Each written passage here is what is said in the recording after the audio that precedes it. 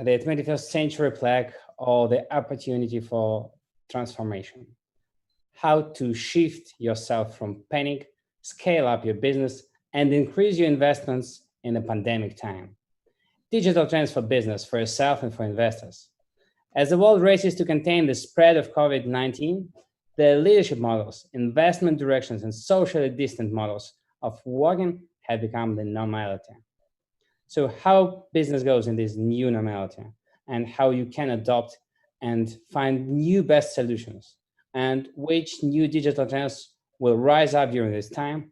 We'll talk today with different locations and best speakers, best digital leaders from all over the world, from the United States and from London, from Belgium and from Dubai, from Bahrain and from Hong Kong, from Singapore, Tokyo, and Seoul.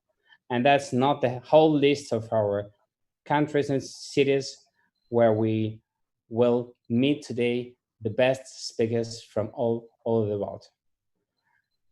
And now the opening ceremony of the forum for our guests.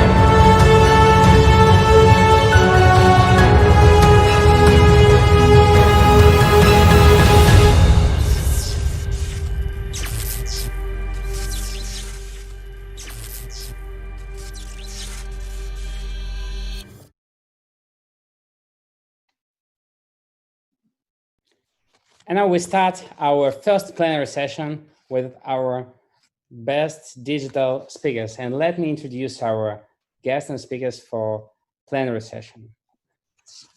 My name is Maxim Cherezhnev, and I am the member of the board of the Digital Economy Development Fund.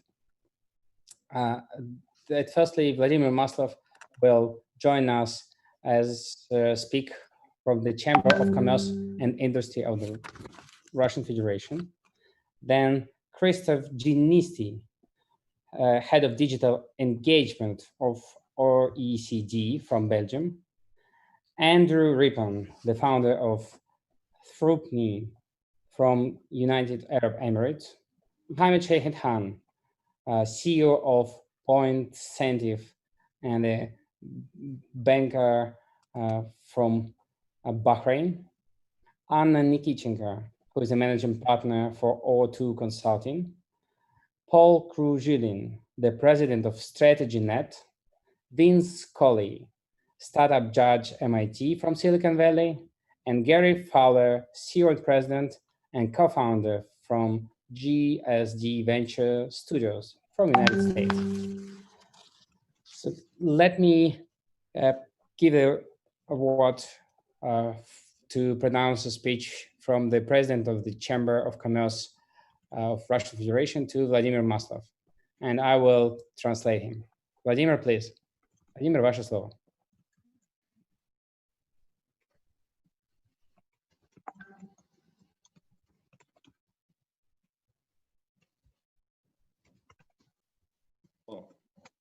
Hello.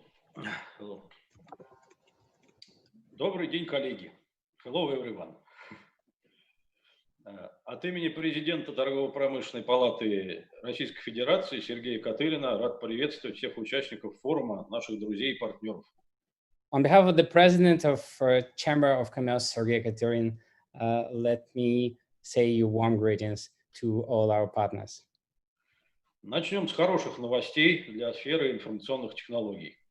There are some good news for new technologies. Но мы считаем, что наступил золотой век, вызванный пандемией для IT. There is a golden age due to pandemic for IT technologies. За последние несколько месяцев во всех странах мира идет интенсивное внедрение сервисов в традиционные сферы. Last month, we've seen lots of arising startups and arising technologies from IT sphere in different fields. Для того, чтобы общество, народ могли пользоваться привычными услугами, но в новых условиях изоляции.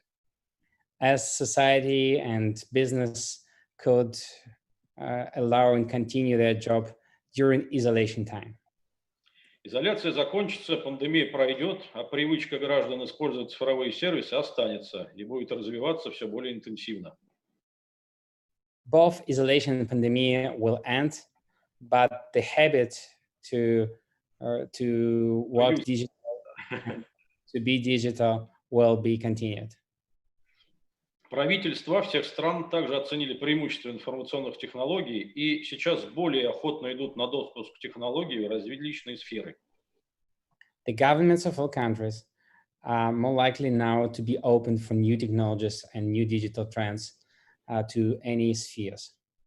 Процесс сложный, но мы точно сдвинулись с мертвой точки. That is a very difficult process, frankly, but we definitely move quickly. Традиционный бизнес, особенно малый и средний, проявляет высокий интерес к диджитал, и мы видим это на примере членов торгово-промышленной палаты. Traditional business, and both big or small, we see and we observe it on our members of the Chamber of Commerce is very interested in new digital technologies and new digital trends. Но при наличии положительных тенденций есть и другая сторона медали.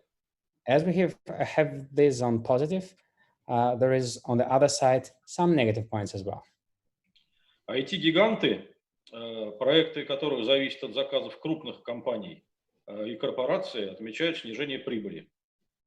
IT giants and big corporations, they announce the decline in the revenue. Сокращение портфелей заказов говорит о начале затяжного периода спада.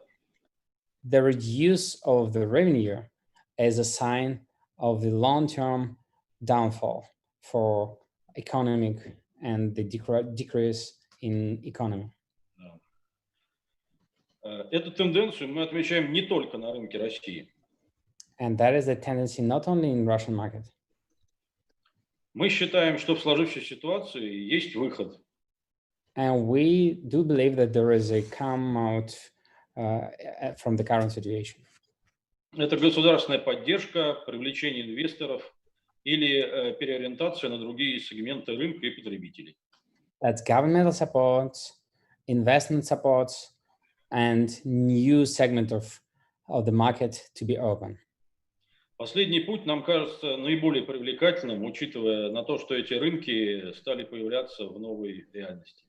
The way to open new markets is more likely as these new markets are appearing in new reality. Как система торгово-промышленных палат мы предлагаем правительствам оперативнее менять законодательство. As the International Chamber of Commerce system, we suggest to the governments to be adaptive and to quickly change the law of their countries. Для доступа информационных технологий во все сферы жизни и активнее работать с самим сектором IT.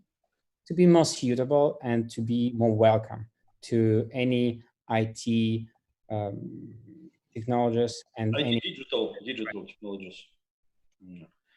И считаем, что изменение правовой среды, конечно, не должно идти в отрыве от самого сектора. And that should not also be forgotten that the real economy should also be digitalized. Ну, и хотел бы пожелать всем успешной работы, хорошего форума и берегите себя, как говорится, не болейте. During this difficult time, I would wish everyone good World Forum Digital, but at the same time be healthy, because that is very important currently. Ну и мы всегда, как торгово-промышленная палата, готовы к любым контактам, проектам, новым начинаниям. Спасибо большое.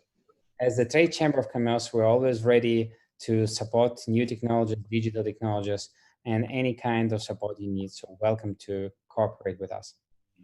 Thank you. Thank you very much. That was the word from Vladimir Maslov, who is the head of Digital Development Department. And that was the word from our partner, the Chamber of Commerce of Russian Federation. And actually, we, during this World Forum Digital preparation period time, we've tackled with lots of different points, with lots of different technologies which rise in different countries.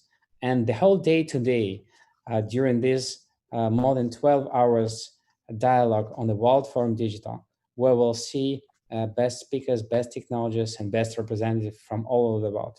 Let me now give the word to Christophe Genisti, who is the head of digital engagement OECD from Belgium.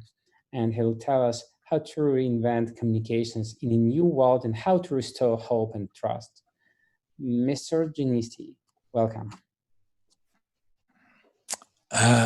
Yes, thank you very much for having me and inviting me to this conference. I don't want to say that I'm one of the best speakers, but I'm very happy that you introduce us like this. This is very engaging. Да, большое спасибо за приглашение first на a little эту bit try to конференцию. set the scene. Я And хотел бы сказать, что я один из самых лучших выступающих, so first но I would я like очень рад, что мы Sorry that меня так представили. just mixture of two languages. yeah That's I would because I hear Russian at the same time, which is a little Позвольте bit мне сказать, что confusing. я задаю. Yeah, you can continue. Okay, that's okay. Thank you very much. So, in fact, I would like to as I have the privilege to be one of the first speakers in this conference, I would like to a little bit, if you allow me, set the scene. And in this context of COVID-19 crisis, when we think about digital and digitalization, we think about a mean for people to interact with organizations. And why do people interact with organization? The reasons why people interact with organization is that because organizations are making a promise to the people. You want to buy this, you will feel better. If you read this, you will feel more clever. If you wear this, you will feel amazing. If you invest there, you will be rich. And in fact, the communication is always a promise. So the promise, and people will interact with organization, could be corporation, could be governments, could be international organization, because they want the promise that we are giving them to be kept. And they want the promise to be kept by an organization that they trust. Technology is allowing, and digital is allowing to easily deal with this organization. And in fact, technology is a series of means and techniques that will allow this promise, this communication promise, to be kept in a very friendly and easy way. So what has happened during the COVID crisis? The world has stopped. Every country, in many countries all around the world, there were confinement, and there were confinement measures, very strict. People were just, businesses were closing, etc., etc. And here, something happened and it is very interesting to understand, is that digital has become the key enabler for many things. You know, during this period where the world has stopped, digital has probably being the number one enabler for people to communicate, to interact, etc. People's attention were 100% focused on one thing, the virus. And the organization that they were dealing with were not the same. You know, people did not want anymore to get a new clothes, to go to another direction, to another trip, to vacation and whatever. They just wanted to be safe. So in fact, they use technology to continue to live and to be informed about this crisis, and people needed to have more information about what they were doing. So what happened during the crisis? The first thing that you can note is that social distancing has created an unprecedented drama. People do not trust each other, and people did not have the ability to deal with each other, right? Social distancing was something very dramatic. Your neighbor can carry the virus, the shop downstairs can be infected, you cannot socialize anymore. This was a big shift, and this is a big shift. And this is because we were all living in this kind of conditions with social distancing, that technology have played a key role in our life. And it's a fundamental game changer. Digital has brought a kind of what I call a digital paradox, because in these times, digital has enabled proximity. Remember, when you think of it, social distancing is fundamentally contrary to human nature. Human nature is made of social connections and interaction with each other. This is the way we live. This is human nature, is to deal with other people. In that context of a COVID crisis, social relations were not possible anymore, because we had, for most of us, we had to stay home. We had to stay in a very strict confinement. What does it mean? Besides, beyond the family members that are living in the same place, you cannot have the same social life that you were having before. It was not possible to interact with people. The only way to interact with people was to interact through technology. And think of it, for many years, technology has always been presented as a tool that was creating distance between people.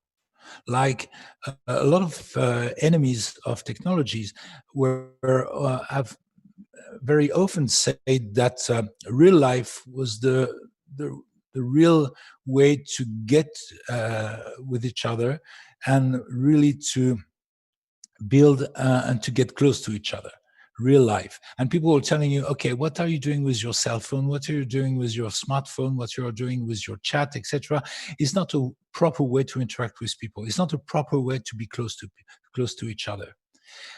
This crisis has put this proposition the other way around. Real life has become a moment where it is impossible to have real connection and to be close to each other. Technology, digital, was the only way to interact. Digital was the only way to keep this social life possible. And this, to me, I believe that what we have lived in the COVID crisis is a very important milestone in the digital revolution. Very important milestone, because maybe for the first time, people have understood that technology could potentially enable us to get close to each other. While before they were thinking that only real life was allowing us to get close to each other. And I believe, this is my conviction, maybe I'm not wrong, maybe I'm wrong, but I believe this is a fundamental game changer. So what's next? What will be the future after this crisis? It's very difficult to predict. It's very difficult to say what will be the future. First of all, and this is my take, and I want to share with you, I don't believe that we'll come back to business as it was before. I don't believe that the world will be back to what it was doing before, especially in the use of technologies. We have learned in those 2 or 3 months how to put technology in our daily life and how to use technology for creating many things for buying, for meeting, for chatting, for working, for socializing, etc. And this is a very, I believe it's a tipping point. And this I believe, will not come back to business as usual, will not come back, people will not come back as the life that they were having before in regards to technology. People have discovered that they could live without a lot of things. They could live without buying a new car. They could live without traveling. They could live without buying a new dress. They could live without going to a nightclub. But they have at the same time discovered that they couldn't live without technology. And this is a paradigm shift. And I believe this is an incredible moment in the digital revolution. So what we'll have to do as technologists, as investors, as regulators, as politicians, governments, and so on, we need to now first understand what has changed. Fundamentally in society, what has changed in people's mind. Try to find what has changed in their mind, try to find what they want, how they want it, how they want to use technology now, how they want to continue using those means and interact with each other. A lot of colleagues of mine believe that, as an example, the work will never be the same as before. The future of work is made of a very important dose of teleworking and remote working. And people have discovered their home again, and that they could work at home, that they could work with their family, that they could see their family all day long, etc., etc. So now it is a paradigm shift. It is a forced experience, but this experience has given people a new state of mind. And it's really important when we are thinking about the future of technologies, the future of digital transformation, to understand what is this state of mind today. And then when we will have understood what has changed in people's mind, in people's behavior, we will have to use digital technology to maintain this tight link with the audience. Because now people know how to deal with the audience. We will need to provide this continue to interact with them. Business leaders will have to continue to have their employees working through technologies. You will, as a brand, you will have to continue to propose a digital experience with your customers, etc. There's a lot of things that have changed and that will change forever. And this is something that is extremely interesting. Again, I believe that it was not decided by a political power, by a government, by anybody, but I believe that this crisis as a result, has offered technology players a fantastic opportunity to rethink their model. And for technology itself, for digital technology, I believe that the winter of 2020 and the early spring of 2020 will be a tipping point, a really important tipping point in the history of digital revolution. And I believe that is extremely exciting, because for the first time, we are not talking about technology that we are forcing people to use, but we're talking about a world where people have understood how technology, how digital was fundamental, instrumental in their daily lives. So this is what I wanted to share with you. And if there's any comment or question, I'll be super happy to answer your point. Thank you very much, Christoph. And really, life's changed incredibly. And several months ago, we could not even realize that we could meet with all digital leaders on World Digital Forum, just like this, just from our offices and homes, from all over the world, without traveling. And we wouldn't even think about it, because that was kind of awkward to do like this. And that was much more interesting to come and meet each other. And now, as we don't have any alternatives, and as we need to do a digital, we also open new technologies and new opportunities for all of us. So those who listen to us now, they are from all over the world, and they just can turn on the World Forum.Digital, and that's it. They joined, and they can write now any comments and any questions, and they're already here.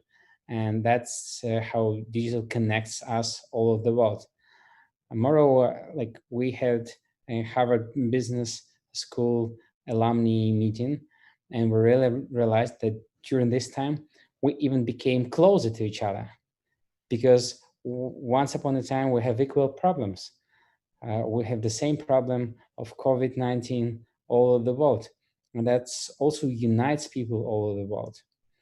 And do you see that after this pandemic time, people will get used to these technologies and get used to all this digital like life, and will continue like this? Will they mostly prefer to stay at home or for their work and to use new technologies for that, or they would rush to come to their offices and to meet their colleagues and to come to their normal life? What is your feeling, and how digital transformation can help in it? I believe, well, thank you for this question. It's a very important question, and I don't know if anyone can predict what will happen in the future. But what I can say already by talking to a lot of people around me is that there's a lot of people who don't want to go back to the previous life. They have understood that, they were able to do quite a lot of things from their place, and those things were very convenient and they could save time, they could save money, they could spend more quality time with their family, they could remotely participate to social life, etc. They could work very efficiently at their place. They could change their working hours. The reason why, just to pick an example, the reason why we are in most businesses, we work from 9 a.m. in the morning until 6 p.m. in the afternoon, is that because we need to go out of our place and we need to commute to go to an office, to go somewhere. If you stay home, there's no reason why you should start at 9. There's no reason why you should work from 9 to 6. You could start at 8 until 11 and took 3 hours break, and then work again at 2, and then for another couple of hours, and then have dinner with your family, and then after dinner you can choose to work again from, I don't know, 8 to 10. That's absolutely possible, and that's and this kind of thing. I've got people in my teams that are literally working like that since the crisis, and you know what? It's totally fine, because the work is done, and people are enjoying their quality of living. So I believe that when you experience this kind of improvement, you don't want to go back. You don't want to put yourself again in the metro, in a packed metro, where social distancing is not even a possibility, and going to the office and commute for 1 hour, and then just for the sake of working on those hours. So there's a lot of things that people have experienced, and I'm sure they will not want to come back to the previous life.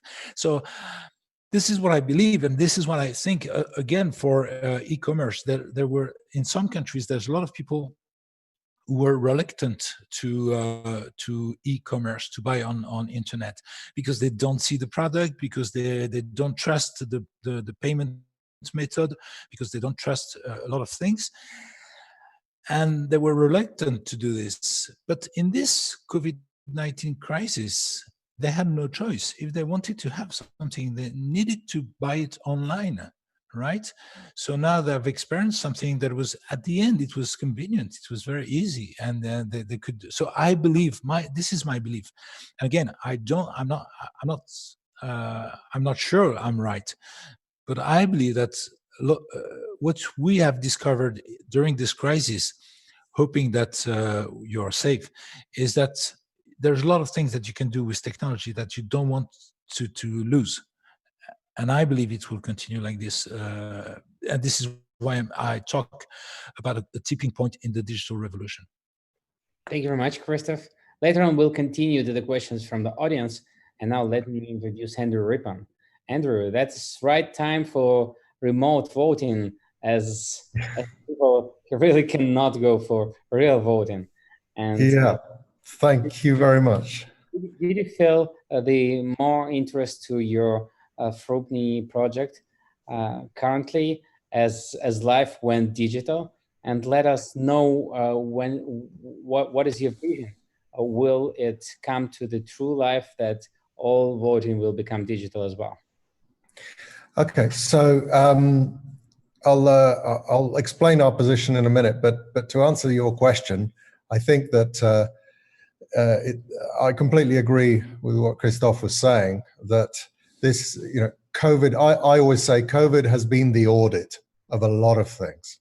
So COVID has come along and audited all kinds of things. And one of the things that it's audited is our insistence on using paper. So, in the subject that I'm going to talk about, voting, you wouldn't believe it, but paper was first used in 130 BC, right? So, and we've been using paper ever since. So COVID has come along and said, look, and we've understood that we need to go digital. So I think completely agree with what Christoph was saying, and I'm sure we're in agreement with other speakers. Let me just introduce myself quickly and the topic, and then perhaps we can discuss it further afterwards. So my name's Andrew Rippon. I've got a background in digital transformation for the last 20 or so years, working with telcos, governments, and startups. And I am the founder of Forum.Digital, which basically does four things. We do blockchain consulting. So we're currently consulting the European Commission on their blockchain services infrastructure project. We have built platforms for government, so in Dubai and Abu Dhabi. And we have a fintech platform to help startups and other companies raise funds, which we have deployed to one company in Germany already, and there's another we're working on at the moment. And we have a KYC platform that we're moving to as a service concept. And so what we realized, apart from our passion on my side about the whole process of governance, and when we're talking governance and voting, we're not just talking about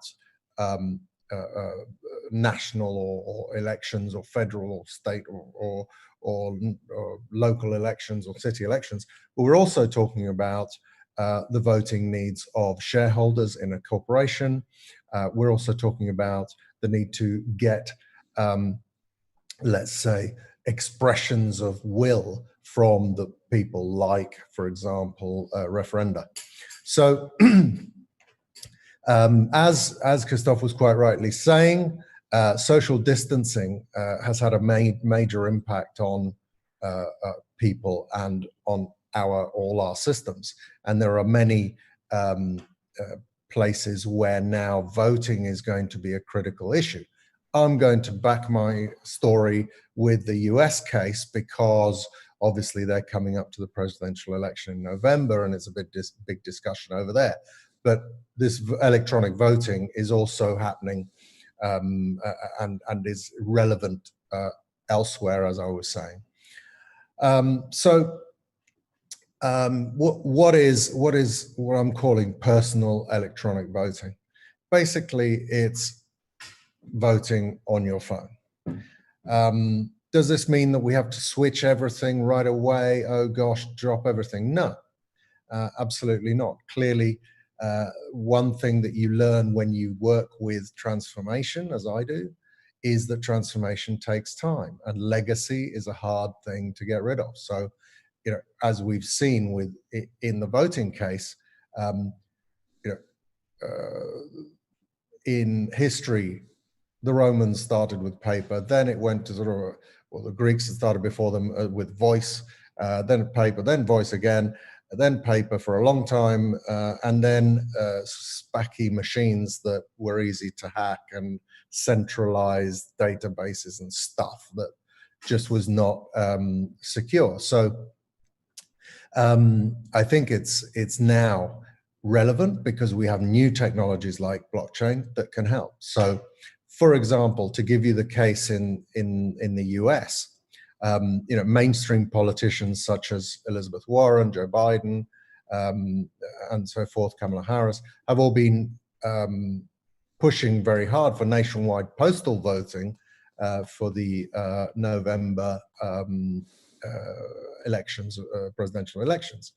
However, someone who was in the race is no longer, but still rates as a candidate. In fact, the internet's favorite candidate, my namesake Andrew Yang, went much further, and I quote, "Americans should be able to vote via their mobile device with verification via blockchain." Ta-da! So he said it in one sentence, whereas I like to use a lot more words, but he's basically boiled it down. He said, let's take all the modern technologies and use them in order to benefit people as people are thinking about their health when they're going to need to go to vote, pardon me, and they're thinking about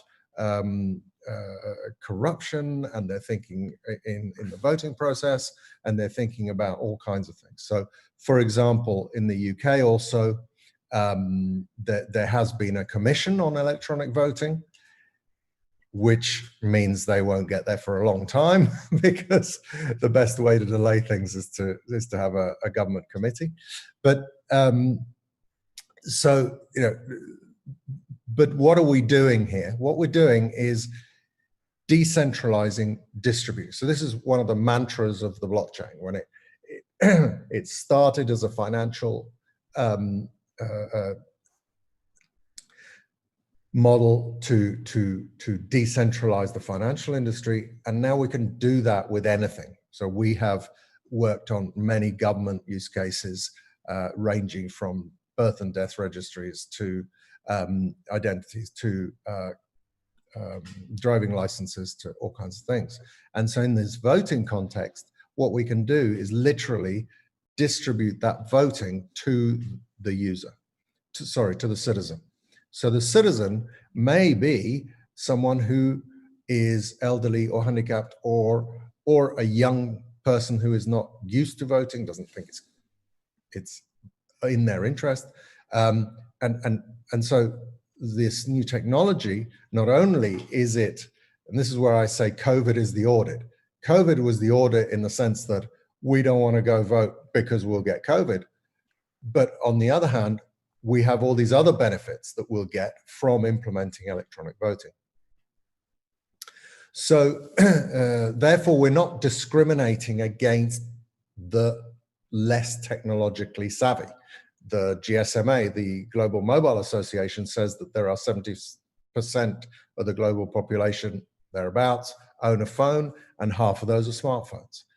But even then, we don't need to discriminate because polling stations could still be there. They could have a mobile device like an iPad or a tablet of some sort, or they can have parallel paper processes for those who don't trust. And or indeed, polling stations could be taken out to places such as, for example, old people's homes.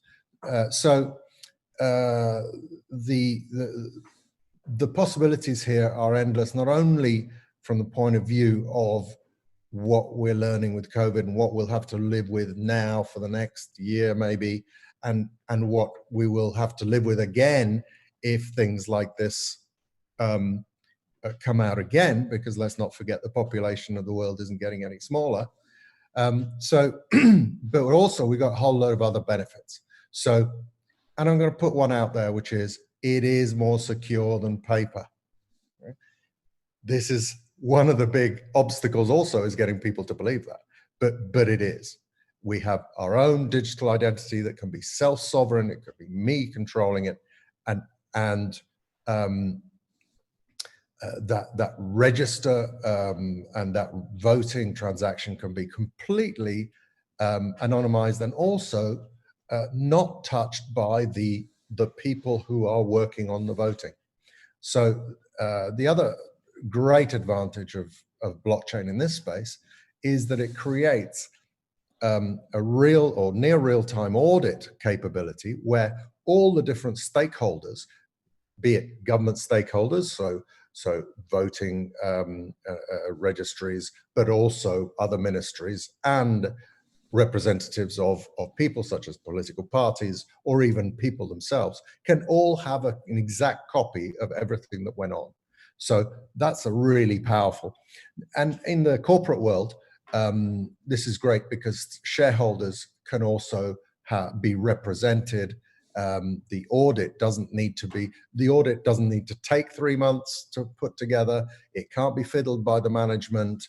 You know, the auditors can see everything in real time. So, and real time is another important part about this, which is to say that we can get results in real time if it's all electronic or in majority electronic. It will end up being cheaper, and it will be possible to surmount a lot of hurdles, although some remain. So, as I mentioned, perception is one. So we need to, you know, as going back to my friend and namesake, or friend, I've never met the man, but namesake Andrew Yang was saying voting is hard and time consuming, which is why turnout, even in big elections like presidential ones, is barely 50%. So whilst there's a perception of potential fraud, there is the opportunity of increasing turnout.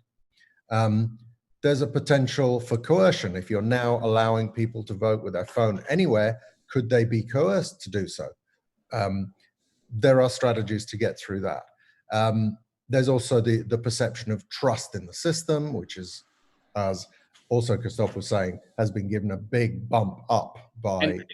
Actually, I guess the trust is really the point here, because when people do go and vote, so they believe that they went and they did something, and they just push a button like a game, that can be not so trustworthy to them.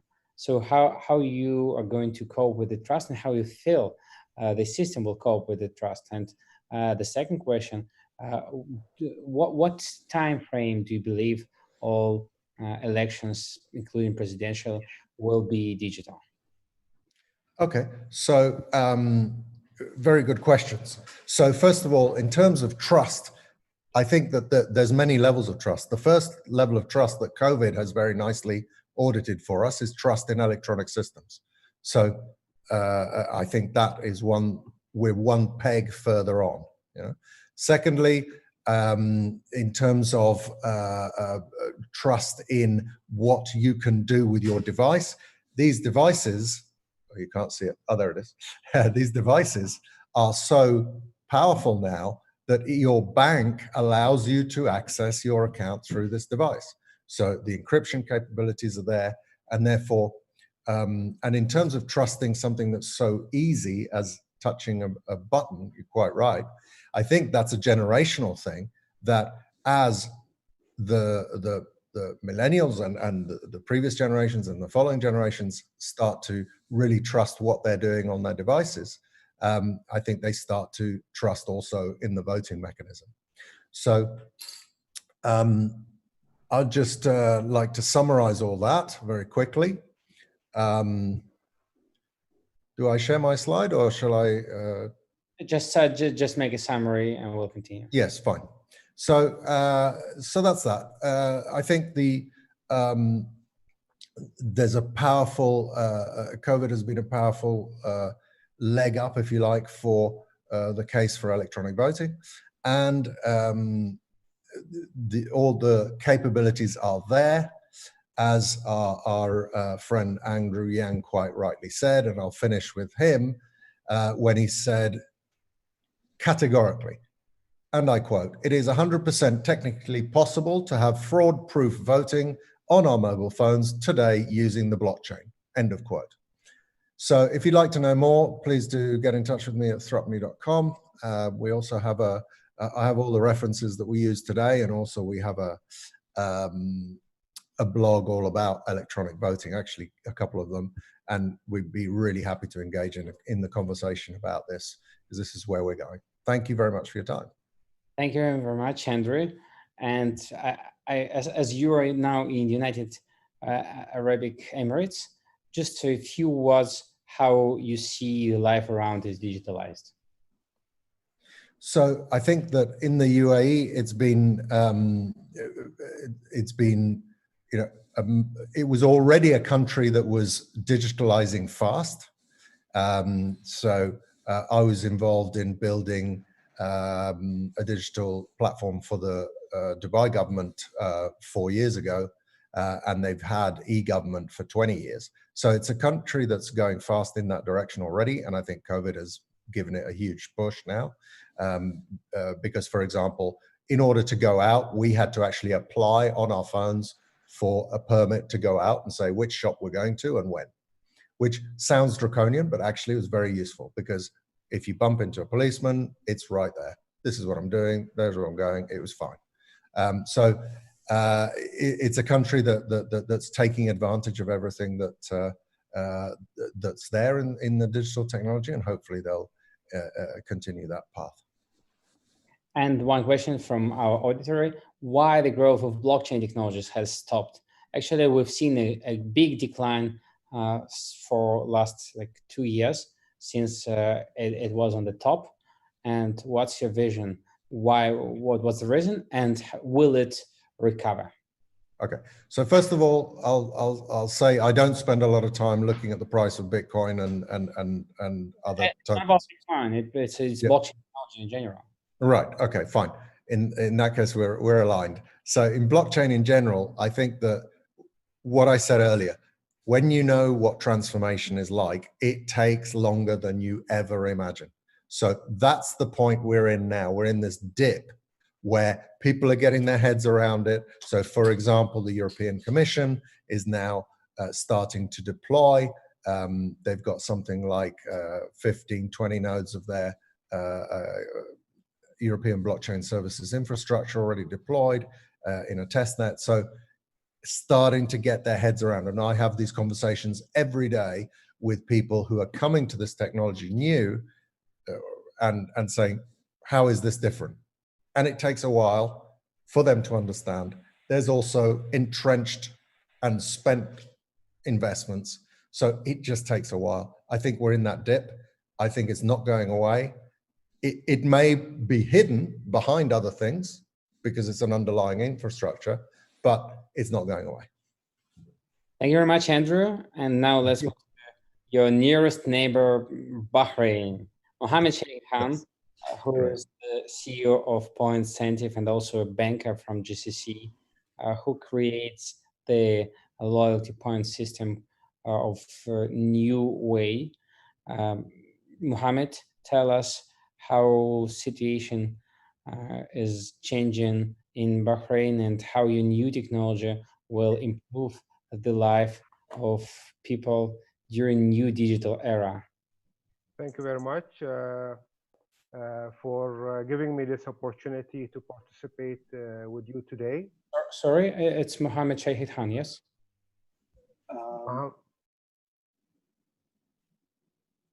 Hi, Mohammed Shahid Khan here.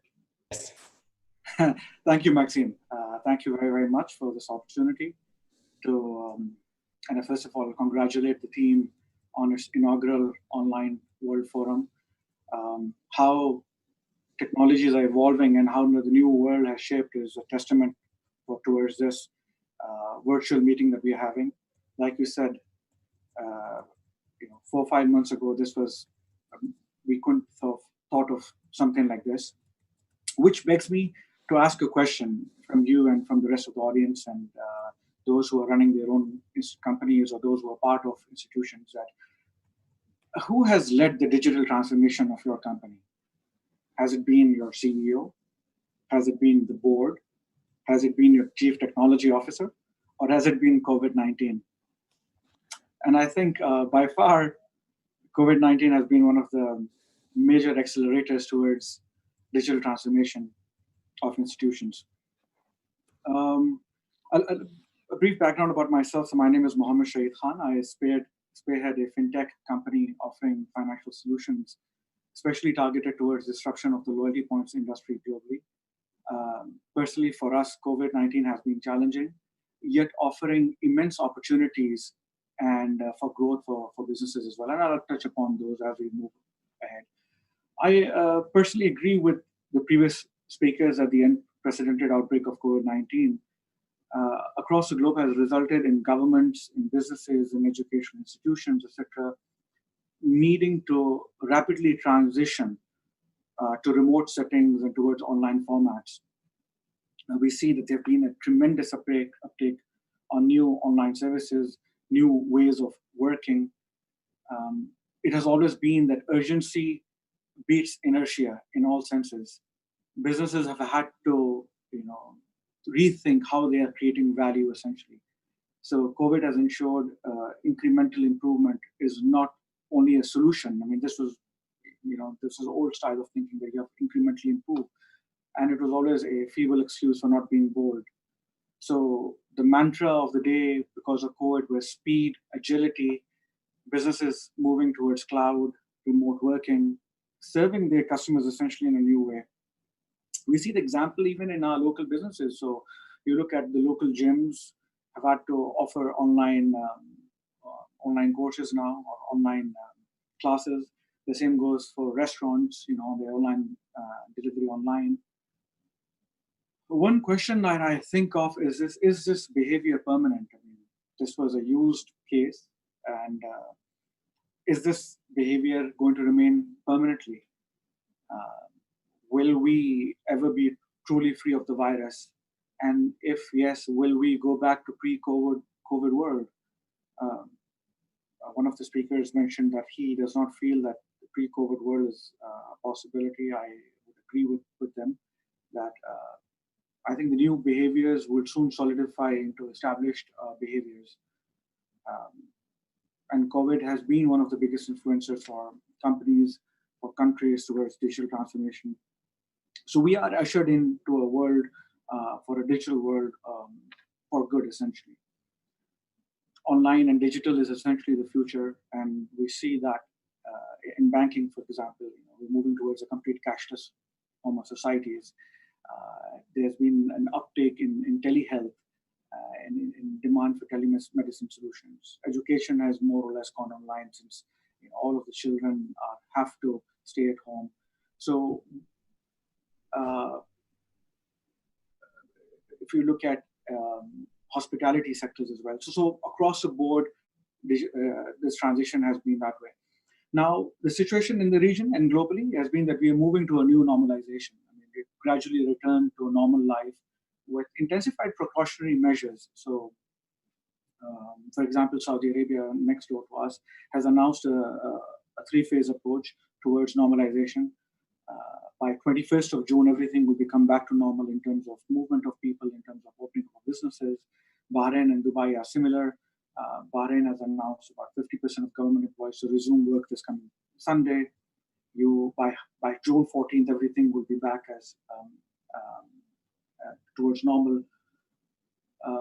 One concern that we have is whether teleworking from home, is this going to remain a new norm permanently? I mean, more and more businesses are now offering a permanent solution that employees can continue working from home. I was reading today that Satya Nadella is essentially the CEO of Microsoft, that permanent working from home can cause, can be damaging for mental health for employees. And virtual meetings cannot replace the in-person meetings that you essentially have. So this is something that we'll have to battle with and have to see. Companies are essentially now running spreadsheets to see how many people they can fit within 6 feet apart within a certain office. We see the planning of one-way paths to workplace, figuring out the adaptation of restrooms, lunchrooms, entrances. I was reading a report by McKinsey essentially that all of this is not enough. There has to be an enterprise-wide ability to absorb uncertainty and incorporate lessons into the operating models very, very quickly. And they were suggesting that we have to rely more and more on analytics to tackle, to forecast demand, to identify our supply chain disruptions, looking at effectiveness of our crisis intervention strategies, I said, so on and so forth. So personally, for me, I think that CEOs will need to act with courage and will have to think big. Unlocking business potential for transformation, we'll have to create executable strategies for growth and for value creation. The journey towards agility must start now. So far, we were all in uncharted waters. The world stopped for us completely. We faced liquidity issues, cash issues. We faced overwhelming competing challenges, and we had to navigate through the COVID impact. And the focus was mostly now. How do we prioritize our employees, our customers, our suppliers, take care of cash? I think moving forward, we'll have to look towards the future. That how do we essentially create value? One concern and a point that I have, that we'll have to think about cybersecurity. So in the interim, when we're focusing on now, speed was of importance. But the long-term solution, we'll have to look at security as well. Coincidentally, this month, we've seen the World Password Day, which is the first Thursday of every May, every year, which is a day to promote better password habits, which are gatekeepers to our digital identities, helping us buy stuff online and whatnot.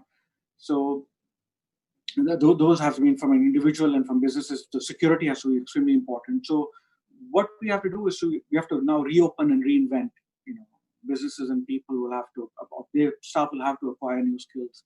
We have to do a lot of scenario analysis and what if analysis to constantly look at what's happening. Then analytics would play a key role. We have to take care of our employees, and we have to redesign our workplaces as well.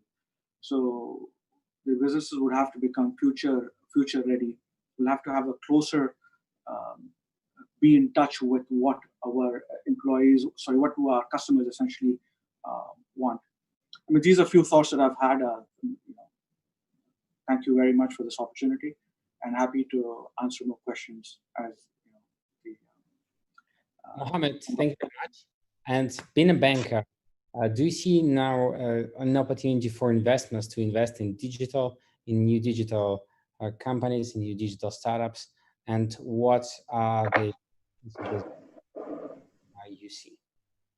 So opportunities for investments, definitely. There are so much there. I mean, I was just reading that during this COVID crisis, when the whole world seemed to be a gloom and doom situation, the world's richest have just added $225 billion to their net worth. And so opportunities for investments are always going to be there, especially now. So there's a saying that when fishermen can't go to sea, they fix their nets, essentially. So this is the time, and about 25% of the unicorns that we see have come out of global financial crises in the past. So crises always bring about new startups, bring about new solutions, creates new opportunities.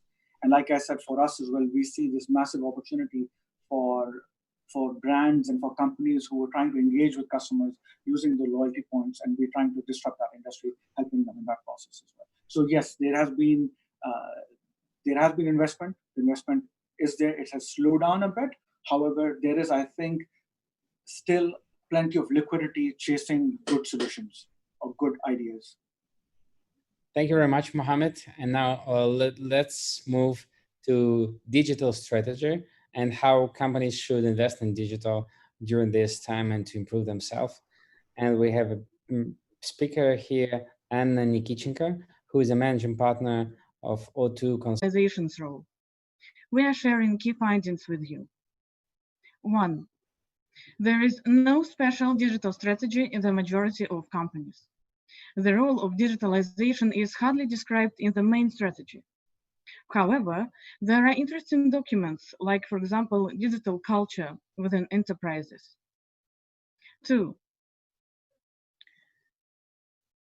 Efficiency from the digitalization is a real thing.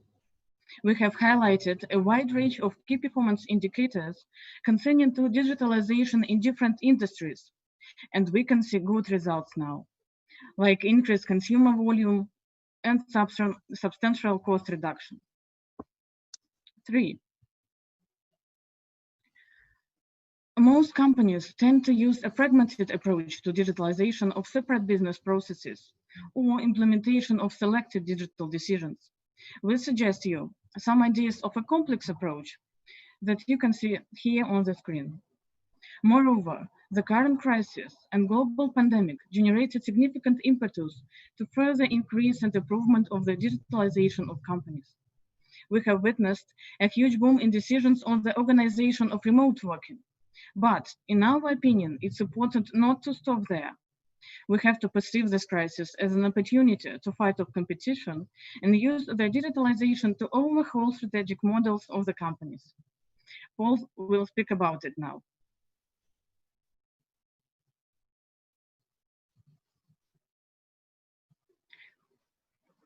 Paul? Okay, I'm muted. Can you hear me now, I guess, right? Excellent. Yes, we hear you. Great, great. I will show my screen. Well, I would like to look at this from a perspective of a particular business. If you're a business now in the pandemic and COVID, what do you want to be? Of course, you don't want to die. That's probably the last thing you want to do, although that's actually a huge proportion of businesses which ends up here, who have nothing to do with digital or strategies or new models or any value. They die. A vast majority of businesses is in this case. They are licking their wounds, they emerge wounded, and that's not a good news that that this pandemic is happening. And then, of course, you want to be here. That's almost a rhetorical question. You know, you do want to be here, but most of the businesses end up here in the first two categories. So what do you want to do to be in the third category? Well, there are a couple of things. The first thing, of course, you do need to do what most businesses do. You fix your current problems, you cut costs, you do cash management and so on. But you want to do it in a way that your business is emerging better and not worse after that. So this is where there are a few things which are strategic, not just cut your costs and fix cash management. Digitalization is actually at the core of this, and there is a particular element of that, what we call outbraining. I will talk about it in a minute, but this is at the core of digital improvement based on the current pandemics of your company. If it's not outsourcing, it's not outstaffing, it is outbraining, digital strategic move. And then, of course, the most drastic improvement, and here on the first part, you may improve 20%, 30% of your business. This is the opportunity. The crisis, as grave as right now, is the best opportunity for the business to grow value. This is historically a proven fact for many, many generations and many, many crises, that you can grow your business by X, 2X, 3X, and times 20X after the crisis. And this is what we've been doing. So now on the improvement side, remote work doesn't work. And people say a lot about it. All these companies collapsed. The remote work programs collapsed because of problems with communication, collaboration, management, control. So what can be done, and we've done it for ourselves, by the way. We've got more than 200 professionals in over 10 countries leaving this world that you've got on the screen right now for many years, not during the pandemics. We don't have any offices. Everyone sees everyone at all times. It's not Zoom, Skype, kind of Slack kind of cooperation. This is that virtual office space. And this is a new model of professional services and white-collar work. This is a strategic transformation, digital strategic transformation, which is at the core of the current pandemics. And this is what we call outbraining. You may have had outstaffing and outsourcing when it's either hands or brains, but once you move everything to brains, it is outbraining. It's not important whether it's your workers or teams or external outstaff. It is all digital. It is in this outbrain virtual space. You digitize all your processes. You focus on the brains and not on the hands, and then you do it truly virtual. You don't need any offices. I can argue with that. You can call me and you can email me. We can discuss. You can go to outbraining.com. But this is a fact. We can very much prove that. And it is 3 to 5x cost reduction. It is much wider talent pools. It is much higher loyalty. And it is a totally different strategic model, which is totally different. But that's only part of the story. The bigger part of the story is that how you increase your value of your business by multiple axes. We looked at multiple businesses after the last crisis. There is a huge difference whether you grow it at 1x or 10x. And of course, you want to grow 10x after the crisis. This is after the crisis that you want to focus on that, not in good times. How you do that? By building what we call strategic model, how you create the value for your customers, how you capture a portion of that value, how you do strategic control, you control that value, and the minimum that you do in terms of capabilities. This in its entirety is strategic model, which of course leads to your value of your business. The way you create that, this is a little diagnostics. I will do it very interactively, very quickly. Of course, every business we normally do it with businesses and for ourselves. You create your current position, you create, then calculate your value based on that and the improvement of that value. Let's say you go from 100 million to whatever, billion or whatever your multiple is. And this is your new strategic model, which is totally digital. And of course, the way you do that, you create value for customers digitally. You create your profit model digitally. A very important, vastly important thing is how you establish strategic control through your technologies, APIs, platform position, ecosystem position, and so on, digitally. Of course, all your capabilities are digital. So this is the process we're talking about, which is ruthless, agile, and it generates that value. So I think that's about it that I could squeeze in. Of course, you can talk about this for hours, and in fact, those are the projects that we typically do, which are not months, which are still weeks to achieve what I just showed on the previous slide. How you create a new, innovative digital strategic model, which is a total break from whatever you've done before the pandemic, using the pandemics as a platform for that, but also using this opportunity, the turbulence, to not just protect your business, not only just not to die, but to grow the value of your business by a multiple of 2x, 3x, 10x. Thanks. Thank you very much, Paul. And actually, what you just shown with the office space looks pretty fresh. Looks like you walk with those people and you see them around. But does it still give you the perception of real-time life work, or does it help you to feel in the community of your group? And isn't it just some pictures somewhere in the picture? And at the same time, you don't see this picture all the time because you see your screen. It's something you need to push the button on, and so to open this and see this. Isn't it better than just to have video cameras of everyone what he's doing or what she's doing? Well, that's a great question, Max. I do get a lot of these questions. And in fact, I got more of those questions before the pandemic, because we've been working like this for many years. And before the pandemic, people said, Did you open an office like this? Well, we've built this technology. I personally invested millions of dollars into this for many years. We went through about 60,000 people through various hiring and training processes. And now we've got several hundred people working like this for several years already. So it's not something that we sort of conjured up because of the crisis and the virus, right? That's how we live. And we've got a couple of offices, like 10 square meters somewhere, but this is an office-less operation. We're a strategic consulting company working this way. But the way that works kind of psychologically, there is a huge difference between people trying to sort of look for ways, let's meet at 14:45 on Friday, and let's share some project screens and then do whiteboarding, between that and a total constant immersion with total constant presence. This is how we work. Everyone sees everyone else at all times. Like in a typical office open space, you see desktops of each other. It's not some button that you press. It's a constant immersion, a total equivalent, total emulation of a space. So the only thing that you don't do tactile contact. Well, you don't do, given all the harassment stories, you don't do all the hugs long ago, right? Stop, people don't do that. Now you don't shake hands. right? You don't do handshake. So once you don't do physical contact, everything else is emulated. Constant presence, and it's also a practical component. People know where your teams are. You want to have a team meeting of 3 people. It's not like let's go to 14th floor and do this conference room. Let's book it. It's click, click, click. 3 of us, 10 of us have a meeting immediately. No need to schedule whatever. If I say, Max, I want to ask you something, or Max, I want to advise you about something. Double click. We talk to each other. We've got this transparent screen technology. We look through this screen at each other and do spreadsheeting and things like that. This is how we work, how we live.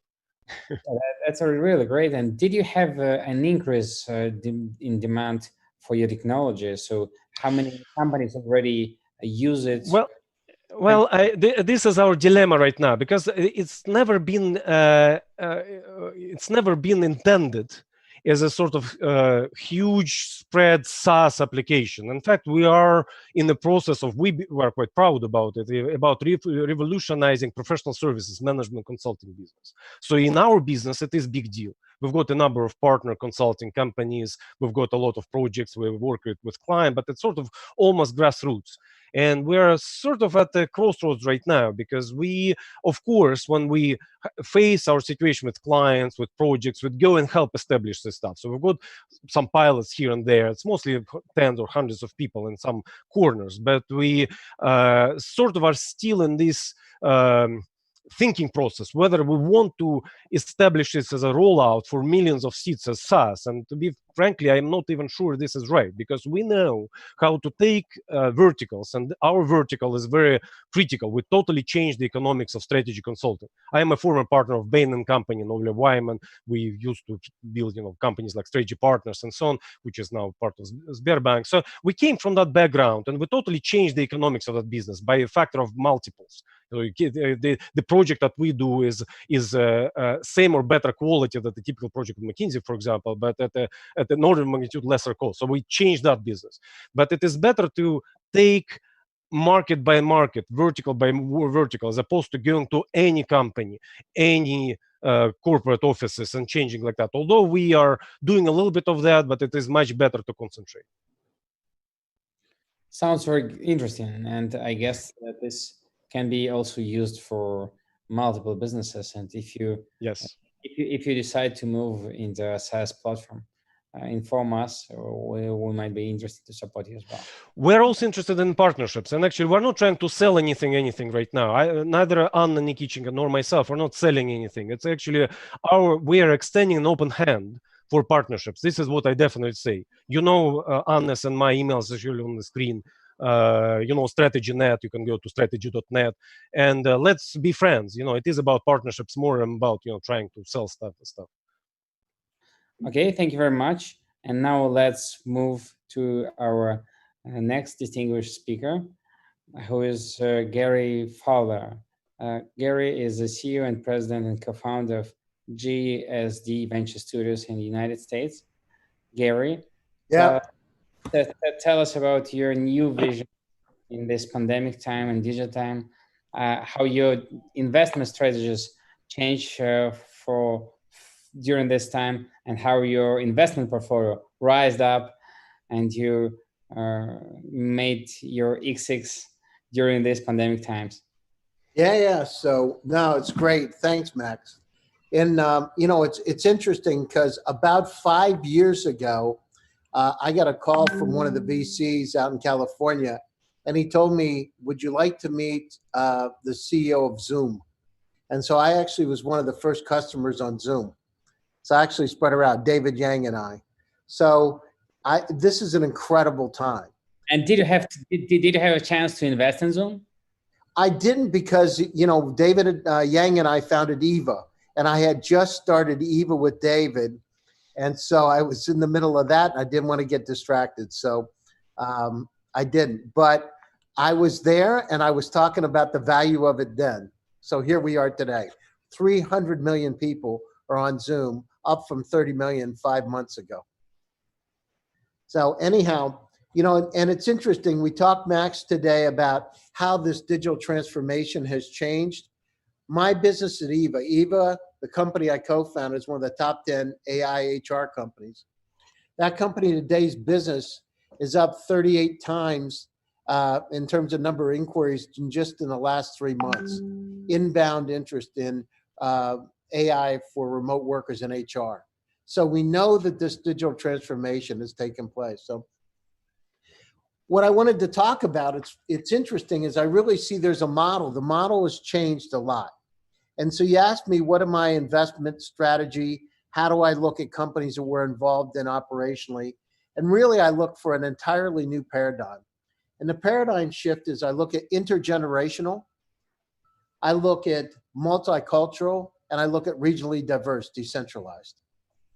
Because if you look at it, that's really the missing link of the companies in the past, right? They didn't use the expertise, the contact network from Harvard, there's Stanford, or Silicon Valley, or Russia, or Dubai, or UAE, or Europe. They just didn't use it. So imagine having an intergenerational team. So having the recent graduates from Harvard or Stanford or Mickey Mo, and at the same time, you got people that have the 30 years worth of experience. It really creates a very blended, interesting team. And then the multicultural aspect. So I look at companies today that are really diverse. Those are the companies that are going to grow. And of course, with the pandemic, being decentralized is critically important today. And how to be able to work remotely is what I believe Paul said. The paradigm that he's put in place a few years ago is a paradigm I've also used for a long time. So I think that, you know, if we want to go global, if we want to create value, we've got to have certain paradigms set up, and it's really a formula for success. So what am I looking at from my perspective? One is I look for companies that have a location in Silicon Valley that are interested in going global and using Silicon Valley as a port to the rest of the world, because I believe that's critically important. And having the right kind of legal infrastructure in place, a Delaware corporation, Ford entity in California. And people say, why California? And the reason is half the money in the world is located there. So I've raised money from China. I've raised money from Israel. I've raised money from Europe. I've raised money from the US. I've raised money from Russia, and it's been in Silicon Valley. So that's why. And, you know, I've lived in Russia almost 14 years. So it's not like I'm just a person that stays in Silicon Valley, but I know that that's really the value. And so having the right infrastructure in place is what I look at when I'm invested in companies. Literally today, I have a company that's getting ready to be acquired by a very large group in Asia, literally as we speak. So the market has not stopped, although the market has changed. On one side, we've got the physical world, which we've talked about. On the other side, it's the companies that are going to embrace the digital world, like we're doing today. Those are the companies that are going to succeed. In fact, I just wrote an article in Medium last week about the post-COVID world and digital transformation. This is it. So as we adapt to this change, and you see companies very quickly becoming decentralized, the amazing part is this is the same technology that we've had for a long time. We're just using it differently. So what I'm looking at is companies that really have a positive vision. At GSD, one of the things that we do, we actually come in operationally. I generally come in as a CEO of the company. My partner comes in as a COO. Then we bring, so if it's a retail company, I bring the former COO of Walmart in. If it's a security company, I bring the former COO of Apple in. We actually help create the team for success. So I think the model's changed. Things have gotten a lot faster. We have the greatest opportunity that I believe we've ever had. Eva, the company I started with David Yang, who founded Abby a few years ago, that company right now is doing remote workforce management. And imagine what that opportunity is today. I mean, when we started that 9 months ago, remote workforce management, people said, oh, it's never going to fly, but now it's a standard. So embrace the opportunities that you have today. The other thing is, what companies are really interesting for us and for me personally is companies that really focus on artificial intelligence. I love AI, unsupervised AI, semi-supervised, ladder networks, et cetera. I love AI, and I look for places where they have repositories of incredible talent and artificial intelligence. And that's why I look for places like Israel, places like Russia, Ukraine, Belarus, all over the CIS and Eastern Europe for incredible talent. And traditionally, it's where there's math and science. So time is now. Our business is up. I just had, I can't say what, we had an exit. I had an exit last week that'll be announced in the near term. I'm currently working with a very large group out of Asia to that's interested in acquiring one of our companies now. So it hasn't stopped. It's really picked up actually. So anyhow, that's all I have. Thank you very much, Gary. And before giving the word to Vince Colley, who is preparing, Yeah.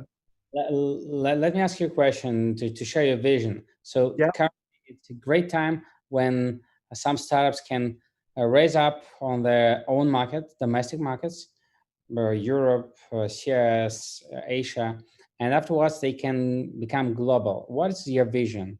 How the startups, the companies who are quite sustainable on their own markets can be well globally spread up during this COVID time, during this pandemic time? Well, so, and that's a great question, Max. So the reason that I love companies that have dominated their own markets, because I know they have product market fit and I know they can work together as a team. So I look for them because of that. The situation, how can they go global? I mean, that's one of the reasons, you know, it's a year and a half ago when I put GSD, which by the way stands for Get Shit Done Venture Studios. I got that from Mark Zuckerberg. So in the back of his office, it says GSD, Get Shit Done. And that's what it's all about. But so if you look at it today, the opportunity is, so what we have in place is we say, we don't really need to have people that are going to move from, for instance, Russia or Israel to the US. What we say is let's have decentralized teams where we can really complement each other. And so what we do is we already have existing infrastructure in place to be able to support it, right? How many people, so for instance, in EVA, almost all of our employees are located in Russia, but the company is a US-based corporation, right? So we have sales, marketing, operations located primarily in the US, but really the machine of it and a lot of the jobs have been created in Russia, in Moscow. One company. Yeah, you haven't finished yet. Yeah. So anyhow, that the situation is in terms of the companies, the part that they have to understand is you don't need to necessarily move to that area physically yourself, but find partners that can work with you that you trust in a trusted network. And that's really on the GSD side. And like I said, when we started a year and a half ago, I had that vision because I had so many people coming to me and ask them to help. But that's exactly what we're doing today. We have an office in Silicon Valley. We create a headquarters there for the company. We do the sales, marketing, biz dev operations out of there, supporting wherever for the rest of the world. We actually have our first companies from Stanford, by the way. It's not a company outside of the US, but they didn't have the contacts to be able to get their company moving forward. So a year ago, we actually created the company, refined the product ourselves, and now we're in the process of getting a large round of financing for that company after we've had, substantial customers. So, it ain't easy, but if you do it, I've done 15 companies. The biggest one I had is an exit. I was on the original management team of Click Software. We sold 7 months ago for $1.35 billion. And I actually named the company personally. So I was a senior executive marketing, sales, biz dev. They said we wouldn't make it, Max. They said we couldn't do an IPO. We did it. They said we would never be able to sell the company, and we did it. And that was a company of Israelis. So there's Russians involved in the company and Israelis out of Haifa, Israel. And here we are. So If a country boy like me from Pennsylvania can do it, anybody in the world. I'm just a country guy. And that's very good story. Just self-belief and that's it. Yeah, well, that's part of it, right? Yeah, sure. And there is a question about food tech technologies. Do you believe in food tech? Will the like habits of people be changed during this time, and will the food technologies also arise?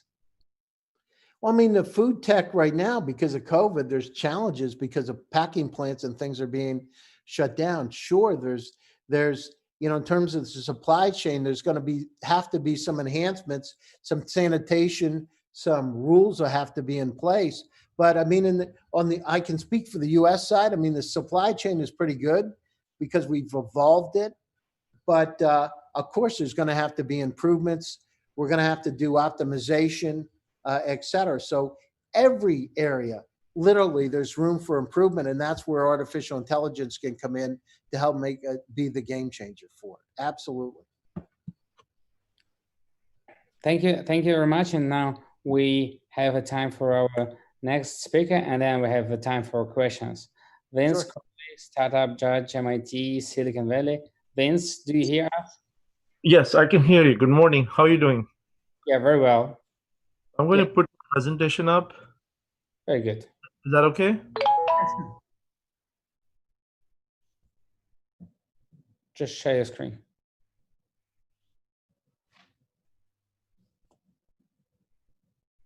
Yeah, Vince? Yeah, are you able to?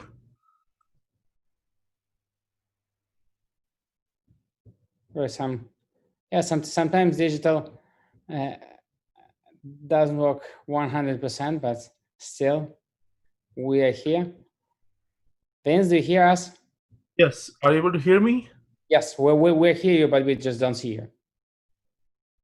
Okay. Neither you nor presentation. My presentation? Can you see my presentation? No, neither you nor presentation. We just see and sign Vince Colley. My presentation is up. Might be, but we don't see. Now? No. Can you just turn on the camera and afterwards share the screen? I did that.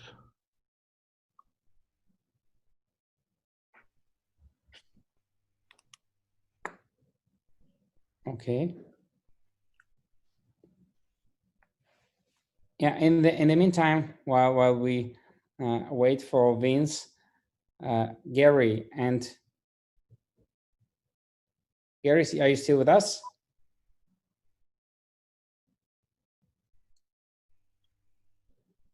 Okay, Vince. Yes. Yeah.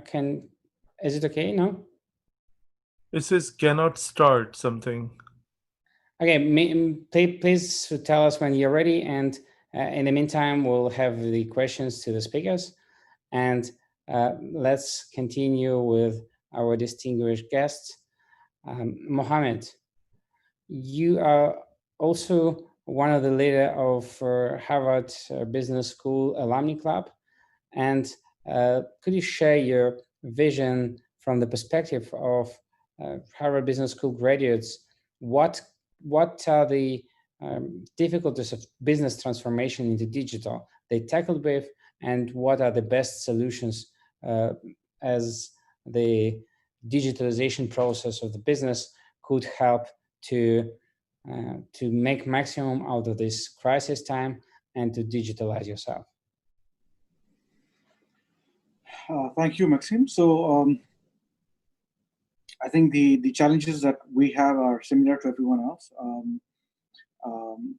And as I had mentioned in what I was saying earlier, that COVID-19 has been a force which has accelerated this transition. So transformation, as I look at it, digital transformation is not merely using technologies, essentially. So technology is one component of towards that. And you have a range of tools that can be adopted. I think for organizations, whether large or small, transformation truly comes from the culture of transformation. So how do you ensure the entire process flow end to end is truly transformed and truly digital. Whether digital is within the DNA of the organization, and the cultural part, that change from all the way from the top to the person delivering services, is that um, is that in sync with the vision or not? So I think that is one essential part towards being truly digital. Otherwise, tools any organizations can try to bring about it, and they've had instances where uh, they've had successes and failures, and I think the culture has been the one that has differentiated between the winners from the losers. And do you feel that different cultures and different countries they behave in a different way for digital? Like in the Arab world, personal conversation they're much more common than digital one. So is it easier to deal with digital when you go to the Western world, and is it more difficult in Arab countries like Bahrain, like Arab Emirates, or people get used to it as well? So lately there has been the governments which are pushing towards that transformation. So be it UAE or Saudi Arabia and Bahrain for that example as well, where the governments are the ones that are leading the forefront in terms of adopting new technologies and pushing the private sector to come on board. So in Saudi Arabia, you have the Vision 2030, and the government focused heavily towards that transformation of the entire country, and the private sector following suit. Dubai is another example where the government has been leading the forefront in that. Bahrain, within the region, has been pioneers when it comes to financial technology and fintech services. Thank you. Are you able to see my full screen or its slides? What do you see? It's full screen with slides, but it's okay. Okay. I was checking if it's a full screen or not. Is that okay? Are you able to see? Are you see?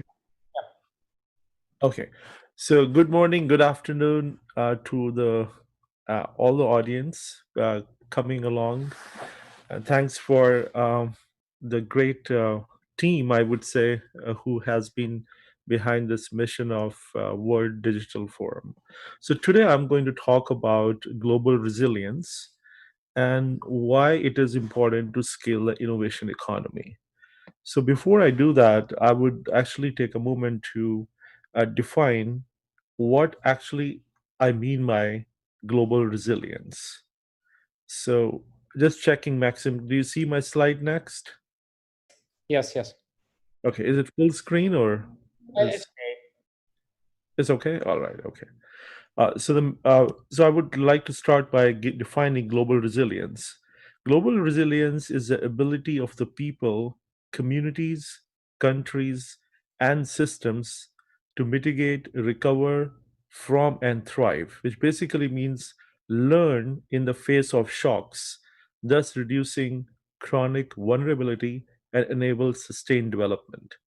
For instance, in the current situation of COVID 19, work from home as against going to offices, students learning online, many businesses going online, virtual platforms being created, more collaboration than ever are few examples of global resilience.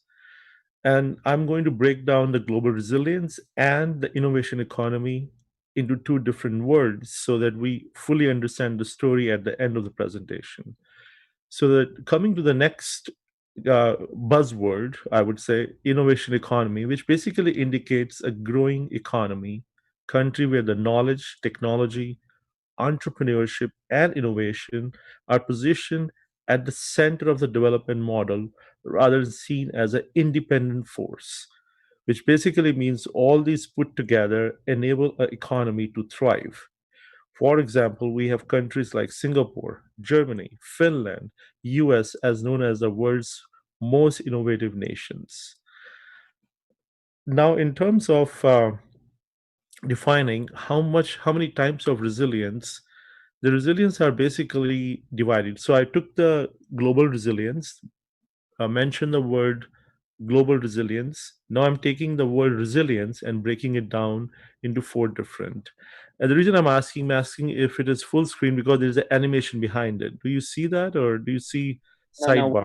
No, we see just we don't see animation. We just see the slide. Okay.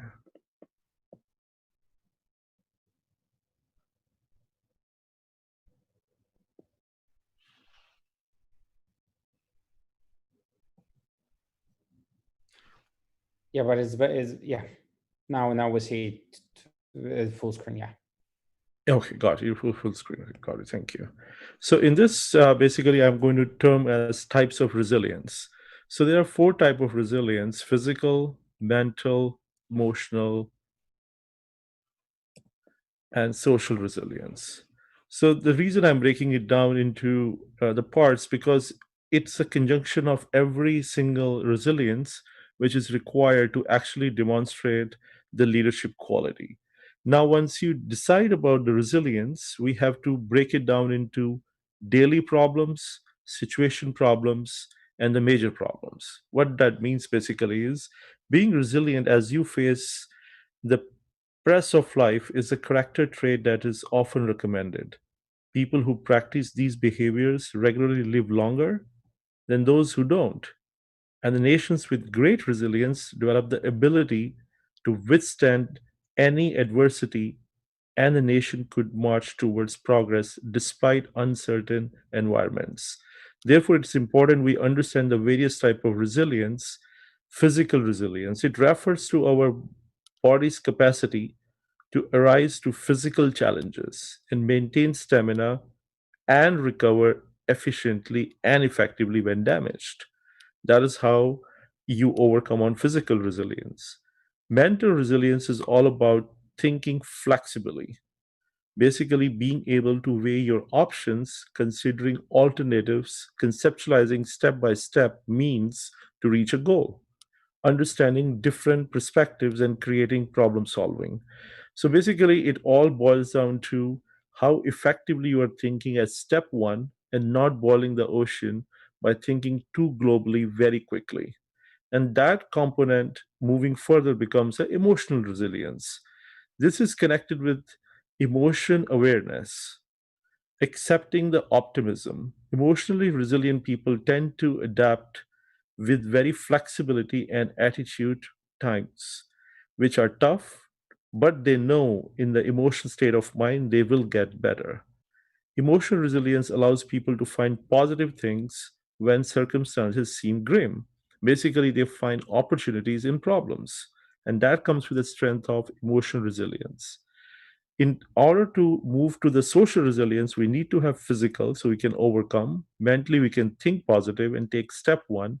Emotional, we can connect. And the last is social, which basically means it stems from connecting with others socially. It may include catching up with a friend, working in a team, networking, or getting involved with your community. Social resilience is based on trust, diversity, tolerance, and respect.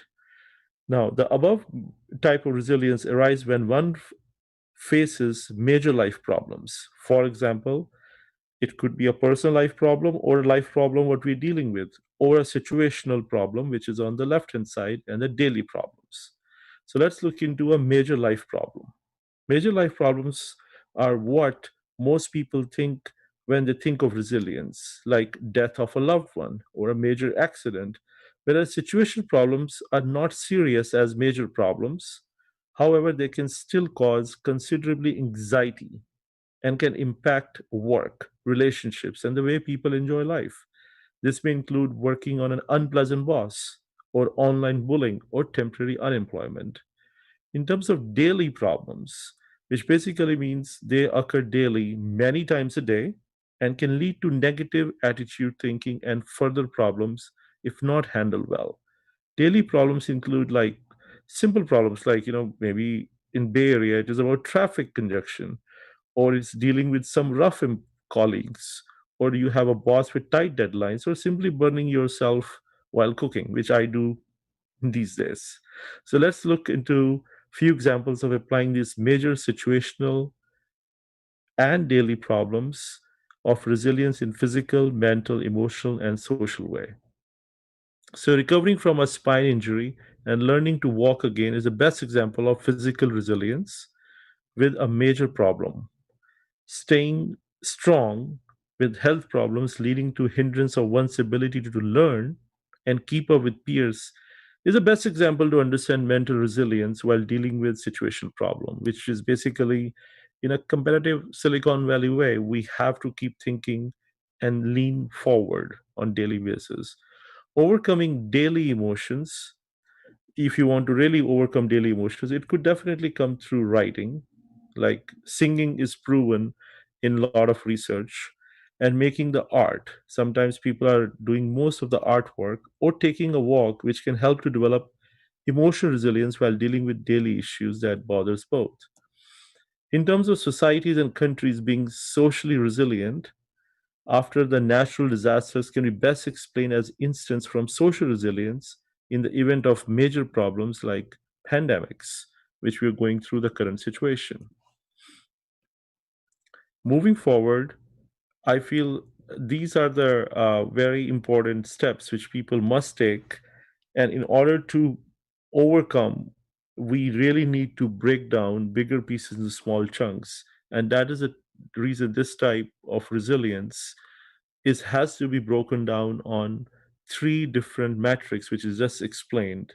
That how do we come like intersection of, for example, daily resilience with mental? Like how do you do that? We do with reading books.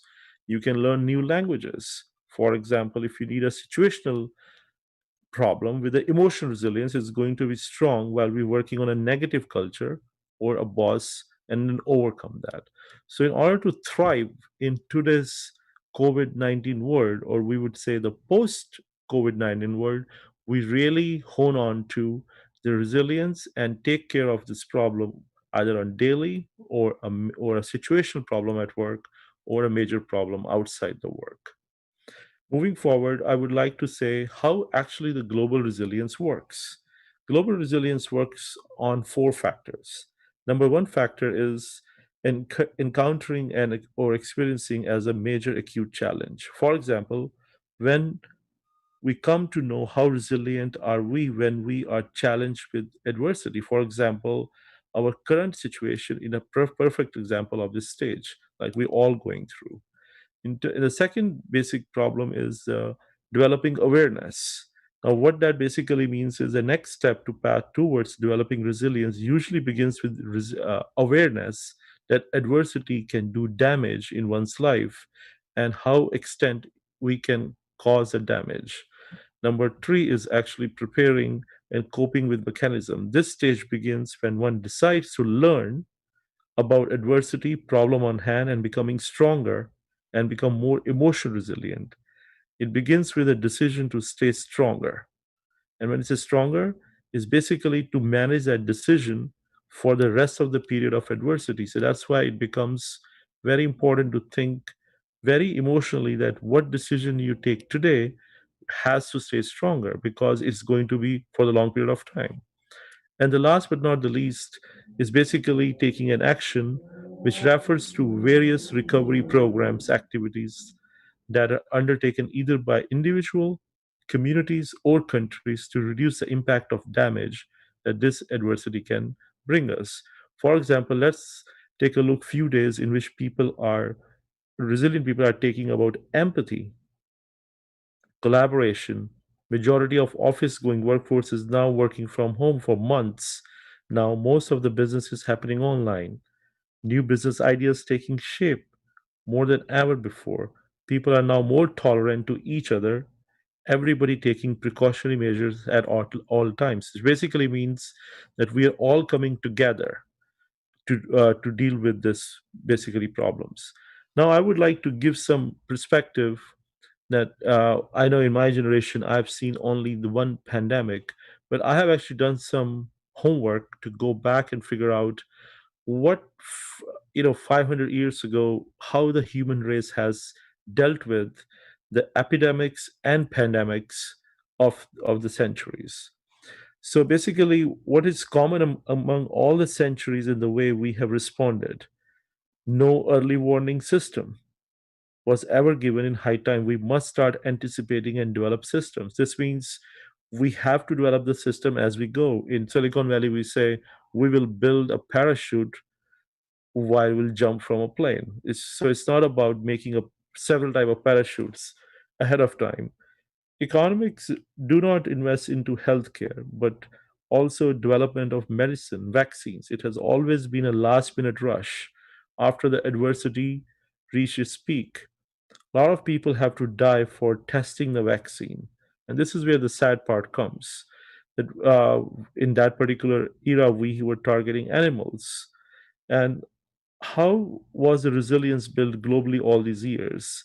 In 19th century, for instance, when America had large cases of polio epidemic, there was very little government funding. In fact, there was very tiny funding available for any kind of biomedical research. It was basically all private funded through Since I'm sorry to interrupt you, but we have like 1 minute for you to finish, and then we have 5 minutes to have words from everybody about digitalization. Yeah. Okay, sure. Thank you. Thank you for giving me the heads up. So, in terms of innovation economy, I would say the goals are we need to foster innovation. I think that's the most important thing. And in order for to behave this particular way, we would say what countries have role play, like Germany, South Korea, and other countries have played a very important role in terms of finding the innovation economy.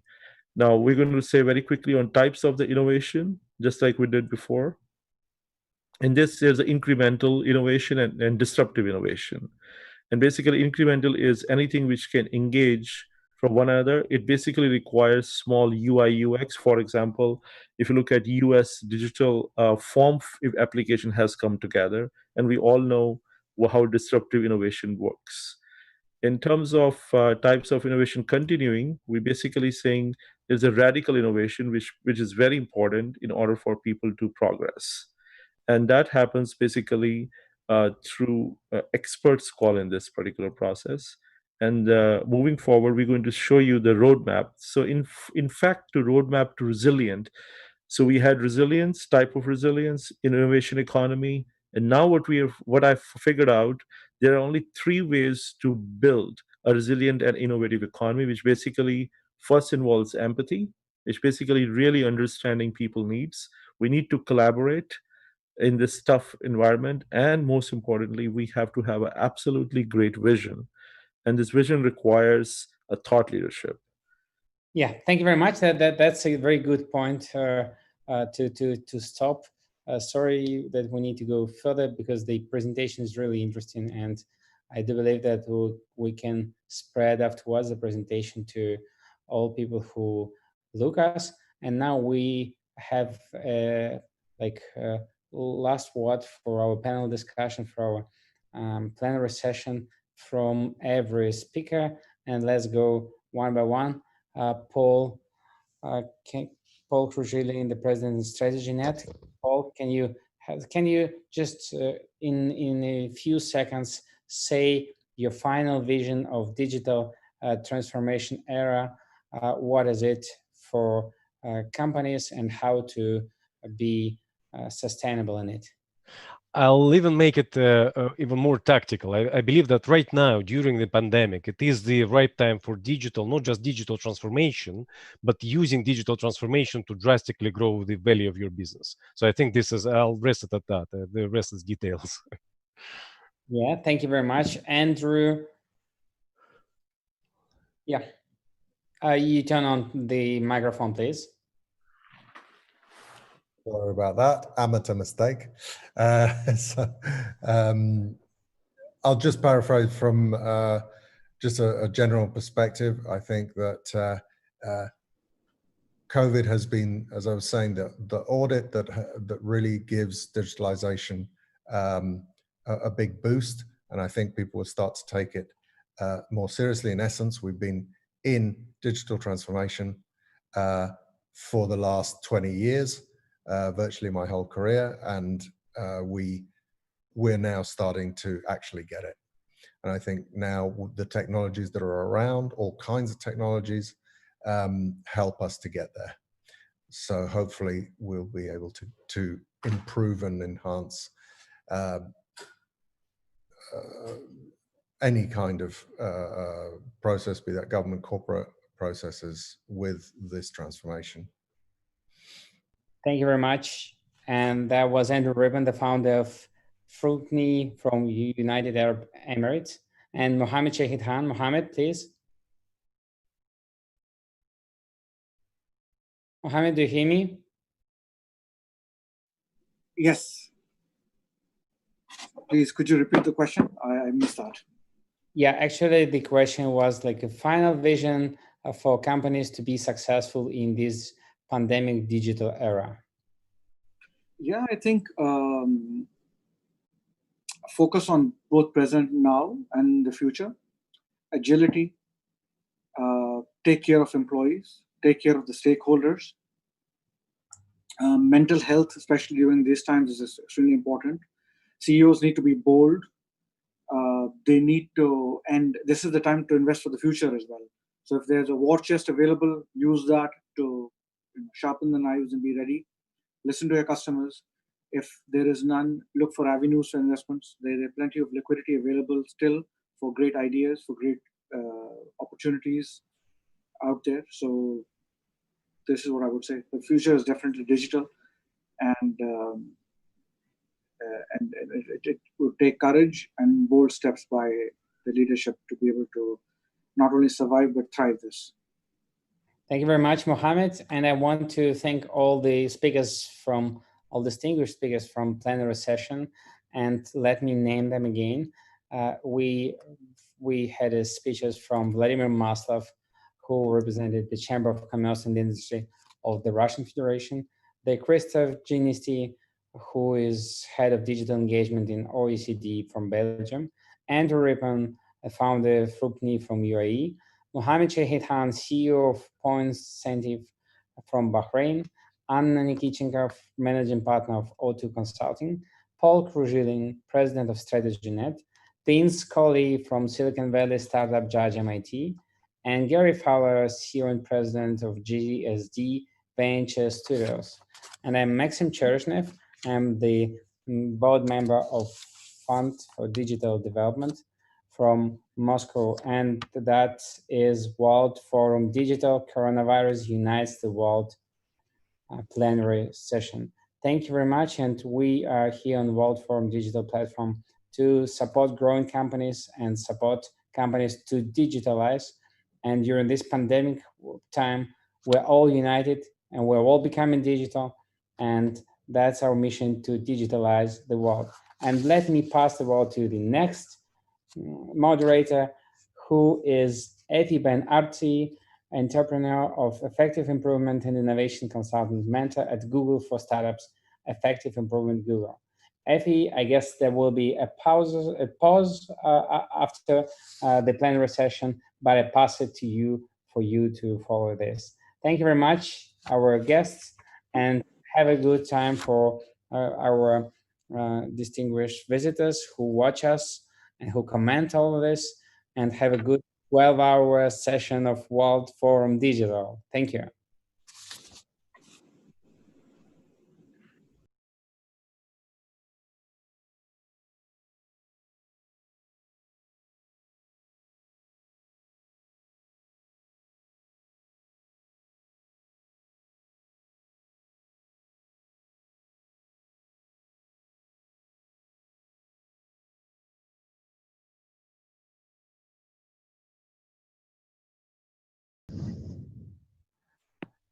I should guess there will be a comment from our team from video. Okay. They will tell. Okay, let me check.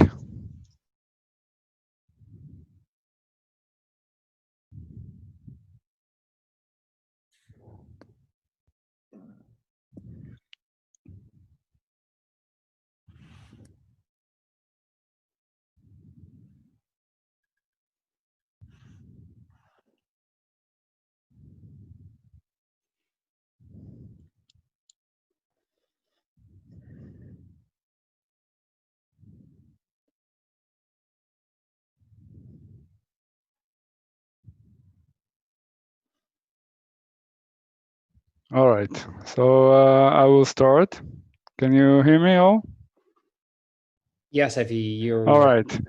All right. So I'm honored to be the moderator of this session about innovation and leadership in time of crisis. It's 15 minutes to present innovation principles. So I will just start. I will not share a lot of my experience. I will just say that I've been working for 20 years in approximately 13 countries with approximately 20 types of companies, from healthcare to services, corporates to startups, gaming industry, whatever industry, even quantum computing industry. So I will just try to share some universal principles for innovation. And we live in time of great crisis. This is absolutely true. Everything is changing, and the sense of urgency is very great. It's very urgent to innovate and to change. And let me share a little bit from my experience of this crisis. I was recently mentoring the Pan-European hackathon that took place around the EU, trying to find some solutions for the crisis. Lots of great people trying to save the world, from helping small businesses that are collapsing during the crisis, to startups who try to connect volunteers to healthcare organizations. But what I learned, and what I also usually say on regular days, not just on crisis, that innovation is actually a buzzword. So everybody say, "Oh, it's a crisis. We need to innovate. We need to think fast." Well, innovation is just a buzzword. It's actually a hard work and systematic work. If you read the Eric Ries Lean Startup book, so he defined the startup as a human institution working under extreme uncertainty. So that's exactly the position we are in at. It's a time of uncertainty for great corporates, for startups, for everybody. So my message during mentoring of this hackathon, and message to everybody that is consulting me during those times of crisis, is there is no difference between other days and crisis time. Okay, as the Japanese sensei of karate say, if you practice the routines on a regular basis on any other day, not just in time of crisis. So if you practice the kata, you'll be ready to the komite, to the fight, which is the time of crisis. So now we have to fight. But if you want to fight efficiently, we need to practice the basics every single day. And that's what I said to the startups and the organization within the hackathons. You have to develop the business model thinking of the day after the crisis and prepare yourself for the next crisis. It's we are living between crises. And there were lots of crises in the past. Okay, Starbucks almost got to bankruptcy. I had an amazing chance to talk about it with their founder, Zev Siegel, and also with other seniors in Starbucks. So they almost got to bankruptcy. But eventually they learned how to innovate systematically on the daily basis in their innovation labs in the US. So they're innovating and prototyping from equipment to the whole customer experience in the shops, like they're doing now with all the COVID-19 restrictions. And they're prototyping and innovating regarding beverages, everything they're prototyping and experiencing. So it's not the first crisis for them. And you can learn from also from Ford Motors in the US, almost got to bankruptcy as well, until they brought Alan Muley, their legendary CEO, from Boeing to save the boat. So he drove through the United States with all kinds of motors, with all kind of cars, meet the customer, meet the sales representative, try to develop and innovate on the global scale with the new lean product development. So, and they also invented, for example, the Ford Mustang for women, who said, we don't like assholes, we like bad boys. And so they took this sentence in time of crisis and developed a whole line of Mustang for women. So it's not the first crisis. And you can learn from Google. Google is always in time of crisis and not in time of crisis, they are innovating. Okay, so they are prototype driven and they have mission that matters and they connect everything to their OKRs and the management system, and they're experimenting. So there are universal principles of innovation that if you practice on the daily basis in regular times, you're ready to fight in times of crisis. So what are those principles that I want to share? Let me just check quickly that everything okay. Yeah. So as late Steve Jobs said many years ago, you got to start with the customer experience and go backward to technology. It's even more obvious now in times of crisis that everything is changing. The whole customer experience is changing. People are afraid. The customers want different things. The whole nature of work has changed with all distance, social distancing, etc. And what I learned from, unfortunately, late professor in Harvard University, Clayton Christensen, who passed away in January, you have to provide customer experience like smoking cigarettes or Facebook. So you provide three-dimension experience, emotional. Okay, for example, if you smoke a cigarette, it's emotional emotional break from your daily pressure. And it's a functional experience addicted to nicotine. Okay, and it's a whole social experience because you smoke with other people. Okay, same for Facebook. You see other people, you interact with other people, you learn from other people. So the whole customer value and experiencing is changing now that everybody needs to stay away from each other. So you got to start with that and then connect everything to it in order to innovate, especially in time of crisis. And you have to think like a startup. Even corporates need to think like a startup and develop MVPs and put less resources in order to build new products, build new things, while minimizing the risks and the costs. So they have to do a lot of PDCA, PDSA, okay? Plan, do, check, or study and adjust really quick and run a lot of tests using design thinking, use other tools, and experiment. So you have to fall in love with PDCA in order to overcome crisis, to prepare yourself for the next crisis, and innovate real quick. So you have to learn fast, you have to fail fast, and you have to learn faster. So if maybe until this crisis, if people would say to their managers in a corporate, listen, I didn't meet my targets this quarter, but I learned a lot about their customer experience and needs, and immediately would be fired. Okay, it's not the case now. Now you have to learn fast about the customer experience and do quick learning loops. And you have to listen to your people. Okay, the worst type of waste in lean management is not listening to the talent that you have. And those young guys, those are a young team of in hotel in Warsaw, where I live currently. Okay, so they will be the sensors for the whole industry that is collapsing, the hotels industry, and they will know now what's the best way to recover and gain the new customer experience. So this team, those are the cleaning ladies. Those teams will be also the solution. Okay, and I always compare them now. They have to be efficient and innovative, like the teams in Formula One, with all the cleaning they have to do because of this crisis and this pandemic.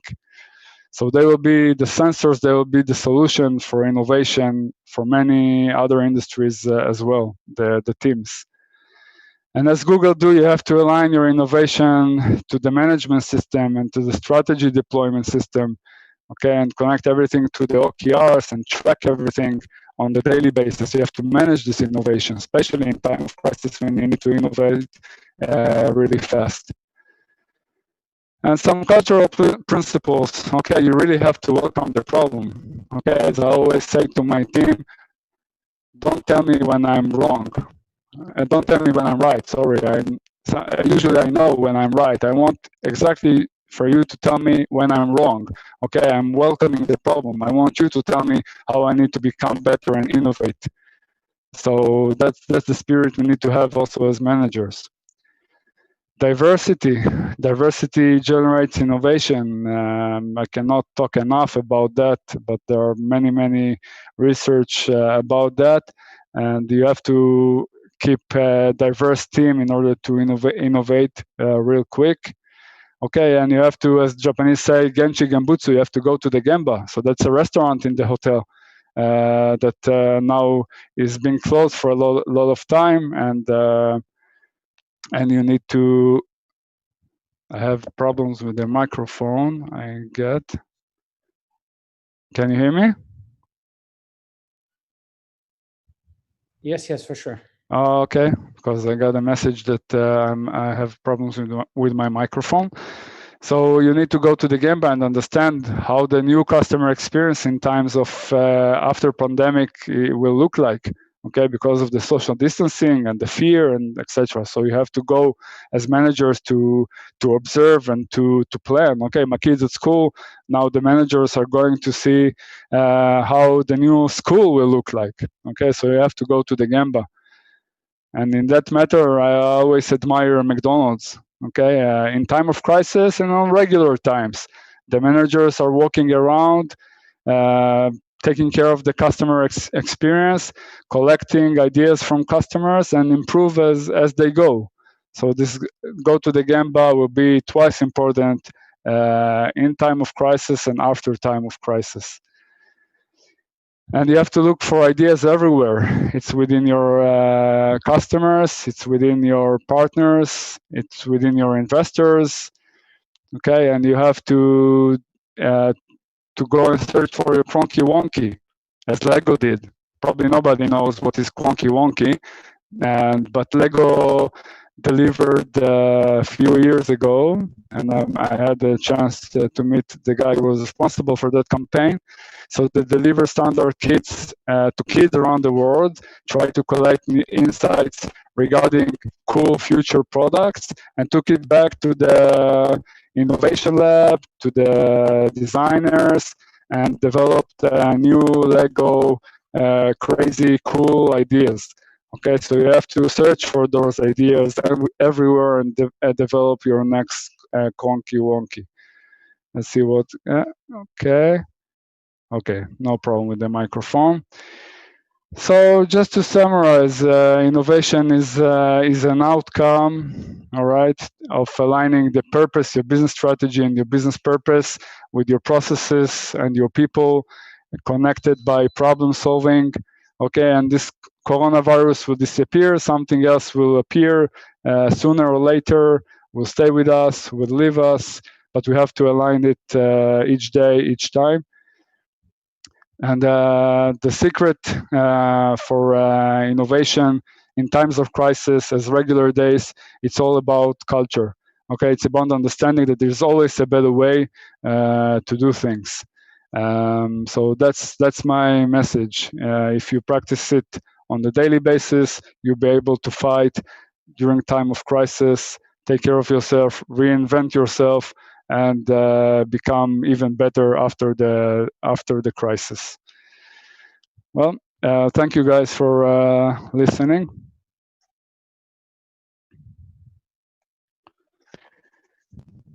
All right, so I guess it's time for the next speaker. Let me just stop sharing my screen. All right, so our next speaker will be Mr. Zubaid Ahmed, Executive Vice President and General Manager of EMA Very Park. Ahmed, it's all yours. Thank you, Ifi. Indeed, a very interesting presentation. Thanks for sharing your thoughts. So my topic is very related, again, as all of us are talking about the new reality with COVID-19. I'll just give a brief. I don't have any slides. Just wanted to share my thoughts as to what the realities are happening in my region of the world and in my industry. And possibly after that, if there are any questions that you have in mind, then please do share with me. So I basically am in the banking industry, banking technology for last 28 years.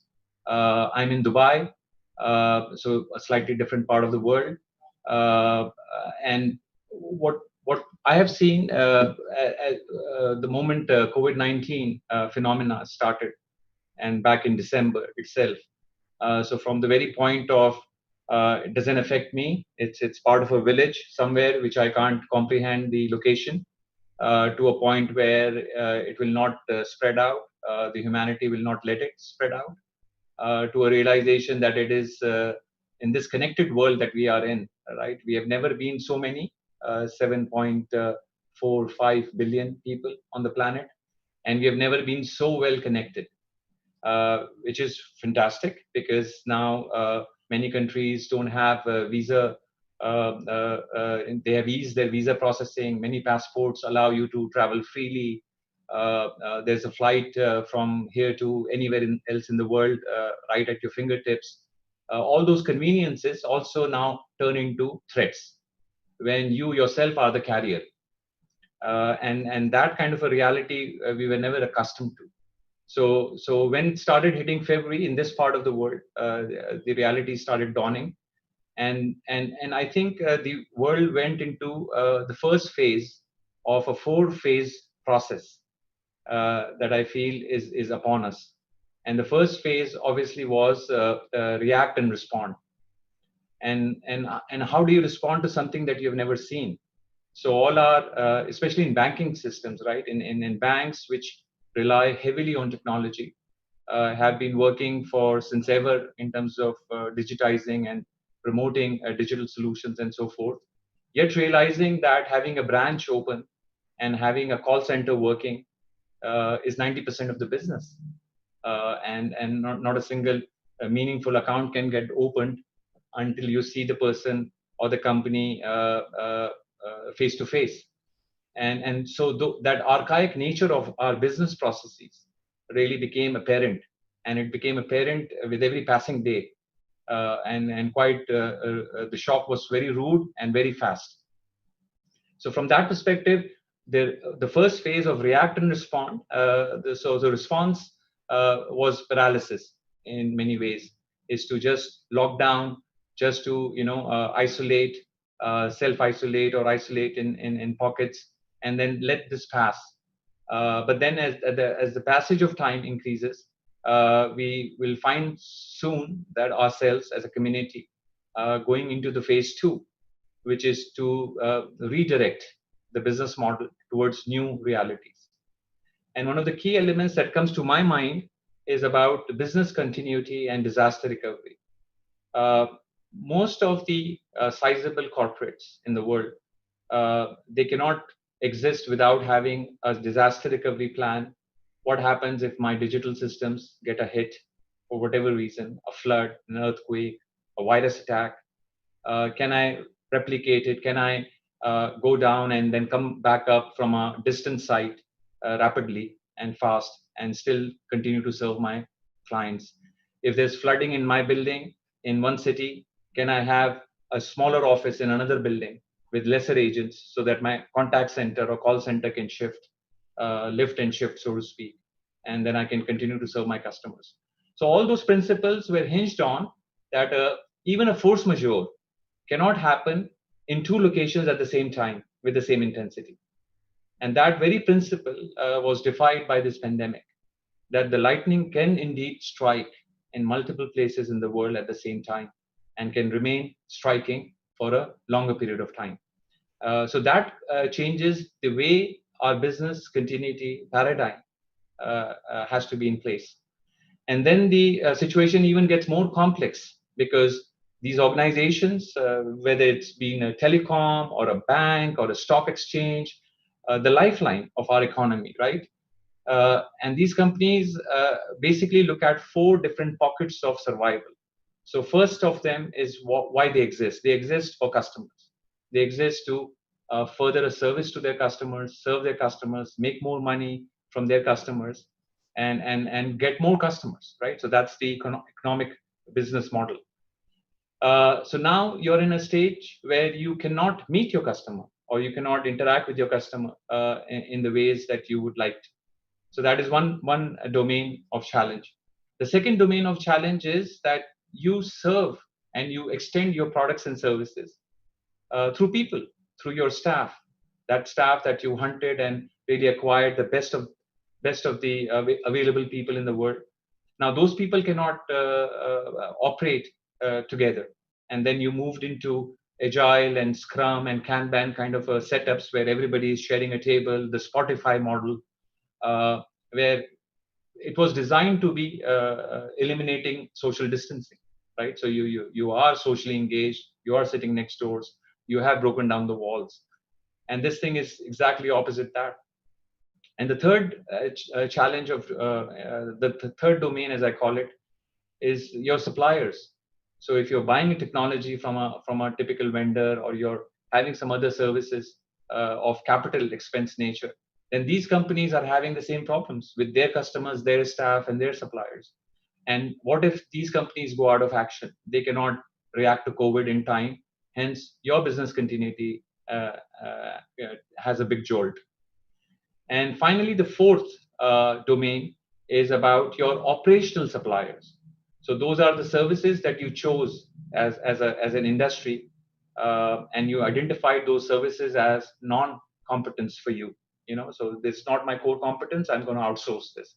So for a bank, this would be in regards to cash handling at ATMs, right? So typically banks do not have their own teams going and replenishing ATMs.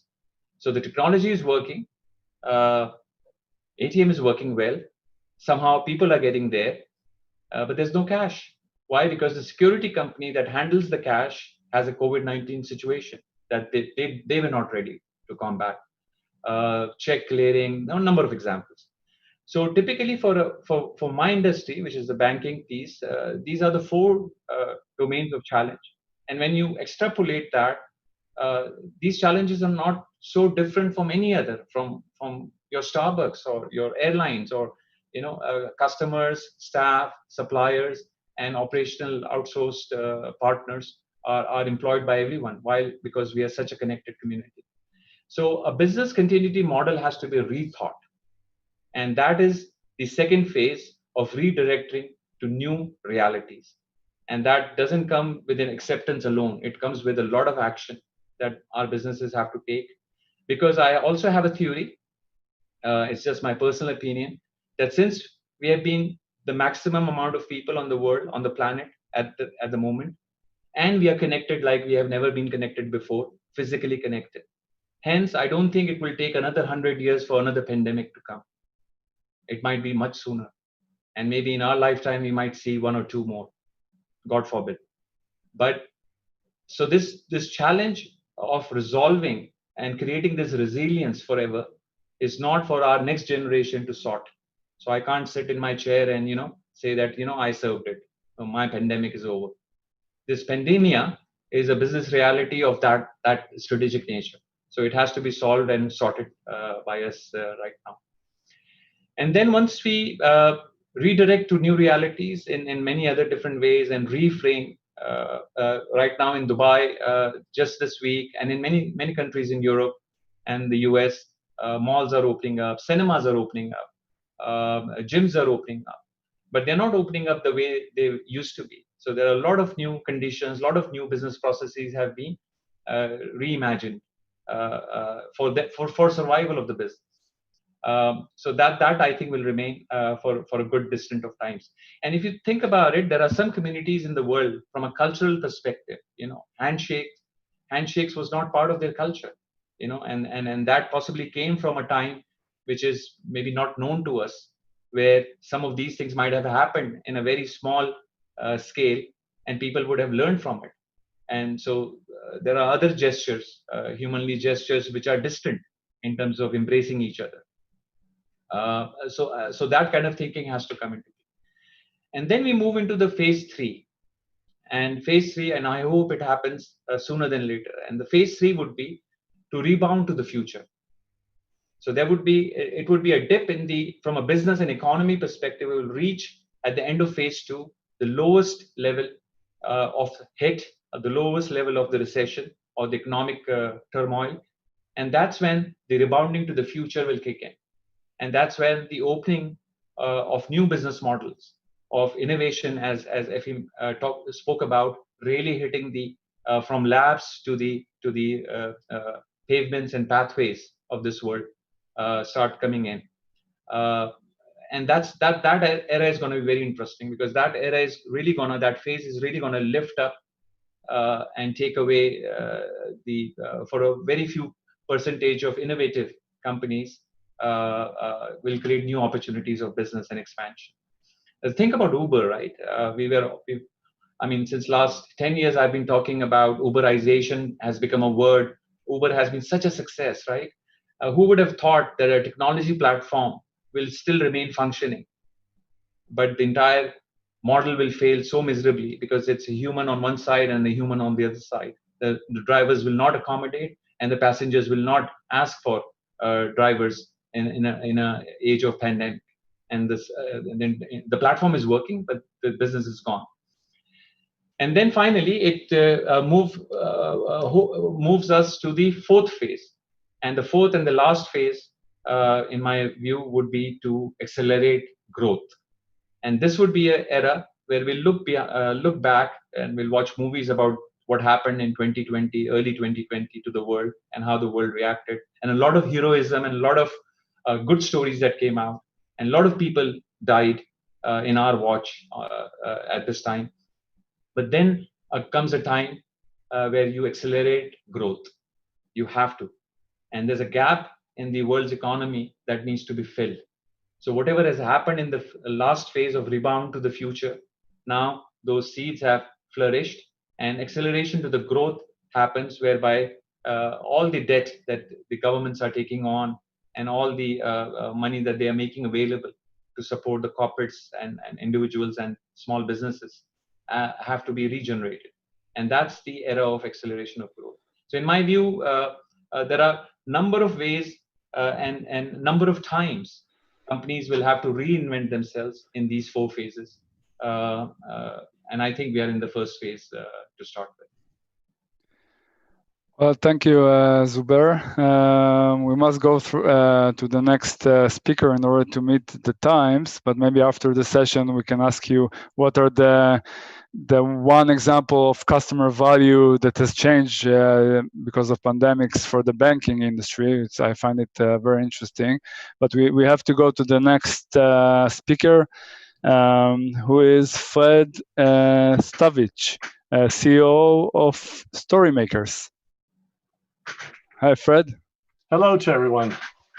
It's a pleasure to be here. And what I wanted to do is talk a little bit about some history. There's a magazine that I saw back in actually 1957, and it's Popular Mechanics. It has a flying car on it, and I think there's some lessons that we can learn from the activity of developing, and at that time the magazine promoted as being within the decade everybody's going to go to work in their flying car.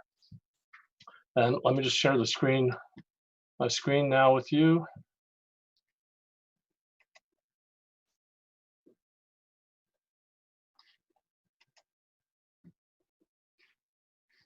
There we go. And let me give you just a brief introduction. My career started really in the aerospace industry. I was recruited following the Challenger accident to develop the first technical training program for the aerospace engineers that designed shuttle flights. Was there for a decade or so, and then I moved over into the energy industry and developed online training programs enterprise-wide for some of the larger oil companies, oil and gas companies, also in-house video production capabilities. Currently, I write and publish books. I'm an award-winning author, speak internationally, and also a strategic advisor to several organizations throughout the world. But let's get on to this. Why you don't go to work in a flying car?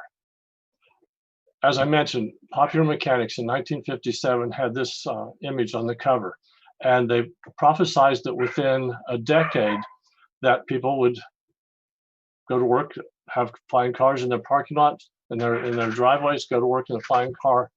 The technology worked. We've seen looks antiquated now, the hovercrafts and such from those decades, but we see now the drones and stuff. They're using that same technology that works very, very well.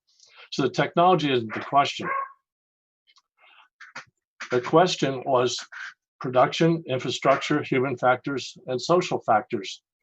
Production, flying cars never went into production, so they weren't really available to anyone other than on a unit type basis, which would probably have been very, very expensive at that time, would also be very expensive now.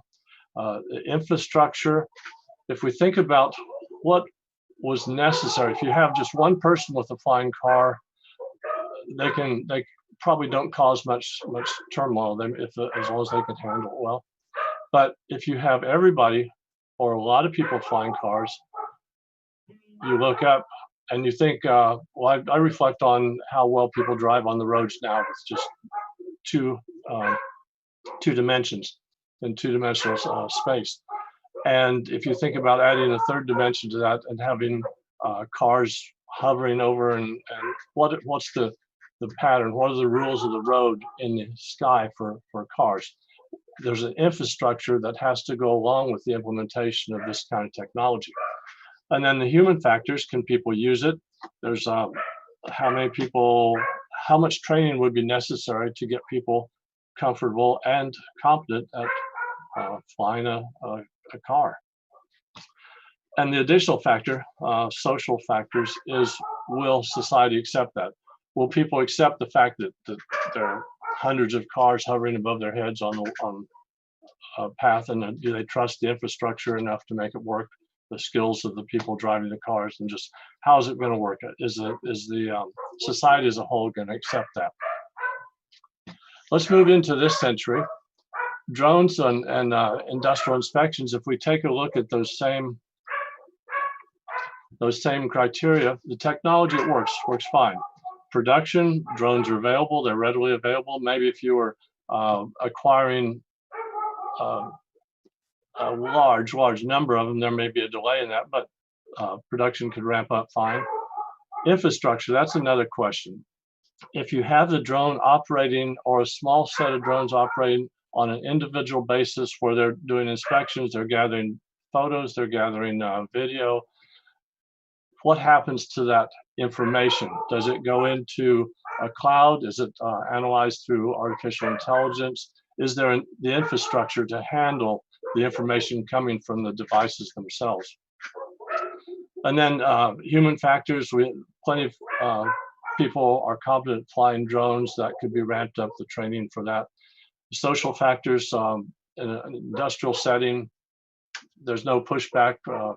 A lot of organizations are currently, a lot of industries are currently using drones for inspection purposes. What about AR goggles and the thermal cameras? There's a lot with the COVID-19, there's a lot of concern about people entering facilities and checking the temperature with a handheld camera. What if we put the infrared camera on AR glasses, which companies are starting to do, and make that a little bit more automated of a process? The technology, does it work? Yes. FLIR cameras have been used for years in oil and gas to detect gas leaks. FLIR cameras also have infrared, and as you see the scan of this young lady on the screen, the Production, is it available? The AR glasses are not at the optimal configuration currently. There are a lot of very competent companies that are producing them.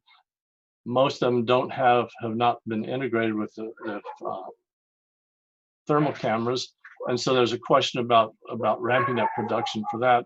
And again, the infrastructure. If you have one person at a doorway checking people coming in and out, that's fine. But what if you have 1,000 people checking people coming out in doorways throughout your entire enterprise? What do you do with that information? Do you have the infrastructure to handle that information and to analyze it and to make beneficial use of it? Human factors, can people use it? Yes, there's probably a low curve on ramping up training for the use of the technology. And then social factors, will people accept it? Or probably, given the coronavirus situation and making it less invasive of holding a thermometer or automated thermometer scanner in somebody's face. This is a less invasive way of doing that. So probably there's no social issue in terms of acceptance. But what if we take and put thermal cameras on drones and put them in the sky overhead and use that to check temperatures for people in a crowd, maybe if or just walking down the street. Technology, does it work? Yes. Production, is available? Yes.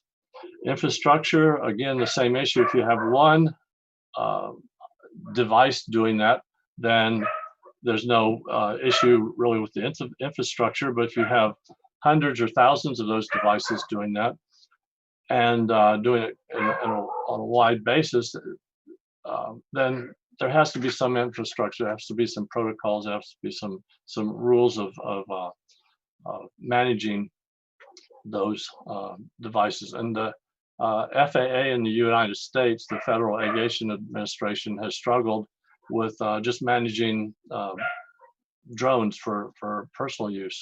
So if you accelerated the number of drones in the sky over cities, then that might be an issue. Human factors, a little more skill set, a little higher skill set involved in managing a drone and checking temperatures of people on the ground. And then social factors, it may not be as readily accepted for a drone to take your temperature or take the temperature of a large group of people, of the individuals in that group, where society may accept on an individual basis, but on this group basis. And then what if society thinks, well, if they're checking with thermal cameras, what else can they check with, and what does that lead to, and how does that fit with various social structures around the world, whether democratic or other types of norms have been established. So social factors are uncertain about the expanded use of drones.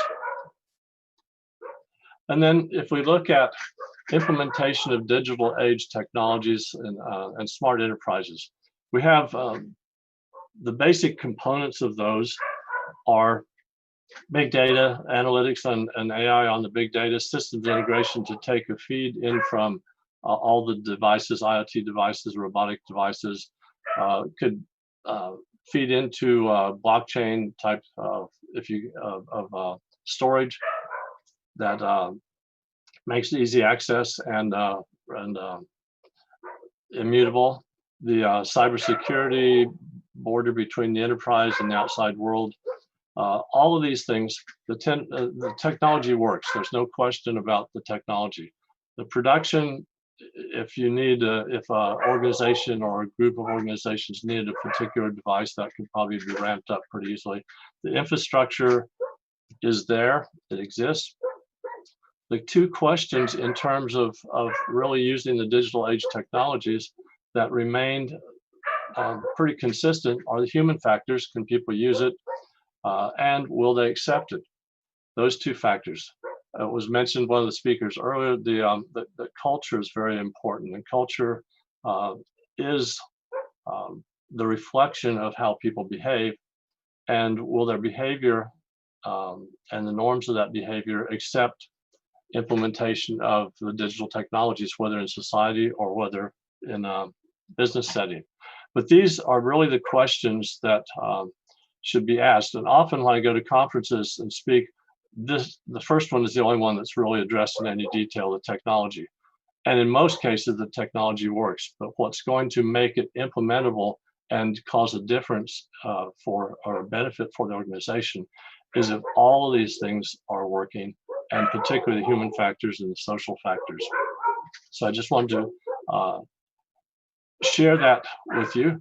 And so next time you go out and pop into your car on the way to work and your car doesn't lift off and head off into the sky, you may wonder, well, it wasn't the right time for that type of technology. And if you're implementing in your work situation or in an organization digital technologies, you might take into account really the importance of the human factors and the social acceptance of that technology on a broader scale, and make sure that you bring the constituents along with you. I want to thank Maxim and thank his wonderful team and for hosting me here, and Effie for hosting this session. Thank you, Fred. Well, you took me back to my youth in the movie Back to the Future, Michael J. Fox, when you see a flying DeLorean flying at the sky. First of all, thank you for that. What would be your main concern regarding the privacy of information after this crisis? How would you define your main concern? Well, I think the main concern that I see from at least the American society would be that if you could take temperatures of individuals from a remote location and do it on a wide scale, can you also take IDs? Can you also get personal information? Can you would you start tracking in that manner cell phones, as opposed to going through the cell phone towers and having to get a legal warrant to look at that information? Just what are the privacy concerns about the individuals that you'd be tracking? Great, thank you very much. Very interesting. The next speaker will be, I hope I pronounce it right, Lindsay Swells, CEO of Social IB, international digital marketing expert and Google trainer, talking about digital trends for business. Lindsay? Hi, Effie, how are you? Good, good. Good. Well, thank you so much for having me today. Thank you, everybody. I've been listening from the start and it's been thoroughly fascinating, and I've got lots of notes. And I would love a flying car, but maybe not today, but maybe with some crisis in the future, we may have one. I do have some slides, so I'm just going to share those with you now, if that's okay. Let's put it, there we go. So you should be able to see my slides now. Can you see them, Effie? Sorry, yeah, we can see. Okay, perfect. Okay. So if you'd like a copy of my slides, I'm more than happy to share them. Just drop me an email at marketing@socialb.co.uk. Effie did introduce me, but just my name's Lindsay. I'm from Social B. I'm also working with Google, much like Effie, but I train some of their largest organizations in the world in how to actually listen to their customers and generate business. So in these uncertain times, it's tempting to pause a lot of your marketing activities. It's difficult to know what to do, and lots of organizations are panicking. They may have convinced themselves that now's the time to pull their marketing because people don't want to buy. And some of the stuff that Andrew was saying earlier today, that people are still buying online, and I've got some great examples of that today. So you're probably thinking, what should I be doing online? Should I be spending money online? Should I not? From a consumer point of view, so that's you, Effie, me, and anyone else listening today, it's about 4.5 billion of us who have access to the internet. We're using these online assets like never before. So Andrew touched on earlier how organizations are using the internet, but more than ever, the internet just used to be a want for us. Like, we didn't actually need it, where now with the coronavirus, we've actually had to turn to the internet for an actual need now, an actual, to get some of our really important things done, and also do some luxury things as well. And according to Akami, the internet traffic is up at least 50%, and that's being conservative at best. So I've heard lots of organizations simply pulling a majority of their marketing or decreasing the spend altogether. And in my view, now more than ever, you should be considering how to make the most of your digital marketing. There's so many unknowns out there. If you're based in the UK, you will know that we had Brexit. It's a bit of a swear word, and I'm pleased we're through it. But we knew when that was going to end. Where with coronavirus, we don't know when it's going to end. It's definitely not going to come back. We've heard today that it's not going to come back as normal. So what is that going to be?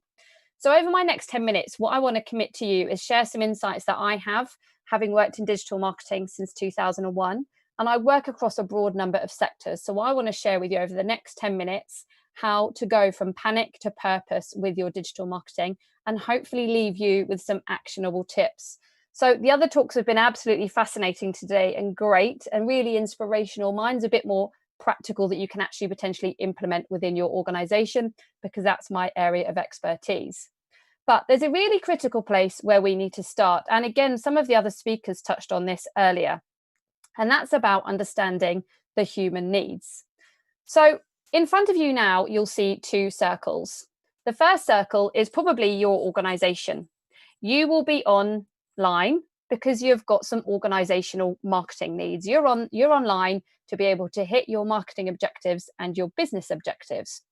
And then you've got the humans. So me, Effie, and all of you watching today, like I said, plus the other 4.5 billion of us in the world that have access to the internet.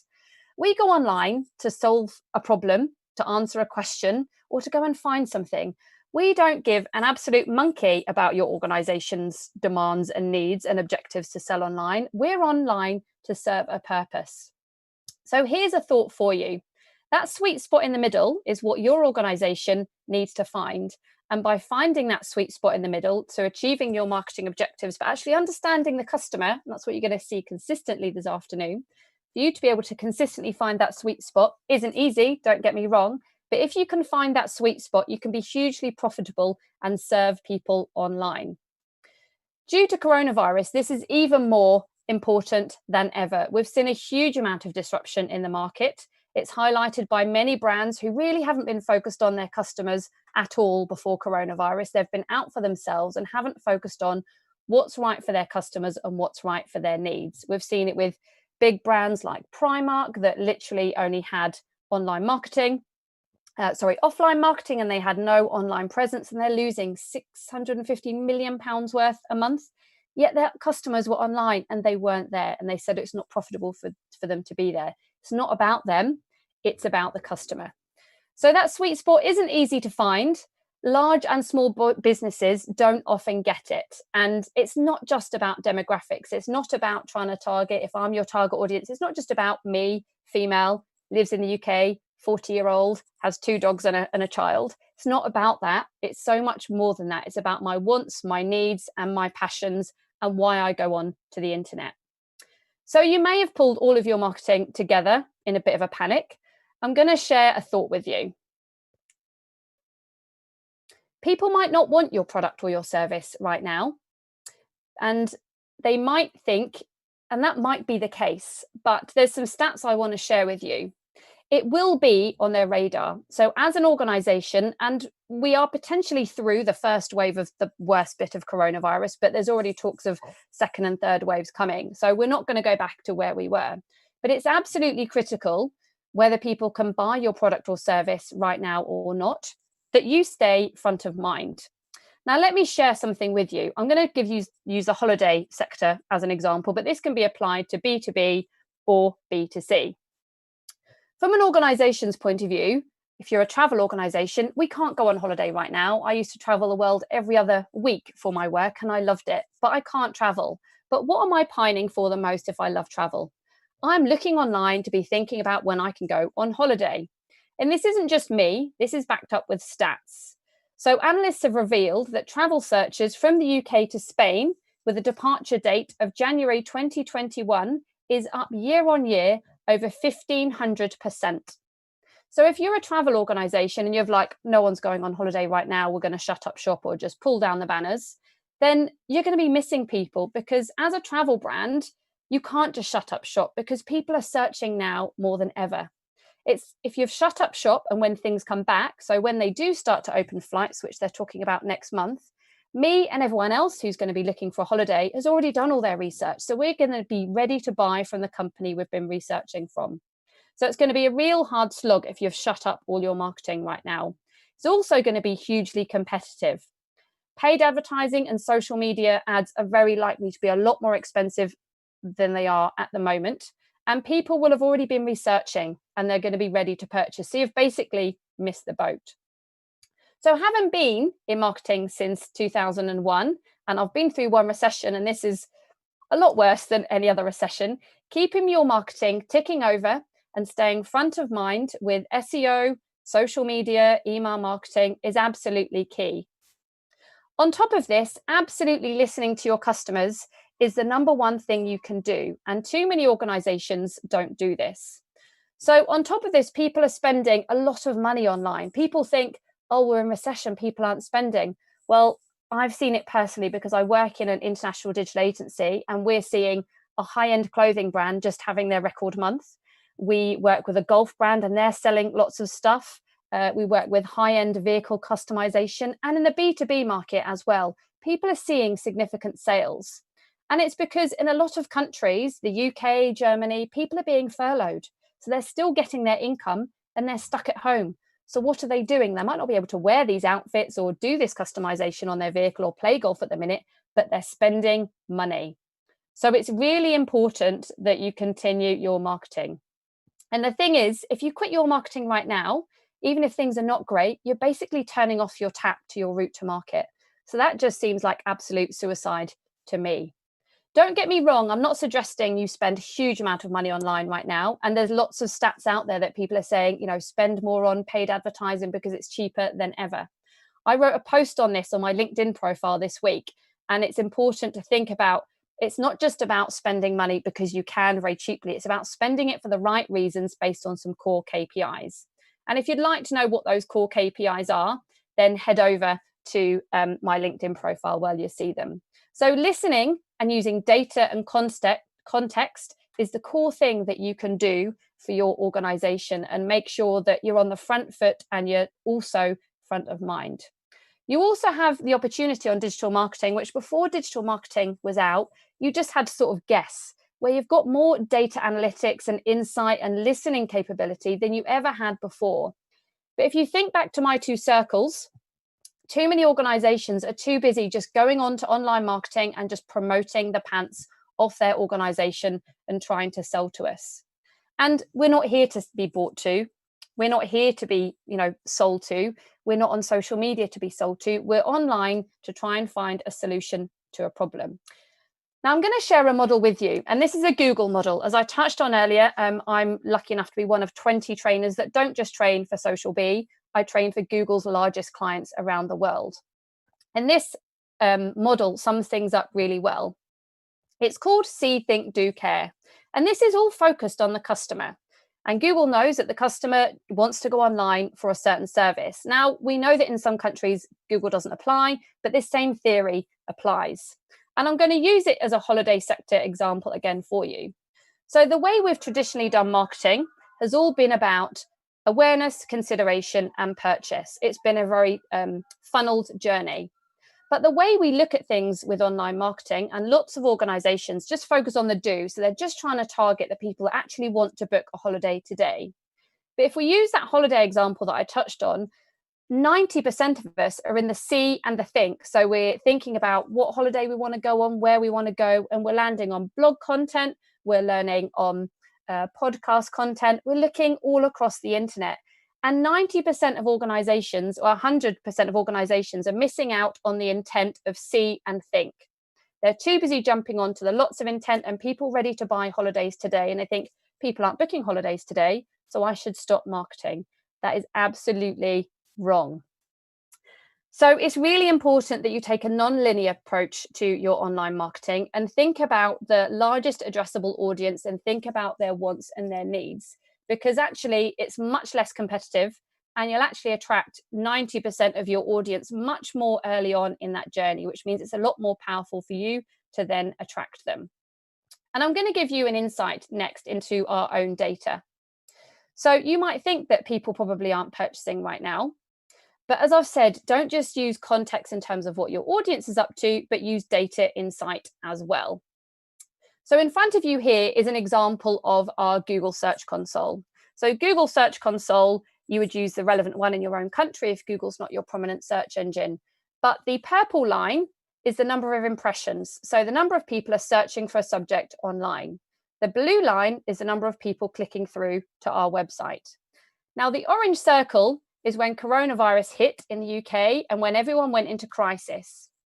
But you can see the purple line didn't go down. So although people weren't clicking through, they were still searching. So they were still carrying out their day job and they were still searching for things around digital marketing, search, etc. But they weren't clicking through because in the UK, we're in crisis. We were like, oh my goodness, we need to go and work from home. We can't carry out our work fully, but we're still searching. But hey, look at 2 weeks later, the impressions are there and the clicks are there. And what we did as an organization is we ramped up our marketing 100%. And you can see that's now reflected further down the line. So you can see the clicks came back and actually now the impressions and the clicks are up even more because we really listened to customers and we could see what their wants and needs were based on coronavirus and other marketing wants and needs. And we just totally ramped it up. And I've said, you may not be thinking, well, Lindsay, you work in digital marketing. Andrew and some of the other guys earlier said that it was really important that, digital marketing is important. Absolutely. But as I've already touched on, other organizations like, high-end clothing brands, we've got a van organization that has seen significant sales in certain countries. It's absolutely critical that you use data to make your right decision, not panic and waiting for sales to come back. Because if you've turned off your marketing, you're not going to see those sales. You have to use data and insights, and that's where this data analytics and consultancy knowledge, and we've been doing that for a lot of our clients, has been hugely powerful. But all in all, the better you know your audience, the cheaper they are to target. And if you look after them and provide them with a great customer experience, they are much more likely to buy from you. So in summary, don't have a sales mindset, have a value mindset and really put on your customer's shoes. And I mean, really put them on, not just say, oh, our audience is this type of person, really put on their customer's shoes, focus on them, not what you want to sell. And if you do that, if you let the customer guide you, use data and context around that, you will see significant sales regardless of whether coronavirus is happening or not.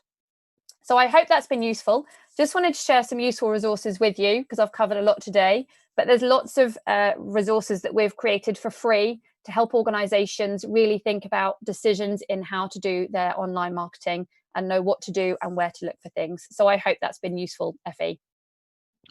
It was very useful. I really like the design thinking and scientific thinking in general that you have implemented into marketing. Yeah, it shows you use Google methodologies. But first of all, I would like to especially thank you because there are not enough women among the speakers. So it was a pleasure to hear your presentation. And we don't have much time, so we'll go to the next speaker, who is, I hope I pronounced it right, Anui Agrawal, CEO and founder of I8 Labs. Yeah, thanks.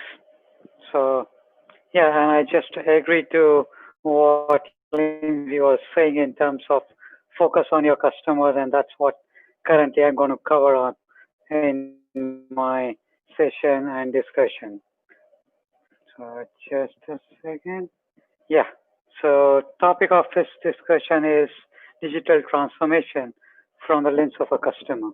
So that's something which is we'll talk about and we'll take it forward what Lindsay has covered in her previous session on how the holiday people are still looking for the next holiday and how the companies which are there should focus on and make preparation to serve them when this COVID thing gets over. So from here, I continue my session. So anyone who wants to connect me on LinkedIn by scanning my QR code. Yeah, so just a brief introduction. So who we are. So we are a digital product and design company. We provide CTO consulting to startups, primarily into fintech and e-commerce. We are heavily focused in blockchain, and we have 2 blockchain solutions. And we do rapid prototyping as part of the product designing. But yes, we do. If you have some idea, we are happy to build a product prototype for you. So that's in short what we do day in, day out. So this is I have a slide which is going on the net for past like couple of weeks, and this is what is it, the CEO, CTO, or the COVID? So COVID is the number one, I would say, the reason where a lot of companies are now looking into moving on to the digital transformation programs. Because if you look into it, though the pandemic has affected the growth of the companies in the past, I would say, month or so, but the digital companies, their businesses has increased more than 200%. So it's not that economy is going down. Companies which are digital from front to back are thriving, not just surviving. So I start with why there is a difference between the companies which are thriving and the companies which were doing digital transformation are still fighting to survive. So before to go ahead, let me just walk you through the pillars of digital transformation. Okay. So digital strategy is the first pillar of a digital transformation. And if you don't have a proper strategy in place, then what you actually end up doing is digitalization of services. Now, this is a concept. So just to maybe explain you, if you have seen banks, so there are a lot of banks or service provider which have really great UI or apps. But at the end of the day, they are still that old era service companies because their back offices are not digitalized. It's only the initiation point which happens from the wonderful APIs or the apps, but at the back, there are still people and operations which actually do the functioning. On the other hand, there are companies which are like completely digitalized in terms of their front to back is digital, and they don't require any human intervention to do that services. The second, I would say, pillar is engagement. So when you are running any digital transformation program, the other important part is engagement. If you don't engage all the stakeholders, be it your staff, be it your customers, then you will have a resistance to the transformation. And in the end, the transformation programs fails. Process and innovation. So that's another critical player. Without process and innovation, you have incoherent actions. So there will be activities which will be happening across and a digitalization of few services here and there, but the real value to the customer will not be delivered. The fourth pillar, technology. Yes, so when we talk about digital transformation, and this is what when we consult our clients, they talk about digital transformation is all about technology. And we always say technology is the key pillar, but what you need to do is do the right choice of the technology, not the latest. So sometimes what happens, people pick what's trending or what is hype in the market, and let's try to bring it in. But you need to define what is your business model and which is the right technology for you to start with. And the fifth pillar is the data. So by digital transformation and digital solutions, we gather a lot of data from clients, from our customers, from our staff. Now, what is important is how you actually make use of the data. Because if you can't measure something, you cannot improve it. So these are the key pillars for any digital transformation. And you need to focus on all these pillars equally to have a successful digital transformation. Simplify the definition of digital transformation. It's primarily business driven to adapt to new technology and consumer preferences. So if you look into it, digital transformation is customer focus. Okay. and it's primarily the accelerate the ability to meet customer expectations. So if you look into it, digital transformation is all about customer. If your customer doesn't feel any value add, maybe you are running a digital transformation in your organization, which might go in millions, but at the end of the day, your customers are frustrated, or they say they don't see any changes in the services or the offering you are giving, apart from a flashy website or app. I think there's something wrong with your digital transformation journey. And that's where you need to actually intervene. So let me just give you some figures. That's right, that's 200 billion. So that's the amount of money which has gone into in the past like couple of 4 years in digital transformation programs. And I think this is a huge money. Okay, at least I consider it's a huge money. But the striking part is this one. 70% of large programs fails. So there is no dearth of money, but then why those programs are failing? And the primary reason I can say is people trying to solve a different problem when they try to run a digital transformation. Okay. And the companies doesn't put customers at the heart of their digital transformation program. So a lot of organizations, what they do is they put short-term goals, which is cost reduction. So if I build some solution, bring in some tools, I will be able to reduce my cost. But their primary focus needs to be on the customer. What value you will give or bring to the customer. So that's the primary reason what various research, and when we talk to our customers and people we are consulting, and we do a due diligence why the previous program failed.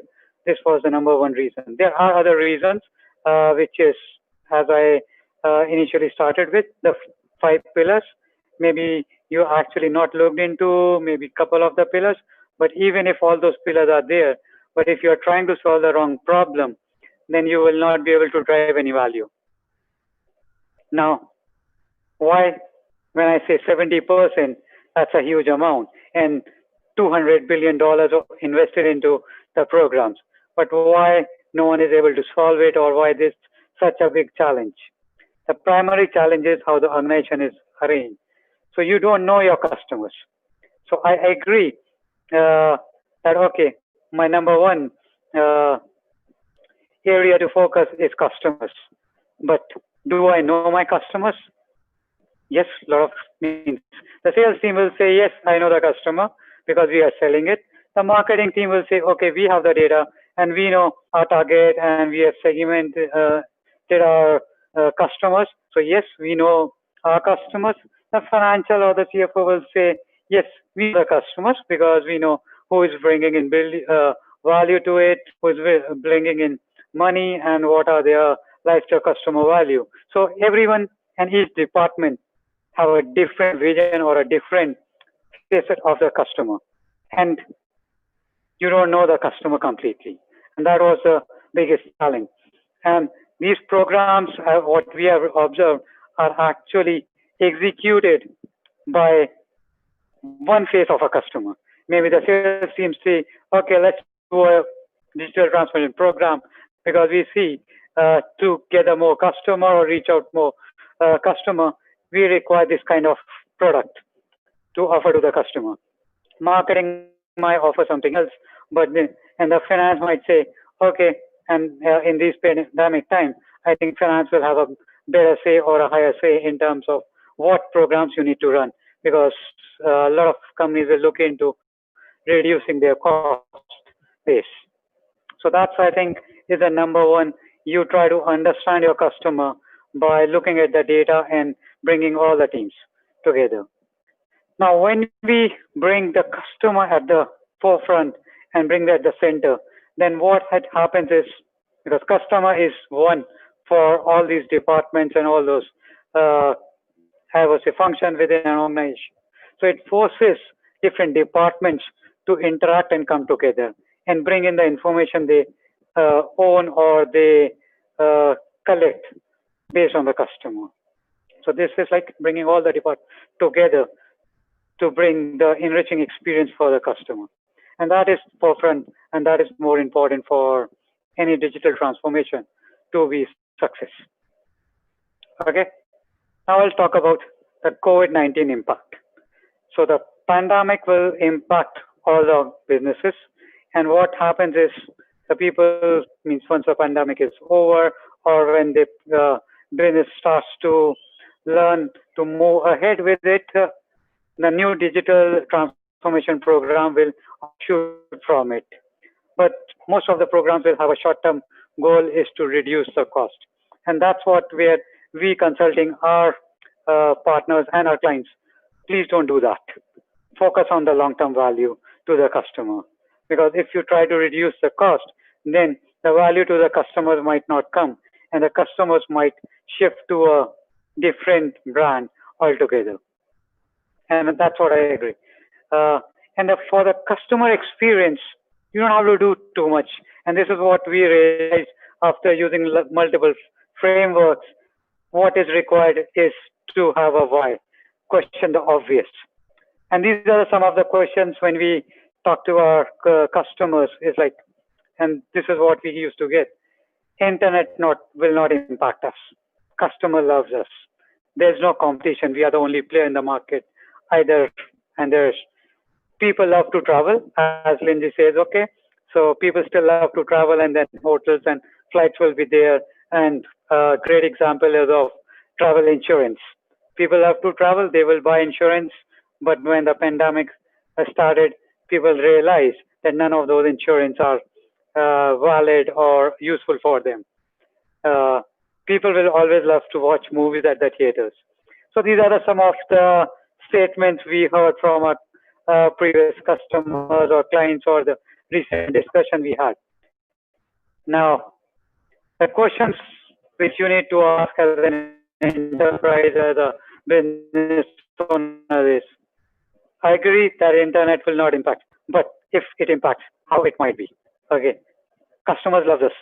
What can make them switch? Okay, there is no competition, but what if a new competitor joined?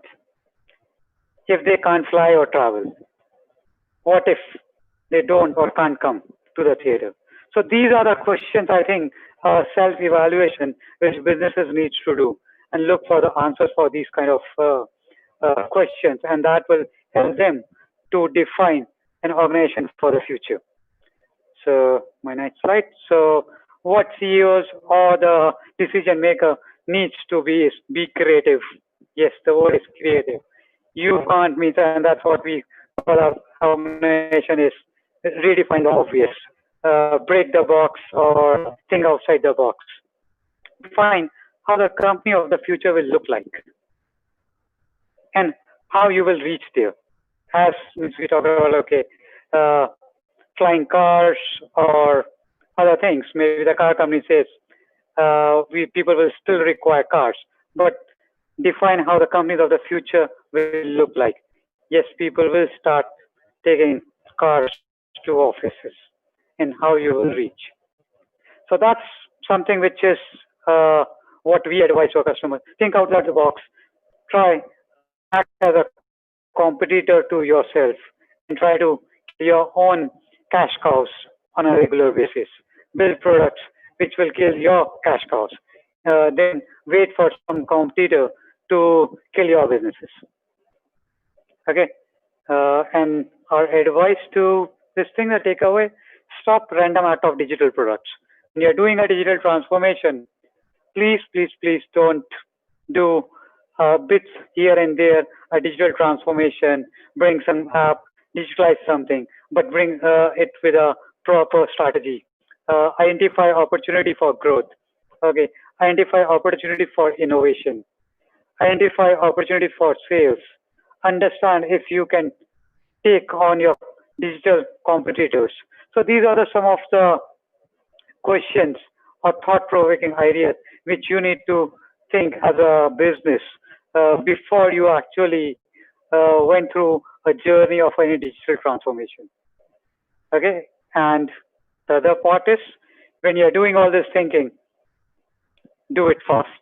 because time is of essence.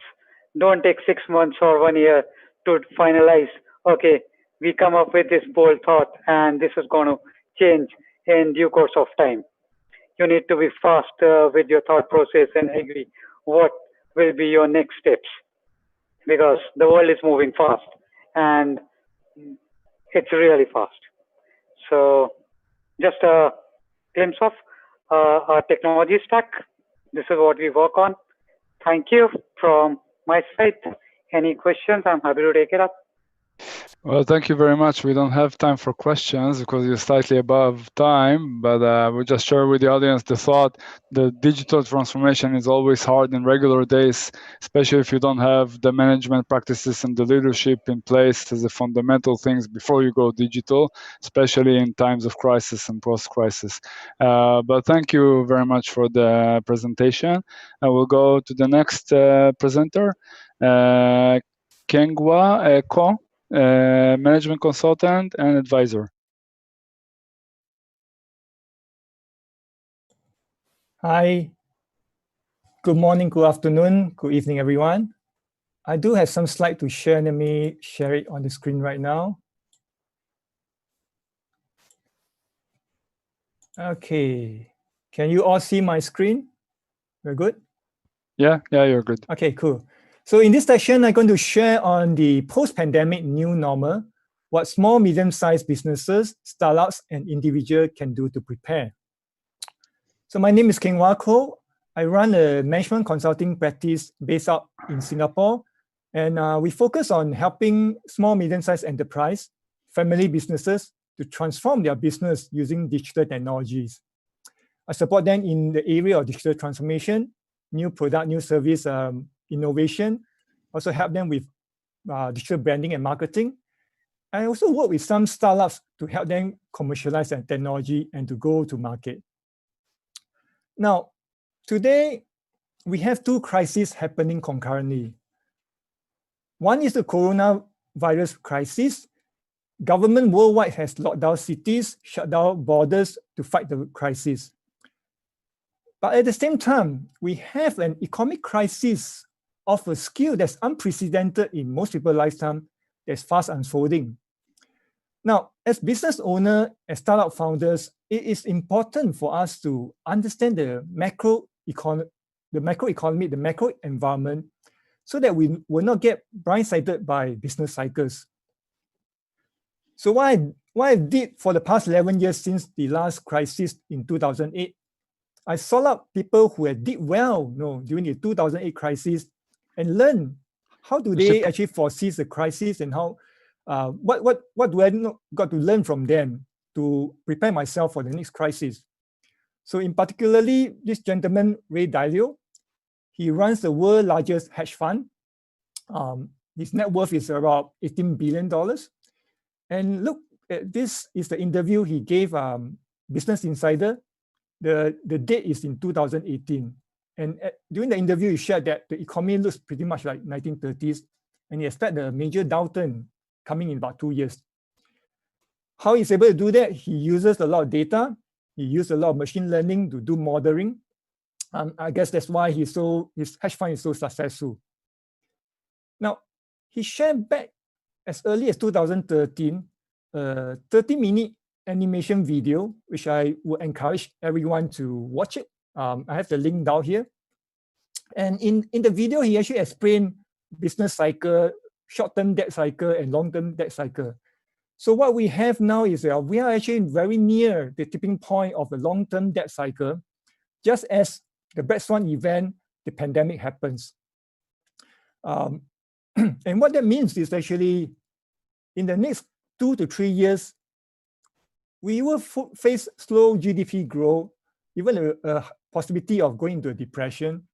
And it may take up to 10 years for the world GDP growth to go back to the level of 2018 and 2019. So over the past few decades, due to low interest rates and easy access to credit, there are bubbles building up in all kinds of assets: the stock market, private equity, real estate, and various other assets. just by the end of 2019, the whole world has close to 253 trillions of debts. And the coronavirus actually came and actually popped the bubble and burst. Now, another couple of information that's more current that I want to share with the audience is that this was a survey done of small businesses in US. It was conducted in April, just last month. And in the survey, it revealed that as many as half of small businesses will disappear if the crisis were to stretch to 4 months, and 62% will actually disappear if the crisis lasts 6 months. Another interesting piece of information that is interesting to share is what we see as the world get out of the lockdown situation. China is running 1 to 2 months ahead of the rest of the world.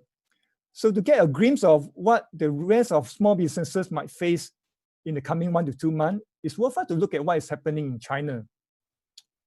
In the past 1 month, what has been observed is that consumer spending is not back to the pre-pandemic level. Many Chinese SMEs have downsized. The service sector is particularly badly hit, right?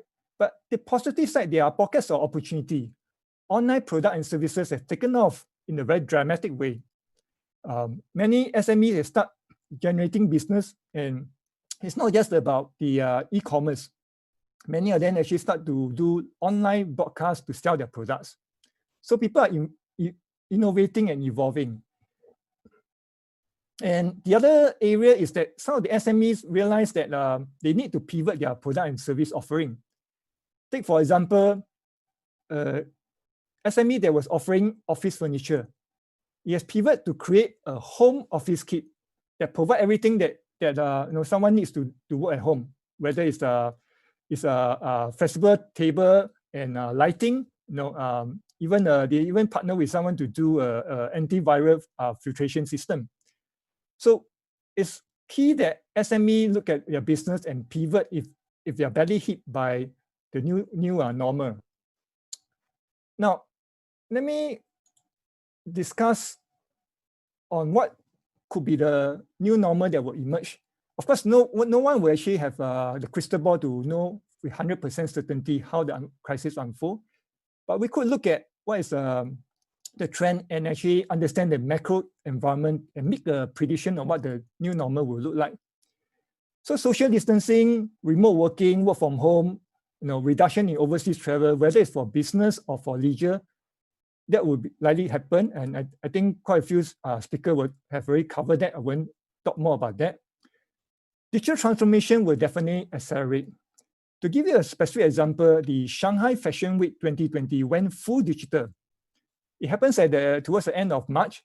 The whole fashion show was actually filmed in a studio with all green screen. And the designer of all the fashion can actually interact with their fans live through the app. And consumer can actually order things they see on the catwalk, in the convenience of home through the app itself and make payment through the app. The other few trends that I want to discuss in the possible new normal is that the decoupling of the China and US economy will likely to continue, right? We're likely to see that the trade war, the technology will rekindle, and the financial market will be very volatile moving forward. This is an interesting screenshot that shows that the Dow Jones has its best week, at the same time when 60 million Americans has lost their job. The number has since went up to 40 million. So it's likely many countries will experience double-digit unemployment. Government is the one who can print unlimited money, right? So there'll be a lot of stimulus package the various government will roll out, but there's a risk that this might trigger a stagflation. Now, in view of all this situation, what can small, medium-sized businesses do? I think the number one priority is cash flow. As I explained earlier, this will not be a situation that we get a V-shaped recovery, the likelihood of that is very low.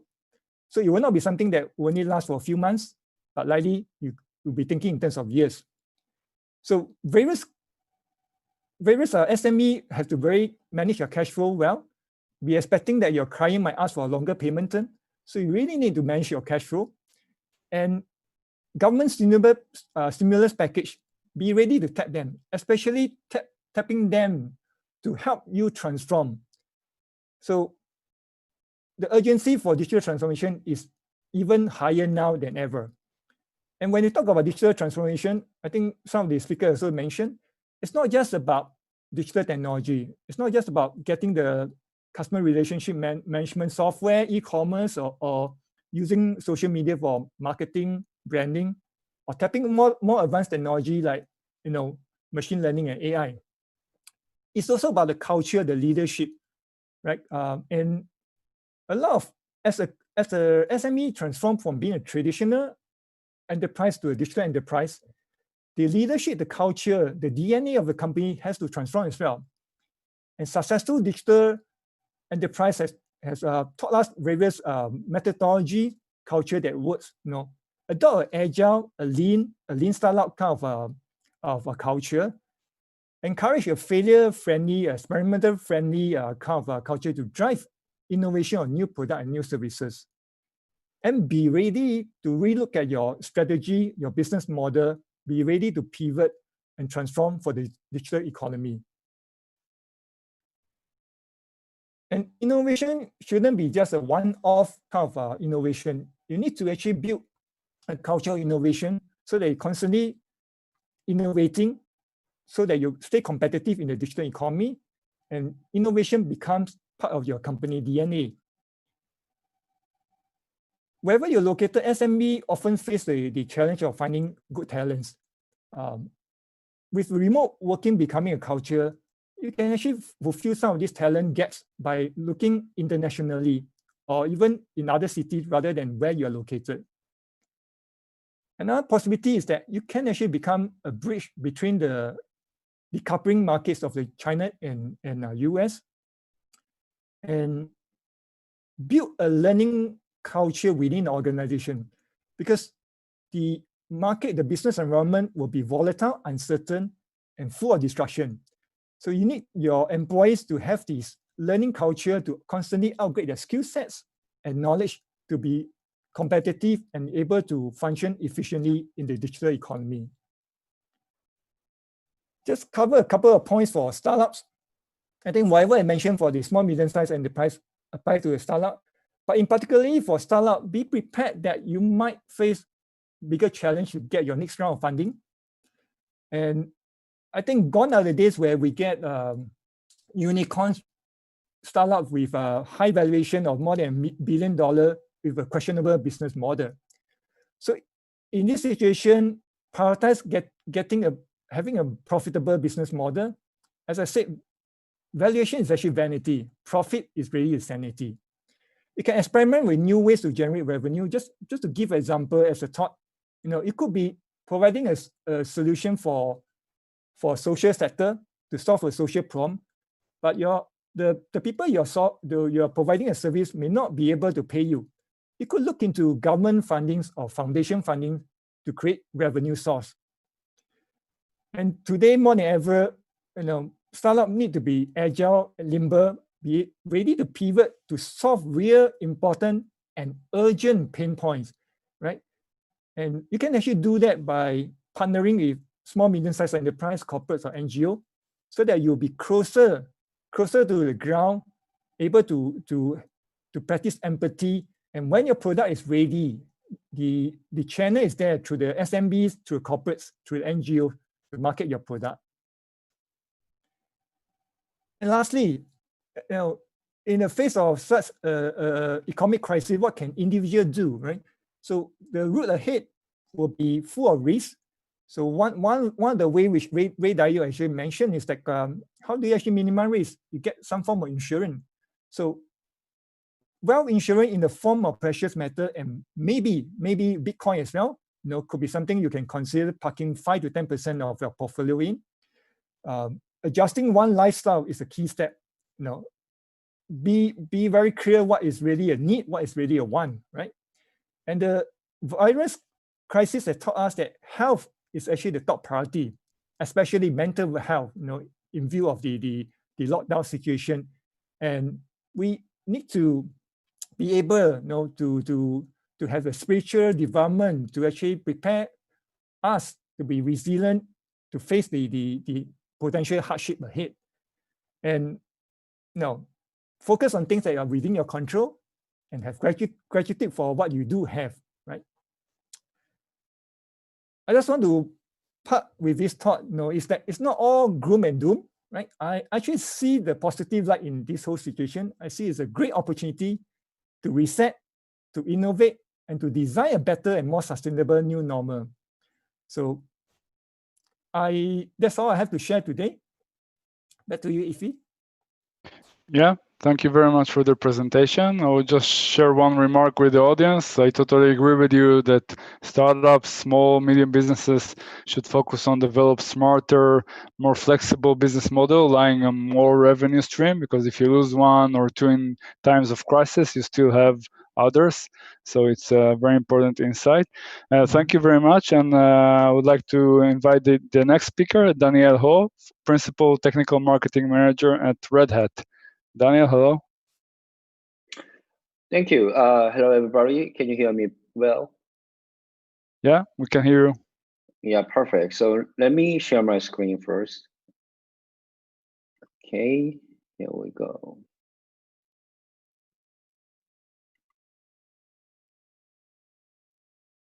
All right. Can you see my screen? Yeah, you're all good. Okay, perfect. Okay, let's get started. Okay, good morning, good afternoon, good evening, depending on where you are. Thank you for joining my session. So I'm going to talk a little bit about how to reduce your business costs to use a cloud platform during the worldwide pandemics. I'm pretty sure many people already talk about some business challenges, how to go through and how to make it better. So I'm going to really more talk about some the technical perspective. So my name is Daniel O. I'm working for Red Hat as a technical marketing major, specifically focused on cloud-native application development, also providing some more practical and insightful inspiration to many people about Agile and DevOps practice. And our Red Hat, I'm responsible for CNCF ambassador as well as DevOps Institute ambassador. So please follow my Twitter, and if you have any question about me or my specialty. Okay, before COVID-19, so there are more than 7 to 10 million Java developers to develop business requirement and give some try to bug fix and improve the application. Also make it better business compatibility against their competitor using Java technology since 1999. So, but I'm gonna show this number as the cost perspective. So many enterprise companies still pay a lot of money for maintaining the Java application to build business success, such as CAPEX or OPEX. For example, more than $470,000 to buy new infrastructure, as well as the application server and the software license and a database and a bunch of the app servers to run your business application. And also you need to pay a lot of money, more than $80,000 every single year. In the meantime, and after 1990, so we got a lot of the great technology and a great service from public providers, such as back in step back and take a look at that, what kind of event we have last decades.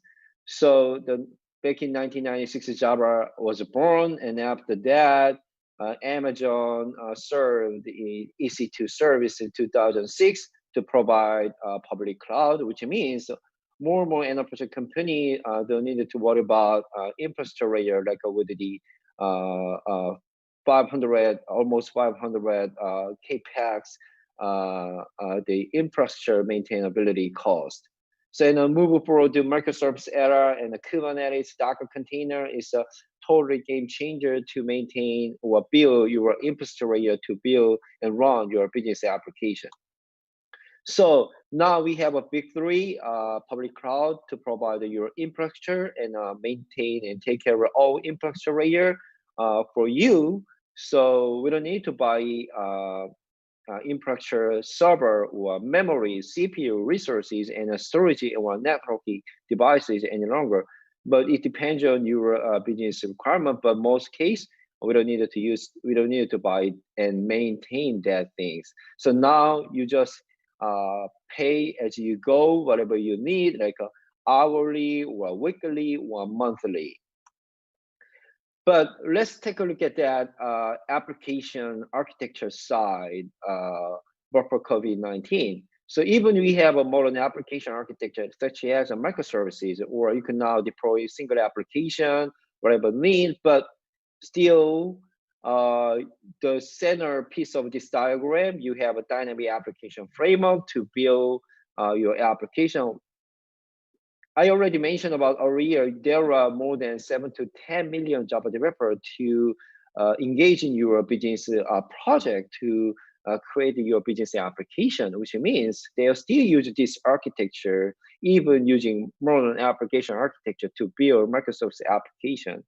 But this was awesome back in 1990, even 2000, because you can build own your business application, like creating a subscribing account or subscribe new account or a transaction database, or export your application to your third-party vendors based on Java application, and you can run in any app server on World Wide Web, like the internet. That is a really awesome technology. But now we move to different runtime infrastructure, such as immutable infrastructure. We could code out Kubernetes, which means you don't need to have dynamic capability, but you needed to actually build it once, but deploy it more than hundreds, thousand times. Even it should be same application, so you don't need to overload to dynamic parsing or interface your application. So that's why this is the reason why more and more enterprise company try to use serverless architecture and running on Amazon Lambda. But you can see the Python, Node.js is a pretty popular and common language platform to build your business application. And end of the day, it reduces your maintain cost in your enterprise company. So Java is only 6%. So because I'm going to show you the reason why, this is just hidden truth Java plus container plus immutable infrastructure Kubernetes. So Java was designed for throughput, which means a huge memory footprint and in a long startup time, maybe even a couple of seconds to startup time, but it's not good enough for Kubernetes cluster. And a rich dynamic behavior built on mutable system. But now we already moved to immutable infrastructure with the container technology. So after COVID-19, there were great open source project I want to introduce you all today. It's the AKA Quarkus. So Quarkus, many people already using this open source project. It's a Java framework, and people saying supersonic subatomic. I want to show you the reason why. And the Quarkus is a Kubernetes native Java stack. All Java framework on a Java platform were born for Kubernetes and Docker and a container and Linux container technology. That's why there are already some restricts or constraint to optimize, maximum optimize in Kubernetes to run the application for business demand. But Quarkus was born after Kubernetes and Linux container technology, which means it's really fitting to create Microsoft's application on Kubernetes. And the business value, so it's a cost saving and a fast runtime and a fast startup time and a fast development time. to go to market or go to service, compare your competitors. So just you can see the on the top of the right, the red box is a more than the 10 times less than memory footprint and 300 times faster startup time. So for example, I'm going to give you, if your application develop just a simple REST endpoint to provide some RESTful API for your third-party partner company, maybe you just need a couple of seconds to start up using the Spring Boot or some traditional cloud Java stack, and you need to spend maybe 100 megabyte memory footprint as a perspective. But with this Quarkus, you just need to 15 milliseconds, and also you just 5 or 6 megabyte memory footprint. So just imagine any application should be changed to a serverless application or event-driven application, which means your application can be goes up,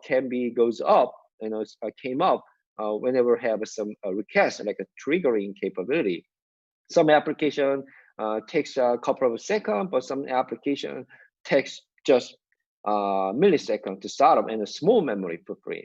That's why we call that Quarkus give some supersonic subatomic Java framework. So it's totally fitting your serverless application. In the end, you can save money, a lot of money to save money in this era. And also with this new open source technology, you can develop cloud-native application, microservice application, serverless application, plus event-driven application. So in this COVID-19 pandemic era, most of the developer needed to work from home and develop multiple applications, but no needed to time to spend learn a more new technology. Okay, so we our application moved to serverless on Amazon Lambda because some application no needed to run all the time. So how do we do that? Maybe you need to run Node.js technology, or you need to run X or Python stack, but don't worry about it any longer. You still keep using your Java technology, but you change your existing application to cloud-native microservice and serverless. And also for ops perspective, you save a lot of money, such as 300 times faster startup time, also 10 times less than memory footprint.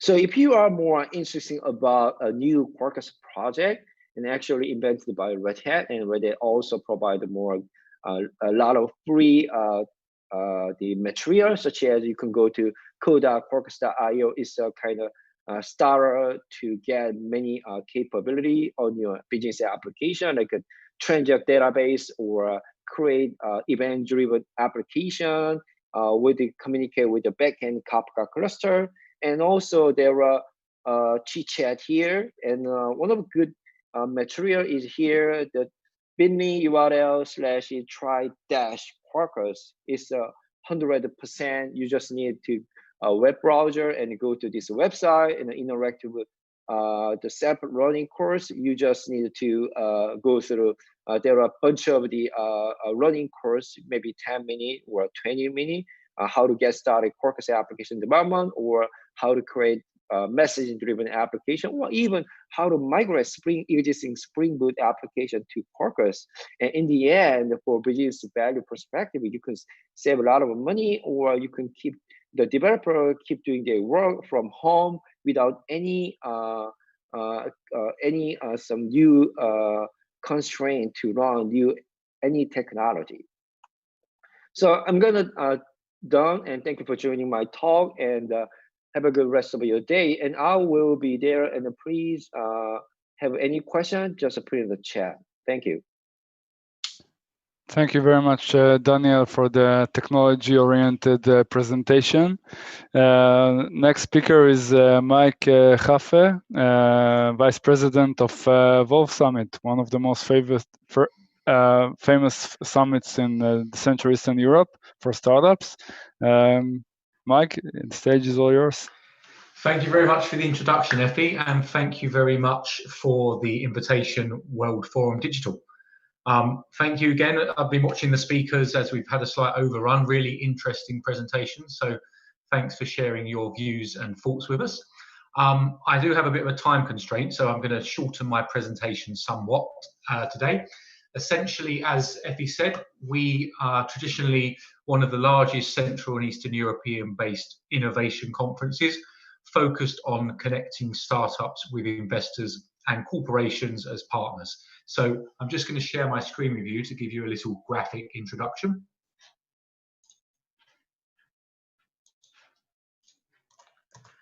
So yeah, I hope you can all see my screen here. So over the course of the past 5 years, Wolf Summit has facilitated 29,364 dedicated one-on-one meetings between startups and investors. We hosted over 1,700 attendees across all editions.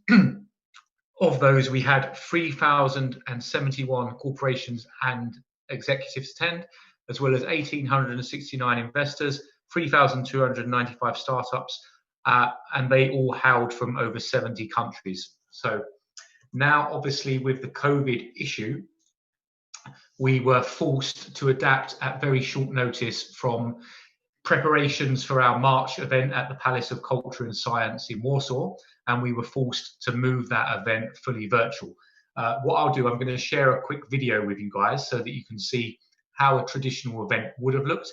And I implore nobody to cry during this, because it is very depressing watching an in-person event in the current climate.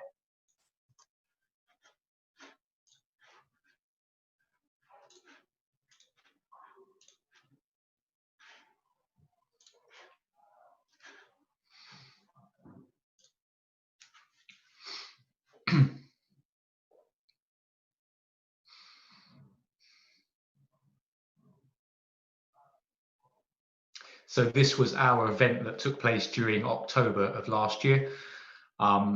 So essentially, we were deep in preparations for our March edition, fully anticipating a repeat performance of the in-person event.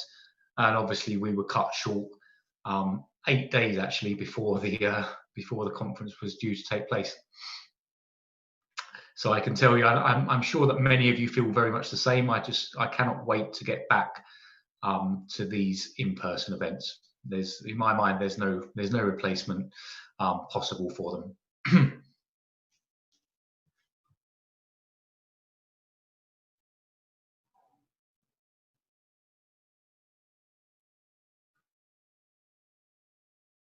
So our USP as a conference is the one-on-one meetings. It's why people, it's why the different groups would attend. I'd like to say we're very proficient at it. During the in-person events at the Palace of Culture and Science, we would typically have between 100 to 150 designated meeting tables. This was the VIP party that took place at the prestigious Hotel Warszawa. And then the very famous networking parties, which are always good fun.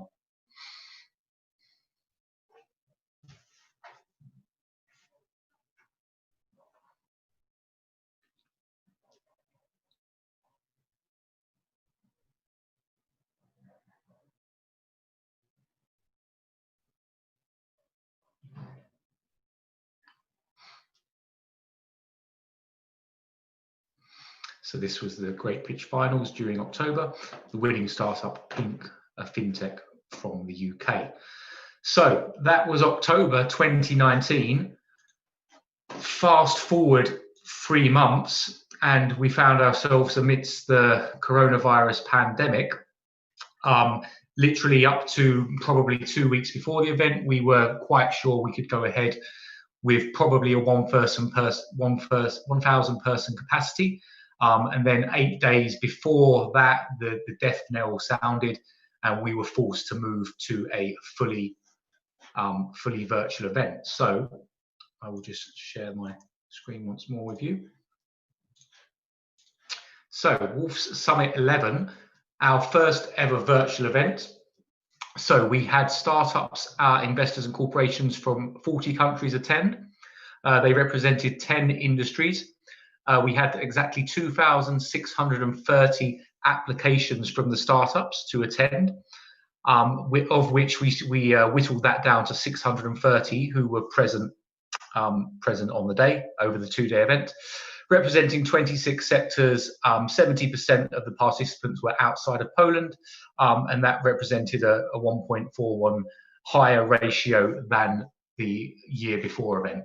So what our learnings were from pivoting so quickly into a virtual event is that there is a lot of, because it was such a new type of topic, there was a lot of understanding, I'd say, from the delegates that would attend. So people, there were technical issues, nothing major, but you can imagine when you're bringing in a few thousand people together virtually, there's always going to be slight hiccups. All of our sponsors were very understanding, delegates, etc.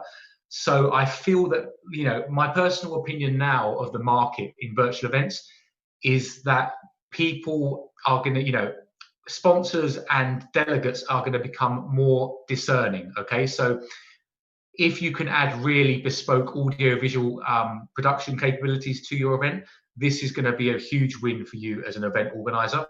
And also the analytics platform. So whichever platform you're using, you need to be grabbing those data insights, not just the delegates that interact with a sponsor's booth by clicking a call to action, but even the delegates that have passed through, just performed some window shopping. I've seen the back end of a number of platforms now, and the analytical suite they have is really, it's astounding, just what they can gather. So yeah, that's where I see the event space going. And to be honest, during the whole pandemic, events and airlines were obviously two of the first major industries to suffer the most. So we've actually had a little bit longer to get to grips with the new normal. And as I said, that's where I see the industry going now, is in-depth analytics and true engagement. So if you can drive users to have roundtables where interactive discussions between the speakers and the audience, I think that's going to be your biggest win now. Okay, on that note, I'm going to wrap up with a video that shows you all how we organized our first ever virtual event behind the scenes. So I hope you enjoy this.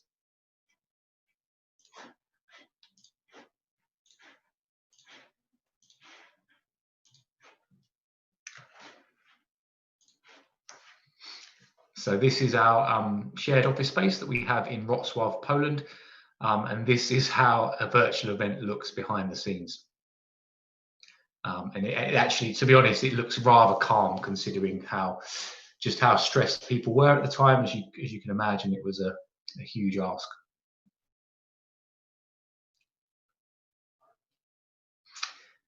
We're lucky enough to be joined by Etno Coffee, who provided fuel for our 2-day event, much needed.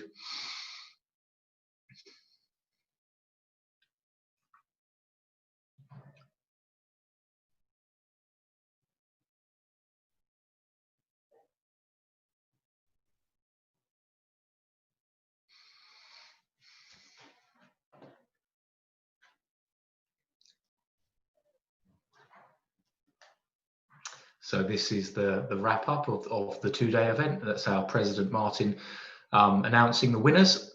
And as you can see, a very well earned glass of champagne for the team. So yes, I hope you've all found that rather refreshing and interesting. As I said, I do need to dash off quite quickly. So thank you once again for the invitation, Forum.Digital. Thank you, Effie, for being a moderator here. And best of luck, and I'm looking forward to watching the reruns of the following presentations. Well, thank you, Michael. I sadly identify on the startup scene in the Central and Eastern Europe in the summit. I hope we'll go back to the good times of face-to-face. Do you have time for one question? Of course, yeah, by all means. Right? What do you think was the major change in the relationship between startups and investors after this COVID-19 crisis? So I think that, there's, from the investor's standpoint, you've got to remember that the vast majority of them that were active investors have seen their portfolios probably plummet from, conservatively 20% to, up to 60, 70%. So that's the reality from the investor's point of view. So you can imagine you know, a startup knocking, especially an early stage startup that has yet to raise any funding, knocking on investors' doors at the moment is not going to be. It's going to be quite a thankless task, to be honest. So from the startups perspective, I think there's a lot of disillusionment going on in the ecosystem. And again, you know, through your work with Campus, you probably see it just as well as I do. But I think there's probably a bit of frustration and disillusionment because it's just a reality of the situation we're in, that it's not investors being, you know, they're not being difficult. They're just genuinely licking their wounds and trying to re-pivot and see where they're now going to place funds in such an uncertain environment. Yeah, I agree. It's not easy time for startups, especially in the seed phase, to get business angels and investors. Well, thank you very much, Mike. We'll continue to the last and not least, but not least presenter, Apuv Mishra, CEO of Optimo. Hi, how are you? Hi, can you guys see me? Yeah, we can see you and hear you. Okay, great.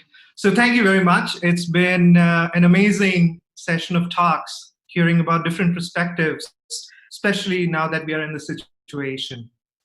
So what I was thinking was to share some of the aspects of how do we apply and look at data, and especially the times we are at.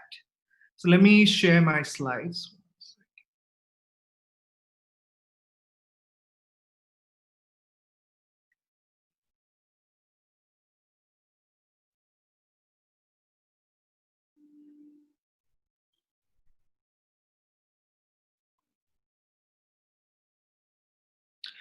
So essentially this talk, what I want to talk about is how do we use data-driven leadership to look out for different ripple effects.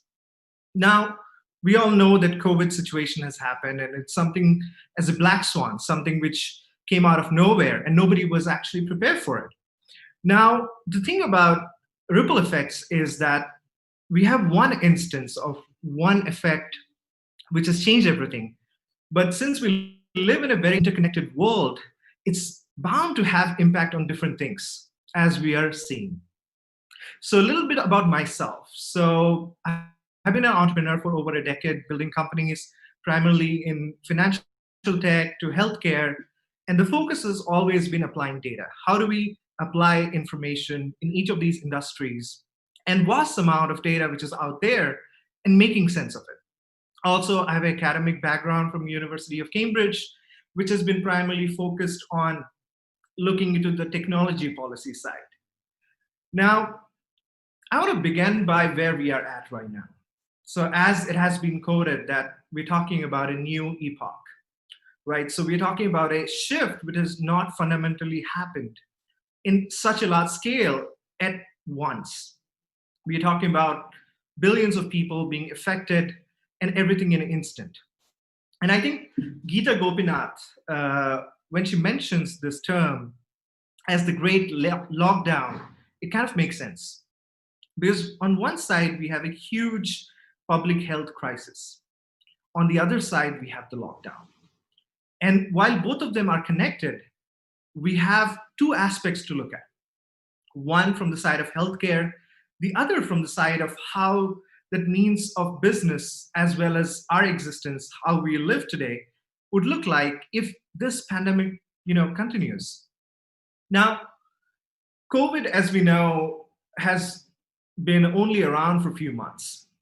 But when we look at the history of pandemics, we have, as humanity, faced it for over centuries, from the bubonic plague to the Spanish flu to the third plague, HIV, AIDS, and so on. And what's been very different was that on one side, it didn't happen in our times, except HIV.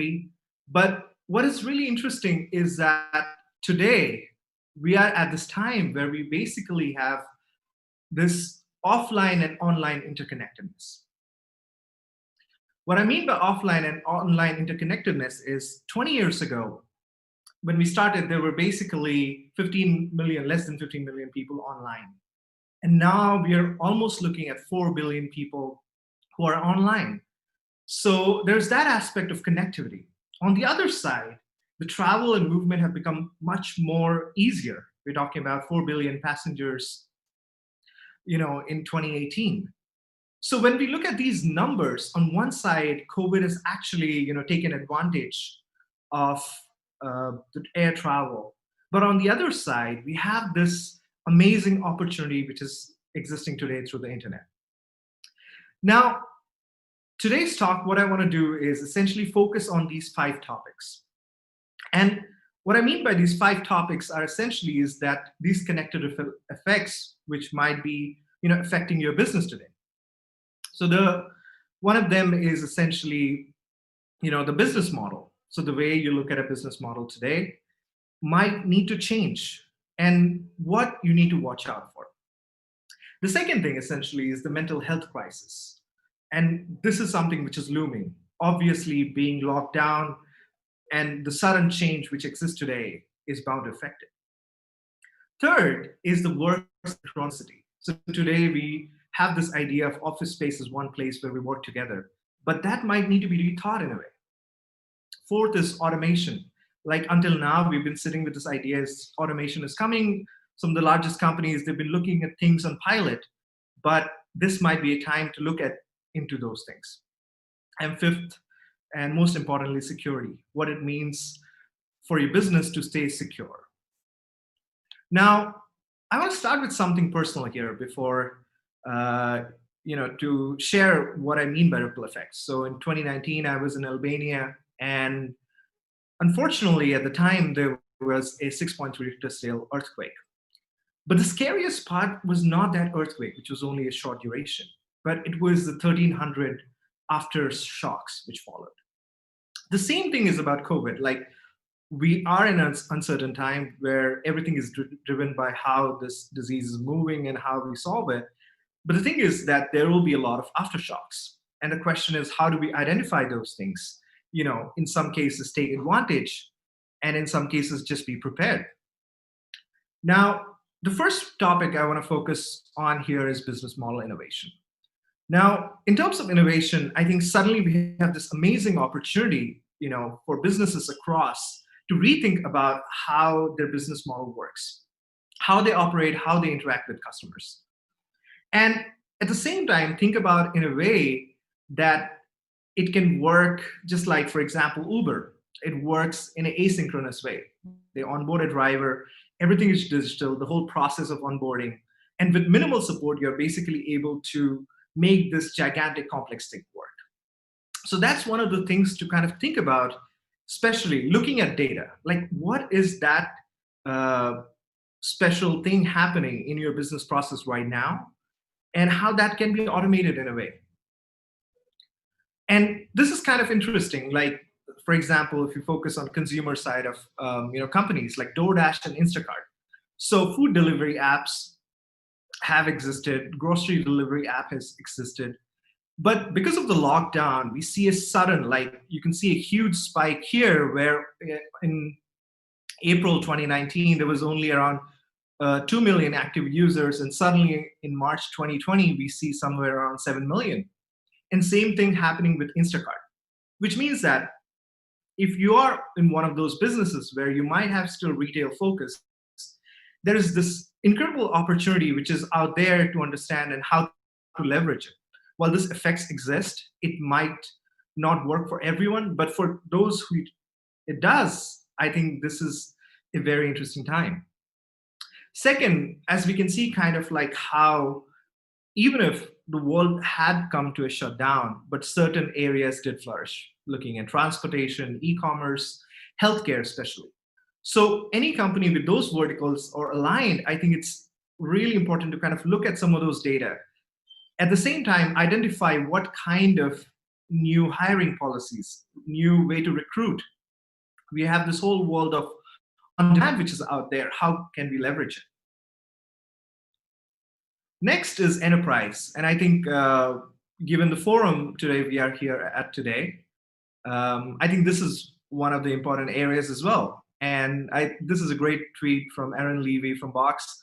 which is essentially that all those companies who are waiting to digitize that process later are actually looking to do it right now.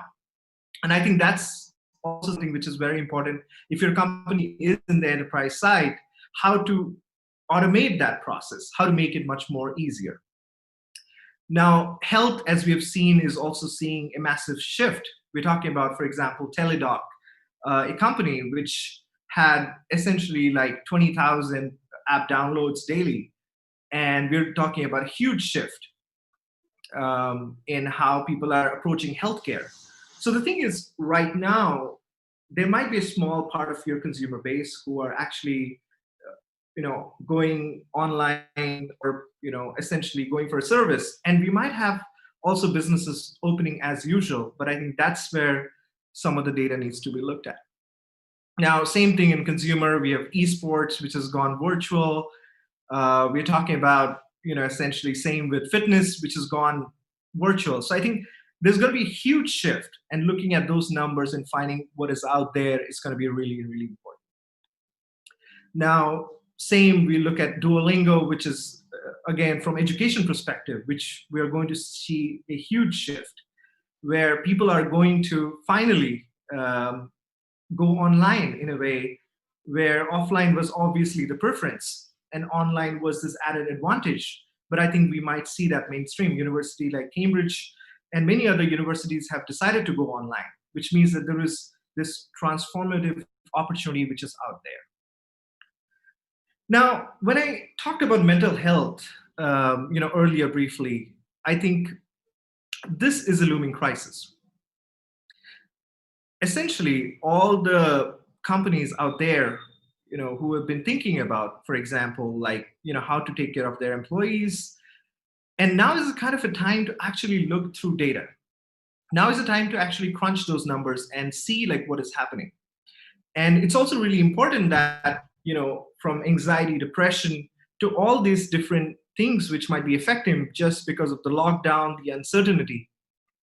So as a company, it is really important to also take initiatives, like how do you make your employees, in the first place, find out where they are at. Maybe there's one location which is affected more than others.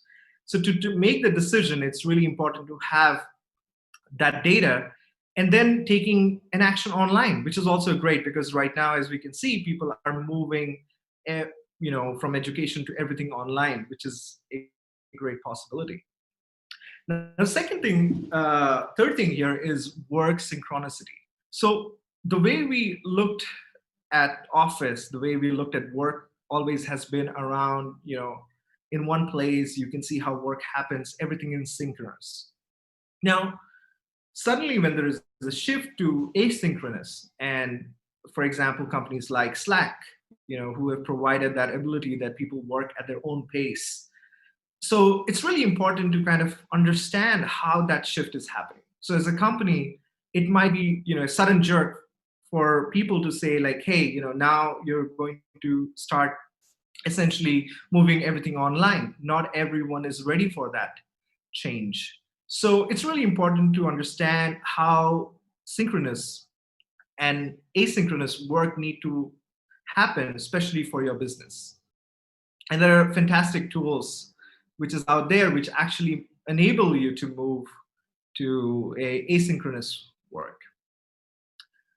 And the fourth thing here is automation. Now, we're talking about companies, for example, robotic kitchens to automating huge parts of warehouses. Now, while we are going to see a huge transformation in how people will work, we're talking about all these safety regulation, for example, staying 6 feet away and what it means for that work. I think it's really important to understand that what aspects can be automated. And now is the time, because on one side, you have essentially a crisis where you need to only operate in a certain way. But on the other side, I think there's an opportunity here to make that leap into automating some of those systems which were not automated. And finally, security. I think security is one of the most important aspects to look at, which is, for example, the ripple effects, here is that all your employees, in one way are moving remote, or there might be another surge, which means they have to work from home. And all of these kind of expose us to new kinds of security risks. And it's really important to identify those, look at those vulnerability, and kind of like revisit that aspect. Because when we look at the ripple effects, it might be like, not so important, it's out there, maybe a small thing, what you see. But if we do not prioritize and try to understand what it might become in a worse situation, I think as a company, you expose yourself to greater risk. So to try to summarize, essentially, on one side, we have this whole COVID situation, but on the other side, we have this interconnected movements of how things might evolve. And it's really important to use data and take that initiative to crunch all kinds of numbers in every aspect of your business and ultimately make those decisions earlier than later. And I think that's the best way to move forward. In some cases, taking advantage, innovating. On the other side, essentially, being more prepared. So thank you very much. Thank you very much. Well, as the Googlers always say, you have to spark with imagination, but fuel with data. So thank you for this presentation. And I would like to thank all of the speakers for their time. And I learned a lot from everybody personally. So thank you very much. And I would like to give the stage to a second session moderator, Dr. Edward Rosetto. Edward, please.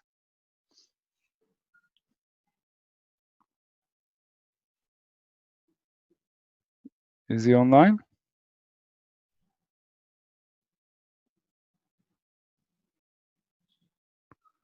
Let's see if the moderator is online.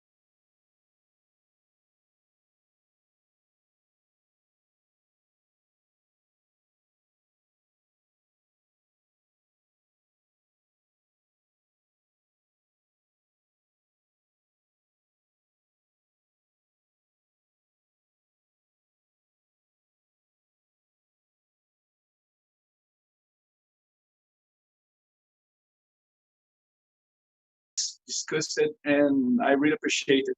I was waiting the link for this connection. So I was not able to get on inline when you call me, so I need to wait the staff to put us online. Right. Let's wait, everybody here.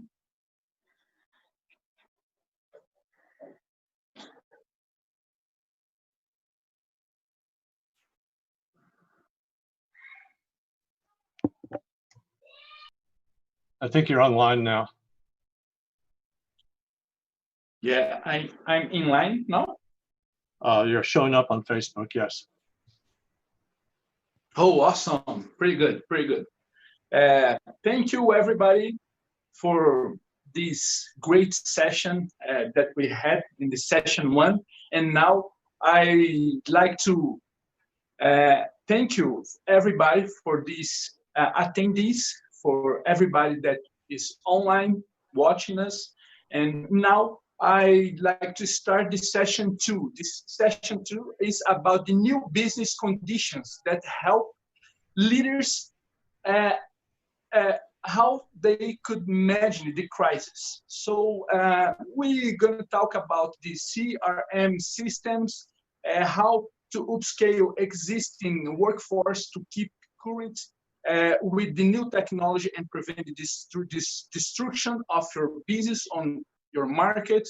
We're going to talk about how to keep business agile and focused through times and unprecedented innovations and changes, and how to rapidly transform the business processes without warming the company. Okay, so I'd like at first I'd like to start with my talk. I'm going to explain. I'm going to talk about how to innovate frugally and in a digital world to overcome the crisis and amplify opportunities.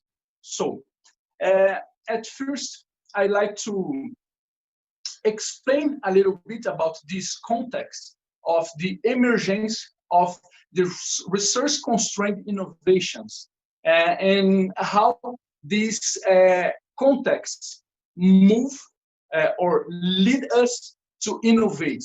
Okay, so first of all, with this emergence of the current coronavirus outbreak, this pandemic since December 2019, we had witnesses a lot of in complex situations. We had a lot of commercial centers closed the doors, and we had a lot of restrictions. And since then, we need to, we are enforced to innovate, to find a way, new ways to keep our business open, or keeping our business with some profitability, for try to keep alive our businesses. So in this way, in this new reality, imposed operational risk and our situations globally, worldwide, and these have been affected everybody. So due to this, in times of crisis, when resource constrained situations are imposed to everybody, we need to find out a way to create or to promote creative solutions. And that it's about the frugal innovation. So how we could work with frugal innovation in a way to promote our businesses, or found another solutions or creative solutions to overcome this crisis. So first, the frugal innovation, it's a concept that was created, emerged since the last worldwide economic crisis in 2008, when many enterprises, a lot of multinational companies established in developed countries start to see their level of profitability get lost, reducing their profitability, and they at the same time start to watch some countries, some emerging countries like China, India, and others at that time, Brazil, and so on, growing at fast levels. China and India growing up at almost two levels of two digits per year in their gross product intern, and then their GDP, yeah, and then these multinational companies start to focus on these emerging markets, and they started to get in these markets, taking their products originally developed to meet the requirements, meet the needs from the consumers from the developed countries, but these products don't fit pretty well in these emerging countries. So they realized that they need to be present in the emerging countries in order to understand better how these companies and how these customers evaluating their need solutions to overcome their problems, to solve their problems. So these companies start to open R&D centers in these emerging markets, trying to understand their customers well. And then after that, this starting from 2009, 2010, is starting to rise a lot of kinds of innovations. For example, we had innovation, cost innovation, frugal innovation, we had the bottom of the pyramid innovation, disruptive innovation, Chanzai innovation, Dugard innovation, and so on. So we had a lot of different types of innovation that was emerged since then.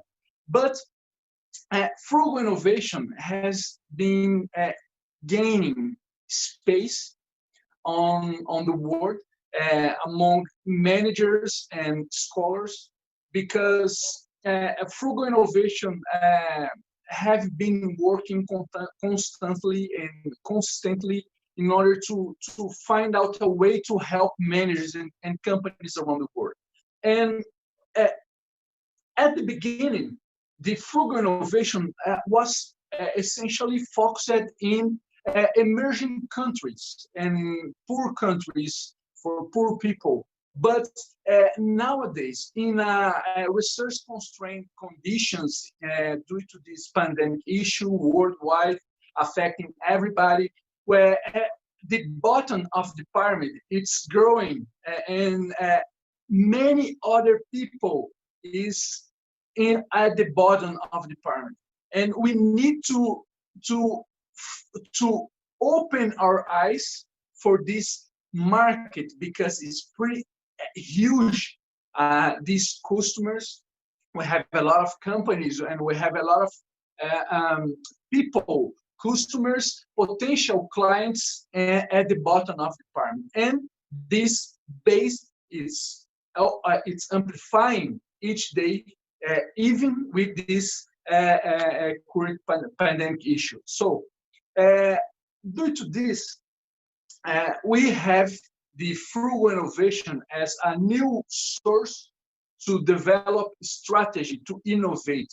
It's a new kind of innovation. And one concept that I like to introduce is about the institutional voids. The institutional voids is a way to identify fails in our institutions. And usually we can find a lot of opportunities in these voids that is present in our institutions around the world. So we need to understand about that, and we need to try to search opportunities on that. So, talking about frugal innovation, yet we need to highlight the complex nature of the frugal innovation. The frugal innovation, it's complex, and it's basic. It's applicable for any kind of innovation. At the beginning of this concept, some scholars and managers used to say that frugal innovation is only for emerging markets, only for people, and it's usually perceived as a low-tech innovation. But nowadays, this concept was amplified, and even in these developed world, developed countries, they are looking for final ways to apply frugal, or even for governments or for whatever. So it's a frugal innovation could be perceived or understanding as a mindset, a frugal mindset. So frugal mindset means to be economical in the use or expenditure. It's the meaning of the word frugal.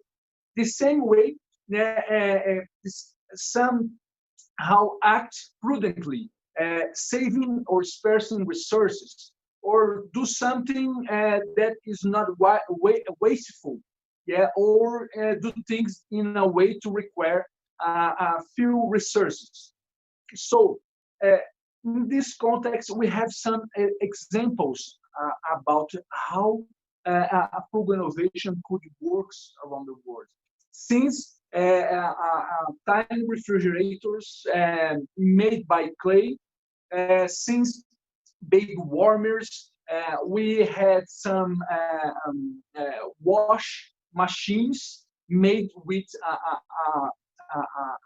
bicycle engine that we could cycling to move the engine to wash your laundry, or we have some new ways to transport water for those places that have problem to carry water. So it's like a container when where we can put water on it, and we can pull it over the places. We have a baby warmer that developed. We have some systems. In addition, talking digitally, we have some system of payments that was created to make easier the customers' lives to transfer money. For example, the Peak Pay, it's a way it's a concept frugal. It's a frugal concept applied in a digital context. We have in Brazil, we have a Moderninha. Moderninha is a small machine to make easier the payments from credit cards, using credit cards, and so on. So we have a lot of examples about how frugal innovation could be applied. And so, in a nutshell, what is a frugal innovation? What frugal innovation could mean? Talking in frugal plus innovation. Yeah, we are talking about how to do something with more, how to do more with less.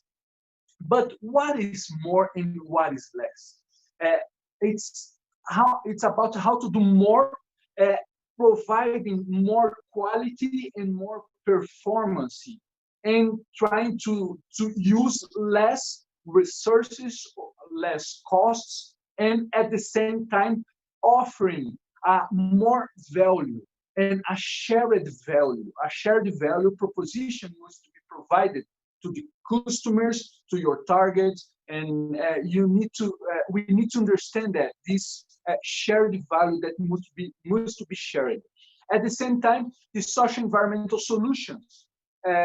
We need to promote social environmental solutions to meet the customer needs. And we need to provide sustainable solutions. We need to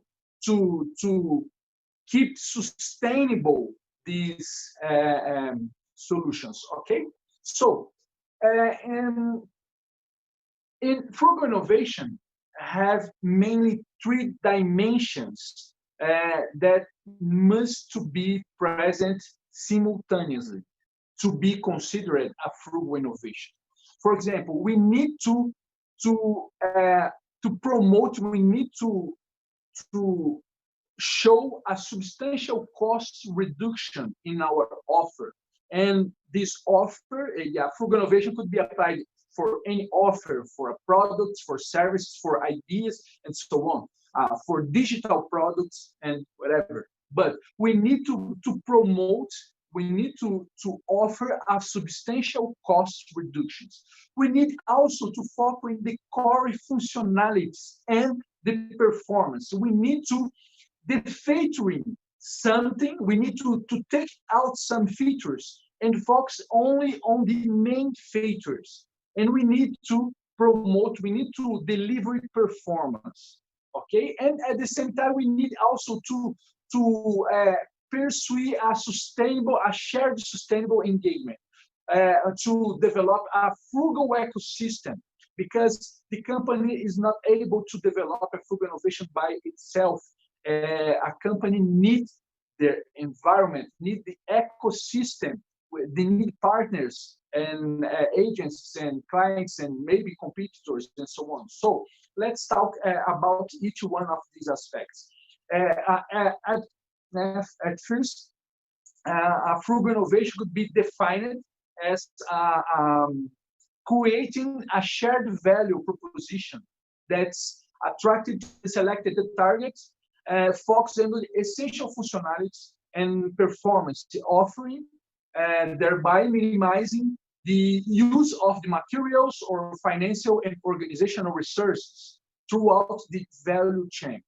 At the same time, must to provide a substantial cost reduction in usage or in the property costs while meeting or even exceeds the prescribed quality standards without losing of sight the quest of the frugal ecosystem development.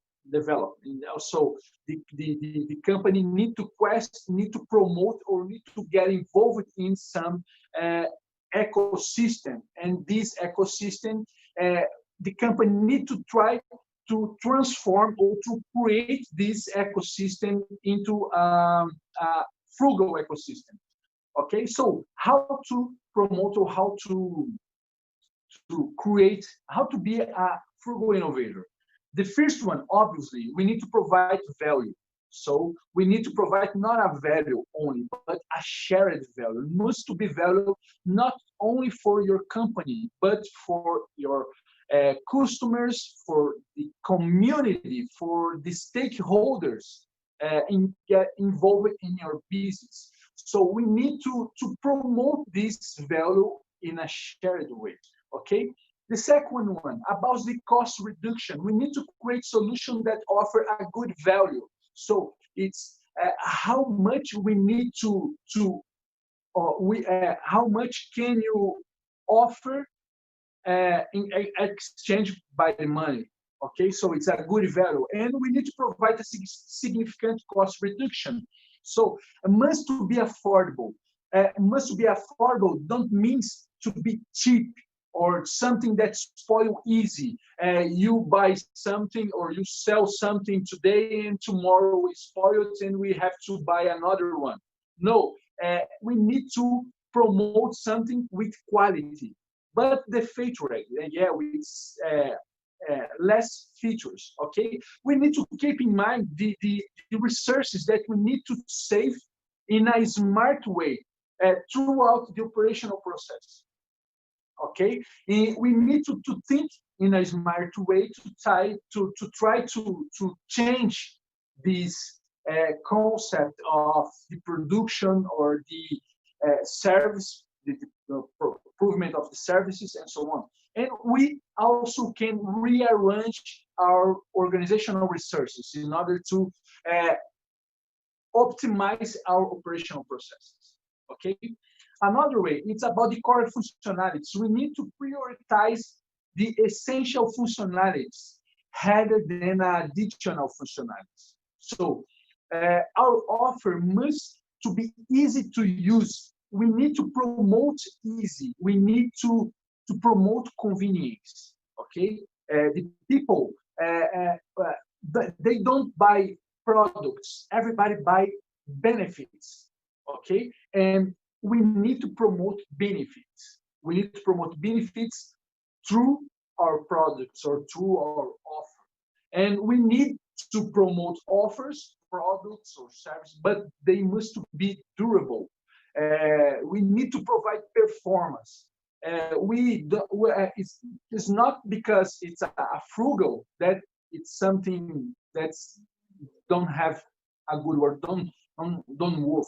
We need to provide performance, okay? And about the frugal ecosystem or shared and engagement value, we need to sustainable. Yeah, we need to create solutions that meet the needs of the customers' social and environmental needs. We need to promote something useful to help our customers on that. And we need to also sustainable operational processes. As I was talking, any company is able to promote a frugal ecosystem, frugal innovation by itself.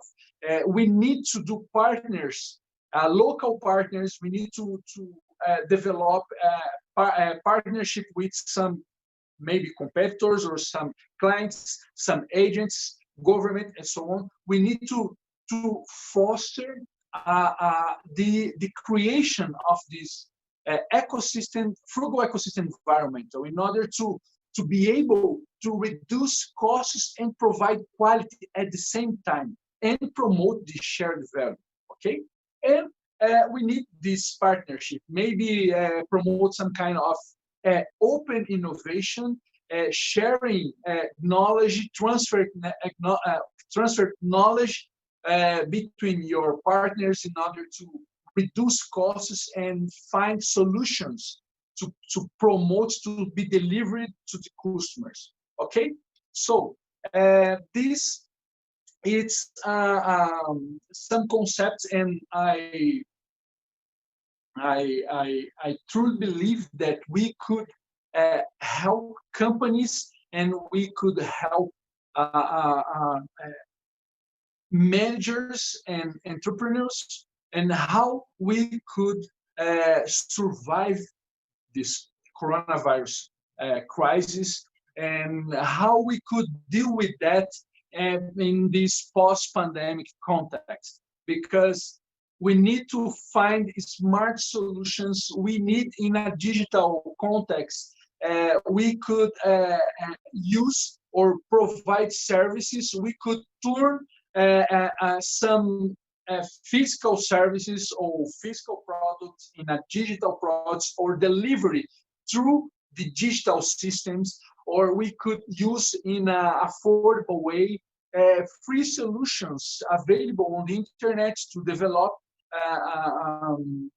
your business and help your company to overcome this crisis and create a new reality after this post-pandemic issue. So I truly believe that we could help a lot these companies. So I am Denis Edward Rossetto. I am a global innovation and entrepreneurship professor at Scrum Business School.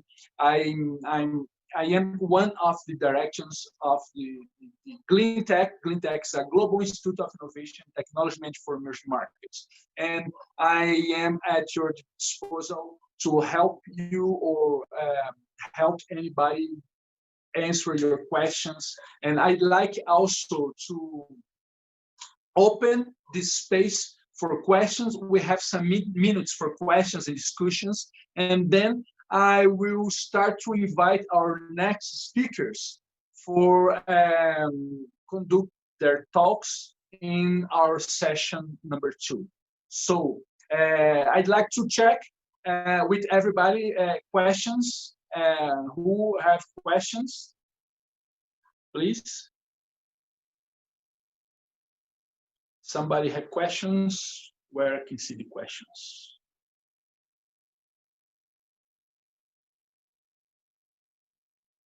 Conduct their talks in our session number 2. So I'd like to check. Yes, questions?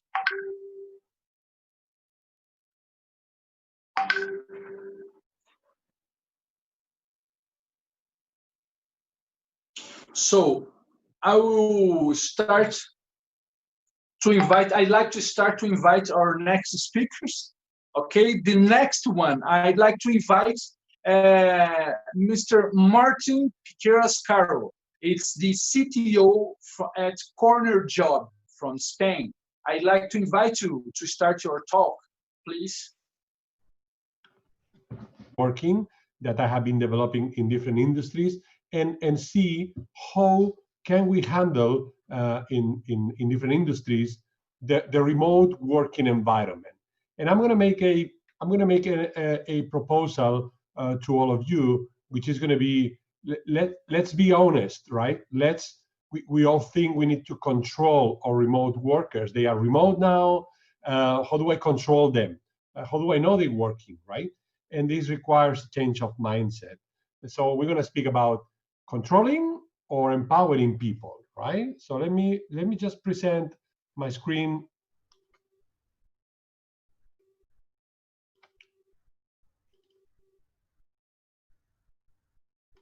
So I hope you can see my presentation right now. Dennis, can you confirm you can see my presentation? Yeah, we can see. Thank you very much. So before I go to the speech, just a little bit about Corner Job. Corner Job it's a job board. It's a digital job marketplace where we have the spirit of connecting workers who are searching for jobs with companies that are searching for workers. We have a technology that allows us to connect both companies and workers. We have about 4 million app downloads and candidates searching on our platform in multiple countries. And we got also an interesting experience around digital recruitment, which allows us to see how things are changing during COVID, right? How companies are hiring remotely, are interviewing remotely, and are taking employees in a very, very digital onboarding process, right? But anyway, having said that, let's go to the speech. As my main interest today is for you to create an internal debate on how do we get the most from remote workers, right? So if you think about the word workplace, the word has lost his sense, right? Somehow there is no place anymore as a work attribute. In many places there is, I'm sure, but in many industries and in many digital jobs and even non-digital jobs, but in many industries, place is not a work attribute anymore. There are other attributes like what is my mission, what is our vision, what's the strategy we have, what is the leadership style, what are the goals, objectives we have, what are the metrics, deliverable timelines. We must set those to be able to succeed at work, right? And how do we, the better we do this, the more we do this, the better for our remote workers, right? As if you cannot see your worker, right, the only way to achieve a common goal is to have that goal defined, right? Or to have that metric defined, what it means success, right? So I'm gonna go to the next slide where I'm gonna stop for a few seconds, right? There are two ways to lead people, right? You can impose control, or you can empower your teams to do the right things, right? So I know this is a little bit controversial. I know that everybody needs control, everybody wants control, everybody wants governance, but you know, your workers are people, right? And typically, and most of the times, when we go to the left-hand side of the pitch, right, when we try to strength control, we end up losing confidence, losing trust, right? So we basically enter into a circle where we try to impose control. The employees feel controlled, so they feel I need to ask my manager if I'm doing well or not, if I should do this or not. So they stop doing things in a creative manner or in a proactive manner. And then what happened is that the manager said, "Oh, this guy really don't know how to progress," right? So the manager lose confidence on the employee, and the employee lose confidence on the manager because don't really understand why that much pressure, and this undermines trust. And at the end of the day, everybody thinks I need more control, right? And there is a negative circle of control where we all end up in a remote working environment. So what I'm proposing to all of the audience here is to think differently, right? Yes, there's going to be always some employee that abuses the remote working, yes, but guess what? What is remote? Even if an employee is on the other floor, he is already remote to you. Even if you don't see the employee from your desk, he is already remote from you. 25 meters away from you, it's a remote worker. It doesn't need to be in 3,000 miles or working from home, right? So what I encourage the audience is as a leaders, right, we got to focus on the real issues, on the strategic issues, right? And we got to empower the teams to be autonomous, right? So they follow us because they think we know what we're doing, and we trust them because we think they know what they're doing, right? And from that point of view, the employee will come with ideas, with proposals, with proactive new things, right? And from that, you will get confidence on those employees. And from that confidence, trust. And with that trust, you can delegate more and you can focus, again, on the strategic issues, right? So that sounds good. That sounds too good to be true, right? But I want to be practical with you, very pragmatic, right? How do we do that so things don't go out of control, right? So, well, a few recommendations for leaders, right? Few best practices for leaders. So first, you got to create a sense of community. You got to create a common purpose for your team, so the team knows what they're doing. In different industries where I've been working, sometimes the purpose was, we are going to save lives. Oh, how come? We're working in a water company. How come the developer understands that we are here to save lives? Oh, yes, of course. Our software saves lives because we control the quality of the water in this country. And you know what? If we don't have that software, 43 people die every month, right? So that's a very powerful purpose for even a developer or even whoever on the company, right? Establish quick and rapid relationships and contacts.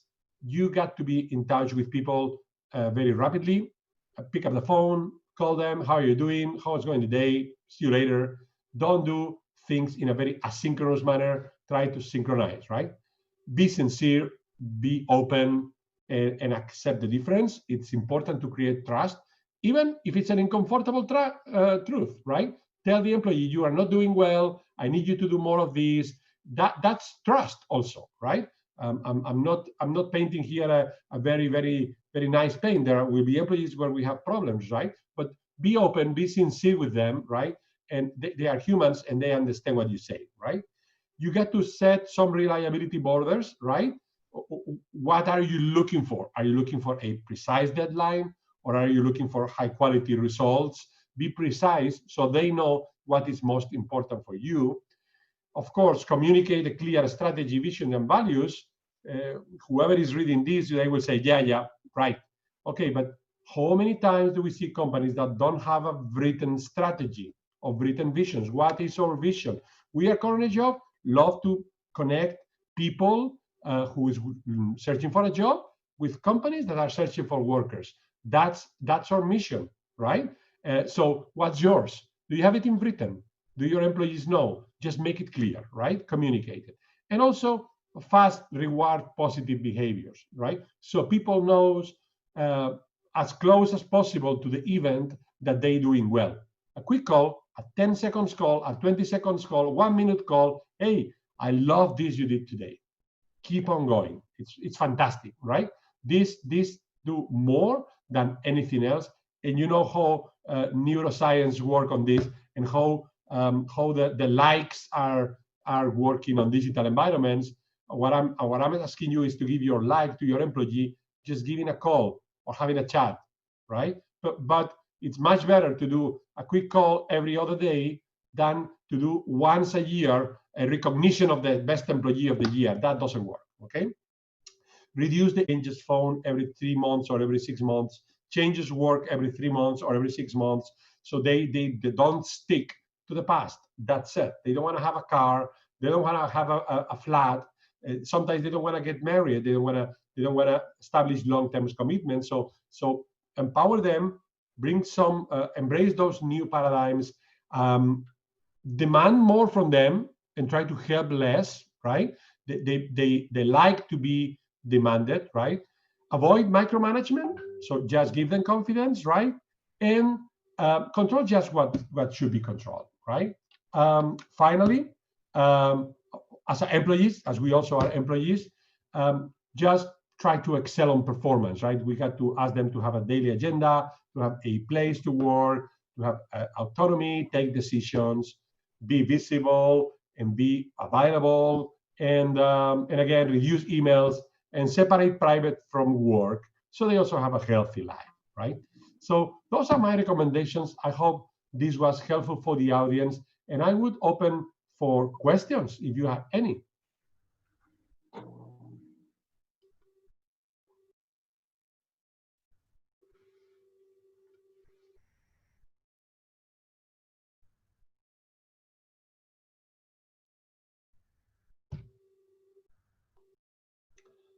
I can't see any questions so far. Any questions for me? Any disruptive thing that you thought about giving, empowering employees too much, or how am I going to control those? Hi, Martin. Can you hear me? Yes, I can hear you. Yeah, Martin, we have a question. I'd like to know, how could we promote the leadership in a remote basis, but trying to think in affordable, using affordable solutions, because today we have some free solutions enable us to work remotely, but most of the good solutions is paid. And in this crisis, we have this accessible affordability problem. So how we could manage that? If I hear correctly, you think you're asking me how can we do an affordable remote leadership using affordable tools, right? Yes. Well, my first recommendation would be that you got to be prepared for the long run to be remote. Remote is not something on COVID. Remote is not something that is going to leave, so it's going to stay. So my first recommendation is going to the past. You must have been thinking on remote leadership since 5 years ago, right? However, that hasn't happened, and now COVID is leading the change. And when things get you by surprise, you just buy whatever you get. So be careful, right? Be careful. There are many tools. You need online tools to do synchronous communications. And that's online chat. That can be something very affordable like Jira. You can have chats with Slack on the Atlassian solution. There are very affordable plans that you can pay if you want to get more history in the chats, but you get a very reliable platform, right? That most startups are using, which is Slack, right? Other solutions like also with that same solution, you can have phone conversations, right, real time without spending money, and then of course you can go to affordable video conference platforms. Teams is working quite well, and it's not so expensive with the Office 365 pricing that Microsoft is giving. So I'm not too much on endorsing products, right? What I'm saying is evaluate your products. It doesn't have to be very expensive. If you count, just an example, if you say, okay, I'm going to reduce my office space by 33%, that less cost on rentals and space and office space is going to pay for all the tools quite quickly. So that's something you can do, right? So consider just put your office into a remote office mode. So there is no seat assigned for anybody. So some of the seats are floating, and employees are encouraged to work from home or from the office when it's needed. So you get reduced by 33 or 50% your office space, reduce rental costs, equipment costs, energy costs, and so on and so forth. And then the costs for digital solutions to be present is going to be marginal compared with those. Okay. Thank you, Martin. I really appreciated your insights in your speech, and I'd like now to invite our next speaker. Our next speaker is Mr. Miquel Stape, VP Government Digital Innovation from ACGP, Spain. I'd like to invite you for your talk, Mr. Miquel. Are you there?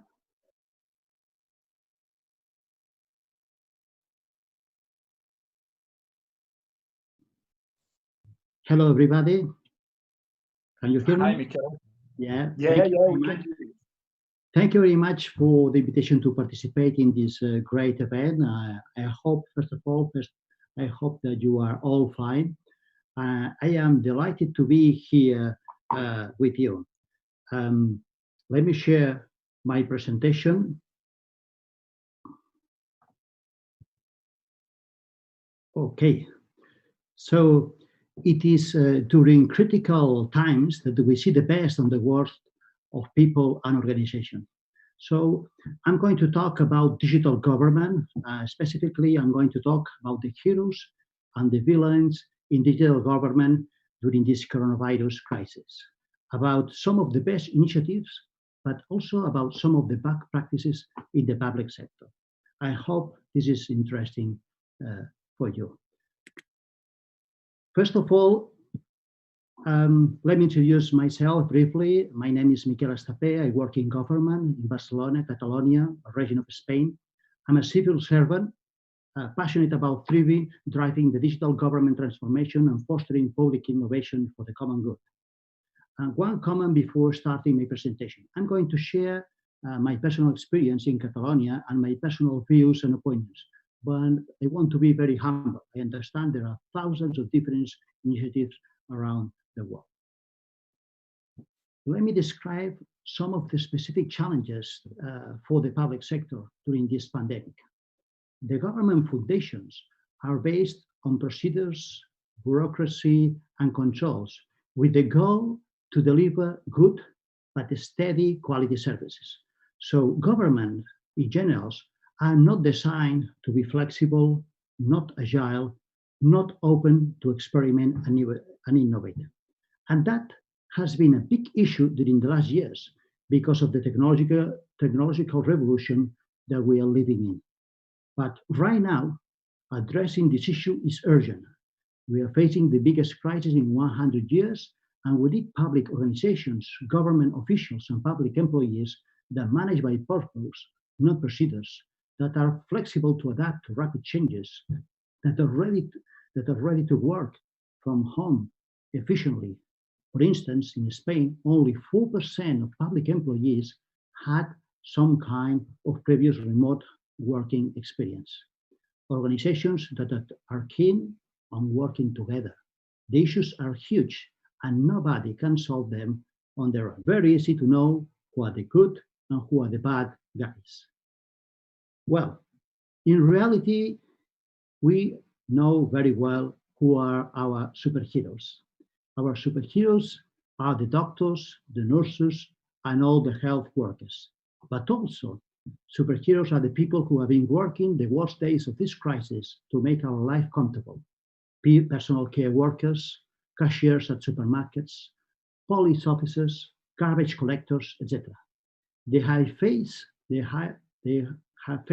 a great risk of coronavirus infection for us. My deepest gratitude to all of them. In reality, we also have heroes and villains.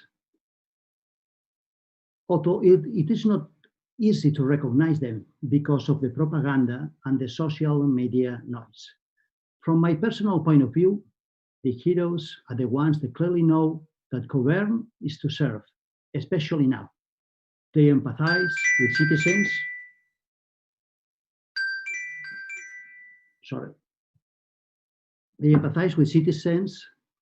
They understand their big issues and they focus on social priorities. They work hard with others seeking new solutions because the old ones are not useful anymore and they take risks. On the other hand, we have villain governments. The politicians or government officials believe that they are the master and citizens just have to follow the rules. Or they have seen the crisis as an opportunity to get more exposure in the media, presenting great new projects that are usually smoke and mirrors and a waste of public resources. Let me talk a bit about these bad practices, which are basically related to do business as usual. For instance, some of these governments have closed all of their offices. We all understand that public employee safety is very important, but what about the citizens who need to do critical transactions with the government regarding social benefits, and they cannot do it online? Are public employees' safety much more important than the cashiers at the supermarket? These governments didn't do their homework during the last 15 years, despite big announcements of digital transformation initiatives. And now some of these big administrations have less than 40% of their public employees doing teleworking. Some of them now are less transparent, with this, for instance, about the emergency contracts, or they promote opportunistic initiatives with the idea of maximizing the impact on media coverage. Let's go to the best practices. On the other side, we have the government heroes who have managed to keep on working. Let me give some examples. For instance, from day one, many of these governments, for instance, most of local governments, have continued having city council sessions online. They have debated the issues, being accountable, voted on motions, and made decisions. In the end, they have been governing and serving citizens. They kept the offices open with reduced availability, but they have extended call center hours and they have promoted video calls with citizens. Some other practices are related to the government's heroes that have made a big effort to make things simple in this situation. That means taking risks with some of the traditional controls because the priority is to save families and save companies. For instance, taking risks about the digital identification, making it simpler. For instance, about accessing services online, especially from mobile homes. We have some examples where more than 50% of the social benefits have been submitted from a mobile phone. And finally, this government have invested in being more open and transparent than ever, in building trust, because now trust is absolutely essential. For instance, being very transparent about the contracts, the benefits, and the actions taken. And finally, these government heroes have taken actions to adapt to changes. Most of them have 100% of the public employees working from home efficiently and in a collaboration way. Using some of the guides, for instance, that my company that I'm working on has produced with the best practices regarding getting organized, working as a team, and using the best tools and technologies. And some of these governments have promoted also very innovative solutions, like, for example, solving some of these digital identity barriers using facial recognitions like the banks do to the digital onboarding for Know Your Customer. Finally, I'd like to talk a bit about artificial intelligence in government. My question is, what about artificial intelligence in this situation? Before the pandemic, all the digital transformation experts were talking about the standing power of AI, and for sure it will be. We had great expectation, and this was a good time for AI to show its power and help us overcome this crisis. However, reality is tough regarding the maturity of AI technology and its real use in government. Using chatbots, robots to automate tests, or using prediction algorithms has been actually quite disappointing. Let me just put an example. We have seen many chatbots in government websites providing just basic information about the coronavirus, the same information that you can find on a website. In Spain, there are about 20 different chatbot initiatives.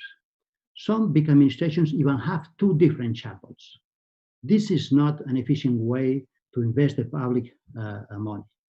I like a sharp quote from an NGO activist in Catalonia that says, if you don't know how to govern the crisis, you develop a chatbot.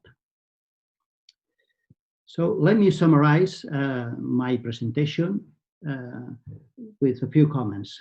This crisis is a great opportunity to learn from our government superheroes and redesign how government works, to foster real digital transformation, to make efficient remote working, to encourage active collaboration, and to promote public innovation to overcome the new crisis that will happen in the future. Let's hope we do it before the next crisis. Thanks a lot for your attention, and I believe we have some minutes left to take some questions. Yeah, thank you, Mr. Martin. Mr. Piquel, was a great presentation, and I'd like to open for questions. Everybody who have questions, please. If not, I have a question. Once you are talking about these times of heroes and villains and this situation, how we could promote or empower these new heroes? Because today we saw some news talking about these new heroes. It's nurses and doctors talking about how they was valid during this pandemic issue. But in some countries, when this issue has passed and they start to coming back in the ordinary routine, they already was forgotten. So how we could keep them evaluated, give word to them, and promote them in this new context? I think that at the very end, the important thing is citizens. How citizens, give a reward to all these governments, how they ask for accountability to differentiate who are the heroes from the villains, because as I said during my presentation, that is not very easy with the propaganda. So whenever a government is launching an initiative, somebody should ask, let's say 6 months later, what's going on with that initiative? And so citizens should ask for more accountability about the government projects. And also, it could be very helpful that the media, the newspapers, also keep a record of all these, great announcements that at the end are smoke and heroes. Yes, thank you, Mr. Miquel. I really appreciated your speech. Was really insightful. And now I'd like to invite our next speaker, Mr. Paul Epping. Paul Epping. Sorry if I not pronounce it correctly. Paul Epping is the co-founder and chairman of the Exponential EQ from Emirates. I'd like to invite you to your speech. Paul, are you there? Yes, I'm there. Thank you so much, Dennis, and the other presenters. So to bring things a little bit in perspective, we are thinking that we are really the master of everything. And now there is a little bug coming into our life, and it's completely disturbing everything that we are doing. And whereas we are talking about artificial intelligence, and that artificial intelligence will solve everything, we are nothing. And I think that we have to keep that in mind, how, and of course I exaggerate, but I think that we have to bring things a little bit in perspective. Before I start with leading you to some principles of exponential technologies, I want to bring something to your mind. We are talking about, everybody is talking about COVID-19, how many people died, unfortunately, which is horrible. But what we're not talking about is a major, major problem that is heading towards us. In Africa, we expect that next year, probably because of hunger, 280 million people are going to suffer, and probably a lot will die. Nobody is talking about it. That is what I think is a big, huge flaw in how are we perceiving our planet. And I hope that you keep that in mind, that you pay attention to that. Although this is really, really disastrous where we are in now, and completely driven by how our economy is running and how we think that our economy should change. And what we do with our economy is going back to what it was. My talk today is about the dynamics, if you will, about exponential technologies, how we are talking today, not anymore about digital transformation. I really don't understand that people are still putting a lot of money in digital transformation, whereas we see that 70 to 80% of digital transformations fail. So why are we spending all that money? And let us talk about exponential transformation, which is a completely different dynamics. Let me start my presentation. I share my screen, and let me know if you can see my screen. Just give me a signal. And here, guys, here is what you see. The world is, I mean, we are going into AI. Everybody is talking about AI. I will talk about it a little bit as well. And let's say, in terms of how we are moving forwards, we are talking now about digital transformation, whereas we are already in the era of digital or exponential transformation. So I'm the co-founder of and chairman of Exponential EQ, which is a company based in Dubai. Let me see if the thing is working. Based in Dubai. And in addition to that, I am a coach of exponential transformation. So we are helping basically companies to get through the change, to change the mindset and thinking in a little bit different way about where are we heading. Digital transformation is trying to what we do today to digitize it. What we are doing is thinking a little bit further ahead and how will digital technology, what kind of digital technology is needed to survive in the future. I'm a keynote speaker. I've been a former lead of the Singularity University chapter lead in Dubai here, where I live, and in Eindhoven. And I'm lecturing on many universities about the stuff that I'm talking about today. And I'm also part of the UAE GGAR, which is a think tank talking about AI and government.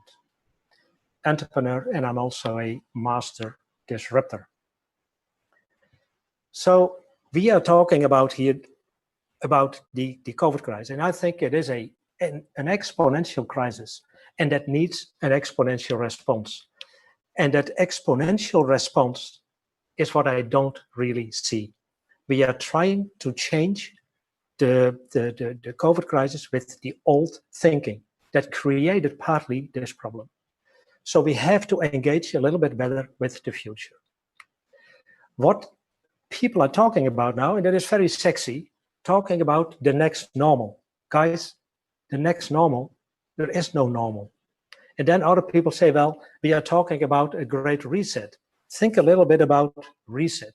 If you reset something, you go back to what it was. Well, there is no going back to what it was. That's why I think the never normal. And it will be not normal. We have to live with that. The world is changing fast. Today is the slowest day for the rest of your life. Think about it. My presentation revolves around this very important slide. This is all about the increase of exponential, the increase of computational power based on Moore's law that applies in the era of integrated circuits.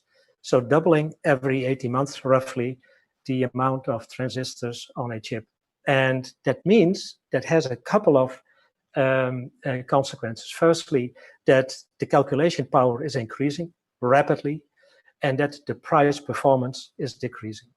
And that is happening all the time, already since 1900, what has been discovered by Ray Kurzweil, one of the co-founder of the Singularity University. And we see that that line is going smoothly. There is no disruption, no interruption by world wars, by depressions, by recessions, whatever.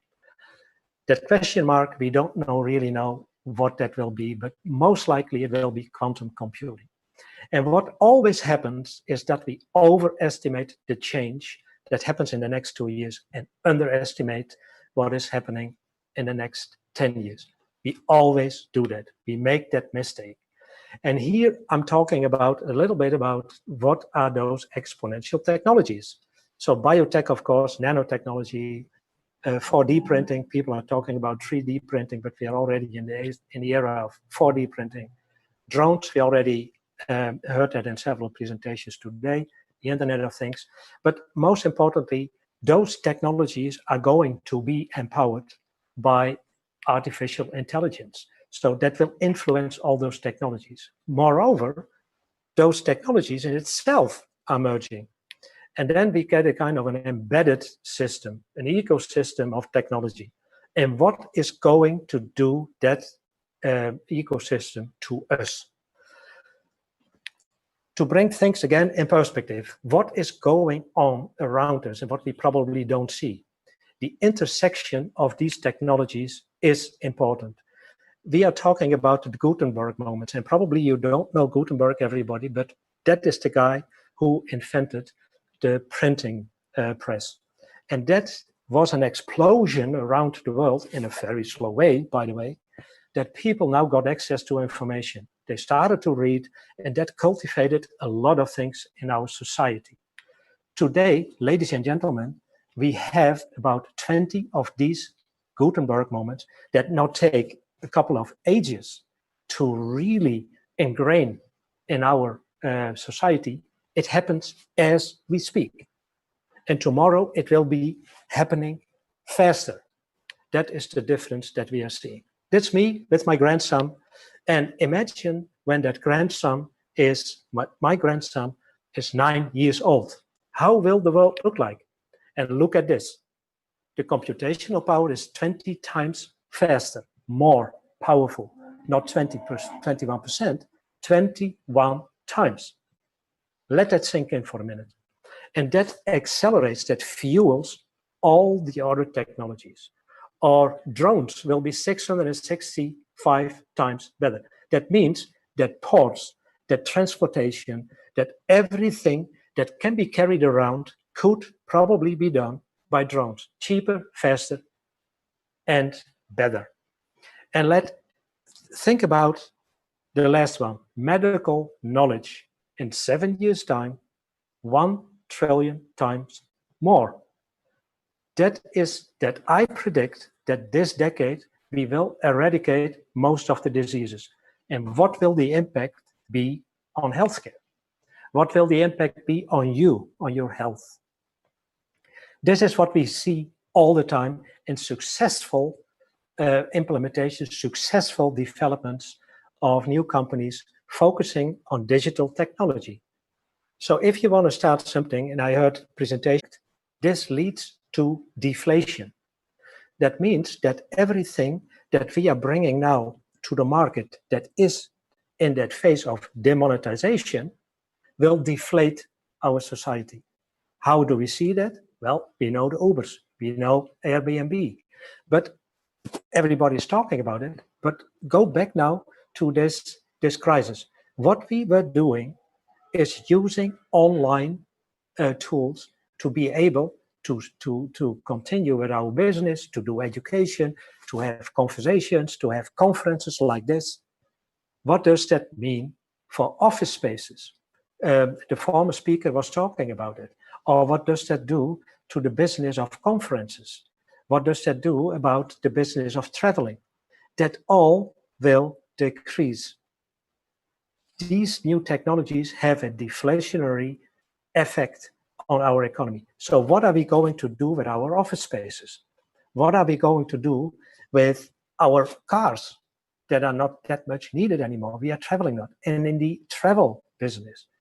So technology will have a deflationary effect on our economy, whereas our economy now is built up on inflation, and that is a tension. In the end of this presentation, if I have a little bit of time, I will present you a new economic model that I'm working on that brings a lot of new perspectives in how we are moving into our next age of thinking differently about economy. And then in the end, it will be democratized. That means it will be available for everybody for practically free. Nobody of you here is paying for information except with your personal identity. Let that sink in. So, and your phone that you are carrying around has a lot of features in there that were 10 years ago about the value of that about $1 million US dollars. Artificial intelligence, everybody is talking about it. And like what Mark Andreessen said, software is eating the world, but artificial intelligence is eating software for breakfast. And my thinking is, and how will dinner look like? Are we thinking about it? So we are now in the era of narrow intelligence, artificial narrow intelligence. The intelligence that we have today with what is artificial is not that more mature than a cockroach. Think about it. But we are moving towards artificial general intelligence, AGI. What that actually does, we don't know. We are thinking about it and we are working about it. I'm working with a lot of thought leaders around the world. How will that world look like when AGI is there? And that is a kind of similar how we are thinking as human beings. And then after that, we have superintelligence, what Nick Bostrom was talking about. We don't know exactly how that will look like, but it will be really super. AGI probably will hit somewhere around 2040. This is all artificial general narrow intelligence. And that is amazing what that can do. This is amazing stuff. This is completely autonomous, driven robot replacing your teeth with implants. These kind of things, all driven by artificial intelligence. But now it is the extended reality. I'm not going through everything, but the guy on the left down is a surgeon sitting somewhere in New York and visiting a operation, a surgery in London, and instructs the surgeons there what to do. Then it begins a little bit to become a little bit creepy. What we see here is that chips are implanted today as we speak in our brains, and connect it to our hippocampus. Our hippocampus is a kind of inbox. To every day, all the information that comes to you will go in that hippocampus. But that hippocampus is limited in memory. So what you do during your sleep, during the night, when you are in a deep sleep, the hippocampus unloads the information and installs it in your frontal crab, in your neocortex. And that is where your longer term memory sits. This little chip that has been implanted in many people today can extend your hippocampus memory with about 30%. And that was 2 years ago. So think about Moore's law, that will increase rapidly. And what will that do with our memory? How are we going about with it? And here are a good thing is that patients with Alzheimer are going to be treated with these kind of things to stimulate the short-term memory. But it goes further. This is the company of Elon Musk, one of his companies, Neuralink, and they are implanting chips in your brains that is able to connect you wireless to the internet, or how I would say it, wireless to the synthetic neocortex.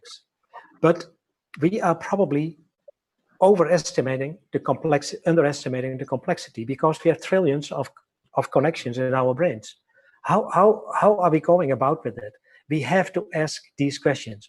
And what will that do for our communication? What will that do for our learning once we are connected wirelessly to the internet or to the synthetic neocortex? And who is in control, ladies and gentlemen? Think about it. This is going to happen. Oh, pretty good, Paul. And for conclusion? There is no conclusion yet. I will quickly through this, and I will tell you about a little bit about if we are going to implement all these nice technologies, what always happens is that the immune system of an organization kicks in immediately, always. So people don't want to have that change. So what we are doing is cracking that nut by helping people to understand that if they want to survive and thrive the future, they have to have a massive transformative purpose. What is your purpose? That is not a vision or a mission. What is your purpose? And I call it inclusive. Built by Salim Ismail. Here are some attributes that we found in exponential organizations, and that is what we are teaching companies to adapt to use, to become also more adaptable to the fast changing technological world. So on one side, you are tapping into the abundant world, and on the other hand, you are tapping or you are managing the abundant world. This is a kind of method that we are doing. We are able in 10 weeks time to change companies, really the mindset. And we did a lot of projects in that direction. Our purpose is to transform humanity to make a difference. And the new paradigm is what I wanted to talk about, but we don't have time, unfortunately. But this will probably be one of the newest economic models that will be sustainable. Our current economic models revolving around GDP is not sustainable. It will destroy our planet, and we have to stop that.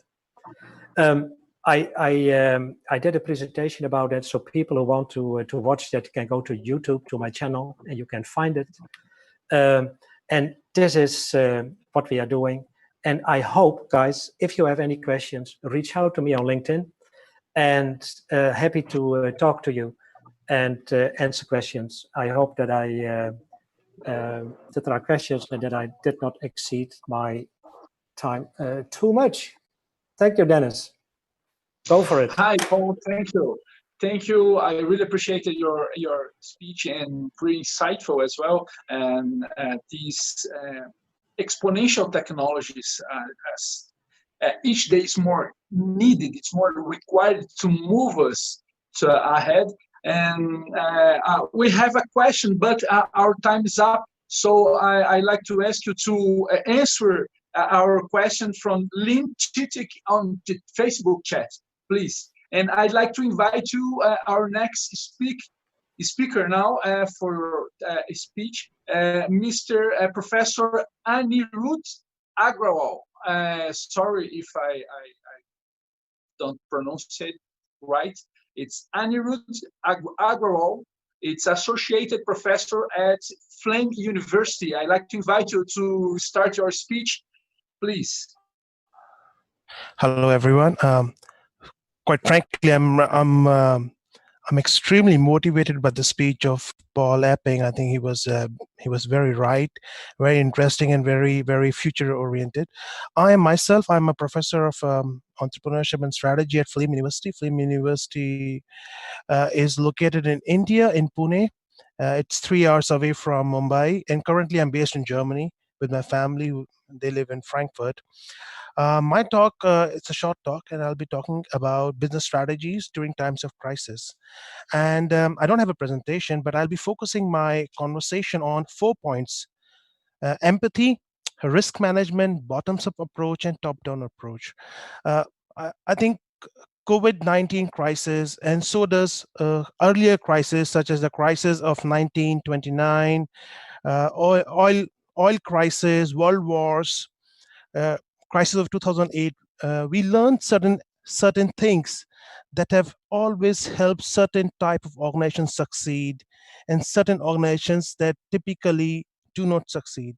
And those 4 things, the 4 approaches, have really defined successful enterprises from those enterprises that fail to cross the chasm needed to survive, sustain, and scale in times of crisis and post-crisis. So four typical things that I've seen is empathy, risk management, bottoms-up approach, and top-down approach. Now, why I say empathy? I think organizations that are driven by empathy, that have an approach that are human in nature, they tend to have higher brand value. They tend to focus more on their employees and on their customers.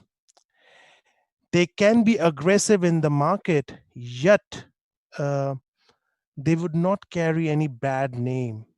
So empathy is a core that really differentiates organizational competitiveness in an uncertain environment. Now, I agree that empathy, everything has a cost, and there is a possibility that an organization that is focusing too much on people, too much on customers, may end up splurging too much of cash. And during times of crisis, when the cash flow is uncertain, organizations may have an impact. But I would still emphasize that putting emphasis, even during times of crisis, on empathy, uh, putting yourself in the shoes of people who are suffering, putting yourself in the shoes of employees who might see uh, the reduction in their paychecks, putting yourself in the shoes of a customer who's probably not sure if that customer can afford to buy a medicine or can pay an EMI for an automobile he or she bought or a house he or she bought. If a company can empathize during times of crisis, there is a very high chance that the firm will have a stronger brand value and a long-term sustainability.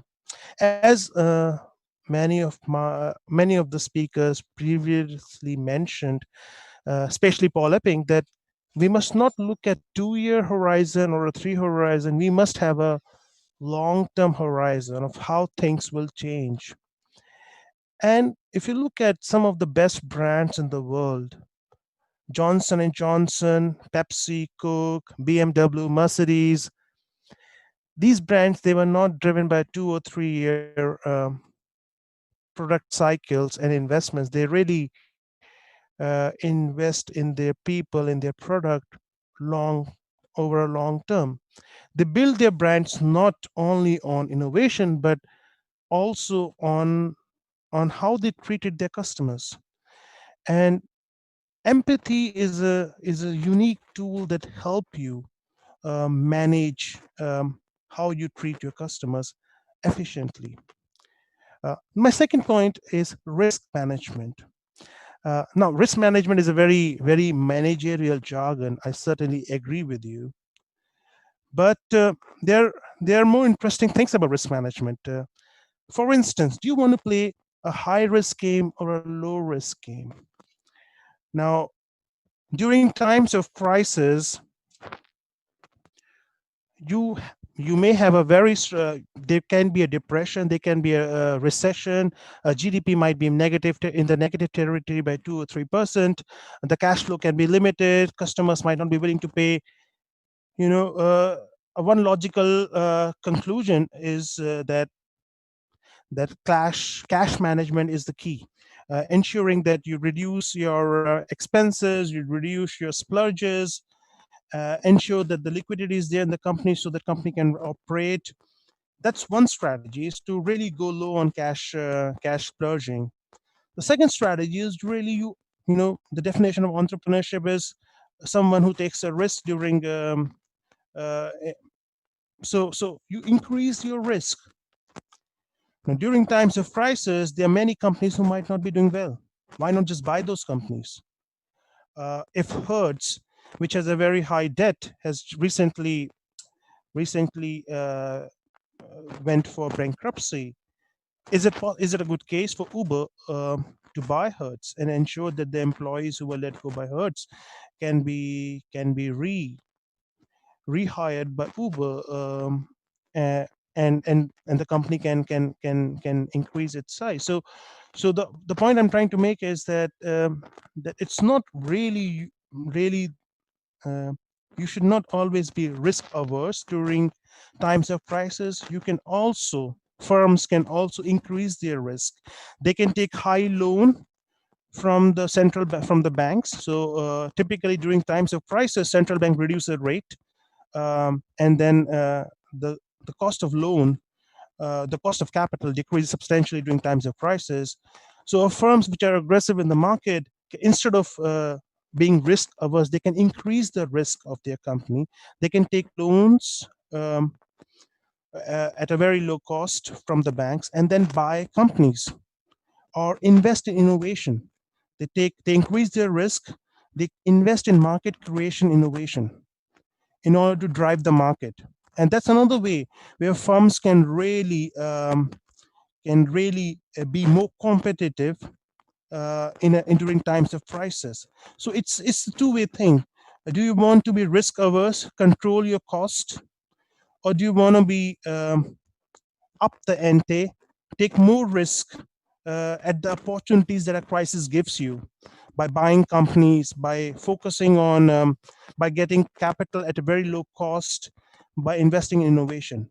So it's something that the firms have to think about. And I would say that times of crisis are also times of opportunities, and firms should consider going for risk intensive strategies.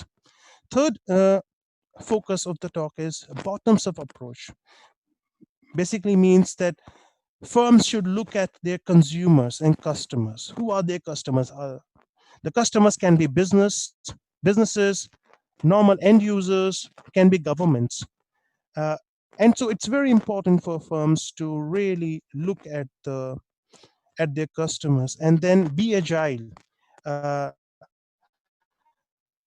COVID-19 has certainly changed the dynamics of how the consumers are going to behave.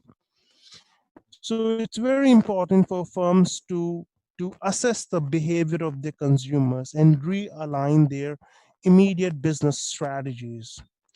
For example, during times of crisis, be it 1929, be it world wars, be it 2008, and we're seeing it now after the recent European central bank's approval of $650 billion aid package for the EU countries, is that to really align yourself to one of the biggest customer, which is government. What is that the government wants you to do? And then do what the government wants you to do, basically. Consider government the biggest customer, focus your energies at the government directions, and develop products and services according to the wishes of the government, basically. So for instance, 1929, government wants people to develop houses. Companies invested in houses. World Wars, government wanted companies to make planes, bombers. Companies did that.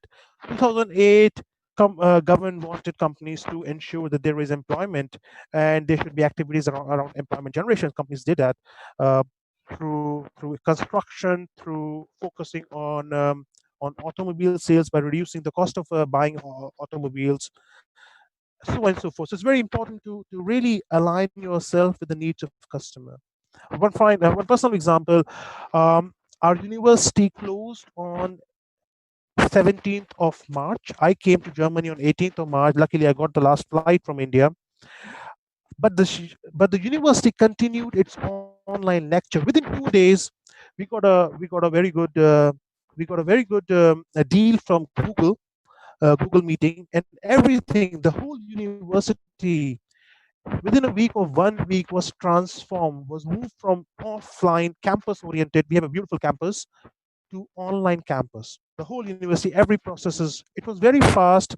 It was led by Jasmine, Neeraj Markan, both of them professors, and of course the Google team. And we smoothly continued our lectures. Now the good part about this was, since we are a private university, our consumers are students.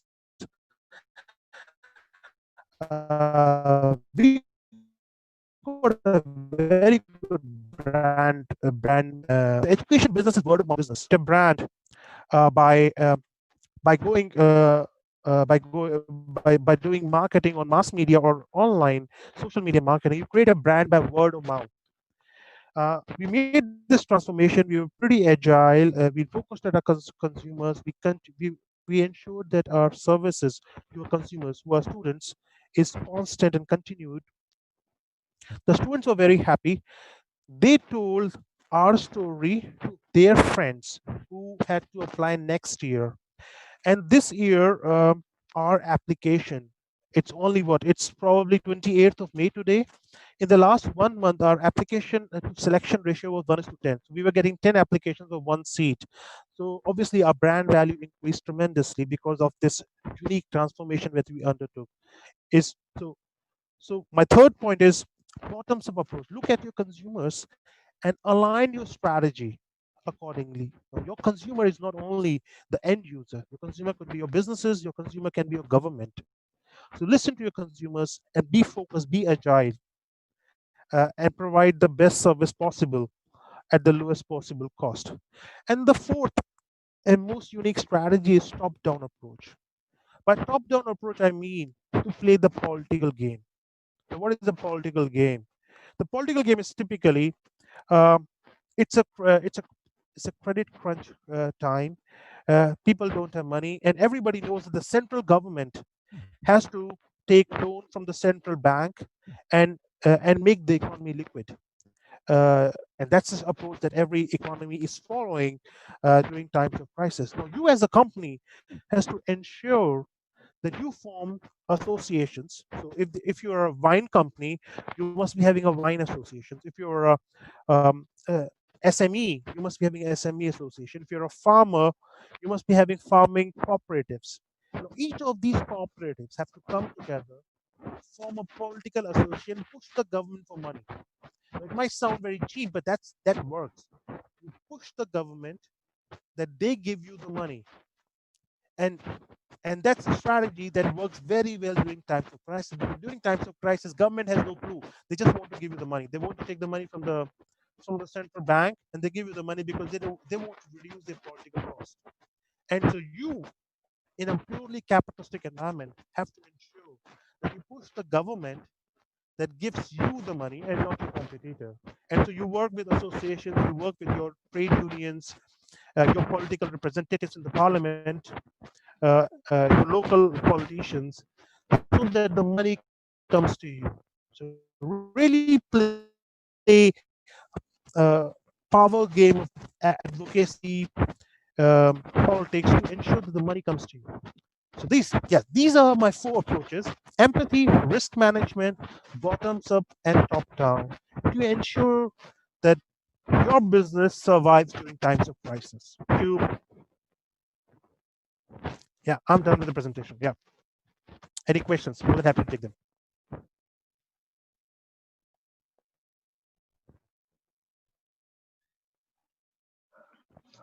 Yeah, hi, Professor.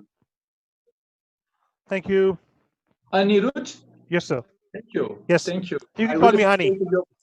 Ah, yeah, awesome. Yeah, I need to practice it a little bit. I really appreciate your speech, and I like to ask you something. First, I'd like to ask you how we could move the companies throughout this crisis, applying some agile strategy in a frugal way. Could you apply a frugal mindset on this path to help companies? How can you see? I mean, every company is different. We need to understand in which industry the company is located, how the industry is working, and how the market is working. So it's a matrix. So really, the industry and the market are matrix. In a decreasing market, the industry is moving up.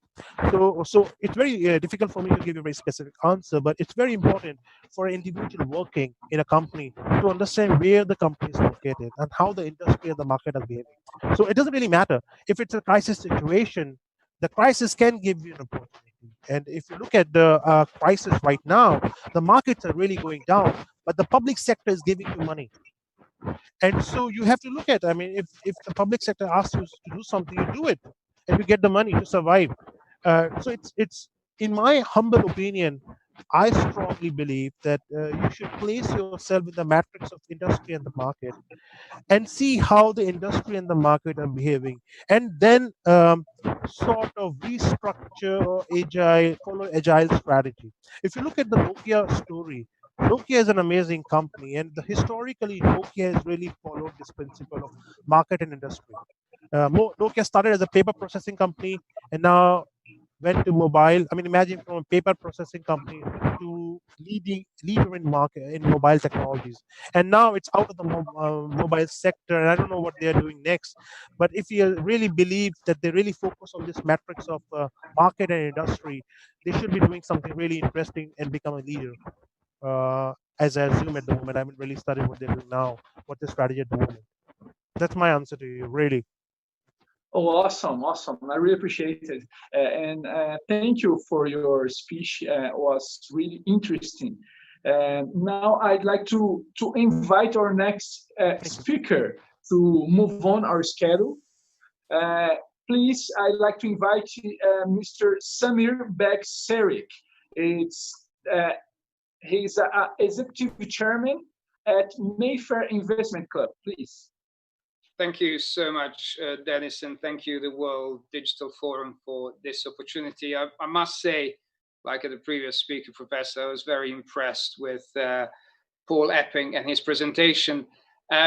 Just like my previous speaker, I will not have any presentation, and I will aim to speak for about 5 to 7 minutes, and maybe then give Dennis an opportunity to ask me any question, and also the audience. Now, I remember when COVID-19 started, I had lots of friends from around the world contacting me, including my former university.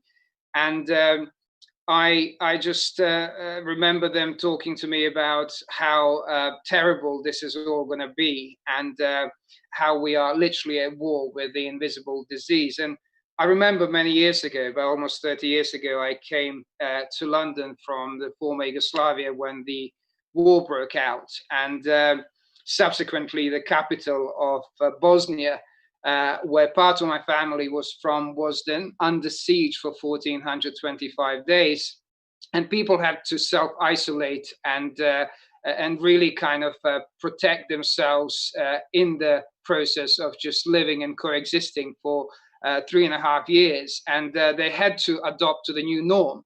I was the lucky one who escaped and who watched what was happening there for almost 4 years before the sort of TV screens in London, and I remember that the character building exercise that happened as a result of that is something that I think prepared me for the new norms like COVID-19 in a sort of way that perhaps I didn't expect. So as a result of that, I was asked to participate at various panels and also talk to my old university and their students how one really manages in times of crisis. My topic today is the investment opportunities in times of crisis, but also the new world order that's emerging. I don't think I'll be able to cover the new world order, but that's something I continuously discuss with people around the world, as for the last 20 years, I've really gone back and forth to China and Asia. I just felt that China in particular, through friends and family and business school networks, was going to emerge as a very, very important power, not just economically and politically, but as an innovator and a pioneer in some of the things that India perhaps has been pioneering on. And as a result of that, and obviously somebody who comes from former Yugoslavia, and if you remember in the 70s and 80s, Yugoslavia was incredibly powerful. I think it was the fifth biggest military force in Europe. And Tito managed to negotiate a very, very privileged position for us, the Yugoslavs, to be able to enter USSR, China, India, America, Britain without a visa. So we had a very strong position and a very good educational system. And when COVID started, I was just launching the Mayfair Investment Club, which is basically a private members club for the second and third generation, a young individual studying at the London Business School, Cass Business School, Imperial, Oxford and Cambridge, mostly London and Greater London, who didn't want to go and set up their own business, but they wanted to actually look at the investment strategies and the ways in which they can subsequently become serial and successful investors. And somebody, when I launched it at Regent's University in London, asked me a question whether I was building with a very strong team an incubator and accelerator of investors, because we all know that incubators and accelerators of startups and entrepreneurs are very much out there. And for many, many years now, I've been mentoring and coaching young entrepreneurs from around the world, predominantly in London, in different disciplines, from tech all the way to the creative industries. And I always found it very interesting, very rewarding, and felt, if you are experienced and lucky to have made many mistakes in your journey, and if you're experienced and lucky to have emerged out of the war-torn country and probably, hopefully, one of the last big atrocities of the European soil, then you have a mission and you ought to have a vision. So when I went back to the Balkans a couple of years ago with the idea to launch the Formula E race, I was welcomed with both open arms, but also lots of criticism, because still in that part of the world, there are issues which are more prevalent for the ordinary people than bringing, some of the biggest automotive sporting events from around the world with some of the richest people as part of that. So the Mayfair Investment Club, and why I'm passionate about, is because it is about working with a next generation of leaders. I'm very interested in politics, although I don't want to be a politician. I really understand that DC, London, Brussels, and Beijing as the powers of influence these days. I really want to understand the mindset and help the mindset of the young individuals who really are going to be tomorrow's leaders, and help them in guiding them, guarding them, and empowering them in the process of making money, because many presume if you are born into privilege that you really have got it easy. And in actual fact, if you have powerful fathers and grandfathers, my grandfather had a triple degree. He was law, economics, and military, spoke 7 languages. You know, it was not so easy just to live and sort of coexist around powerful people. But it taught me a lot. It taught me the importance of philanthropy. So what I'm bringing with the Mayfair Investment Club and why I'm accelerating its launch during the COVID-19 is because I really want to bring the elements of philanthropy and the United Nations 17 Goals of Sustainable Development as something that these young individuals that perhaps would ordinarily go in setting up their own businesses, would ordinarily go into investment banking and hedge funds and all the fancy jobs that the City of London and Mayfair offers, could really also look at their own purpose. I mean, I think Paul also mentioned the importance of purpose. Martin talked about the villains and heroes of COVID-19, and I've got to say to that sadly, the nurses and doctors will soon be forgotten once this is over. And why I'm telling you that is sadly, if I look at the sort of soldiers and the armed forces of Bosnia, but also other surrounding the countries in the Balkans, these soldiers that gave almost their lives, many of their family members died during the conflict, during the war, have long been forgotten even in places like that, and they've been demonstrating and going on strikes because their own wants and needs haven't been really answered, despite the fact they're prepared to give their lives. So, you know, what's very important when I'm talking about the setup that we're creating in London is that in the times of crisis, there are tremendous opportunities as long as you have the infrastructure of people who have done it, who have been there, who have gone and walked the walk and talked the talk, who have sailed the oceans during the sort of winter months rather than during the summer months, who have really experienced what it means to go through recessions and be able to be successful and emerge out of it. So I'll just pick out 3 particular industries that I've been very much tipping to young investors and the existing investors where they should invest their money. I think fintech, that's resolving issues to do with payments because the banks have really withdrawn from assisting small and medium-sized businesses to make ends meet. I think medtech, especially because of what's happening around the world with the PPE and all other aspects of the COVID-related products and services. And I think the most exciting one for me is EdTech. And to be honest, I've been looking at the education over the past 5-6 years. I've even looked at teaming up with some EdTechs out of Silicon Valley, which sadly haven't worked out. But what I've seen with the universities and schools being able to adapt incredibly fast is something that's really, really come through incredibly powerfully in these times of crisis. So I recently picked up a very interesting EdTech called the Power MBA, which is the first, I would say, affordable and accessible MBA program around the world that has managed to attract some of the biggest success stories of the business world to actually teach the MBA students how to really look at the business opportunities, how to look at the all the other elements when it comes down to running the business, raising finance, and being able to learn from other people's mistakes, which is something I genuinely believe to get the exponential growth on a personal and a professional level. You must not only make your own mistakes, you must also learn from other people's mistakes. My daughter is 11. I've got 3 kids, 2 boys and a girl, and she's a Nike ambassador, age 11. She's a mental health campaigner.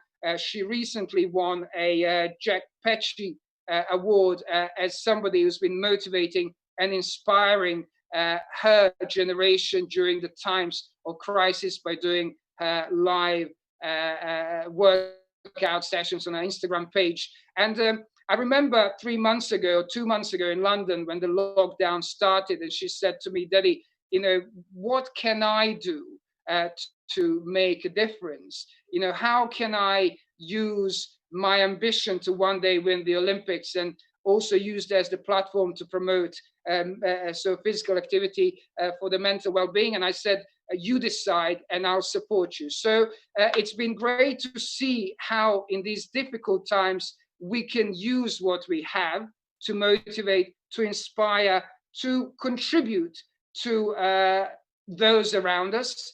And I'm predominantly and particularly keen and interested to inspire the next generation of leaders through everything I do. And I think technology and what Paul Epping said about artificial intelligence and robotics and everything else is incredibly powerful.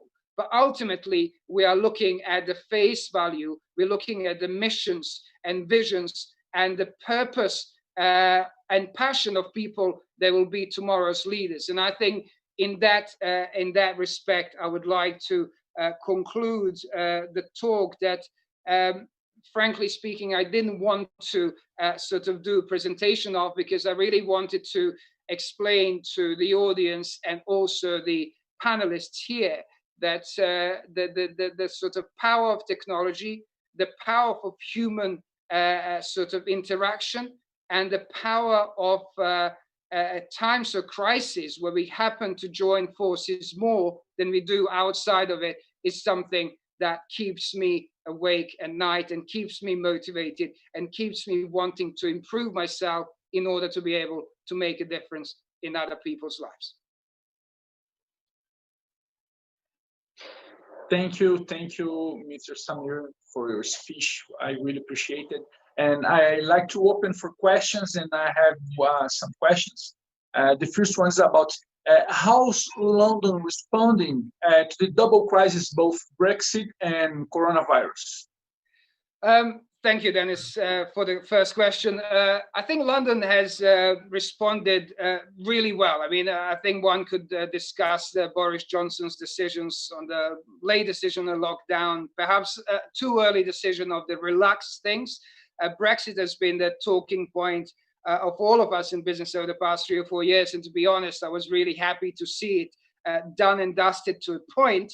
I think London is one of these anomalies. That's a city that's attracted the entire world and the elites from around the world that will benefit one way or another, just because it's very agile, it's very flexible. It does have amazing educational institutions. It's got amazing think tanks that are involved with the policy making around the world. And I think most importantly, it's got, in my view, the most amazing human capital by being able to attract the Russians, the Chinese, the Japanese, the Koreans, the South Americans, the North Americans, and the Europeans in a relatively small city that has formed itself in my view, today is the capital of the world because of the way it's also played the foreign policy on behalf of the British government. Thank you. I like to do some more questions, but we are running late in our schedule and we need to move on. So thank you, Mr. Samir, for your speech. I really appreciate it. And I'd like to invite our next speaker, Mr. Marek Baguzewicz. I don't know, sorry for my pronunciation for your name, Mr. Marek. He's managing partner at PI Analytics, working as a program director of at Ergo Insurance by Ergo. Please, Mr. Marek, are you there? I am. Can you hear me? Yes, we can hear you. Okay, very good. So my presentation will be a hybrid presentation where I've seen some participants are presenting themselves and their storyline, and also I have some slides to present, but I will use a more hybrid model. Just to give you some background, I have 37 years in technology with my first computer courses back in the day of 16-bit architecture in 1983. I've spent over 30 years in certain and big business environments and 25 years at different investment banks in predominantly trading floor front office environments. Just a very quick summary so far from what I've seen. I've seen some very interesting topics, specifically regarding financials, empathy, AI, etc. And all of these topics really will culminate directly into what I'd like to present. And my presentation is more, if you like, on resilience, and it's resilience of the individual and resilience of society. It's a shifting consciousness that's pervading through our society, coupled with process, governance, digital transformation, all of the things that we're currently discussing, but also they'll encapsulate the key technologies that I believe we're talking about, such as AI and the future of how we see things. So perhaps what I will do is move to sharing my screen, and I hope you can see where I am. Okay. So I hope you can all see what I'm sharing. Yes, yes, we can see. Perfect. So let me just move through. So the word resilience, what does resilience mean? Well, resilience can encapsulate financial resilience, personal resilience, technology resilience, and as I stated in opening, it encapsulates truly what we are seeing now on this planet is a shift in consciousness. So not just a shift in technology, not just a shift in digitalization, but what we are seeing en masse is a non-linear shift in consciousness. And predominantly, this then divides itself into two key aspects: the personal shift, how that pervades directly to the individual, how the individual then is actually working in their own environment, and how, again, this intrinsically links directly with companies and the global market system, etc. Just move forward. So rather than read this verbatim to you, what is very interesting that I'm seeing going on at the moment on this planet is really, as I said, a shift in consciousness. But what organizations really need to understand is the integrity of an employee-first policy. So we've discussed so far in this forum, top-up, top-down, risk management, process, digitalization, governance, etc., and AI. But what we really need, and one of the key speakers touched on this topic, is empathy, but also this moves directly into trust, accountability, and flexibility of the individual. What does that mean? That means organizations need to be turned on their heads.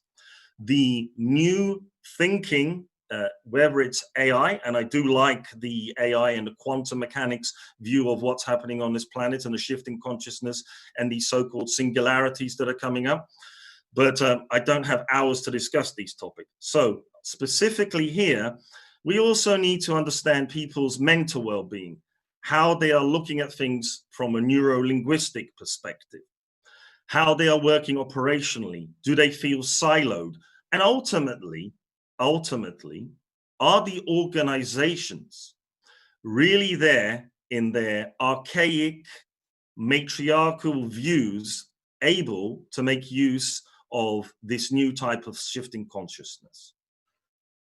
Now, moving forward, what we need to have is we need process, we need tools, we need AI, we need incident response, we need human resource management, we need risk management. What we really truly need at the forefront to move forward is organizational behavior, financial health, and viability. What does that mean? There are many companies, hedge funds, etc., that have financial systems in place. We know how markets operate. We've seen algorithmic, high frequency, direct market access algorithms, etc., over many decades now, moving more into machine learning and AI. These are scientific, linear-based approaches, sometimes nonlinear, and perhaps more in terms more dynamic than we're used to seeing. We've heard Moore's law discussed so far. And of course, these linear thought processes now, of course, are changing as we move more to the quantum age and the quantum consciousness. So what do we need to be successful? Do we need resilient people? Do we need resilient ways of thinking? Do we need a shift in consciousness? Absolutely. The old school is out. The Industrial Revolution is gone. The digital revolution is passing. What's happening now is as we move more into a quantum AI world, we need to encapsulate how people are looked after, how they are seen in the work environment. They are not tools. They are not resources. They are individual people that without this kind of thinking, there are no companies. There are no corporations, but we need to have these types of frameworks in place to protect these people, put a new view and a new, I won't call it a world order because I don't like to hear order defies structure, and structure defines encapsulation. Encapsulation then leads directly into being put yourself into a box. So moving onwards, we have devised this competency model. How does this competency model translate directly into the real world? What we really need to understand is we've seen many leadership and strategies. You can see the blue part here. There are ad infinitum leadership and strategy models out there that you can go and see on the internet. There are many interesting risk models, risk frameworks, COVID-5, for example, whatever takes your fancy, there are many of them. What organizations do not focus on is culture and behavior from a DNA perspective. What does that mean? Your DNA is not linear. Your DNA from your personal perspective and organizational perspective is non-linear. It's more quantum. What that means is there are multiple possibilities at multiple times within any decision that you take. Organizations need to reflect specifically, again, how people are treated, how their views are reflected.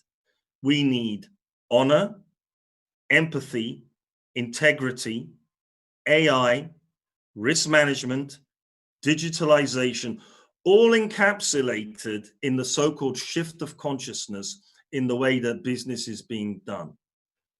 Now, moving forward, what I like to focus on here is the individual. The individual is the link in the corporation. The individuals put together are the link in this shift in consciousness, the so-called New World Order, however you want to verbalize that, whatever language you want to use. Fundamentally, without the individual, there is no chain, there are no links, there are no corporations. From a sociological perspective, we need to look after the individual from a behavioral psychological perspective. We need to understand that people from a neuro-linguistic perspective have habits that can be changed. They want to change. People are moving at light speed and they need to be listened to within the whole of this new shift in consciousness. So in conclusion and in summary, what we've heard from the panel so far, I fully agree with. We need to have, there are no new norms. Everything is moving at a quantum level. It's all exponential. If you look at it arithmetically, it's geometric. Organizations need to change and they need people and an understanding to reflect this so-called new norm. And it is not a new norm, but it's the new continuous shift in consciousness and improvement in the world. So I would like to conclude my conversation and my sharing at this point in time. And of course, in conclusion, I'm open to questions from the panel as well. Yes, thank you, Mr. Marek. I really appreciated your talk, and I'd like to open for questions. And I have one question. In these crazy times, we all are under pressure for try to keep your jobs, for try to keep your companies open, for try to don't close our doors, and how we could take good decisions under pressure and try to survive these crazy times. Even now, more than ever, we need to be resilient, as you was talking. But how we could take good decisions under pressure in this time? So there are a number of ways that you can do this, of course. There have been proven techniques, if you like, in meditation, which a lot of people don't like talking about in business aspects, because they believe that you need process, you need governance to move forward in organizations. Of course, you need these things. But from a consciousness resilience perspective, our brains are elastic at the neuron level, even looking at the microtubule level, which is the so-called quantum vibrational level in your brain. We need to learn, and people and organizations need to show this, that you are what you repeatedly do. This is a known fact. You develop patterns within your brain through neuro-linguistic programming. This is called the elasticity of the brain. The more you stay calm, the more you stay relaxed, the more you focus on the relaxation, ultimately, you will become a master of your emotional state and your environment, and you will be able to cope far more easily than letting the environment be your master. If you use this, if you like, as a Buddhist mantra, that I am the master of my emotions and my emotions are not the master of me, from this perspective, you will find far more peace in the organization. And for yourself, for that matter. Yes, thank you. I really appreciate it. And I'd like to thank you for your speech. It was really insightful as well. And I can see that this perspective can help everybody to try to overcome this crisis and try to move on. Thank you. I'd like to move on our session to our end speaker, your last speaker. The Mr. Ricardo Marvão is the next one. I'd like to invite you to your talk. He is co-founder of at Beta I from Portugal, and I'd like to invite you for your speak. Please, are you there?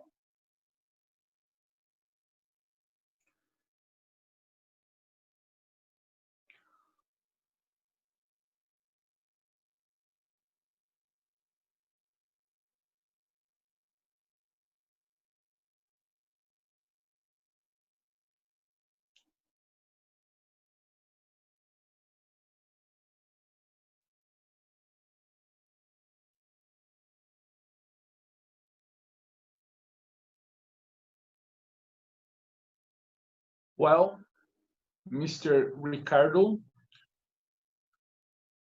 So meanwhile, I'd like to open this space for our speakers for some interaction and for open for questions, free questions. Somebody want to talk something and make some questions. One speaker to other one, I don't know. Or if somebody from our audience have some questions, I like to open this space for questions. Please feel free. Mr. Samik, Marek, please feel free. Yeah, I'm quite interested in the AI topic, and also, Samir, how ultimately everything will integrate going forward. How things, it's very difficult to predict how things will be in a year or 2 years or 3 years, how the markets will be. Will they still here? Will they have collapsed, etc.? Probably they'll all still be here. But I'm very interested in how AI, it's in financial markets. I know algorithmic trading very well and direct market access, etc., etc. But I'm interested how Samir thinks true AI will, rather than machine learning systems, will change the financial world. Thank you, Marek, for the question. First question, will the markets be here? I think markets will always be here till the last day on this planet Earth. I don't think we'll see the total disappearance of the markets. I think as a mathematician, I actually did masters in mathematics, algorithms in the financial instruments, but also in psychology. Again, stats and probability, very important for the psychology and the human mind. I think AI is dramatically already changing the way in which we live. I think it's going to have a tremendous positive, in my view, effect on the way in which we will live in the future. I think it's going to have a tremendous positive impact on the medical world and the world of sort of medicine. I think we're going to live longer. So I don't know whether it's a good thing to live longer these days. It seems to me that there are conspiracy theories out there that various governments ought to get rid of lots of people. Hence, we have wars and displacement of people, in which case we're really up against, how many more billions could we really house on this planet without destroying the planet? And what is it that we are doing in order to prevent the destruction of the planet, but also being able to feed Africa, feed the sort of favelas around the world, feed people? Why is there disparity between the rich and poor nations, the rich and poor people, the developed and developing world? I mean, when are we going to see the right balance? Why aren't we doing more about it? Which is, again, the reason I'm keen to introduce philanthropy into as many wealthy families, next generation individuals, because clearly we're failing countries, we're failing people. It's absolutely right. One of the speakers said early on that, COVID-19 has hardly killed as many people as it's actually created the disruption in everyday's life and caused another major recession. We've hardly recovered from 2008 and the collapse of the Lehman's and everything else. And now we're back into another recession thing. I'm by sort of nature an optimist and a realist at the same time. I have the life experience of basically losing everything and building myself up from scratch off the back of the war in Bosnia. So I think we will see positive comebacks. I think people just have to adapt to the new norm. People have to maintain their mental well-being, which is going to be, I think NHS is going to have much more issues with mental illnesses and the mental health that he ever has, sadly, with COVID-19. So we have to stick together. I think this is a time of war with the invisible killer, which is in a way bringing maybe their community spirit and joining forces like we used to, of helping our thy neighbor, which is what every religion really teaches you, of being there for your neighbors. So I'm positive in that respect. I think sadly many people will have lost their jobs and their sort of living standards will go down. But let's look at it, what it means really, and how we can emerge as stronger and better than ever before.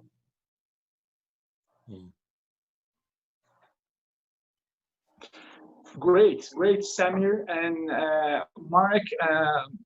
Great insights and great questions also about AI and about these other questions. And I like to check if somebody has some questions.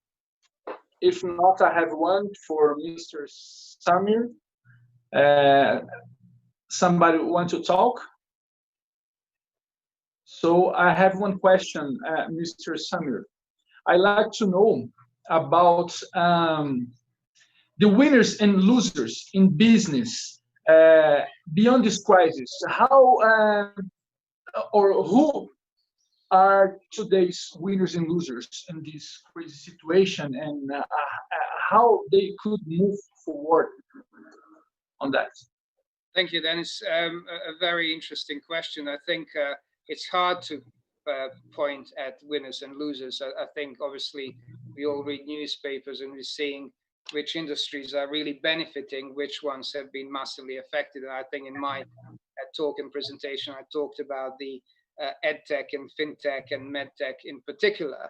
But I think in terms of the winners and losers are going to be very much, in my view, driven and led by the leaders of organizations, leaders of countries, and leaders of local communities. I think it will come down to the experience that people have had in the past. It will come down to the character building exercise that maybe some of us were put to test for many reasons, many times when we question, why on earth am I going through so many tests by God or by whatever you might believe? You know, my life is too tough. But in the moments of crisis, not just financial, but humans, that's when we actually have the true leaders emerging out, the true leaders who are there for their core teams, for their core members of staff, whether it's politicians or whether it's employees, or whether it's the community leaders, or whether it's the real kind of heroes that are here to stay, not necessarily just the members of hospitals around the world, which of course have been on the front line. But sadly, you know, the sort of value proposition between the frontline people and those that make significant decisions, which could mean the difference between thousands dying or millions dying and maybe dozens or hundreds, are what I talk about, the true winners and losers. And I'm hoping that the younger generation, you talked about the Gen Z and millennials, will use this in a very, very testing times to improve and benefit themselves as well. Because I think we might have in the developed world got to the point of saturation. I think people have lost themselves in the way in which we've led our lives over the past few decades.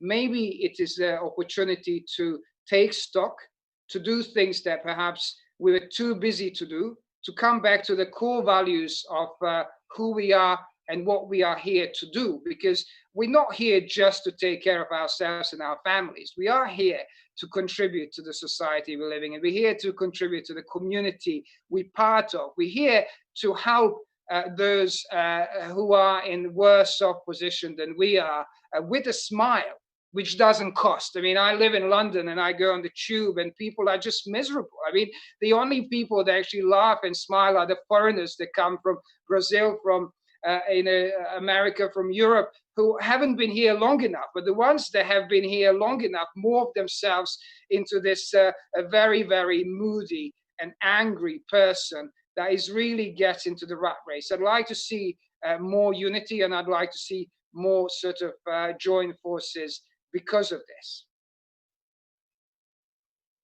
Really, I totally agree with you, and I think these crazy times require some wisdom to manage with different fronts of problems, and try to coordinate all of this in order to promote better results, but not only for your own or not for yourself, but for our community, for our stakeholders or our partners or our clients, for everybody in our community. We need to think more in a broad perspective, trying to get involved everybody to enhance the well-being for everybody, promote the wellness. It's not time for selfish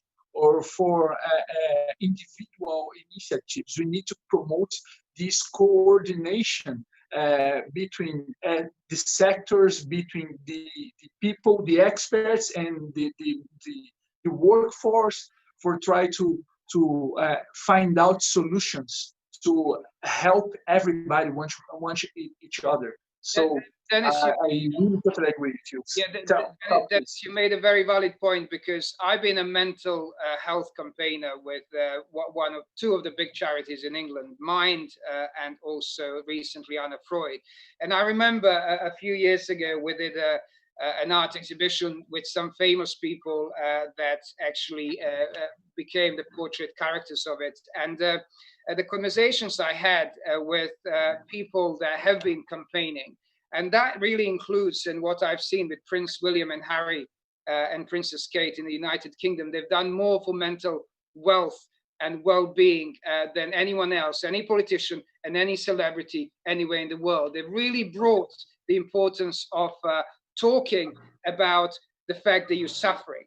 And a couple of years ago, the Wall Street Journal and Dow Jones came to me and they said, would you help us go into the corporate world to talk to bankers, to lawyers, to people in the powerful positions, the people who have really kind of made a huge success out of their careers, but they've been suffering in silence, because the biggest killer in England, in the United Kingdom right now, is a suicide amongst men under the age of 45.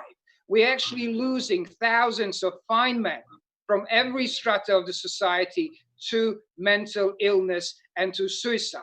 And up until recently, nobody talked about. Now you have footballers, you have politicians, you have bankers, you have lawyers. People are talking about it because it's become less of a taboo. But there's still so much work to be done. There's still the fact that in the British hospitals, there are hardly any provision for mental illness. And also the fact that people still don't feel really comfortable to do that. And this is my concern for the future.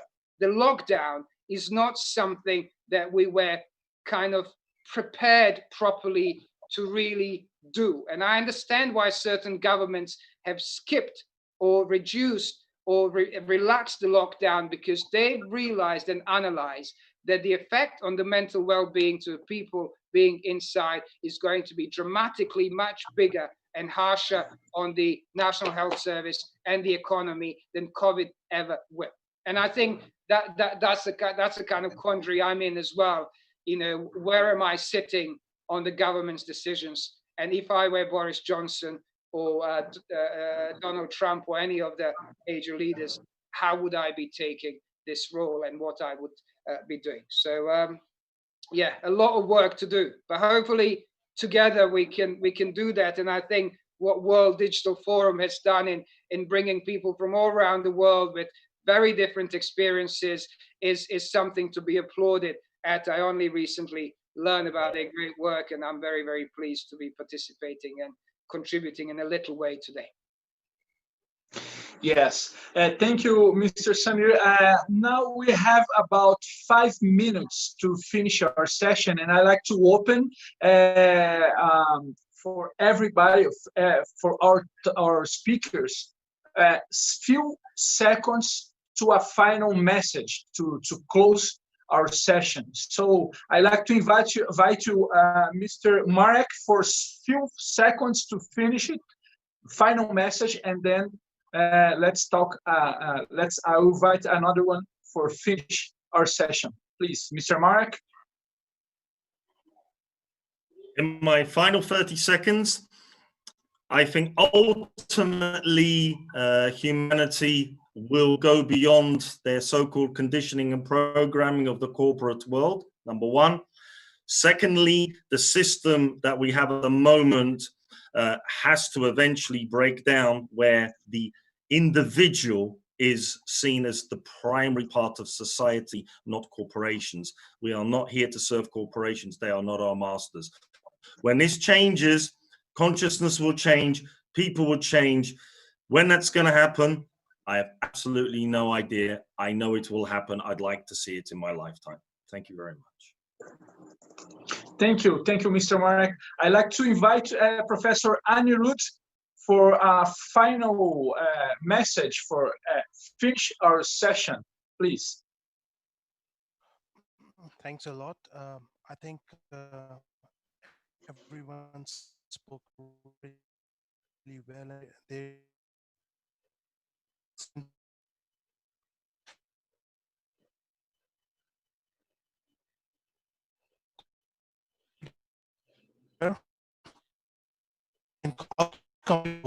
with through collaborative effort through and I see a new reason.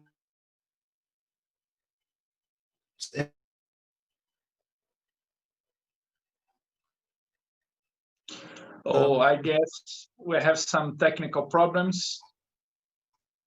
We cannot sources see and forces. or hear. Yes, so thank you, Professor Anirudh. I guess we have some technical problems. Let's move on. I'd like to invite who are here, still here. Mr. Martin are here, still here? No? Yeah, Mr. Mikkel Piquet, Mr. Paul Epping. So I'd like to finish this session. Thank you everybody for being here with us and give us this opportunity to discuss some relevant aspects on this current context. We passed throughout some relevant topics like frugal innovation, leadership and empowerment, how we could work these digital transformation challenges and deal with our heroes, new heroes, or villains, or superheroes, and so on.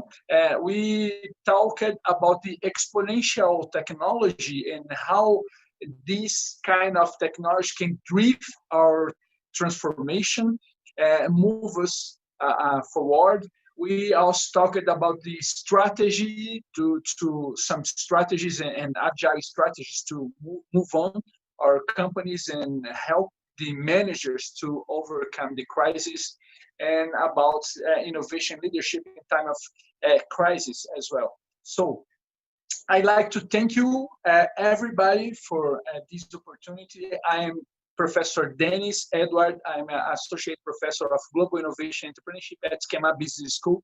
And I'm delighted to be a moderator, to serve as a moderator on this session. And thank you all, and see you soon. Bye-bye. Thank you so much.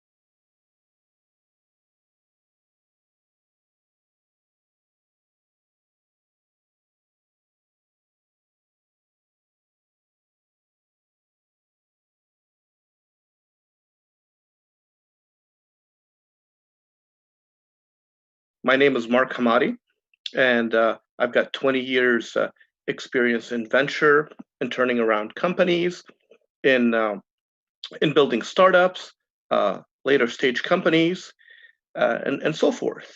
And I'm glad to be here. On a personal, my personal background is I'm a stage 2 and a stage 4 cancer survivor. I'm big into fitness, and I'm also big into health, and I'm big into running a company properly. The 3 mantras I've always believed in is it's about people, it's about planet, it's about profitable enterprise. And I'm a big supporter of women, big time. So when I look at all of that, and I've raised money, I've worked in operations, I love people, I always say a couple of things. And one of the most important things to me is really, without people problems, you have no problems. So it's really concentrating about the people and the team. Now, with this pandemic and everything that's been going on, I'm about to build a stealth fund,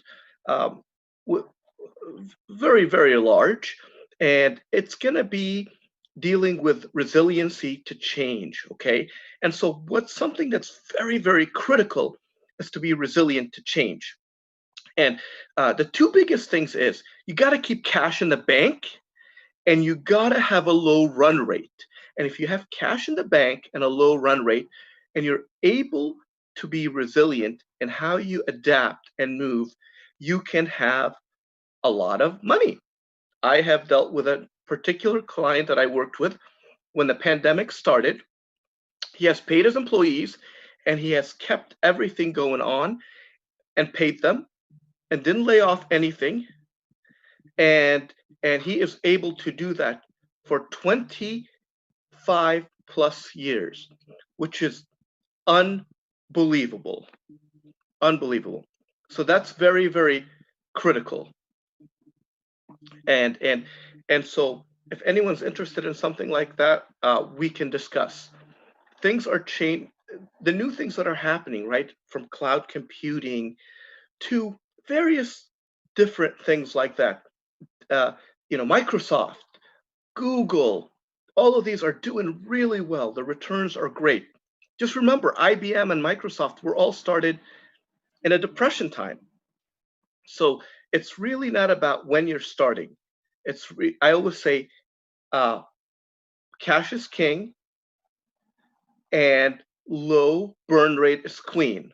And if you've got an amazing king and an amazing queen, together, they will have an amazing child, and that will be your company. So the key going forward for me is to help every company prosper, grow, and allow their employees to flourish. We need each other, okay? It is like a chain. People forget this. This is not about competition, okay? If you look at Box.com and Dropbox, they both were doing well, right? So it's really not about killing the competition, killing people. It's about sustainability. It's about working together to allow people to succeed and support each other and find that niche. But be prepared for the worst and hope for the best. And that is something that is so critical. And unfortunately, restaurants have suffered. Small businesses have suffered. And let's remember, big businesses, people talk about small businesses, startups. Look, Microsoft started up small, right? Google started out in a garage. Every big business started out small, became big. But when they became big, some have adapted and stayed strong, like Google, like Microsoft. Those are amazing companies. And they're amazing companies not because they're amazing companies because their staff is amazing. Their people, okay, who they've nurtured, who is working for them. And every time one of those amazing people leaves, what do you think happens? They nurture another baby, another company, and grow it. Companies are like children, right? When a baby cries, You don't throw it across the street. You nurture it. You see what's wrong with it. If you figure out what's wrong with it, it flourishes. It succeeds. And that's how a company is. And that's why I'm very big supporter of women, because they have the empathy. They're a mom. A mom knows what a child wants, so she can run a company. That's why it's good to have a blended team. I'm not all for just strictly women. I'm not all for strictly men, but I'm a big supporter of that. And also, I guess unfairly, my grandmother raised me, so that's probably another reason. I'm Lebanese, came to this country in '85, and then the Marine Corps gave me my citizenship, but that's another story. So that is why I believe in that. So as we move forward, that what's really critical is that you take a look at your business, and what I do is take a look at the business and see, okay, what's working, what's not working, how can you make it more efficient? The problem is, and we see it throughout history, when you are order taking and making money, you don't care about efficiency. Just want to make money, all is good, all is good. Well, no. If you make $50 million, why not? If you could make 200 million. So it's all about, I always say, trust the process. You can't see my shirt, but my shirt has, let's see if I can show you. Here we go. Trust the process, right? So that's what I'm all about. Trust the process. Put in a process to check out your company. This is what it's doing well. Okay, now it's losing money because of what's going on. Okay, how do you change that to make it succeed through the pandemic, through the areas? Then you put a few test centers to really test it out. Any business can adapt, any business can morph, and any business can succeed. And it's all about the employees and the people and what you do. So that's what I'm going to be doing. I'm going to help startups, mid, late stage. If they need funding, if they need a COO, CEO, I'm looking at a role right now to help a blockchain company to come in as a COO. So really open. I'm all about people. I don't want drama. I don't want any of that stuff. Just want to have fun making money, because the money we make is to support our family, to support our children, to support the people we love. And that's what, and then we do that, we enjoy life. Otherwise, it's eat, shit, and die. And that's not what it's about. So I hope I've inspired somebody here and make them understand.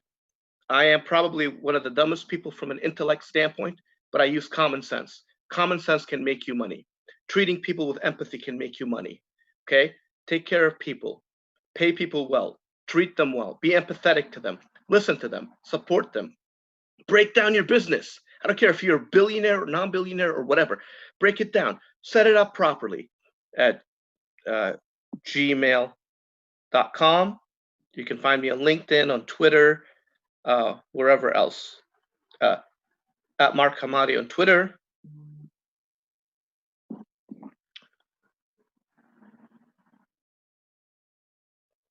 And I'm also on Facebook, Mark Hamadi, on Instagram, on the Mark with Hamadi. Thank you so much for been set up properly. This whole event has been fantastic. I've loved the speakers before and looking forward to hearing the ones going forward.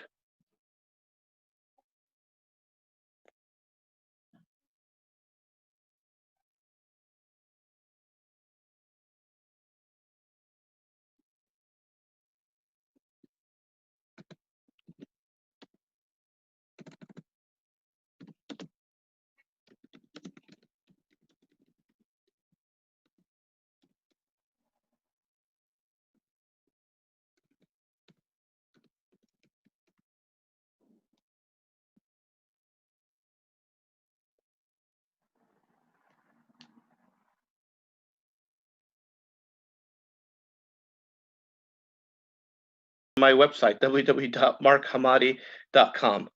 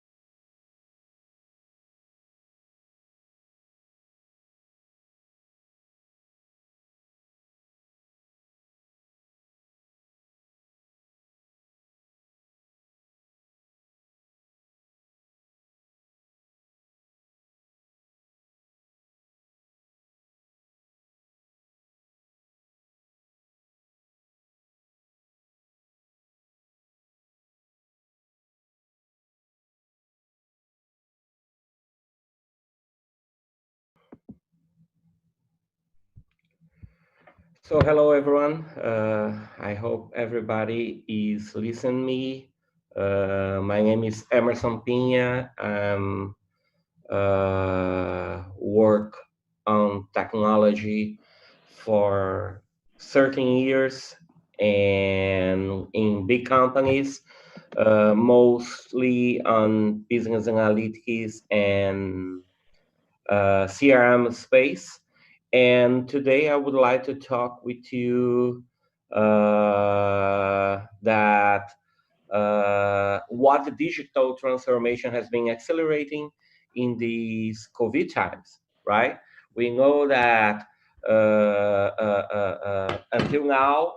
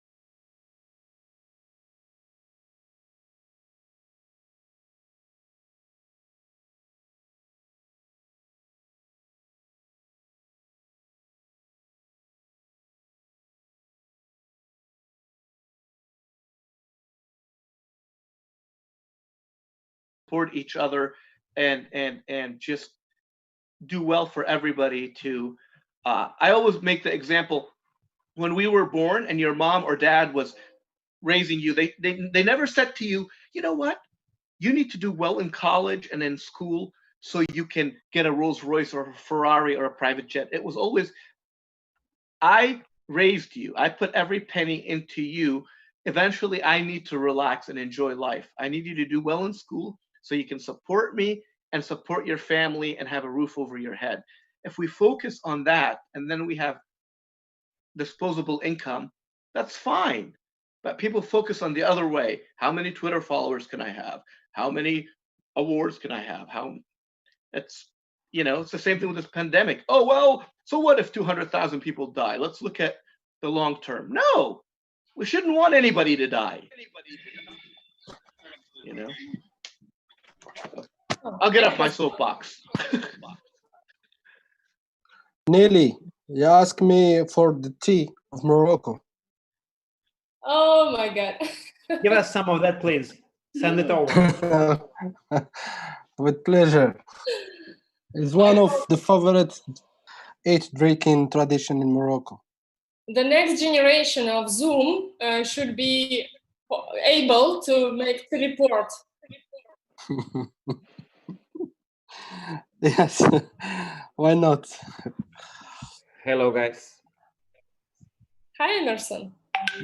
How are you? So you will probably need to restart your presentation from the beginning, if I understand correctly. Yeah. No, I have all set here. But this was just a test run. Sorry? This was just a test run. We are starting our live streaming, so you can continue your speech. You're welcome. 5, 4, 3.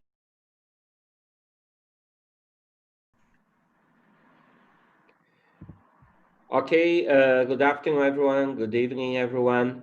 So my name is Emerson Pina. I'm here from Indianapolis, United States.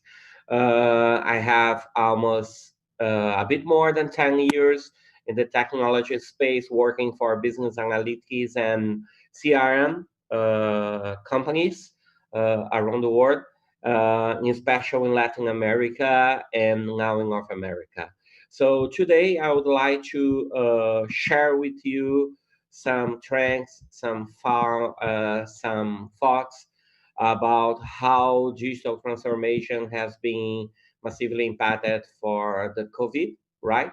So and considering the ability that companies have to provide assist to their customers in terms of technical assistance or any kind of case resolution that needs a device to be fixed, how companies are facing really these challenge in the COVID times. So talking about a bit of how are those challenges. One of them is the complexity of machines and systems. So how to train employees on complex tasks, how to reduce time to fix or maintain equipment, and keeping employees safe on the job is one massive thing that always company used to say that was hard to resolve, and that's why they were not able in provide a different way to solve problems from their people. The multiple data systems, that how to integrate that data volume into existing workflows, and how to connect data from IoT devices was a different challenge as well. But the third and I think most important times is about generation. Now this old generation, the generation X or Y, that were working or is currently working, is being replacing for a new generation that is super normal for them, use a mobile, use an iPhone, and they were willing to have a different way to work, being technicians, being all kind of field workers to assist customers.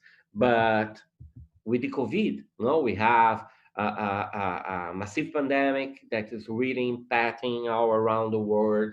All kind of business are being impacted, 99% for bad reasons. So how companies can deal with that if they are a provider of technical assistance, or if they are, for example, a cable TV, or if they are companies that produce elevators or produce any kind of technical devices for the market. With the panic, with this new normal that is coming and is arriving too early, how to accelerate this disruption that companies were avoiding to do that, were working their pace to transform, but now they need to survive.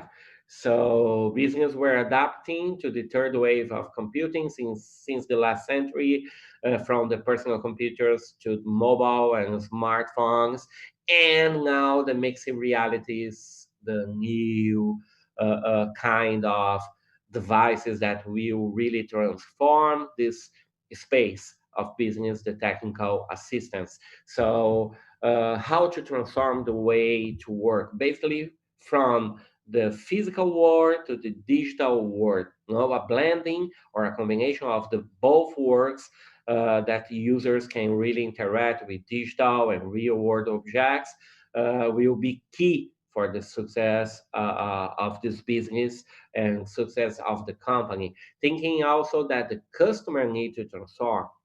If you think on the new generation, the end of Y generation, the Z generation, the generation that is not segmented already, those people are okay with mobile, are okay with digital, but the old people not. And these people is really changing the way they deal with the digital, right?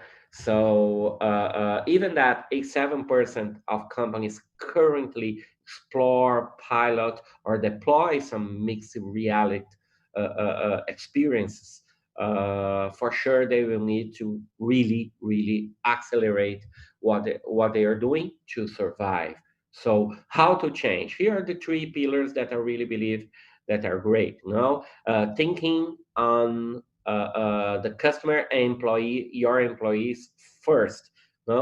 Thinking how digitalize and how to automatize their relationship with safety. Okay. Second, define the business process that need to change. Probably the business process that is bleeding you. And third, select the correct player partner to implement and transform while enlightening your customers and employees.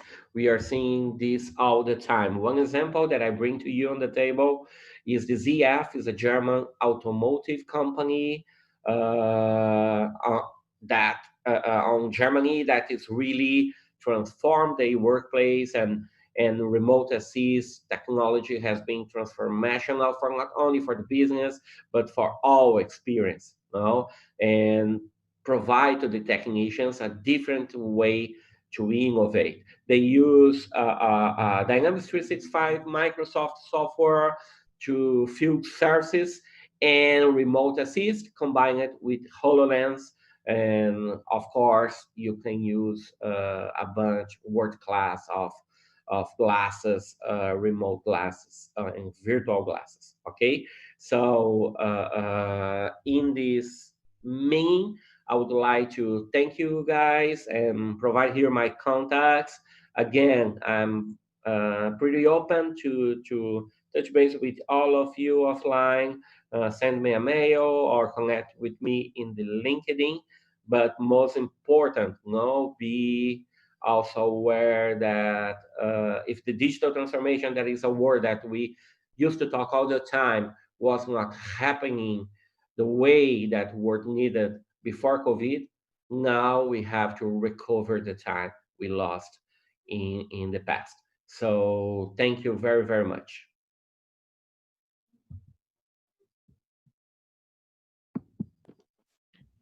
Excellent. Thank you, Emerson. That was a pretty special.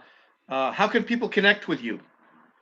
Yes, actually, the people can connect using my LinkedIn, emerson.r.pinha, Pinha, Pinha,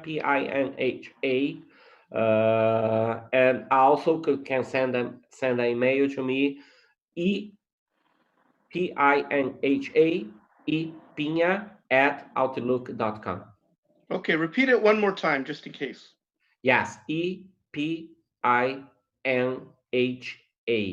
epinha@outlook.com. Thank you so much. All right, our next speaker is pretty special, Vadim Tarusov. I probably said his last name wrong, but Vadim, are you ready? Absolutely. All right, it's your show. Hey everybody, so I'm Vadim Tarasov, and I represent here a fund which is focusing on disrupting the unmanned logistics industry. A couple of words about myself. I've been investing in tech companies probably for about the past 10, 11 years, before which time I was a founder of a tech startup myself. So lately, over the past 4 years, I've started focusing on deep tech.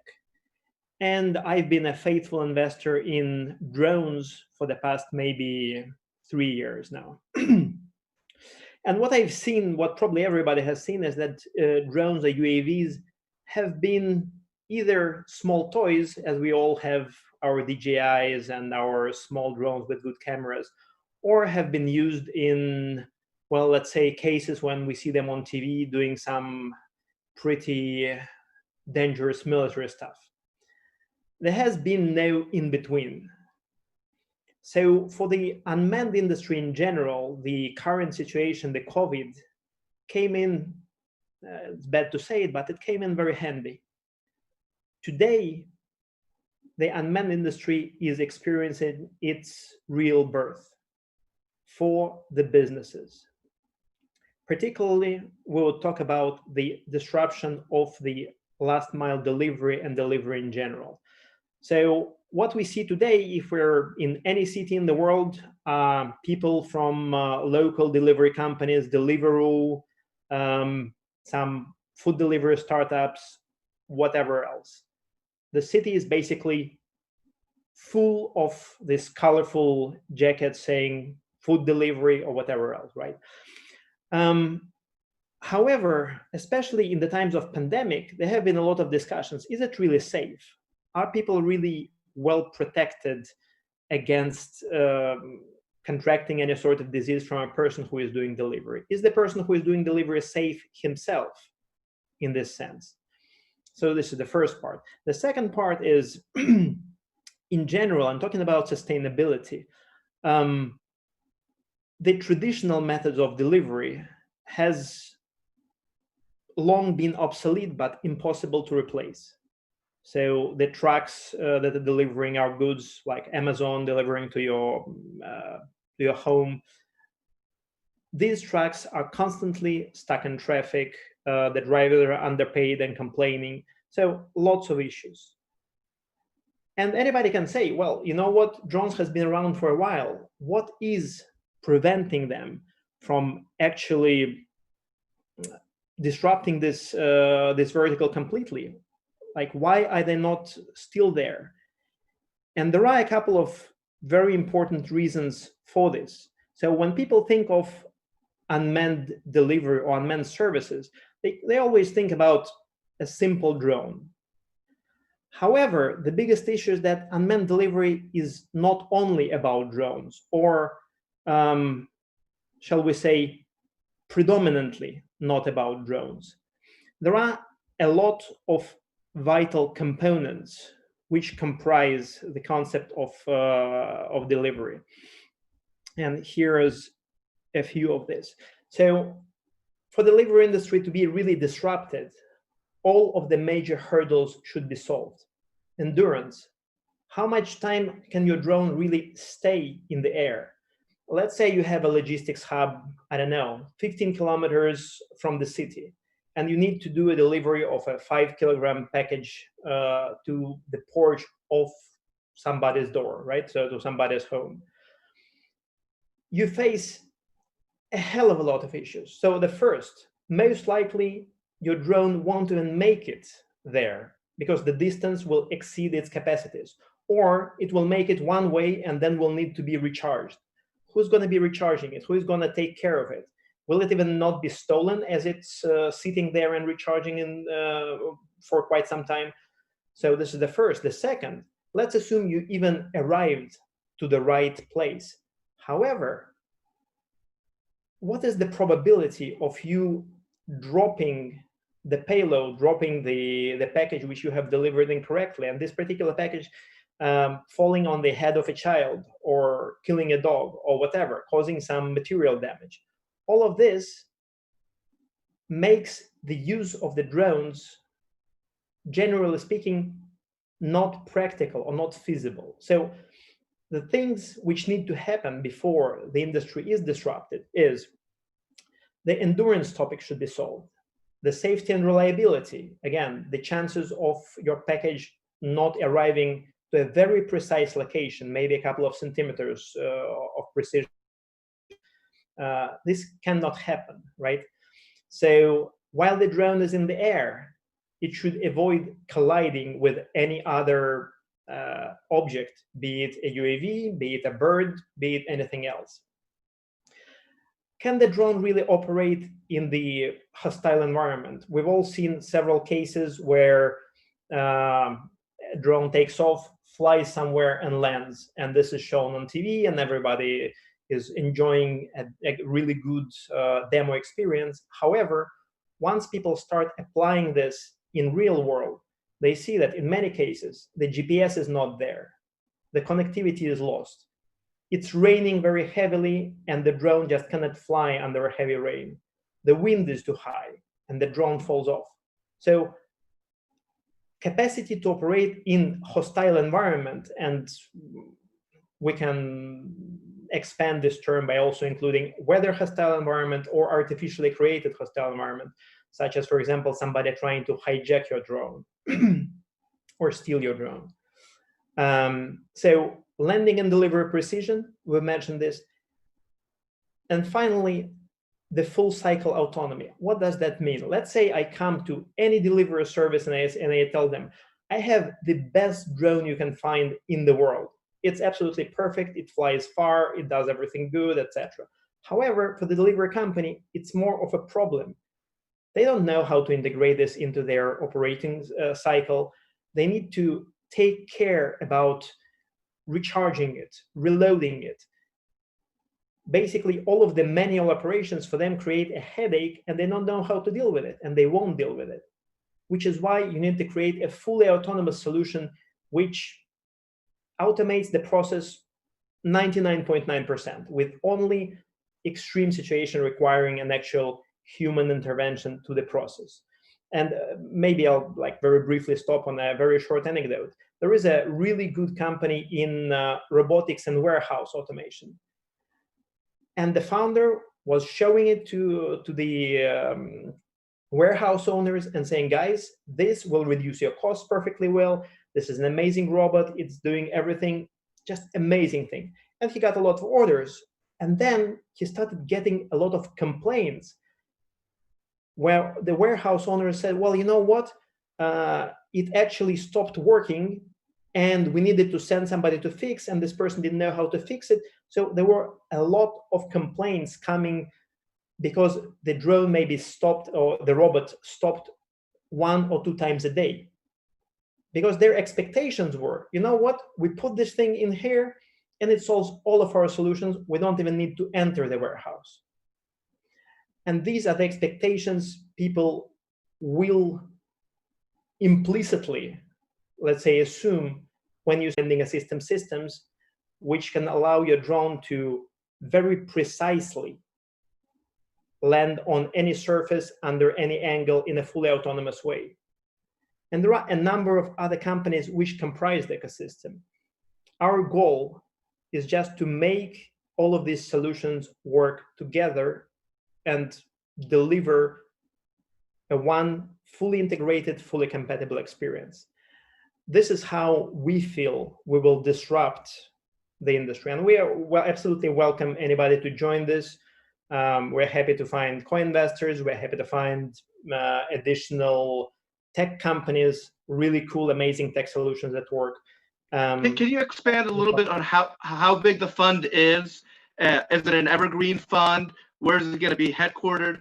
How do you plan to the payouts, and what are you looking for? 100 million, 50 million? Basically, the total fund, the first fund, which will enable these technologies, is going to be 100 million. We basically are down to our first closing, so this is pretty much on track.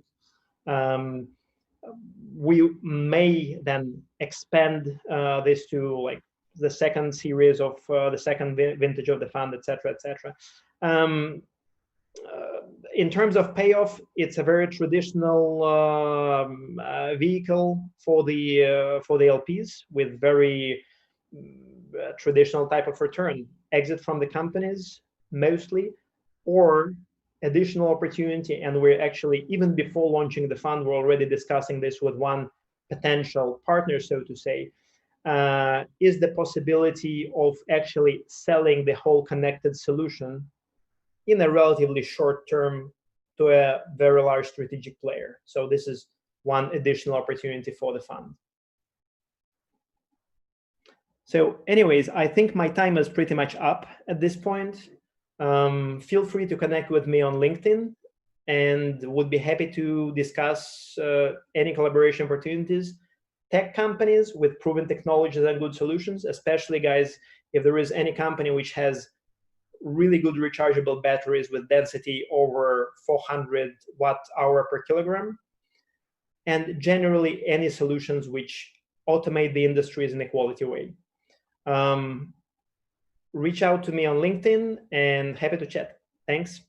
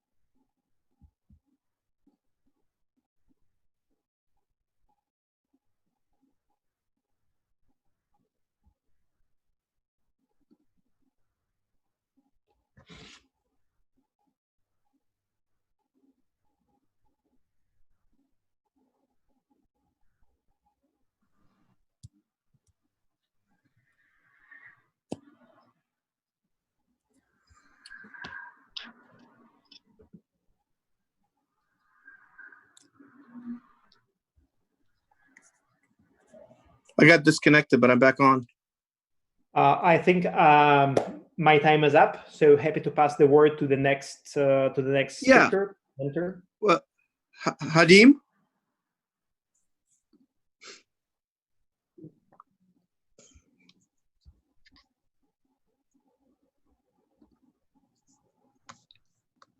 I don't know if he's got technical difficulties. I'm not sure if I got technical difficulties on my end.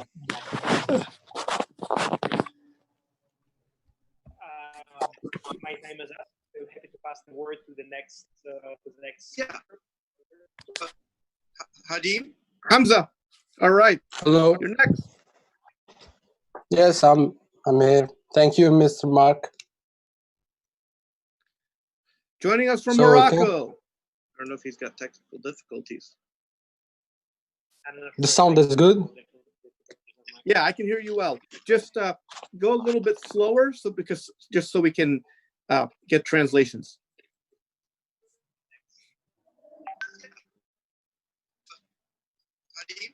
Hamza. All right. Hello. Yes, I'm here. Thank you, Mr. Mark. Joining us from So, Morocco. The sound is good. Yeah, I can hear you well. Just go a little bit slower, just so we can get translations.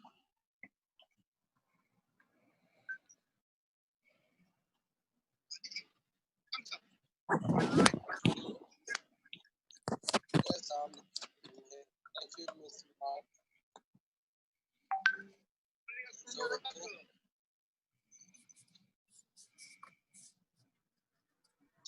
good.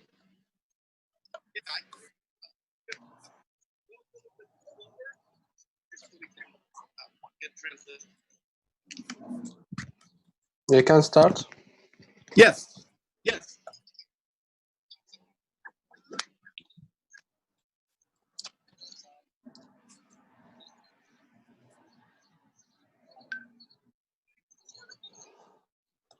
Hello, everyone. I have the honor today to be present in the World Forum.Digital as speaker and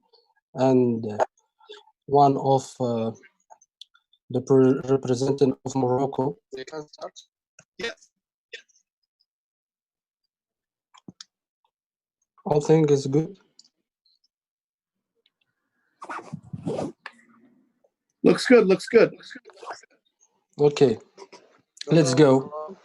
My topic is about e-commerce and IT and technology. One of the best way to boost our business in our life during this pandemic. So, as speaker, I'm the CEO of Medina Shop. As company here in Morocco is the company of e-commerce, the first Eastern e-commerce platform in Morocco. So, one of the most thing who I am, what is my position in Medina Shop. As you know, in my LinkedIn, you can see that I'm from Morocco and CEO of Medina Shop, the company of e-commerce. And I have my own palmarès, 2017 ranking in 13 entrepreneur companies in Morocco, ranking in first in Africa, and ranking of best project in Morocco last year. Our in this project, nearly 2 years after his launch, is considered that the first commercial marketplace in East Side region, and has achieved a lot of achievements.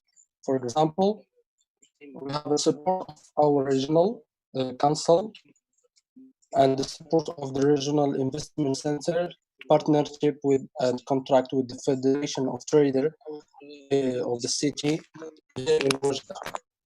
We have a collaboration with over 100 shops and business, local and cooperatives.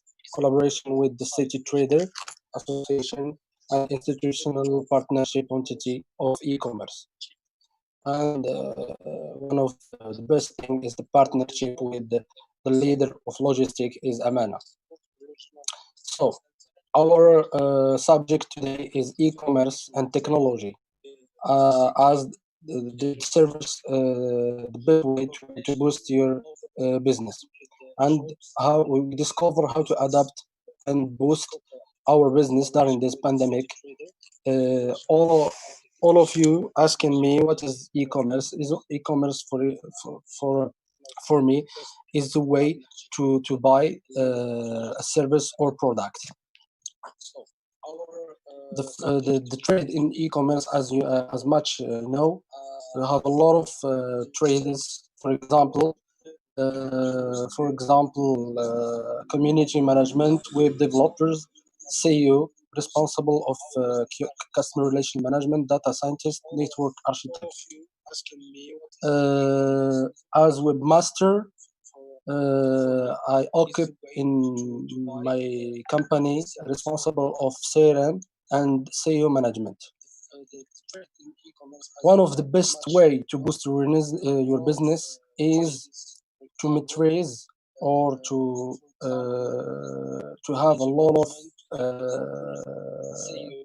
good strategy in your search engine optimization for your business or your marketplace. As you know, the SEO is one of the process of growing quality and quantity of your store traffic by increasing the visibility of website and as a web page to user for search engine. One of the best things that all of us should be know in SEO development, 75 data percent is data analyst, and 25% is just to take actions. One of this thing to have a good materials of SEO, you should find open massive online courses, for example, such as Udemy or Open Classroom. There are a lot of courses that you can be expert in SEO. One of favorite courses is I think his title is SEO is the best way to prove your business, is disponible in Udemy.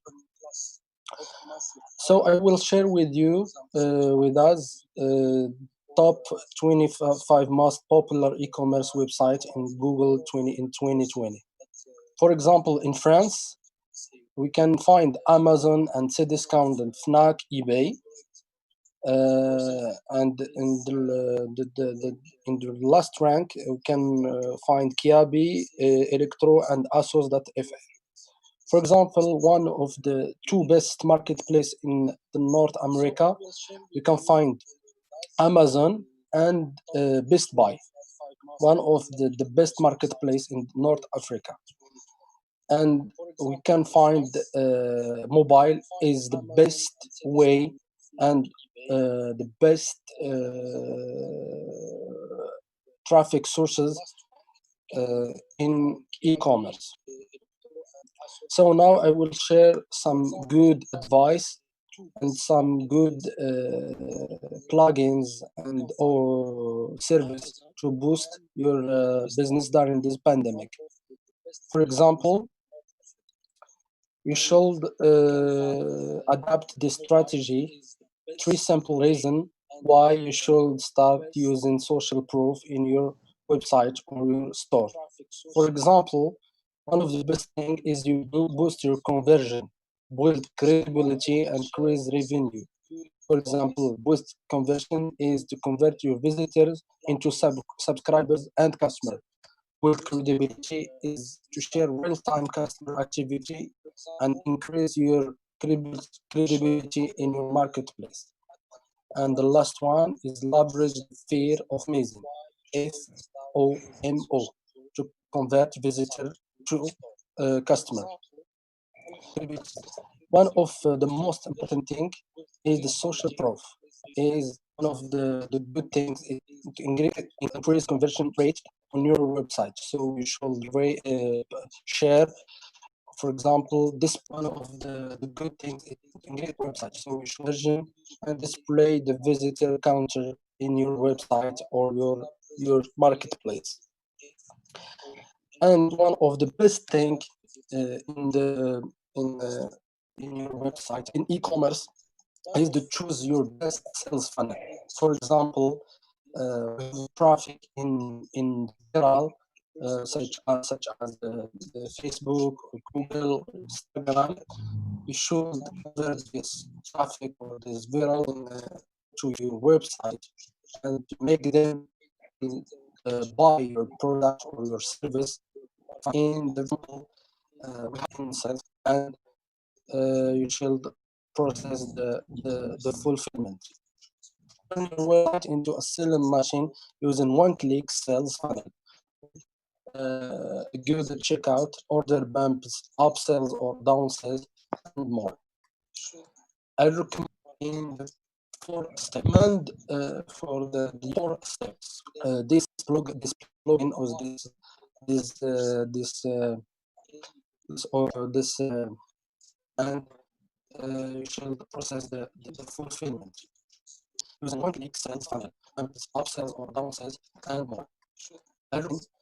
One for me is one of the best solutions to have a vision of your this, plugin, and his name is Advanced WooCommerce Reporting, of the best solution to, for example, product report, category report, and we can have tax refund report, providence, and a lot of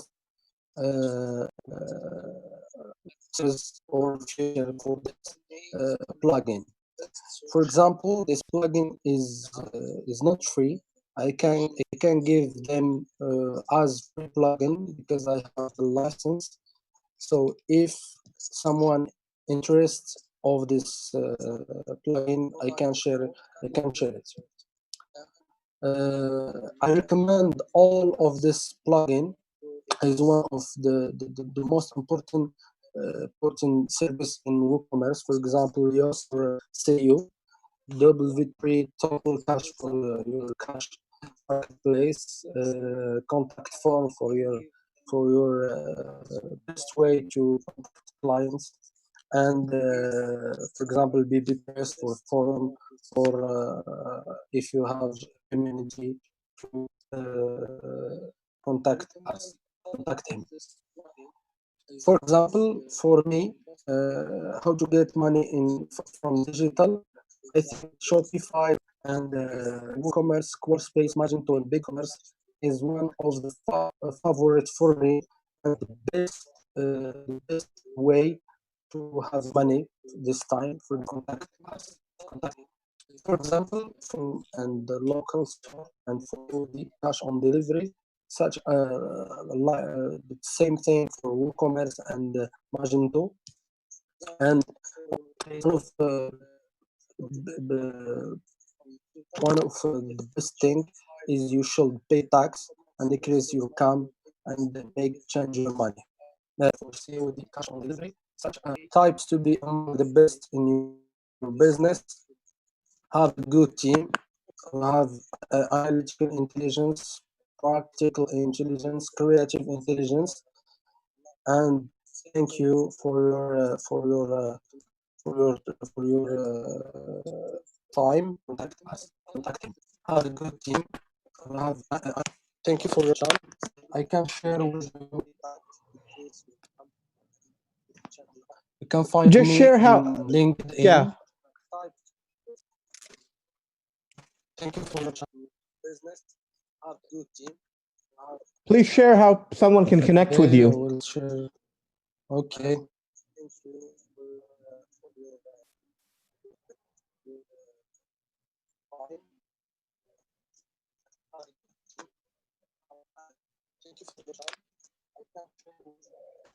Okay. For WooCommerce and yes, Hamza in LinkedIn is my WhatsApp contact. Please share how someone can connect with you. Yes.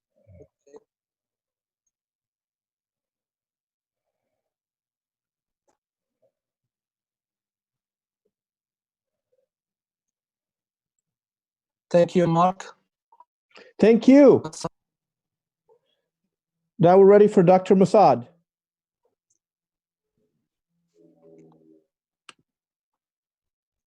Thank you.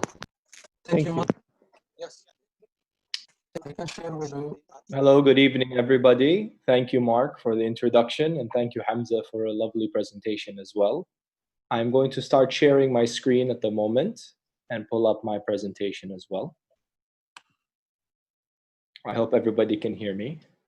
Yeah, you sound great. Excellent. And are you able to see the screen now, Mark? Yes, beautiful, beautiful mountains. Excellent. So my presentation is really about life after this coronavirus. The coronavirus, as many people know, is actually a communicable or infectious disease. However, we cannot lose sight of the more important diseases that we need to fight as a human race, which are the non-communicable or chronic diseases. And this is something that I am very passionate about fighting. So if we look at the NCDs, they're actually a huge threat. Even today in this COVID-19 world, 95% of the deaths today around the world are actually people who have these non-communicable diseases. So whether it's diabetes, high blood pressure, or even something as people would consider mild as obesity. If you look at the second point, 71% of global deaths yearly, whether it's not a, let's say, infectious disease crisis, this also comes from non-communicable diseases, right? And something a bit more closer to home, actually, is when we look at NCDs, they're actually responsible for 70% of female infertility issues, right? So this is very important for us. Now, the solution going forward, and I think this has really hit home during the crisis, is that we need to adopt what's known as a hybrid healthcare system. Now, there are many people that believe that a lot of things can be done completely digital. But what we have found out is that this is only one part of the journey, and that we actually have to combine both traditional healthcare as well as digital means of healthcare, hence the hybrid healthcare approach.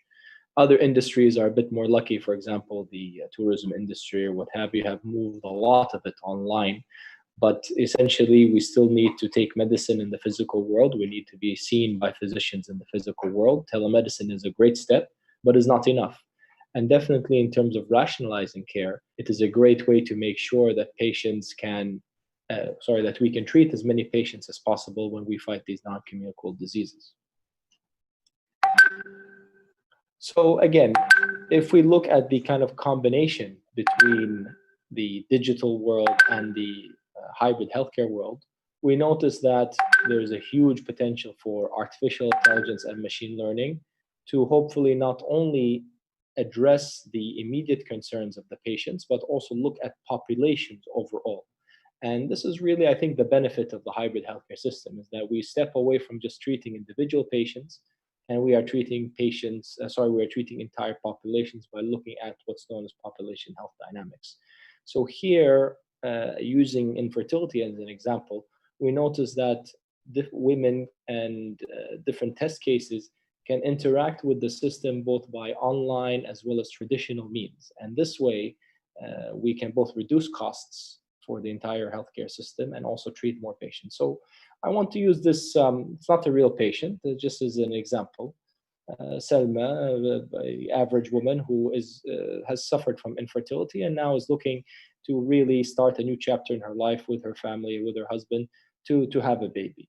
Traditionally, this woman would have had to go roughly about 3 years to, I would say, hundreds of doctor visits, very expensive doctor visits, spend anywhere between $1,500 to up to $3,000, $5,000 to be treated for her infertility and to try and get her first child, whether it's through IVF or through hormone replacement therapy and different options.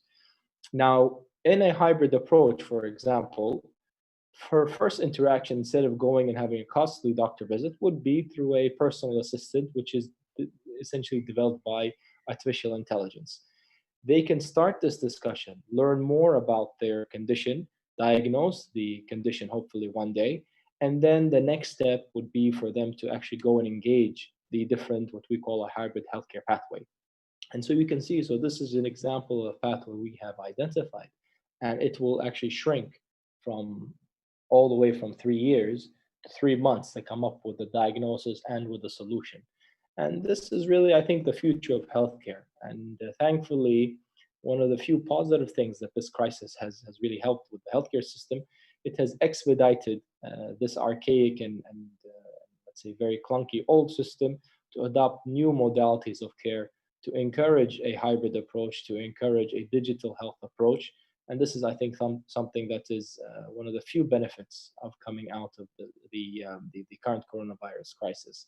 So what we mean by hybrid healthcare, again, just to sum up, is that it will combine both the traditional means of healthcare with the more digital means of healthcare, the new age type of technologies, for a more efficient, a more convenient, and obviously a less costly healthcare system. And again, really, it is about the intersection of technology and healthcare. I talked a little bit about artificial intelligence and machine learning, but essentially, healthcare will require a lot of deep data analytics. And this is something that is very important because the healthcare system generates hundreds and thousands of exabytes or petabytes of data. And then obviously the blockchain is also something that is very interesting to healthcare. And the blockchain is nothing new really, but it's if you look at it as a way that essentially protects data privacy, which is very important in healthcare, then certainly there's a huge role for the blockchain in developing this hybrid healthcare system. And so finally, I want to talk a little bit about the business model, because traditionally healthcare was very simple. You get sick, you go to a doctor, and that doctor treats you for your disease, and then you will pay the doctor either yourself or through your insurance company. The next step in that was to actually work with insurance companies to prevent people from being sick in the first place. And now we have to come up with almost a third model, a more interactive model, whereby these hybrid healthcare products, if you would, are more membership based. So it's kind of like the insurance side, where the entire population, the healthy will cover the risk of the sick, and the old, the young will cover the risk of the old, and so on and so forth. But we are now bringing everybody under a similar risk pool. And then we are using the technology, we're using different new technologies and data to come up with new preventative measures. And probably the fourth important pillar are these partnerships, the partnerships that we develop with both traditional providers of healthcare, with insurance companies, and most importantly with the patients, since they are the essential, let's say, middle of the glue that holds the entire healthcare system together is the population. So these were the presentations I had. Sorry, this is the basic slides I had. I'm happy to answer any questions to our millions of followers out there, and definitely thank you again for allowing me to be here. Can you compound a little bit on what you think the cost is going to be for this, and then how long is it going to take to truly get it established? Because having dealt with insurance agencies and so forth, they really don't want to cure you, and they don't want to prevent anything. What they want to do is make sure that you get sick, you take something, you get better, but you don't get fully better. Yeah, I think that is a bit unfair, because today the world is moving towards what is known as accountable care. And what accountable care means, essentially, it is a way to look at the population as a whole and to keep the population as a whole as healthy as possible, and let's say to mitigate the different risk factors that are challenging the underlying healthcare of both the individual as well as the population. So in that respect, the way I see it, it's really about moving the cost base from the end of the life, which is the most costly part, or by the time, let's say, the patient develops a serious chronic disease or a serious illness, to actually go earlier in the process and keep them healthy and make them aware of the different risk factors, so that they are able to, essentially save the costs of the future care. So it's kind of like if you look at the Toyota production system model, where the earlier you find the mistake in the actual, let's say, life cycle of the product or of the service, the less, the more costs you save, and therefore the better value in terms of the outcome. So I hope that answered your question. Yeah, excellent. Can you leave everybody your information and how they could contact you in case they want to? Absolutely. So they can easily find me on LinkedIn. I'm the only Musad Razouki on LinkedIn, and I'm happy to answer any questions. It's MUSSAD RAZOUKI. And again, I'm happy to answer any questions. Now, I think they wanted us to check the chat feature, but I will stop sharing my screen. That way I can at least check the, I don't think there are any questions on the chat, but again, if there are any questions later on, I'm happy to answer them. Fantastic. Thank you so much. That was an excellent presentation, and I'll be contacting you. I love what you thank said. you for your time. You've been the moderator, and you've been through this entire session. You've been doing a fantastic job. Thank you. All right, Nelly, are you ready? Always ready. All right, awesome. Looking forward to hearing. Thank you, Mark, and thank you for the organizers to making such an awesome event online. My name is Nelly Orlova, and I'm founder and CEO of InMind. Let me share my screen, I guess. Just 1 second.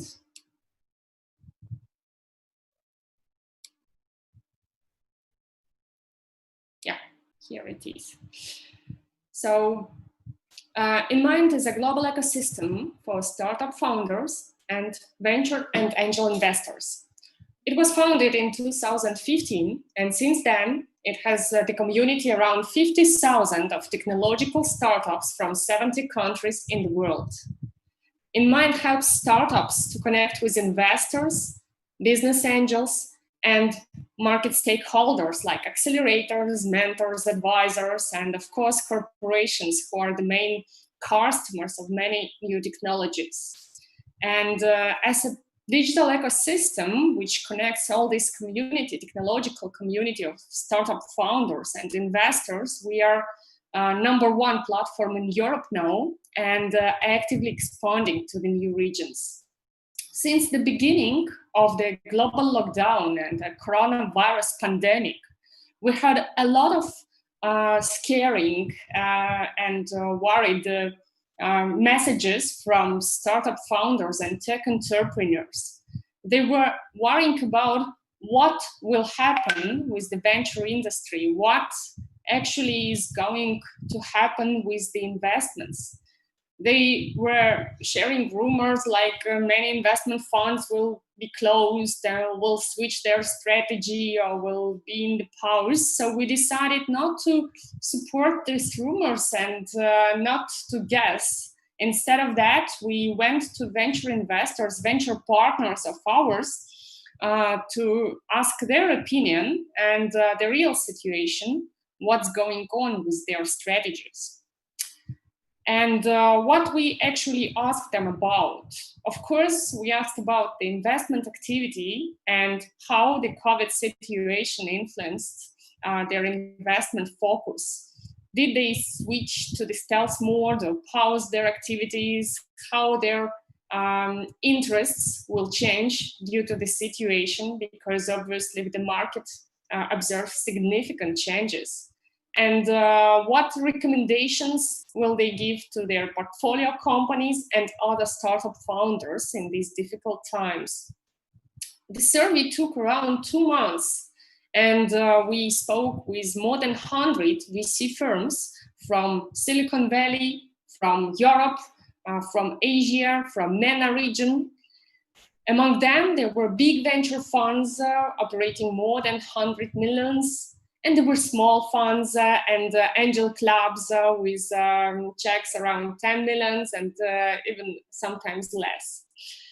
And the main outcome, I would say, from this survey, just not to forget to mention that with around a third of them, we made also online interviews with details, Q&As, getting deeper into the investment strategy and decision-making during the pandemic times.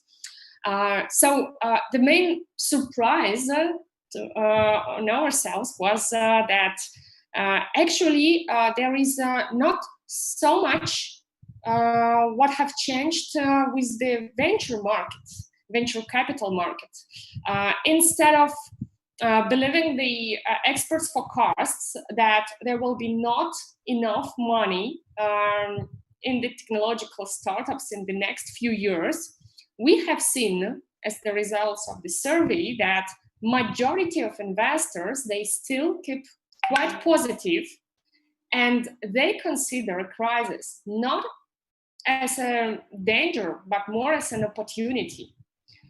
We know that the great companies were emerged during the recession and crisis times. More than 50 technological unicorns were born during the latest recession, and more than half of Fortune 500 companies were launched during the recession times and 20s.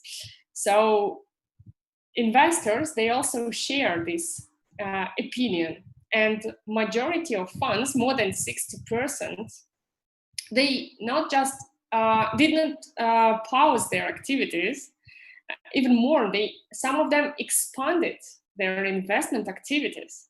I see, in this slide, I've put the quotes from Tim Draper, the head of Draper VC, and from Anton Fedorov from Flashpoint VC, as a bright example of those funds and investors who stay positive and increase their investment activities and focus.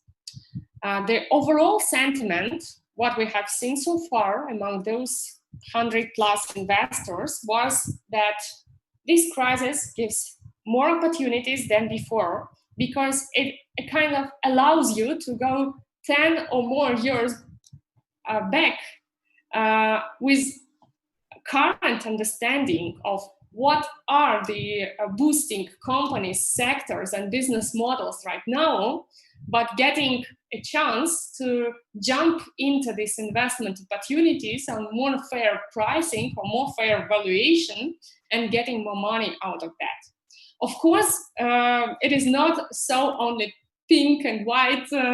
Some investors, they indeed went to the stealth mode or paused their activities, but there were around 20%, I guess, who did that. And majority of them, there are conservative venture funds which never invested without a personal meeting with founders before. Which means that, of course, during the coronavirus, during the quarantine, they simply can't organize personal meetings, and they don't have the business processes allowing them to invest only with online communication. It takes time for them, of course, to switch to the new mode and to become more flexible in their investment activities and decision making. But even those funds, they did not continue to seek for new investment opportunities. They just can't take the final decision about investment without certain procedures like personal meetings with founders or personal visits to the startups' offices. Meanwhile, there were also other funds who were quite confused with the ongoing situation because of their LPs. Definitely, venture fund is the structure which totally depends on the money of their LPs. And if the fund did not succeed to raise enough money, or if they had LPs which are now facing some business problems and financial problems, yeah, that can be a threat to the venture fund. But also in parallel, we have seen other cases, like, for example, Vadim presented today, when new funds are arranging and new funds are fundraising successfully. And we have seen quite a lot of this while speaking with venture investors. Moreover, some of them made historical exits during the 3 months of the quarantine. But the main topic of mine today presentation should be what industries will fly after the COVID pandemic, and what industries will be in the investors' focus. So obviously, I will not waste your time to speak about those industries which are facing most of the troubles now, like travel, like outdoor sports or whatever. But those of industrial sectors, which on investors' opinion will definitely fly and already flying during these times, are software. And in software, we have variety of solutions, especially in data management and data analytics and different productivity tools and e-commerce and retail, EdTech, and everything connected with the online education. FinTech, which was also surprising for us, was not one of the biggest industrial sectors in the focus of investment activity. But productivity tools, for example, became much more interesting for investors, as well as variety of tools allowing to work remotely and remote management tools for the teams, etc. Life science industry also remains in investors' focus and even becomes more interesting and more appealing to many investors. But don't confuse it with the solutions against current situation, against COVID virus. Because a lot of startups right now and startup teams, they started implementing, suggesting and offering a variety of solutions and products and tools against coronavirus. And this is not the venture story. This story is more about government support, or municipalities, or variety of healthcare and support organizations, but not the venture story. Investors, they look in 3, 5, or even 10 years in advance. And therefore, in life sciences, they are looking for new drugs, anti-aging drugs. They are looking for drugs which can reduce the mental problems. They are looking for a variety of solutions in the telemedicine aspect. And of course, the personal medicine, which at least on our data, which we collected, is one of the most demanded sector among investors in the life sciences and healthcare. So about technological sectors, that was also interesting to observe that huge majority of investors right now, they pay big attention to the sector of big data and analytics. And I think this is also quite not surprising, I would say, because a lot of corporate customers, as well as B2C clients right now, they need data. We produce a variety of data every day, especially switching to this online mode and digital regime. And there are not enough tools and solutions on the market which can process this data, analyze it, segmentize it, and make it more handy to use this data for various of applications. So therefore, big data and analytics is one of the top industries where VCs are looking for during the pandemic times and after. Artificial intelligence and machine learning is nearly the same demanded. Blockchain, robotics, as some of the speakers also described, drones industry, and many investors, by the way, they forecast that regulations will change after the coronavirus pandemic, and those restrictions and slow-minded decisions which we observed during previous years while implementing to the market autonomous driving or drones for a variety of applications, the current situation will speed up regulators, at least that is what investors hope for and the industry is hoping, will speed up regulators to to switch the green light and to allow these technologies to be adopted in the nearest times. What was also interesting to learn is that VR sector becomes less demanded among investors. At least few of them even stopped looking into VR solutions anymore. But augmented reality remains one of the interesting technological sectors for venture investors and venture businesses. We also asked investors to give their advice on what startup founders should keep in mind on what should they do during this pandemic to remain in business and to save their companies.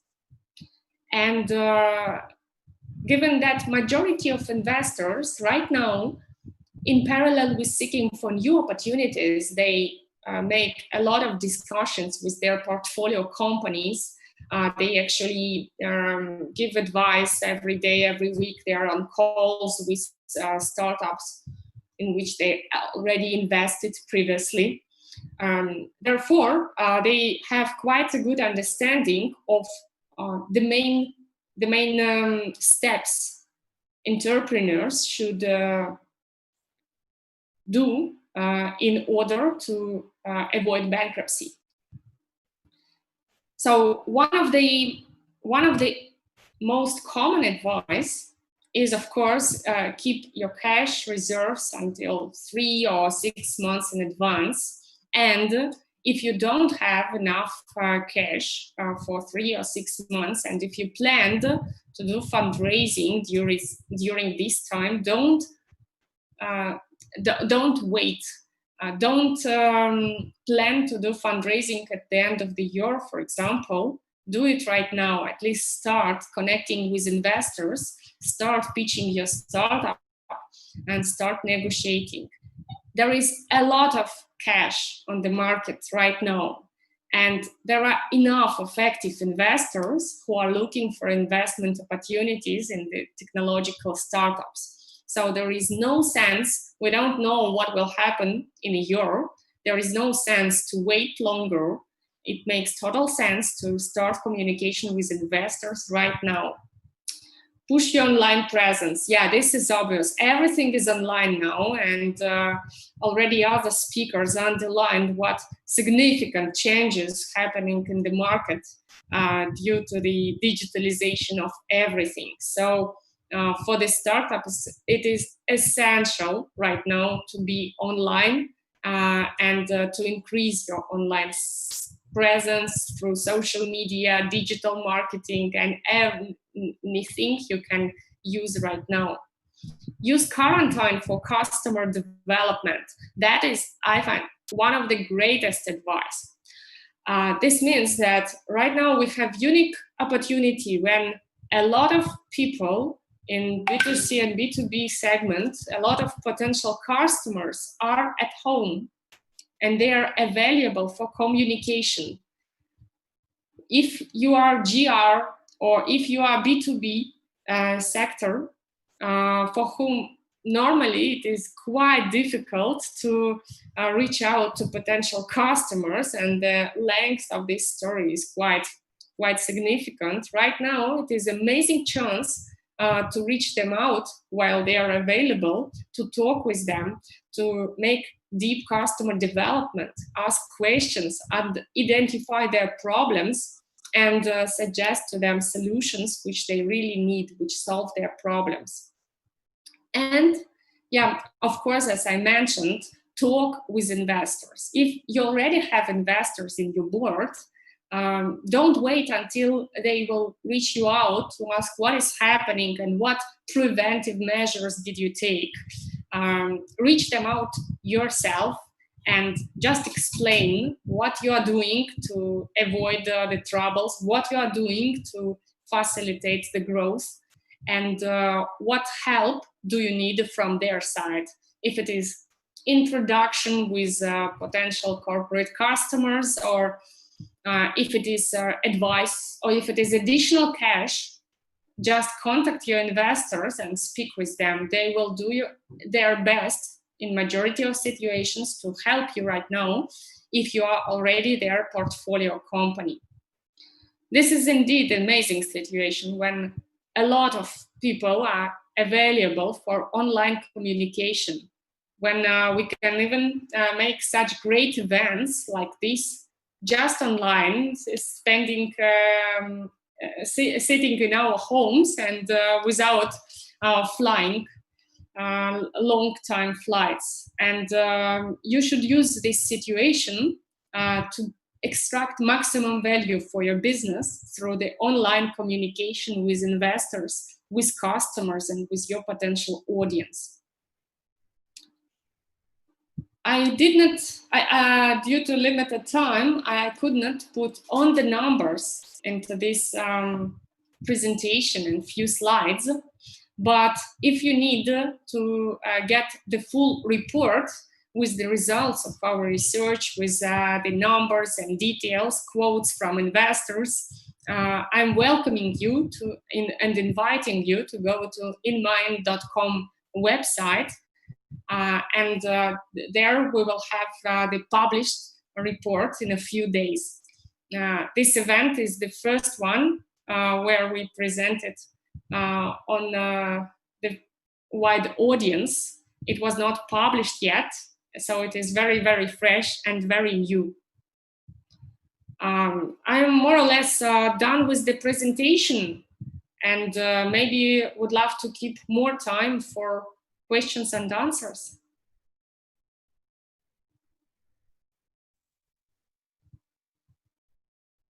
Mark?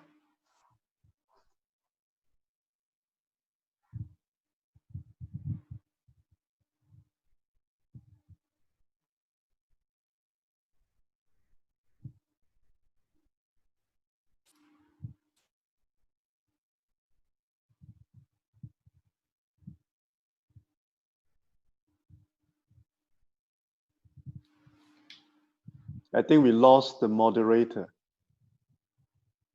Yeah, maybe it could happen, but yeah.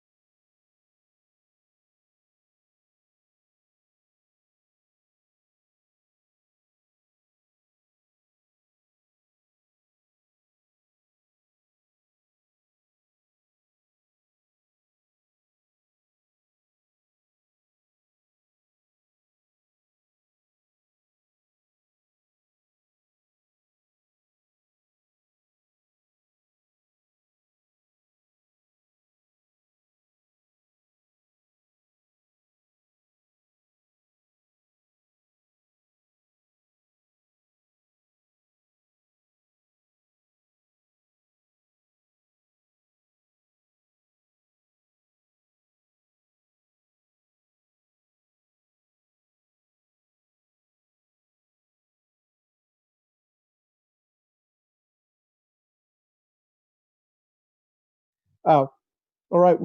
That was fantastic. Have you, I have a question for you. So, one thing I think people don't do and haven't done, I had somebody ask me to put in a significant amount in a supply chain business. And so what I ended up doing is Amazon and Walmart are doing it the best way. So I went and worked 3 weeks at Amazon and 3 weeks. What was that? Are we good or? Yeah. Okay. And I did 3 weeks at Amazon and 3 weeks at Walmart, and 21 hours a day, and really saw what each one did fantastic and what each one didn't do well. So you really have to understand the business before just looking at the numbers and saying, oh, they're great. Look at this startup. And when you look at these particular businesses right now that are doing different things, right? You've got to deconstruct them. If you have a business that's doing well, you can't just slap it on and go online. Well, you can do that, but the chances of doing well and evolving aren't going to be there. This is why these restaurants are struggling, right? You can do okay with that, but if you have 15 or 20 and you have all these employees, you've got to deconstruct your business and look at every angle of it quickly. And then as soon as you get the particular answer, move forward. And a construction company that was failing, it was doing less than 1%. I made sure on every job we made 35%. And if I negotiated, it was 25%. And when people wanted less, I said, get lost. You got to make sure that you got to make sure and let people know you're not the Red Cross. You're not FEMA. You're there to make money and to support your employees. So there's got to be a balance. And too many people just look at the paper and look at the numbers. It's more than that. Every business has a heart. You can't keep your wife or girlfriend or puppy or whatever on paper. You've got to win them through. All right, our next person is are you ready?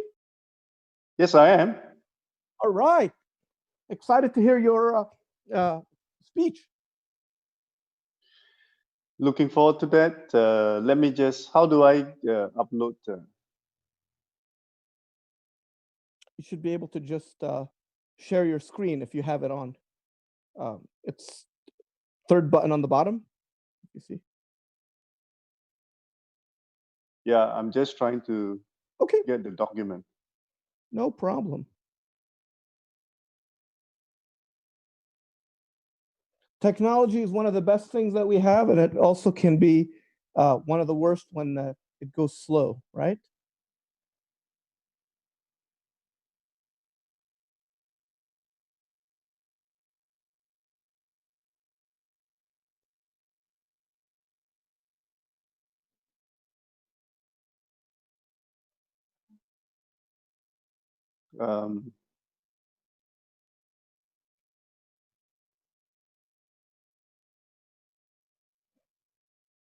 Seems like there's some problem for me to just upload that. No problem. If you just want to wait a few minutes and maybe share a little bit about your background while it's doing that on its own, or you just want to keep playing with it, and up to you. Well, it's very early in the morning, coming to 5 a.m. my time. So,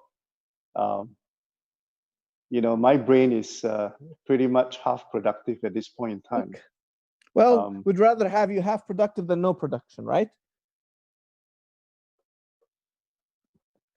Mm.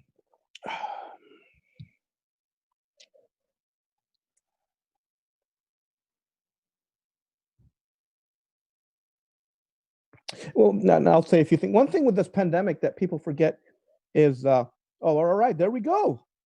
Nice. Family picture. Love it.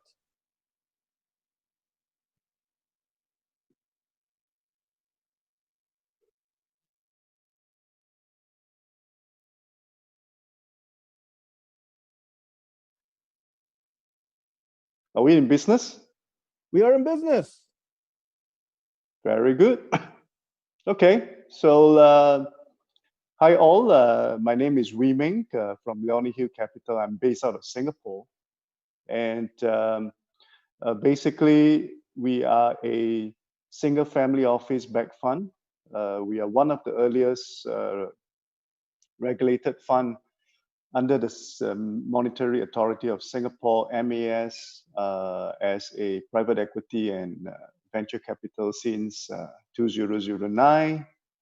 We have not been actively marketing because it's a family office back and very highly strategic, and perhaps I should say that we are one of the fund that has been always working with partners. We have invested in funds. We have also did direct investments, and to date we had a very nice portfolio. If you can look at the screen, pretty much you would know some of those names already. I think we take pride in this business because our LP are very well connected in the industry, and therefore we always have a lot of very good deal flow all around the world. Even though we are based in Singapore, we have been actively present in the US, in Europe, and of course in Asia. One of the portfolio that I would like to mention is Alibaba. We've gone in year 2000, and we've made a lot of money post IPO. And this is just one example that this risk capital fund has been contributing in the market. So I think in the interest of time, let me just also move on. My subject is, I was told to share on the topic of digitalization, accelerating the sustainability. So I will talk about more of the sustainability topic from an investment point of view. So next screen, the next slides, I like to really mention that while we are in the crisis, we are in this pandemic, this technology is actually our best friend. we have been, I think digitalization has been a big name for the past many years. That's why we are seeing a lot of disruption taking place. But this pandemic has actually propelled the way that we see technology going to be more mainstream in our life. And I want to just cite a few examples that it has got this positive impact during these trying times. One of which that I'm very, very interested in actually backing some of these technology companies is in the area of robotics.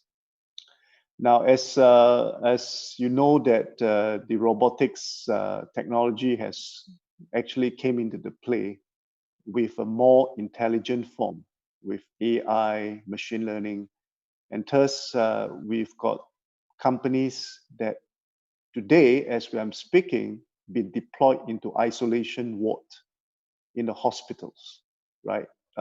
Mainly is to carry out the critical roles, helping the healthcare workers to look at helping them to, in a way, increase their, the support and the activities serving the patients. But more important is also to protect them, right? So in this case, we've got robots that's been deployed, serving food, giving them medicines, and it's all automated schedule, right? So I think this is actually a very good example that we are using technology to help the healthcare workers and to also to save the life in the isolation ward now.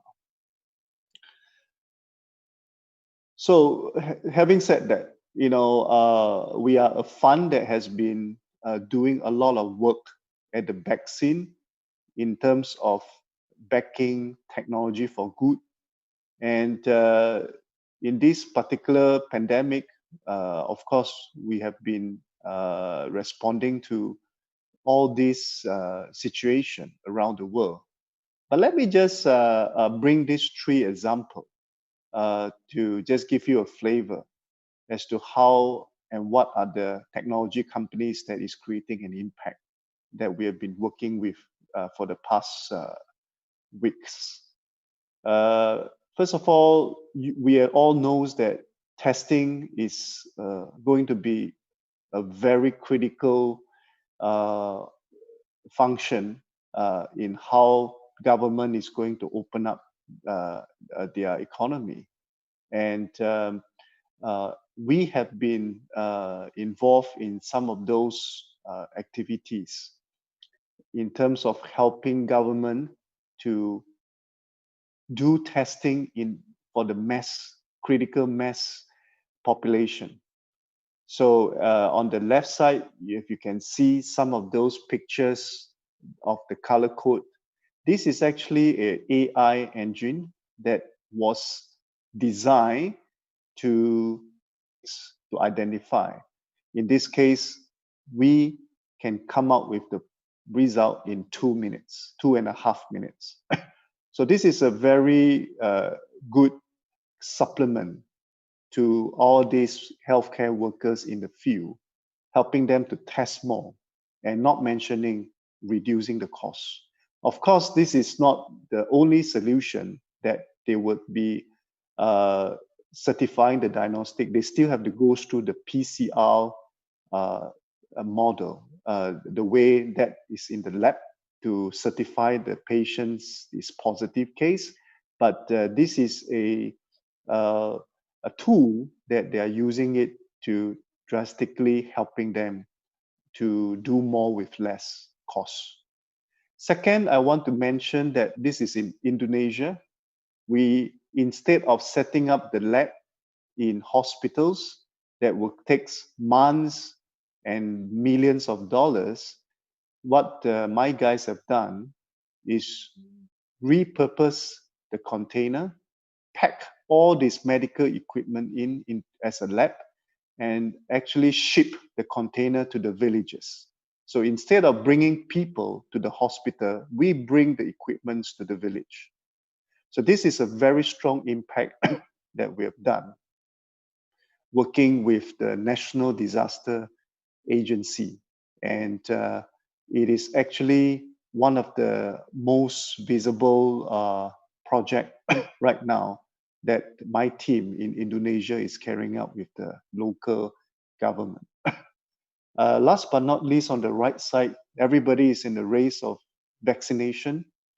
As we, as an investor for technology disruption, we are not looking at the vaccination solution traditionally, because the vaccination production, as everybody may be aware, takes months and years.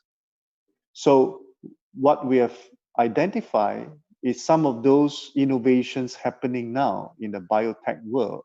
In this particular case, is in UK, that we are trying to pack a vaccine into a capsule. So this is something revolutionary, because as you know, everybody needs to go to the hospital to take the vaccination. In this case, we are sending the vaccination to your house in a capsule. And not to mention, for this sort of product that we are going to launch, once it's regulatory approved, is no longer going to take months or years to produce. We are looking into weeks of production in batches, in form of batches, right? And also from the science point of view, this whole vaccination for traditional vaccine takes actually about 2 vaccination, and it may take about up to 3 to 4 weeks to get the effect. For our pill, it would take only 2 weeks for one particular capsule. All right. So this is, I think I just wanted to mention this, that these are technology that makes a difference to help save life during this pandemic crisis. Next slide is just to talk about, we are very committed to invest. Basically, we are one of the family office-backed fund that we are pledging to invest more ahead. So if you are a VC, a private equity, or even if you're a company that you think that you can make a difference, we are always happy. The door is always open talking to you guys. Now, this is probably going to be my last slide. And just trying to say that if you are an investor listening now, you need to reshape, you need to re-look at how you want to invest ahead. As all of us know, this whole new world order requires a new way of doing things, and that's including an investor. So I would like to really let the investor community knows, and we are trying to build more partnership ahead with the VCs and the PE, is that be more sustainable centric. When I say sustainability, is really doing something as a responsible investor, right? So as investor, we really needs to really look at how to differentiate, or rather how to provide the value, generate value creation using capital for good. And it should has an impact to the society and the environment. So there's a lot of millennials that is coming up in the family office, and I've been talking to some of which, positively speaking, there are people, there are families now are really putting in place a lot of capital allocation to really look at how they should invest into sustainability. And I think this is good news for all. I can see some of those startup companies today are trying to use technology into their disruptive model and create positive impact to environment and society. So I believe this venture sector is going to be more sustainability aware, And this is good news for all of us. On the right side of my quadrant, you can see there's a long bar. I think it's a very small font, but I just wanted to highlight that in the investment alternative class assets, we have got so many statistics showing that, you know, the alternative investments, especially into ESG, has yield high performance. So what it means here means that for investor, right, this will be far more a sustainable investment business for you. All right. So I think in the interest of time, this is probably what I have it for today. And just a takeaway message is that, you know, we have to integrate the ESG factor into our investment or a business decision, right? It's no longer an option, all right? But a growing imperative moving into the new world.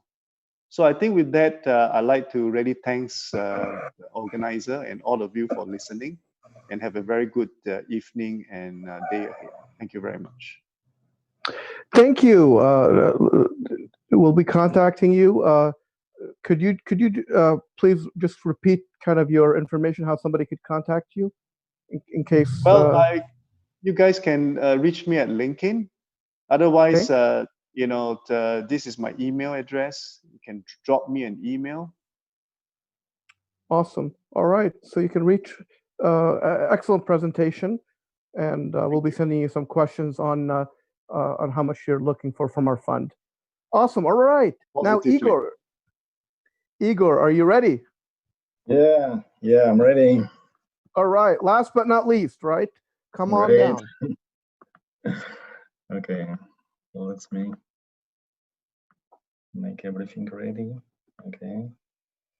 Hello, everybody.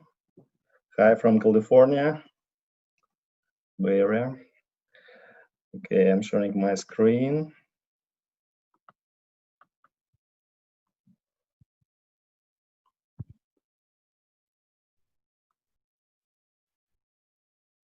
Okay. You see my screen, correct? Yes. Okay. Yeah. So my name is Igor Khmel. I'm the CEO founder of BankX. I'm going to talk about today about such phenomena as central bank digital currencies, distributed banking, and how they basically become very visible and very important because of the coronavirus and pandemic situation. So a few words about our background as the company. We are 3 years in this business, and we started as proof of work protocol. So we did a securitization on blockchain. We did many token issuances. We pivoted last year to the digital asset banking, and right now we basically found ourselves like as a crypto company who pivoted to be like a real world in fintech company in the real sector.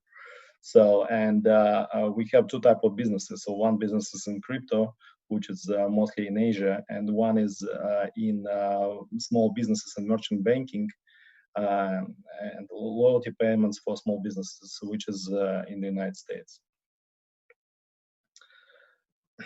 So coronavirus triggered opening central bank digital currencies for public. So if you saw from press, there is a China announced digital currency yuan to pay officials in 4 regions recently. Looks like it was triggered by Libra last year. So China had these plans, but they proceed with a quicker release because they were afraid that Libra will take a lead. And then Visa applied for blockchain patent just last month in order to also to secure the space in this market. There is many other banks. There is French central bank issued pilot for digital euro cryptocurrencies, and there are many more countries that has become appear. It's happened today. It's become so because of the coronavirus, because many central banks, they see the issue that they need to distribute those CARES Act, or they need to distribute money to their small businesses and retail people in the quicker manner with the lowest friction in order to support the economy. So this really exactly the problem that central bank digital currency is solving, and that's why all the progress, all the evolution of this currency speed up. So these things become visible this year, but in reality it's not new. So the first pilots started 2015, and the leading institution here was International Bank of Settlement. It's kind of central bank for central banks. And there were many projects all over the world. Major of them started in 2017 and still ongoing. So the biggest one is Stellar. It's done by between Europe and Japan. And then there is also Jasper. It's done in Canada. There is Brazilian big project. There is Project Ubin in Singapore. There is Project Hoja in South Africa. There is Crypto Ruble in Russia. So major technologies, the cases, the topics that they cover, it's real-time gross settlements, it's delivery versus payments, cross-border payment, and finally audit confidentiality. And major ledgers, it's Corda, Hyperledger Fabric, Quorum on Ethereum, and Ripple. So and zero knowledge proof for anonymity of transaction, anonymity. So this is one of the way how to think about central bank money. So there is a digital, it's called money flower. There is digital and non-digital money. And traditionally, people or retail people, they only touch central bank money as a banknotes. So like as not digital. And those money were widely accessible. Right now, with this technology, the digital form of money can go deeper, like to the not only to the as a reserves to wholesale banks, but also they can go to the last mile to the regular people. So banks, central banks, they usually making pilot aid and wholesale tokens. So they want this done in order to automate internal settlement processes between central banks and banks regulated.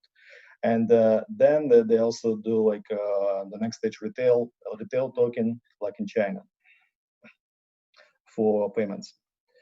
So key design features, it's access, widely versus restricted, degree of anonymity, operation availability, so 24 hours a day, and interest bearing. So this is, you can see the kind of the table where how the central banks basically think about that. And so all these features can be implemented in the particular currency, so depending on the situation.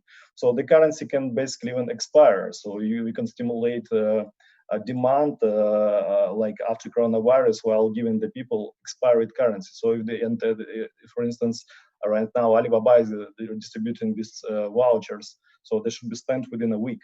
If it's not spent, it expires. So this can be a voucher, but this can be real money that expires in your wallet. So this is the feature that can be implemented with digital money. So as I said, right now the trend when the central banks are bringing this technology toward retail, and in retail it's basically called like e-money in many countries, electronic money. So it's increased the kind of number of instruments that the central bank can use in order to regulate the economy and make it more sustainable.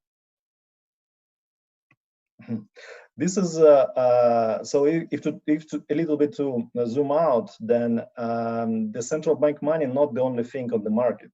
So obviously there is also other programmable money, or kind of called stable coins. And you are aware about Libra project, you're aware about there are stable coins backed by crypto assets such as DAI and Ether. There is currencies backed by dollars and issued not by central bank but commercial companies. So depending on the country, there is combination of that. But usually the right side of this chart, it's a marginal player, so not so kind of not institutional one. So and central bank's currency, it's going to be the point where the mass adoption starting, and most likely this will trigger also expansion of these guys on the right, such as Libra. I'm very bullish on Libra. I think this will happen like in Switzerland this year. So this is how this exactly executed technically. So there are three models right now: architecture for central banks working with merchants and retails.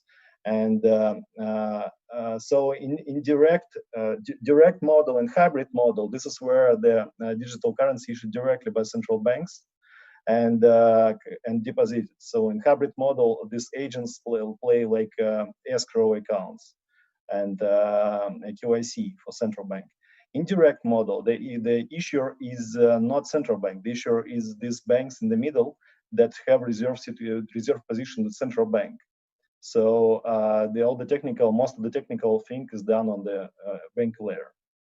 So this exactly, this indirect model was implemented in China when the issuer and the bank were issued this currency, keeping reserve in central bank. So now I will quickly explain how the product that we are doing relevant for that. So basically the product is Man Wallet, and this is the product is important for anybody who is doing either indirect or hybrid model, because in the direct model, it's banks require this digital banking functionality. And in hybrid model, we basically became bank ourselves, so we became like this agent where we can handle money for central bank. So we built Man Wallet with the mind of like cryptocurrency and like tokenized loyalty points, but in reality, right now, potentially the biggest case for that is central bank money. So we are looking right now for the pilots and users who would be interested to work with us as a central bank money provider. So the architecture of Man Wallet is the following: there is Man Wallet, there is custody on the back, centralized custody solution, and ledger for transactions. It works as app store, so we integrate for acquiring purposes like third-party merchant applications in the traditional crypto B2B, and we keep our assets. If it's a money asset, then we keep in the bank. We have a partnership with US bank called Live Oak in North Carolina. And if it's crypto assets, then we have a regulated custody on the back. We have a relationship with Anchorage, which is San Francisco-based custody. So these partners can be changed depending on the country. So like the Man Wallet stays the same, but the partnership, depending on the regulation, can be different and compliant with one country, with particular country regulation. On the front end, everything is integrated with the mobile and different messengers. On Wall Street, they call it like embedded finance. This is one of the name of these integrations. So we have right now 50,000 active users. We have number of operations. That means most operations are crypto right now. So we're exploring loyalty point cases and central bank digital currency cases. This is some mechanics that we have for loyalty. So it's a group mechanics. So we work as in the group mode, and the people can distribute these coins or these points to each other, like donate to sweepstakes, trade, swap, so everything. Okay, so this is some screenshots from some of our services. It's mostly in Telegram right now. We also have integration on Twitter. And yeah, the regulational compliance side. So I will, for those who will be interested, I will send the deck so we can see the whole table, how it's regulated and how it's compliant depending on the type of asset. Yeah, and the final goal is to grow till digital asset bank, and also have like a technological platform white label for those who is interested. So thank you for your attention. This is my contacts, and yeah, and we are raising money. So there are investors here, so we'll be glad to talk regarding investment in our US company. All right, thank you so much. That was an excellent presentation. Just a quick question. Can you just briefly, quickly, just talk about how much money you're raising and the way you're going to be using it? Mm-hmm. Yeah, so we are raising a pre-series A, $4 million, and we're going to use this in order to grow the US client database merchants. So I'm collaborating right now with the city of San Jose and Bay Area with rescue committees. They have like 3,000 businesses, and they are looking to open accounts. So we're going to open account Live Oak, and to move their business from offline to online. So for them, they lost demand. So we are looking to grow this demand for them there. And finally, they're looking for the new source of financing. So we're exploring for them using our technology for securitization and like connecting them with providers. Excellent. Okay. I love everything you've said. I'll reach out to you later on a couple of other things. Thank you so much. Thank you. All right, I think that's it for us.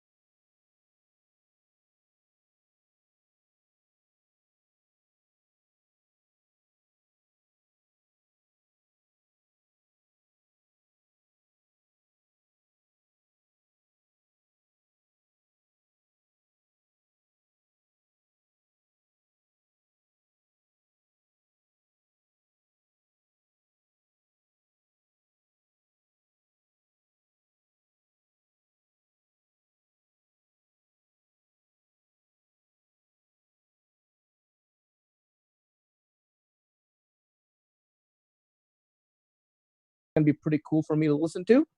The blockchain technology in managing digital identities, blockchain an effective tool to create value in digital age, and a new possibility of the hidden danger to your business, pros and cons of using blockchain, and blockchain for mass destruction. And as we know, the nuclear bomb was created for good, but used for bad. So, anything can be that way. It's all about how you're thinking. So our next moderator is an awesome gentleman, Daniel Sloan. He'll be talking, he's from Future Tech, and he'll be talking about using technology to reopen business to the masses, and we'll lead this on to the new frontier. Excellent. Well, thank you. That was an amazing handoff. I appreciate it.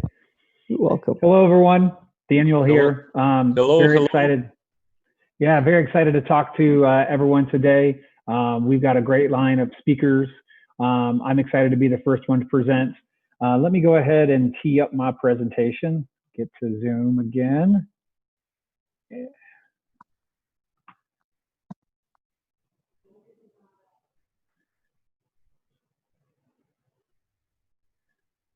Only bad thing about having multiple things open, right?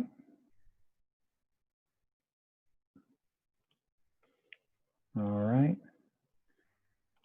I don't think this is the one I want to share. Hold on a second. There we go. That's the one I want to share.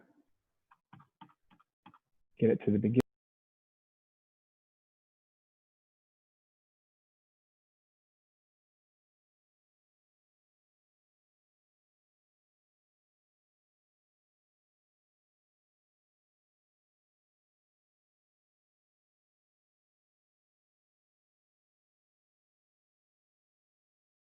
About using technology to reopen business to the masses. I think this has been a topic of conversation that has been ad nauseum discussed.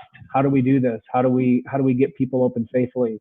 What is the process for, allowing hotels and amusement parks and all these things to really kind of reopen? And I remember watching CNN, and they were doing a report on one of the hotels in New York. I can't remember, but they were talking about how, the restaurant was closed, and, they were having one person to a lift, and, they're trying to do social distancing. And it just struck me. I was like, how can we ever have that as a sustainable model? I mean, I'm sure we all been to busy hotels and conferences and such where you're all jam packed into the elevator. And, in this day of COVID and social distancing and everything like that, we have to figure out a way to kind of get back to the way we operated, but do it in a way that's safe, to where we get on that elevator and we know that we aren't potentially going to get infected with COVID-19 for someone. So I think the recent story too that really struck me was about the two Missouri hairstylists. They exposed, I think, 140 customers to coronavirus. And that struck me because I need a haircut. I've been stuck in my house for 2 months now, and I need a haircut myself. And the fact that here they tried to reopen, or they did reopen, and wearing masks and such, but still, infected a number of people with coronavirus. It's a big problem. We need to figure out how to do this. I think it really stresses the point that social distancing is hard to enforce and monitor. A quick personal story to illustrate this is today I was at the bakery. I was picking up my wife's birthday cake. In walks a woman. She's no mask, no gloves, nothing like that. She marches straight to the counter, and the entryway is pretty small. So she's probably about 6 inches away from all of us. And she goes up and starts complaining about the order that she had earlier. That's a small bakery. We were all trying to practice social distancing. We're all trying to do the things we need to do, but yet here, this woman, without regard to anyone else, decided to kind of break that protocol and just get really close to all of us with no mask. So I think that's a good illustration about how social distancing is really hard to enforce and monitor. We can try to set up the protocols. We can put the little squares on the floor, but it doesn't mean that everyone's going to play by the rules. Some businesses are trying to screen, right?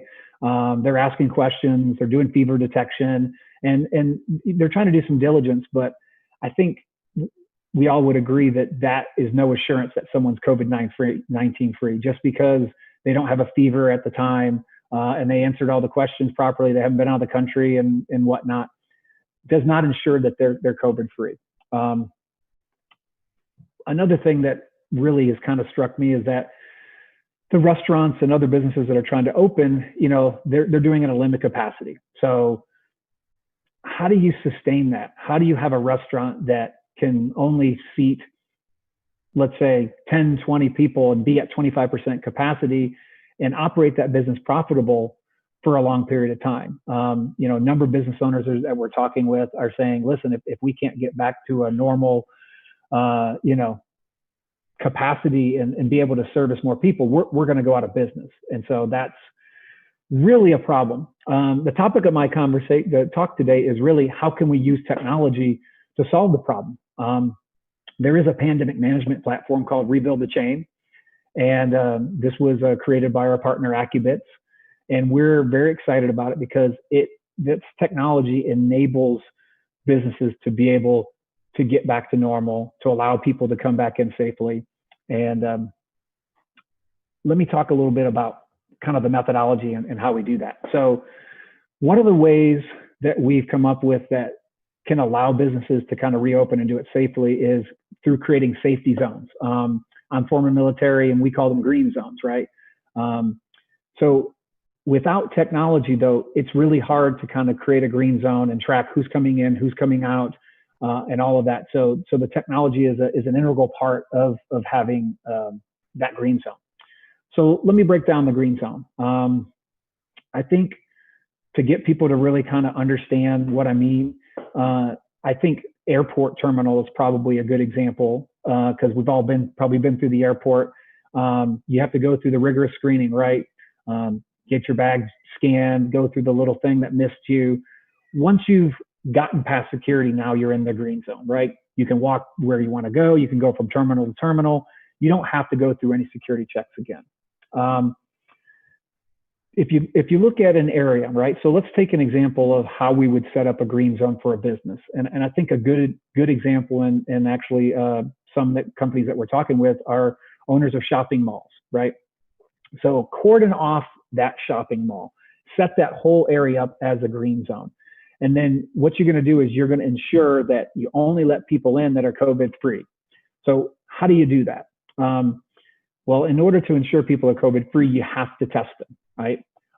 So we actually are partnered with a company called Dragon Gateway. We have a number of other testing companies, but Dragon has some rapid tests for COVID-19. They're 98% accurate, and they're self-administered tests, which are great. So imagine coming into the green zone, you're getting your testing kit, you're testing.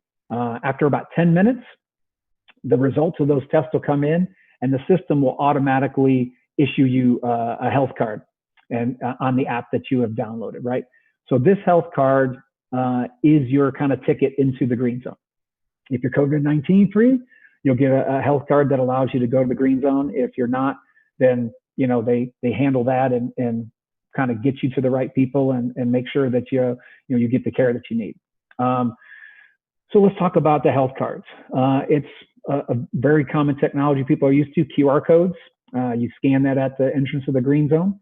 And I think, again, it's worth repeating, only people that have been tested, that are COVID-19 free, will get the kind of health card that'll allow them to enter the green zone. So you can kind of come in. Again, like the airport terminal, once you're past security, once you've gotten your pass, you're free to move about the area. So the mall would be set up in a way to where it have certain entry points, right? And you couldn't get in anywhere other than these places to where we have the testing and have the scanning of your health card. So you would have very strong confidence that you could walk around and be in the mall and shop freely and actually be 2 inches from somebody if you needed to be, without being, the fear of infection. The employees, everybody is tested. So I don't want to kind of get into too much of the logistics of how green zones go, because I've only got 15 minutes. So, but you can just imagine that this is a totally sanitized, clean area. Everyone in it's COVID free. And when you come in, now you feel free and safe to kind of go about and do about your business without fear of infection. One of the things too that I think is important noting that, if this is a mall and you're the kind of person that goes to the mall all the time, right? So my office is in Houston, Texas, or in Galleria. And so they're right next to the mall. I don't go to the mall to shop, but they got a great food court there, and I'm usually on the go, want to get in and out and eat some food. So, I'm probably at the mall 2 or 3 times a week. So let's say we set up the Galleria Mall as a green zone, and I'm coming in and I'm let's say I'm not going in 3 times a week, but I'm coming in once a week and I'm getting tested. Well, Rebuild the Chain is built on the blockchain. So my test results from all those tests will be recorded on the blockchain. And so now I have an immutable record of that. And that, what we're imagining is, over time, as you've gotten someone that has tested negatively enough, you can build a confidence score, and that could potentially create a new protocol that says, well, listen, instead of having to test this person every single time they come in, they've been tested 20 times, 30 times, whatever it is, there's a high enough score to say they need to test every 3 times or 2 times or whatever, maybe skip a test. And that would still have and create the integrity of the green zone, but preclude somebody from having to get tested over and over and over again that has such a long history of it. But again, ultimately, whoever is creating that green zone, in this case, it would be the mall, right? If it was a hotel, it would be the hotel owner. If it was Disney, it would be Disney World. They ultimately are going to decide the protocol for what the green zone is. Can you test in your hotel room before you come over? Do you have to test right there? How often do you have to test? Ultimately, it's a risk score. If you test immediately and you're clean and you go in, that risk score is next to 0. If you have timing in between that, it goes up a little bit. But at the end of the day, it's really going to be up to that business. Let me segue into kind of security. People are always asking about, what is the security? People are going to know I'm going to be at the mall. They're going to be able to see where I'm going around. Rebuild the Chain was built with user security as the highest priority. The platform abides by GDPR laws. And for those of you that don't really understand, I think the easiest way to describe it is it's the toughest privacy and security law in the world. And so all user data is anonymous. So this means that on the platform, it's not Daniel Sloan that they're seeing my data and seeing my information. It's anonymous information. And actually, the data is hashed. And without getting into too many technical details about what hashed data is, it's really just numbers and zeros that are nonsensical. And you actually can't unlock and read this data without a private key. And that's the beauty of blockchain. And you as the user are the only one that knows that private key. So without your consent, that data can't be unlocked.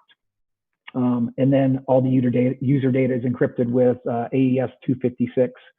And again, that encryption is a blockchain encryption, which is stored locally on your phone and your app. So again, you're very safe, you're very secure. People are not knowing you and seeing that you're running around and what you're doing. You can have total trust and confidence that you can use this and it's secure. So let's kind of summarize this a little bit. And we talked about how can we use technology? How can we, reopen business to the masses? I really believe that green zones are a solution for doing this, right? Just kind of to summarize it again, these areas are completely sanitized. Only non-infected people can enter. Once you're in the green zone, you can move about freely, which allows you to kind of do your day-to-day thing, go shopping, go eat, stay at a hotel, do whatever you want to do. You don't need to social distance. And we're actually talking to a few large sporting teams about setting up the stadium and being able to kind of have a sporting event. And how cool would it be to be able to go to a baseball game or soccer game again, right? So without having a green zone and having technology that enables that's going to be impossible, right? One of the things that we are looking at that we're pretty excited about, and actually have formed a partnership, is with a company that has a disinfecting gate. And so these disinfection gates are actually, why am I not moving my presentation? I'm sorry, guys. I've been going through the whole thing and I haven't been moving it. I think this presentation gets handed out at the end, so you'll get to see it. But this is worth seeing. So this Sterexco disinfection gate. So these are being used by the Dubai police in the airport. They're being used in a number of other places, and it's a really cool technology. You can kind of see from the picture down here, and there's actually a little YouTube video. Why don't I play that, and then it's only about 35 seconds, and then I'll kind of go through all the things. There's no sound. Sorry. So you can see they're going through the gates. They're at the airport. They're getting that mist. This actually reads their temperature. They can see, if they have a fever or not. As you can see, they've kind of got everything set up. You need to social distance, keep everybody apart, get through the gate. So that's a really cool technology that, here, let me stop sharing and get back to my presentation.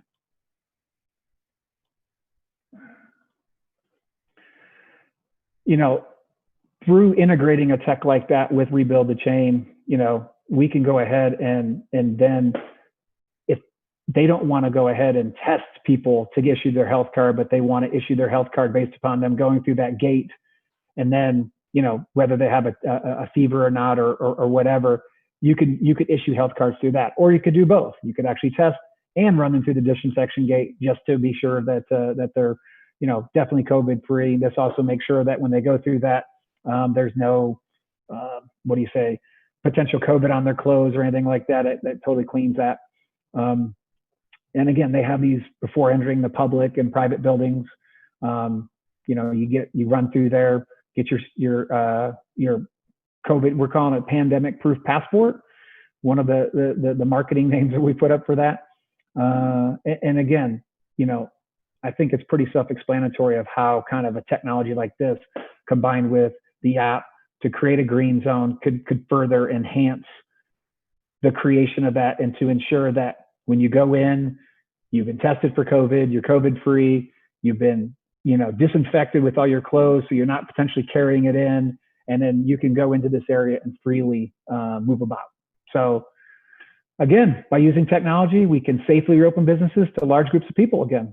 I'm Daniel Sloan, I'm with Future Tech, and I hope you guys have found this presentation informative. I'm actually going to be the moderator for this next session. So let's see if there's questions. Yeah, don't see your next slide. Sorry about that, guys. I kind of got into my spiel here. I needed an IT assistant on that, but I know they're going to send this presentation out to everyone, and it's got my contact information, your email. If you want to email me, I can even email it to you. So my apologies on that. Let me pull up my agenda here and see who the next speaker is. So it looks like, and I'll apologize in advance if I kill your guys' names. Nikolay Shkilev, he's the co-founder and CEO of Zelwyn.com, and he is rated top 3 people in blockchain. Very excited. So yeah, let's Nikolay, can you put on your camera here and let's get you going? Yes, I'm here. He's Hello, there. Daniel. He's got the Zelwyn background. I can see it. Awesome. Yes, yes, I do it. Okay. Hello, everyone. I see many famous faces here in this online. My name is Nikolai Shkilev, and today I will present to you my new big project, Zelwyn. Just a second. I will show some demo. Just a second. Okay. Okay. Just a second. I don't understand. Okay, it's Zelwyn global marketplace of goods, where we combine digital assets and e-commerce markets together. You can buy any goods by traditional money or by crypto. It's really mass adoption. It's ready-made product. We're working on this project more than 1.5 years, and now you can see that we are already listed few days ago on top 20 exchanges like Bitforex, CoinsBit, Probit. These exchanges valued our project and digital assets about 150-300 million at the time of listing, and they are confident that capitalization can be increased to 1 billion this year. Price per one token Zelwyn in listing started from $1, but now by coin market cap, our price more than $2. It means that early investors receive more than 100% of ROI. It's really impressive, and we growing very fast. For your understanding our preferences, we have a ready-made product.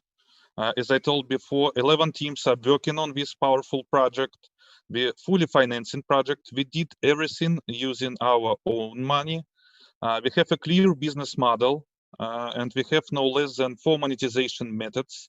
And you know that all online trading, it's really mass adoption, because more than 2 billion people buy online something at least once.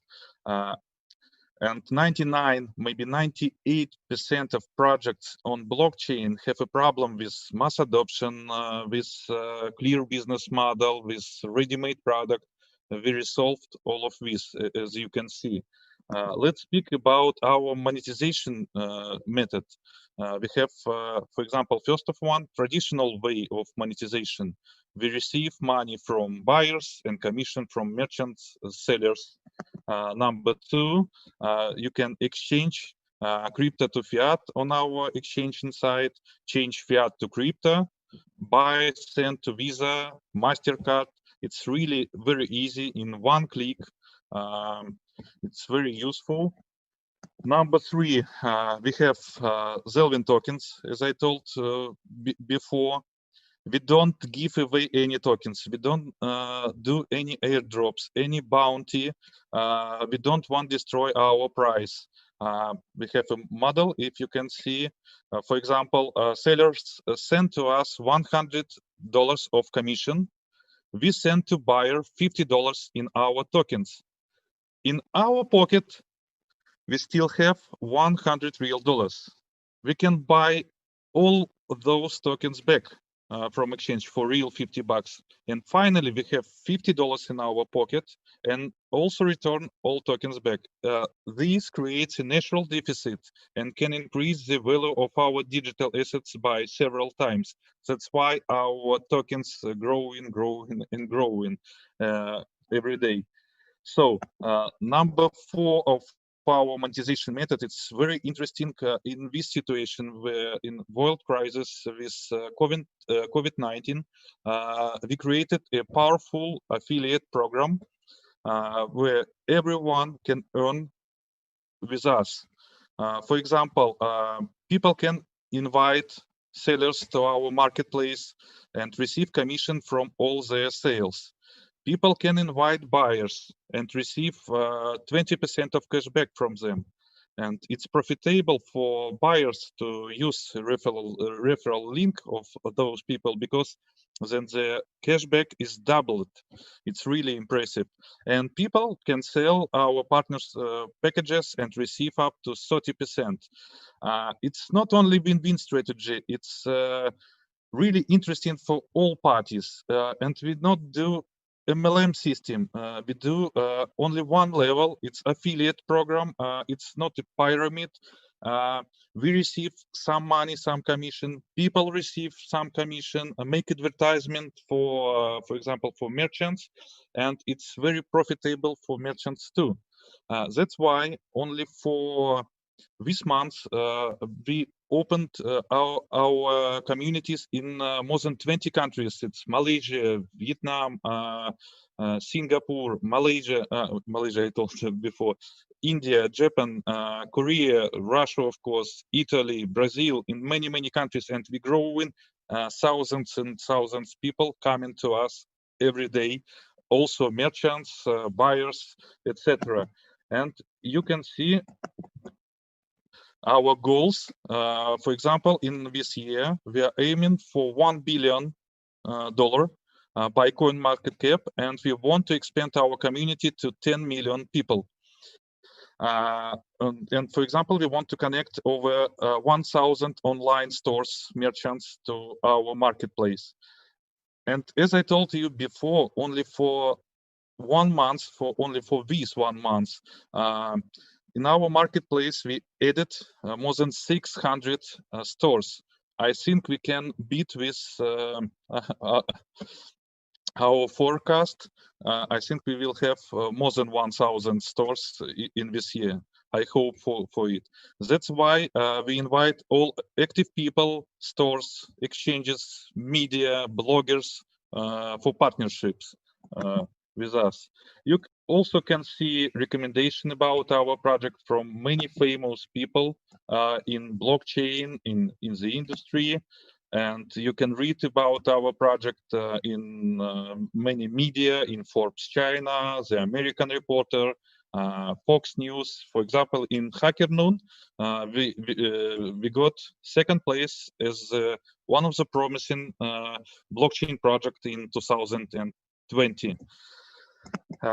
So I invite all of you to become our partner. Let's create a new giant together. And you can see my contacts here, my email, my Telegram, my WeChat. You can put my name, Nikolai Shkelev, in LinkedIn, and we can connect with you. We always happy for new partnerships, for win-win strategy, and thank you for your attention. Okay. Sorry, I lose you. I'm on mute. Thank you. Okay. Talk to me a little bit about your DApp. I'm curious to how user-friendly is it? Are you finding people are getting on there and using it on mobile? Where are you getting your adoption? Are people coming in their computer, or are they actually coming on their mobile phone? We have one of the best advertisement agency in our team. Now we have more than maybe 30, 35 or maybe 40 people who do social advertisement from many media, and now we can check by Google Analytics, and we see that 70% people coming from mobile and only 30% coming from the desktop. Gotcha. So did you architect and build this with kind of a mobile first methodology? Were you anticipating that, or did that take you by surprise? Can you repeat? Sorry. Yeah, kind of mobile first, right? So a lot of times when you're building these, you build it with the anticipation that we're going to get 70, 80% of people coming mobile. Did you actually architect this thinking that you were going to be more mobile, or did that take you by surprise? No. We do for all people, because we know that in some countries now we see that in some countries maybe 90% from mobile, but in some countries 60% from desktop. or laptop. We understand that it's different for many countries, and we try to make more easy for everyone. We really want to make a mass adoption and easy to use. We try to make, of course, for example, Amazon, it's very big, it's a giant of the market. We hope to repeat the same maybe after a few years, of course not now, but we try to do more usability website for everyone in mobile, on desktop, everywhere, and we're working in updates every day. Great. Well, thank you so much for your presentation. It was very informative, and I'm super excited about Zelwyn and all your success. We wish you the best. Thank you very much, Daniel. Thank you. So we have another speaker on the ready, and again, I'll apologize if I kill your name, Kohei Kurihara. He's going to speak about blockchain technology and managing digital identities. He's part of the Blockchain Government Association, Tokyo chapter president, CMO at Collabo Gate. You there? No. So there you are. How are you today? Yeah, I'm good. It's just in dawn here in Japan. That's a very great time to see that I'm just awake, and it's a very there you go, like energetic at this time. So thank you. Excellent. Well, thank you for giving the presentation. I'm excited. I think digital identities are going to be I think it's going to be the new norm. I think the days of having a plastic identity, a passport, it's all going to be digital. It'll probably be on a wearable or something like that. So yeah, I'm excited to hear you talk. Okay. So yeah, today I'm gonna start the digital identity session with the blockchain technologies. Our focus area is just for our working styles. Since we had to suffer from this COVID-19, the pandemic is our enforcement is to stay at home, the medicines from out of the office. So let me share my presentations.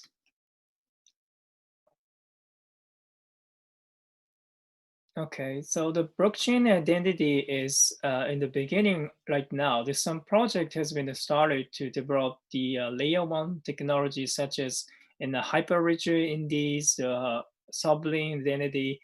This kind of the technology is in the beginning right now. However, there's so many projects has been started, such as in South Korea, has 3 projects is associated the consortium provided by the government services. Because of this kind of identity has been a very flexible when it's come to use these technologies for to give the ownership, the identity control of yourself. It helps the great usabilities to be connected to the multiple services, which is the advantage digital identity based on the blockchain technology right now. So, yes, let me introduce brief myself. My name is Kohei Kurihara. I'm based in Tokyo, Japan. I'm running a several project related to the blockchain. The Collabo-Gate, which is the blockchain identity providers, the company, the startups based in Japan and Singapore. Then I'm also Government Blockchain Association Tokyo chapters, the headquarters from DC. I'm just running the communities in the local market, as well as the increase the people working together based on the collaboration ecosystem. I think the blockchain is the one of the promising space. We need to make great collaborations to enhance the technology and infrastructures to make sure that all the people can work together for the future elections. So that's why I'm working on this part. They also encourage the people to start the new things together. So let's make a brief overview of the COVID-19. So this is a very big impact to our economy, such as the stock market, also the gross domestic productivities. The stock market is shrinking a lot. Even the global market, the number is it's in the low rate right this moment, because the many economic activity has been stopped, such as the supply chain, which is a very great impact for us. From the China, these supply chain network has been suspended. Of course, this kind of impact is been spread out over the world. For example, like in Japan, there's so many automobile company has been stopped to produce the cars, the automobiles. Even the local market, the many companies shut down the factories. The gross domestic productivity is also shrinking in accordance with these conditions. Like in Japan, is been the facing many issues. Many businesses have been stopped, such as the restaurants, entertainment, or any cultures related to the real business. So this is a very big situation for us to change our mind. But so many people is need to get the recovery to start in the normal, do the business, to go back to the workforce, anything. According to the IMF, the total economic impact in this year is just 3% of the lower rate, which means we need to get the recovery soon. Since this virus has been spread, our working style, the culture is changed. Especially like our working style is coming from home, not just to go to the workplace every time. A lot of the people try to overcome some situations. However, not all the people can do that. Like the many people is working on the like in factories, any restaurants, shops. They need to go to the real place. In this cases, we need to consider what kind of the solution is the best to fit get the recovery of the economy. So I think the blockchain identity is one of the solution with that. Even the remote work, the many people is feeling the stressful conditions because we change dynamic the environment issues, such as the stressful condition is going up. Some Japanese analysis is said the 45% of the online worker is feeling stressful because of the less and less relationship between the boss and teammates. They also they cannot control themselves in the working schedule, the working management. So this kind of the thing is they need to be solved by the technology or anything. So the many people is need to take any tools to release these bad conditions to get back to the normal. However, we have a problems when we consider to get back to the normal, the recoveries. We are not able to detect who is being infected around you. Of course, like the community processes, such as the taking a train, the taking the buses, the taking a taxis, the anything that we need to come across to the any person, even alone each other. So the how we can define this kind of the processes to be more safe. They also how we can prove that we are not being affected each other. Some of the government is to try to control the status of the papers or any other related information, such as in China is try to examine the every processes the people like taking the trains, they're taking the temperatures, they're taking the go to the office, every information needs to go to the government. They also there's some of the like the country like in South Korea is try to examine the processes where they are coming from. They also what the status they protected. So these are the mandatory things at the times, but the problem is a lot of things is been controlled by the government. We are in the place in how we can take in the balance in between the mandatories, also the freedom of their activities. there's some solution is coming out this moment, such as the Google and Apple is working together for the contact tracing, which means this like the support the health ministries to track the processes. They also, once the infection happens, they try to examine who is infected. They try to alarm the people who might be come across together so far. This tracing up the project is the helping the people to know each other's who is infected. But the problem is how this kind of the approach will be like remains the privacy ownership. The many project is to try to make sure that this is very good. This is the privacy preserving. But I think the many project is need to make more configurations. What kind of the specification will be helping their activities for the users. I think this is a time to choose with this privacy lost or privacy preserve. Privacy is the very key part of us because of the many data protection laws coming out right now, such as in Europe and in GDPR, which is a very strong data protections, not just only for the enterprise as a private company, but also it will be applied to the public office. So a lot of the stakeholders need to reconsider what the privacy is. They also how we can be protective. They also how we can help all the people can choose which is the best to fit in the situations. We need to consider the privacy remains with ours. Our stance is try to put the privacy preserving based solutions to help the old individual go back to their normal work.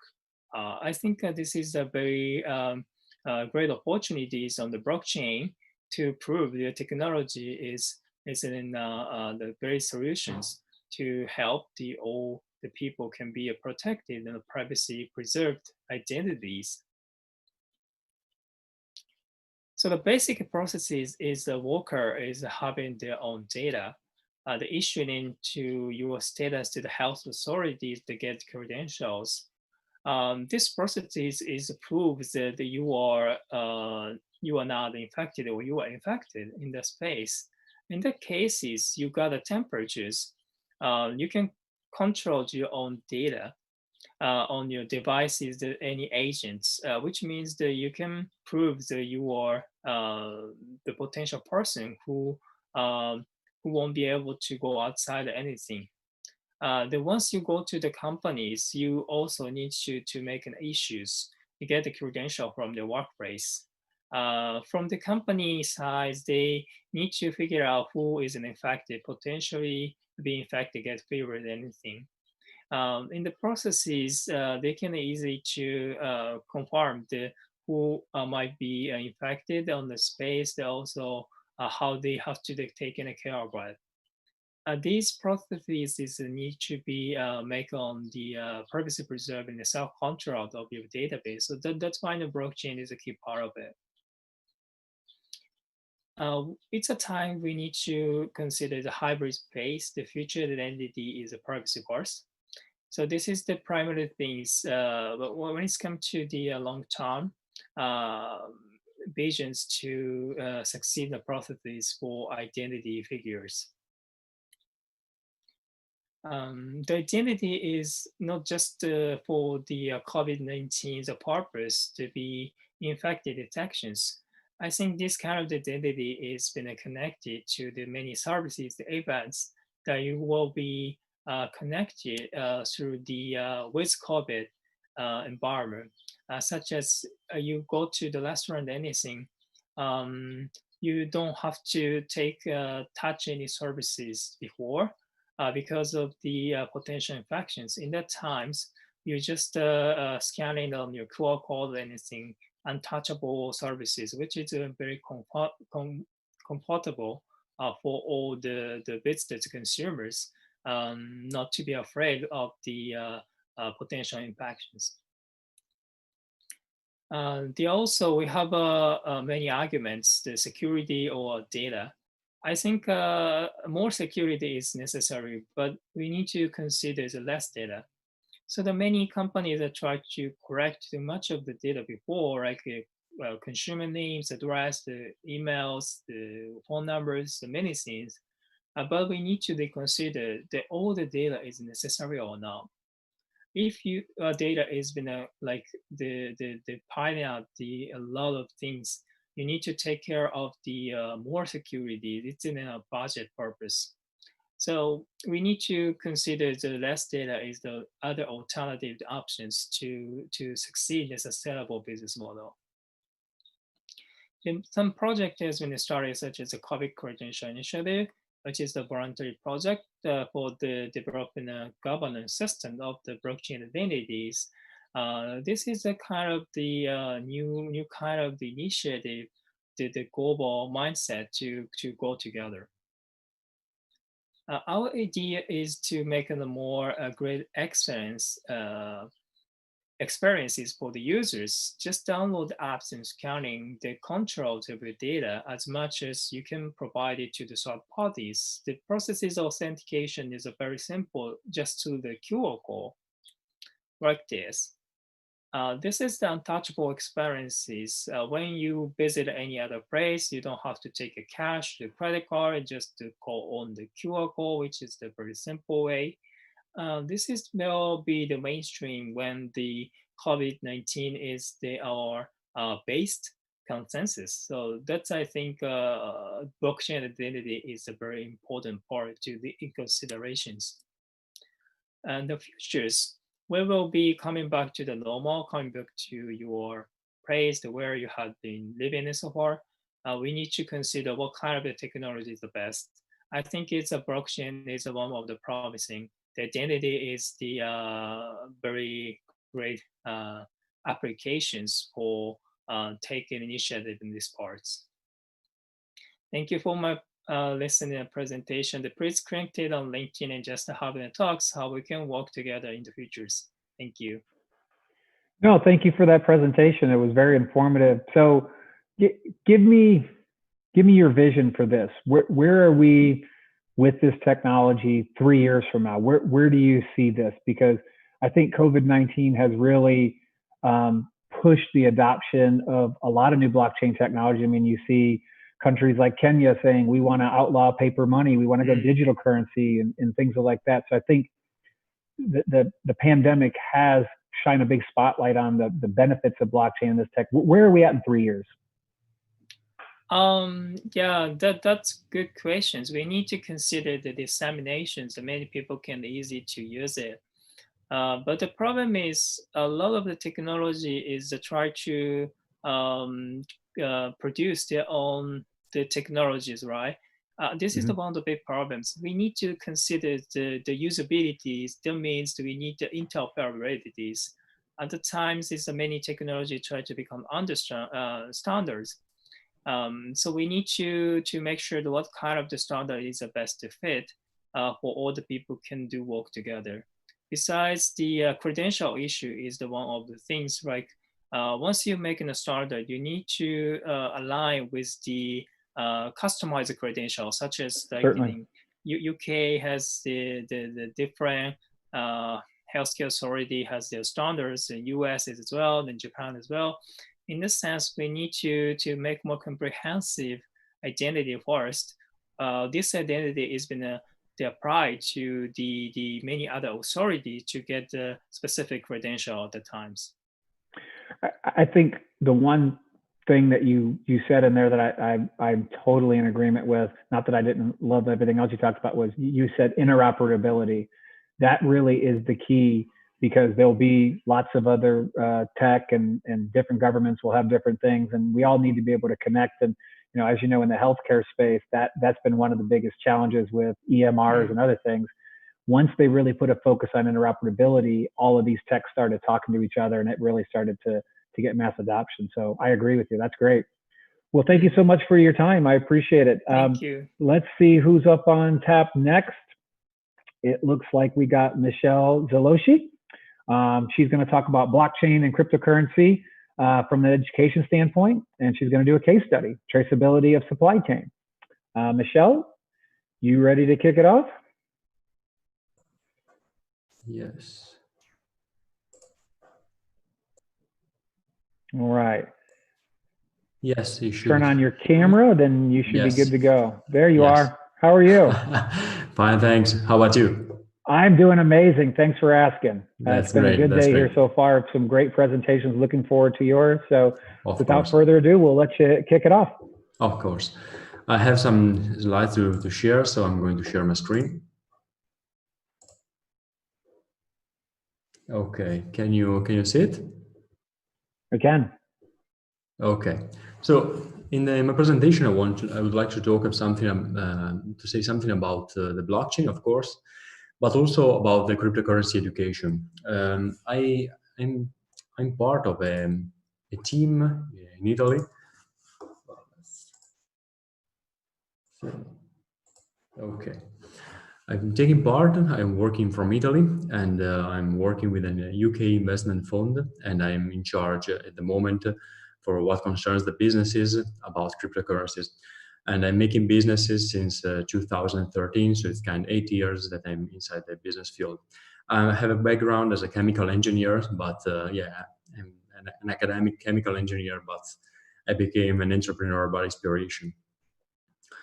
Right now, I'm collaborating with Amica Borsa. AmicaBorsa.com is a famous Italian website where we develop and deliver information about cryptocurrencies, blockchain, and we also have started with book publishing about the cryptocurrencies, the blockchain, and many information about the financial world, I would say. In this presentation, I want to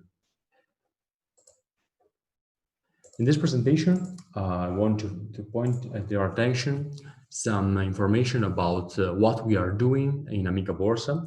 And I want to start from the cryptocurrency against inflation. Many people talk about the importance of the blockchain, and of course, it's really, really important. But in this period, when frequently we hear about quantitative easing, for example, stimulus, and other strange words across the world. What I'm sharing with my fellows, with the people that are working with me, is that cryptocurrency, besides gold and other store of values that are usually detect into the precious metals, cryptocurrencies play an important role in the store of value of the future, let's say. And we also teach trading to people, since we understand that due to COVID-19, many people will, as Nikolai already said correctly, many people will need to work from home and will need alternative source of income. And trading for us, and for me, is a great source of income. And that's why I'm sharing through Amica Borsa the work that we are doing. The blockchain is a store of data, and if the cryptocurrencies can be considered as a store of value, in my opinion, blockchain is of course a store of data. And we are already developing a mining farm in Asia, since we truly believe into the cryptocurrency technology. And since the market is getting more and more regulated, we are also starting advising for some ICO and for some blockchain startups. And that's what I'm going to talk right now. So the blockchains are different, of course. There are the public, the private, and the permission. I inserted this slide since this is not a technical summit about blockchain and cryptocurrency, so I thought that it would be clever and wise to insert some kind of differences between different blockchains. The first one is the public and permissionless blockchain. For example, Bitcoin and Ethereum. Everyone can see the data inserted into the blockchain. Everyone can take part into the validation process, and it's fully decentralized. So the private, instead, for example, Hyperledger and R3 are central organizations managing data insertion and validation. So they are centralized. There are some people that can decide if or not some data are really immutable or not. And then there are the permissioned blockchains that are kind of hybrid blockchains between the private and public. Here, the validation and data insertion are controlled by few and predetermined nodes. So the permission blockchains are kind of hybrid blockchains, and they are trying to become public in some aspects, but they keep some private aspects from the private blockchains. For example, the validation from a central organization. The public blockchain is a trustless store of data. I like this definition. Public blockchain is, in my opinion, is not a panacea. It's just immutable, transparent, and time-stamped. So these are the three main important things, in my opinion, that we should look for into the blockchains. Immutable, because we want the data to be trustable. Transparent, because we want that everyone can have access to the data, and timestamped, because we want to know when this data have been inserted into the blockchain. So the public blockchain is just a record of data. It has, of course, many applications, for example, intellectual rights, supply chain traceability. About medical, for example, we saw a lot of applications about the supply chain traceability of medical devices through the pandemic, through the crisis. It has application for the records, medical records, financial records, public institutional records. So, for example, blockchain can be used and is starting to be used also in public institutions to improve the efficiency of the institutions themselves. And they are starting with AI, artificial intelligence integration. So what will be work in this path? It's just a smart contract plus artificial intelligence plus the blockchain. So the smart contract makes the dirty work. The artificial intelligence understand what is going on, and the blockchain stores the data. I'm going to speak right now about the supply chain traceability, since I am advising blockchain startups here in Italy, and we are now focusing on the hemp traceability, hemp especially for medical purposes. So we are focusing now on a digital passport of the company, IoT sensor to insert directly from the field to the blockchain the data. And we are now making some kind of evaluation between the QR code and the NFC tokens, since the QR code are kind of they may have some counterfeiting problems, while the NFC, they are less they cost more than the QR codes, since they are actually sensors. They need to be programmed, but they are not counterfeitable. So we are going in a beta test on the market with the QR code phase, but then when the market will understand what we are doing, we are going to the NFC token. The traceability can trace a lot of things, and for example, I can start with the average weather conditions. In Italy, we are famous, for example, for the oranges and the orange juice. So you can understand maybe that if the weather has been windy, cloudy, rainy, oranges would not grow that well. Oranges likes sun, hot weather, and the typical weather from the south of Italy. So monitoring the average weather condition is really important to predetermine the quality of the products. Of course, the date of the harvest, because I want to know how many days my product has spent from the field. The product analysis, so on the blockchain, can be the analysis of chemical and physical analysis can be integrated into the blockchain. The transportation duration, and eventually even the temperature of the transport. The retail packaging date to avoid counterfeiting of the expiration date, and of course the expiration date. Here in Italy, we had a couple of years ago a bad experience with chicken, expired chicken, where the expiration date was counterfeited, and it was just postponed and postponed just to avoid the supermarket to lose money on the missed sales.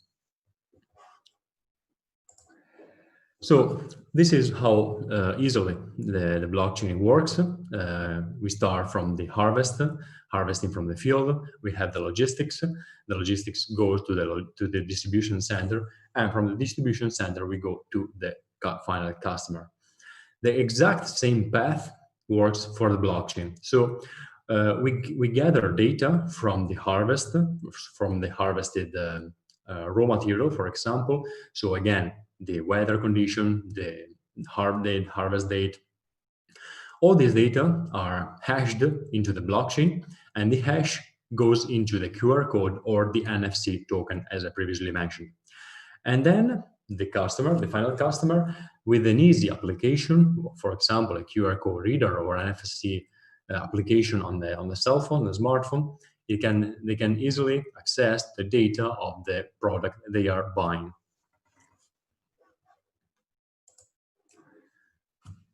That's it. I want to be just synthetic enough. If you have any question, I'm here to answer it. No, that's very interesting. I feel like you know, when you look at blockchain and you look at what are some of the use cases, traceability and supply chain are very top, right? I think people fight to say it's number one, it's number two. I mean, it's right up there in the top three.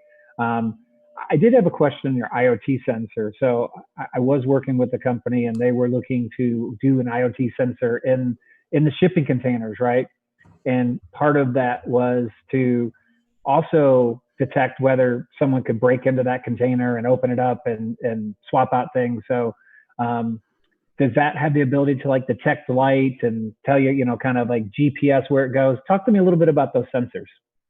Well, we have different sensors. At first, we thought about IoT sensors from on-field, from the field. So to monitor the weather condition and other conditions that are going on the field. For what concerns the transportation that you mentioned, I think that what you said is actually really true, since they can be damaged, they can be, I would say, changed or whatever. And something should be thought to be integrated maybe in a way that is not so accessible to the truck, for example, to the truck driver, for example, or that can not be damaged when you load and unload the truck load. And I have never experienced, to be honest, this kind of problem for transportation. But maybe we can get. You're mentioning hemp, right? And hemp is a very it's a cash crop. It's worth a lot, right? It's right up there with cannabis. So you know, someone's probably not going to hijack a load of oranges. But if you've got some high grade hemp there, someone might. So I think you guys are absolutely on the right track with your sensors and having that in the blockchain, because again, you talked about time stamps, right? You talked about immutability. I put the sensor in there, I shut it. We know exactly when it's in there. We know where it's at. We can track it GPS. So, you know, if you think about, you talked about trustless, right? And a trustless ledger, you don't have to trust the truck driver. You don't have to trust anybody. You know, because all that data is getting pumped into the blockchain, where it's been, what's happened, was it opened or not? So that truly creates that transparency that you were talking about. Yeah. Well, thank you so much. That's exciting stuff. Thank you very much, and have a nice day. You too. All right. So to our next speaker, who happens to be a good friend of mine, Stephen Mead. Stephen's going to talk about MonetaPro, which is a technology that he has been a labor of love of his for a number of years. I'm not going to steal his thunder. I want him to tell you all about it. Stephen, you there? I'm here. Thanks, Daniel. Great to see you, by the way. You as well. For all the places in the world we've been, this is a nice virtual surprise. Yeah, for sure. I think it was Malta where we last got to hang out, and we were actually right next to each other, talking to each other, shaking hands, having a beer together. So, wow, the world has changed. The good old days of 3 months ago. Yeah, the good old days of 3 months ago. Absolutely. Well, good. Well, tell everyone about MonetaPro. I'm excited to see all the new stuff you've done with it. Yeah, I appreciate it. And I'm, for other people, is the screen share working, Daniel? If it is, I'll just jump right in. Yeah, I saw it worked, and then it went back to you. So try it again. Looks good, but let's try it again. Here we go. Here, share. We should be good. There you go. Perfect. So appreciate everybody's time. I'm going to fly through. I like a lot of, pictures and graphics and visuals and things like that. MonetaPro technically is a fintech platform. To Daniel's joke, we've actually raised money, but people try and position us in the industry. And some people go, oh, we don't do fintech, we only do enterprise, or we don't do SaaS, we only do blockchain, or we don't do blockchain. So I basically said we're a little bit of everything. We're enterprise SaaS platform, supply chain, award-winning technology, and we're in this fintech kind of barter space. But real quick, the market that Moneta Pro primarily goes after is a $17 trillion market of what's called non-cash trading. And you'll see the purpose of COVID when I get to it. So a company like Ford will trade cars with all kinds of other heavy asset companies. They'll trade for shipping and computers, and all these big companies participate, but most of the transactions are manual. So it's these off-book transactions, calling around, trying to find people that have things that they may want. And you have to repeat that each time. And companies sometimes will sell for cash, but in the trade marketplace, you get a better value. If you can trade an asset, get another one back, you both trade at full value, and you don't spend cash, it's potentially tax-free. What we built is a multi-party trading solution. So we use blockchain a little differently. Unlike the old days of barter, I've got chickens, you've got milk. If you want chickens, I don't want milk, give me currency. The form of currency was the moneta, the seashell. What we did is we actually, this is all management stuff. I've basically taken 3 companies public, built enterprise software, but the Moneta Pro marketplace is enterprise level. So we're not a username and password like an Amazon. It's hierarchies, divisions, departments. Can you list assets, buy, sell, trade? All of the account management screens are in where people can now list assets, easily update. They can see the assets, they can transfer, search, acquire. All of this is just traditional market technology. What we did though is we built a proprietary tracking credit. We call it a GBUC, a business usage credit. And this credit allows us inside the system to have stability. It's not a stable coin. It's not a token. It's not even blockchain. It's like a store credit in Amazon. But the benefit is we can now track this where when somebody sells an asset, they earn credit, use that credit to buy something else. It all stays within the network. Then we integrate it in. We were actually the first company really to go live with IBM. So the way we use blockchain is if a company transfers assets, we write our invoice to the IBM Hyperfabric. We're actually hosted that on Amazon's managed blockchain solution. And the IBM Fabric blockchain can go into SAP and Oracle. So we actually go into the accounting modules of these really big companies, and we can update their inventory. So we keep their quantity and their books, their accounting systems in balance. And then we use a blockchain technology smart contract, not a movable one, just an audit trail to prove those assets were transferred to a third party. And then we've got a lot of companies we were talking to. Efficiency, liquidity, trust was the value proposition. But what happened is this is where we move into COVID. I built a similar software to do global trading back in the year 2000. And we tried to do it as what was called a global currency. September 11th happened, for those of you old enough to remember 9/11 in New York. We ended up repurposing our software and created something called EAMS, the Emergency Asset Management System. And we helped manage the crisis in New York, the 9/11, of all of these physical assets showing up. Nobody knew where anything was. They didn't know how to track it. They couldn't account for it. Fast forward to COVID, all of you that have been tracking it, a lot of people are focused on PPE and supply chain. PPE supply chain is really focusing on trying to buy things better, faster, cheaper, more safely and securely. What we've done is looked at the back-end aspect for supply chain and COVID and blockchain.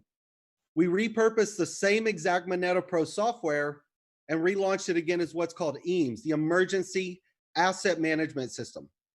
And so what happens now is our software is starting to enable healthcare. So you've got hospitals, you've got fire, police, all of these different locations within a government, a state, a country. They're sitting idle. You might have, in the United States, for instance, you have New York that's begging for respirators, and California went out and did a phone audit and found they had 4,000 more respirators than they knew, didn't know they were sitting in warehouses, and loaned those assets out to New Jersey and need them back. So we're focused on allowing agencies to create hierarchies where now the hospital group in California, all 416 hospitals are coming into the EAMS platform. Each of the locations can post what they have that's idle and available. So now post-COVID, when a disaster happens, all of those assets are now in an e-commerce system where you can easily find things that are idle and available, redeploy them. And again, the way we use blockchain is the blockchain component. When California loans an asset to New Jersey, they actually need that item back. So the blockchain we're using tracks the asset to the third party, and now there's a historical record. And the internal credits we call a crisis credit. So California can transfer to New Jersey and actually charge New Jersey a daily rate and use those credits that they accumulate to get reimbursed from state or federal dollars.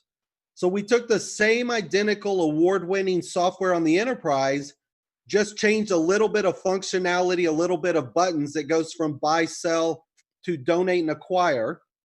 And the interesting part with the COVID stuff, everybody's up in arms right now on COVID. That's great. 97% of the crisis for a city or a state are local. A fire, a flood, a disaster, an earthquake. So there's disasters that occur at the local level. A few of them roll up and might be regional, then state, then federal in the United States. And then COVID obviously was an international global initiative. So EAMS for us is really an asset reallocation around supply chain integrity. Now you've got qualified assets that are in. It's better, faster, cheaper, and safer to redeploy your own assets than to go out and try and buy them brand new through a supply chain or get existing companies like Ford to repurpose into making new items.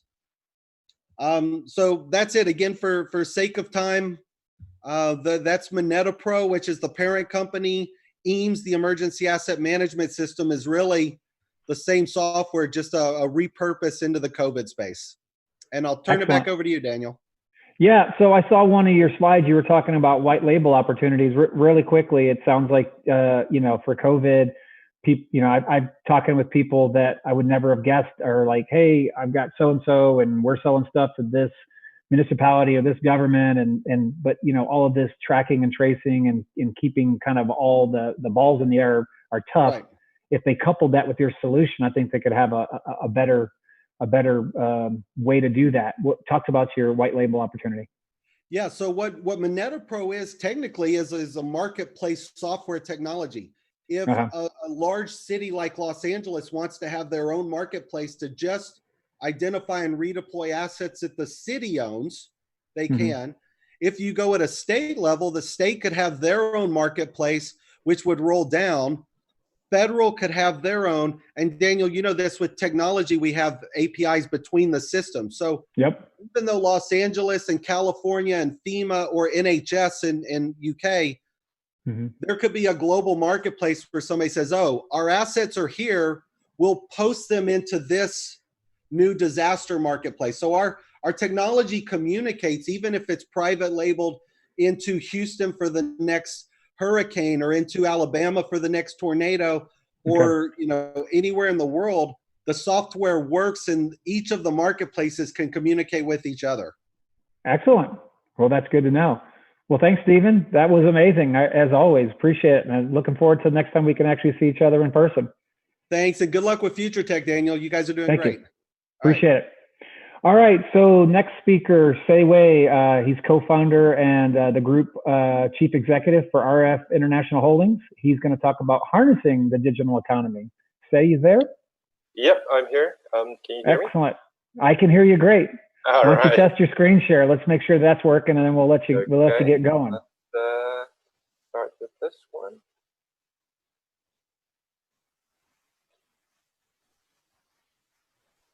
Okay. Could you see see it? There you go. All right. Let's. Okay. All right.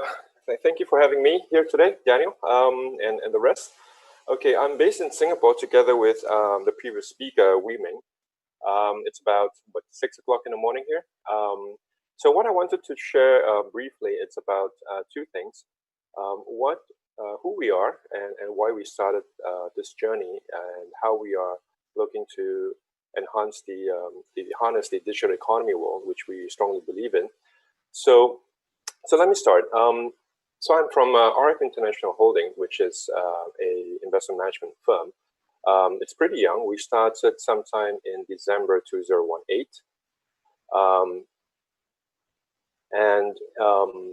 Our theme is basically to create an integrated digital financial group. Later on in the slide, I will give you some illustration why we are doing that. Collectively, we have 4 partners within the firm. What's unique about the founding team is that each of us come from different countries. So for myself, I come from Singapore. My second partner comes from China. A third partner who's a Malaysian, but he's a Singaporean PR based here. And we have a fourth partner from Japan. So combining all of us, we have over 50 years of combined experiences. And more recently is we have established our own fund management company, which is a license from the Monetary Authority of Singapore, which is similar to Wee Ming's setup, but he's more of a family office, but we are more of a fund management firm. Over here, it's what I mentioned about the founding team, headquartered in Singapore, and because of the uniqueness of each of our founders, we actually have created this concept of a golden triangle, where we link up Singapore/ASEAN, which is where our global headquarters is, to China and to Japan. A little bit more myself. I actually have started my own company in 2014, which is still in existence, primarily in the capital market space for the buy sides trading. And then in 2017, given my background, as most people may not know, in Singapore, all the male have to serve its military service in some way or form. So we've gotten recognition in terms of our support as a company to the Defense National Service. Then in 2018, I ventured or expanded into a Golden Horse Fund Management, which primarily does hedge fund as a venture partner there. And then that's where I co-founded together with my partners, RF International Holdings. And then in 2018, we established the fund management firm. And this one is particularly focusing on the private equity space, particularly in the digital economy. Personally as well, I'm advisor to my own family's private investment firm, which we manage in excess of 150 million AUM. Prior to coming out as an entrepreneur, spent 2 decades in the capital markets and fintech space, in a wide variety of global firms, from technology, software to the sell side firms. As well, I'm still involved in the military. Currently, holding a S3 role, which is head of ops for infantry unit. Background in terms of where I studied, I studied in the U.S., Washington State University in Pullman, which I think that Daniel, you're pretty in the state of Seattle. State of Washington. And then just recently also graduated from the Combined Staff College in Singapore. And then here I am. So a very long history about my entrepreneurship. But what we actually do in terms of harnessing the digital economy. So I think it's a little bit different in some ways, is that the founders and I, we actually are entrepreneurs ourselves. We started our own company, which are still operating. But actually, we came together to set up this RF International Holding in a way to create the new, to redefine the future, we call it, in the financial space. So if you look at the slide, how we invest in the digital economy is we have 4 so-called KPIs. One is it has to be transforming economies. It has to be growing income population. It has to deepen comparative advantage. And more so, it has to be emerging champions. Translating that into the digital economy, we then focus on a few areas. So we have, things like your fintech space, property, real estate industry, education, food, and industrial tech. And just yesterday, I was having a discussion with a potential investee in the media space, somewhat akin to the ESPN kind of a company, right? So this is how we look at the digital economy space to some extent. Now, in terms of how we are harnessing the digital economy in this current COVID-19, we took I guess we were in the right space at the right time. As we started to build our integrated financial group, this is one illustration that I wanted to share. So if you look at the org chart, RFIH is at the top, at the holding, and we started to build our journey wanting to create our own digital asset exchange. This is for a reason that it is borderless. It is, a community platform or a central platform where people or the private markets could do this fundraising in a more efficient way, in a more digital way. At the same time, it is regulated, which means that the exchange ought to be holding a regulatory license from a tier 1 regulatory firm, agency. So for us, we chanced upon an opportunity that instead of building an exchange ourselves, we started to invest in one. So this was invested in February of 2019, which was about 3 to 4 months after we incorporated our holding company. So we did a due diligence and said that, hey, from a digital exchange perspective, this company has a good concept of an ecosystem where it ties in not just its suppliers from a technology space to the what we call the issuer space to the investor space, and it basically benefits the whole entire stakeholder within its own ecosystem. So we then decided to say, okay, this is something that we want to harness within the digital economy space, and they've gone live. They've got the full license from the MES, and then next we set up the fund management firm. Again, it's regulated, and what we wanted to do in the fund management space is to again look into the digital world, where how it can bring benefit to the community, much like what Wei Ming was mentioning about ESG. So this is something that we started as our second milestone. And what we did was, from an ecosystem perspective, is that on the fund management layer, it can contribute to the exchange. From there, our third milestone is to create, which is the entity that we have already registered, is to move into the corporate advisory space, where we move into the space of private firms that wants to, do listing or fundraising. But this, if you look at the whole scheme, what we are doing different is that we are going onto a regulated space, but in a digital way. Now, to give you a little bit of illustration about the digital economy or in harnessing that. So why did we choose to invest in this particular firm is the following reasons. One, it has a compelling business driver that benefits the whole the market space, which is the opening of the private capital markets, which in a traditional sense, only a limited few who are having certain access to the market would know about the opportunities. But this time around, because it's a listed exchange now, it opens up a whole new dimension of investor base. Essentially, people like you and I would be able to participate, as opposed to many years ago, we were basically being hidden from. Now, looking at that, if you look at the bottom screen, you can see the strategic investor that came into the picture. So we had the Singapore Exchange being one of the shareholders of this company. We had Hello Kenya, which is a subsidiary of Temasek, Singapore's sovereign wealth fund. We have Thailand's investment bank. We have the Japan investment firm, Korea, ourselves, and 2 other from Singapore.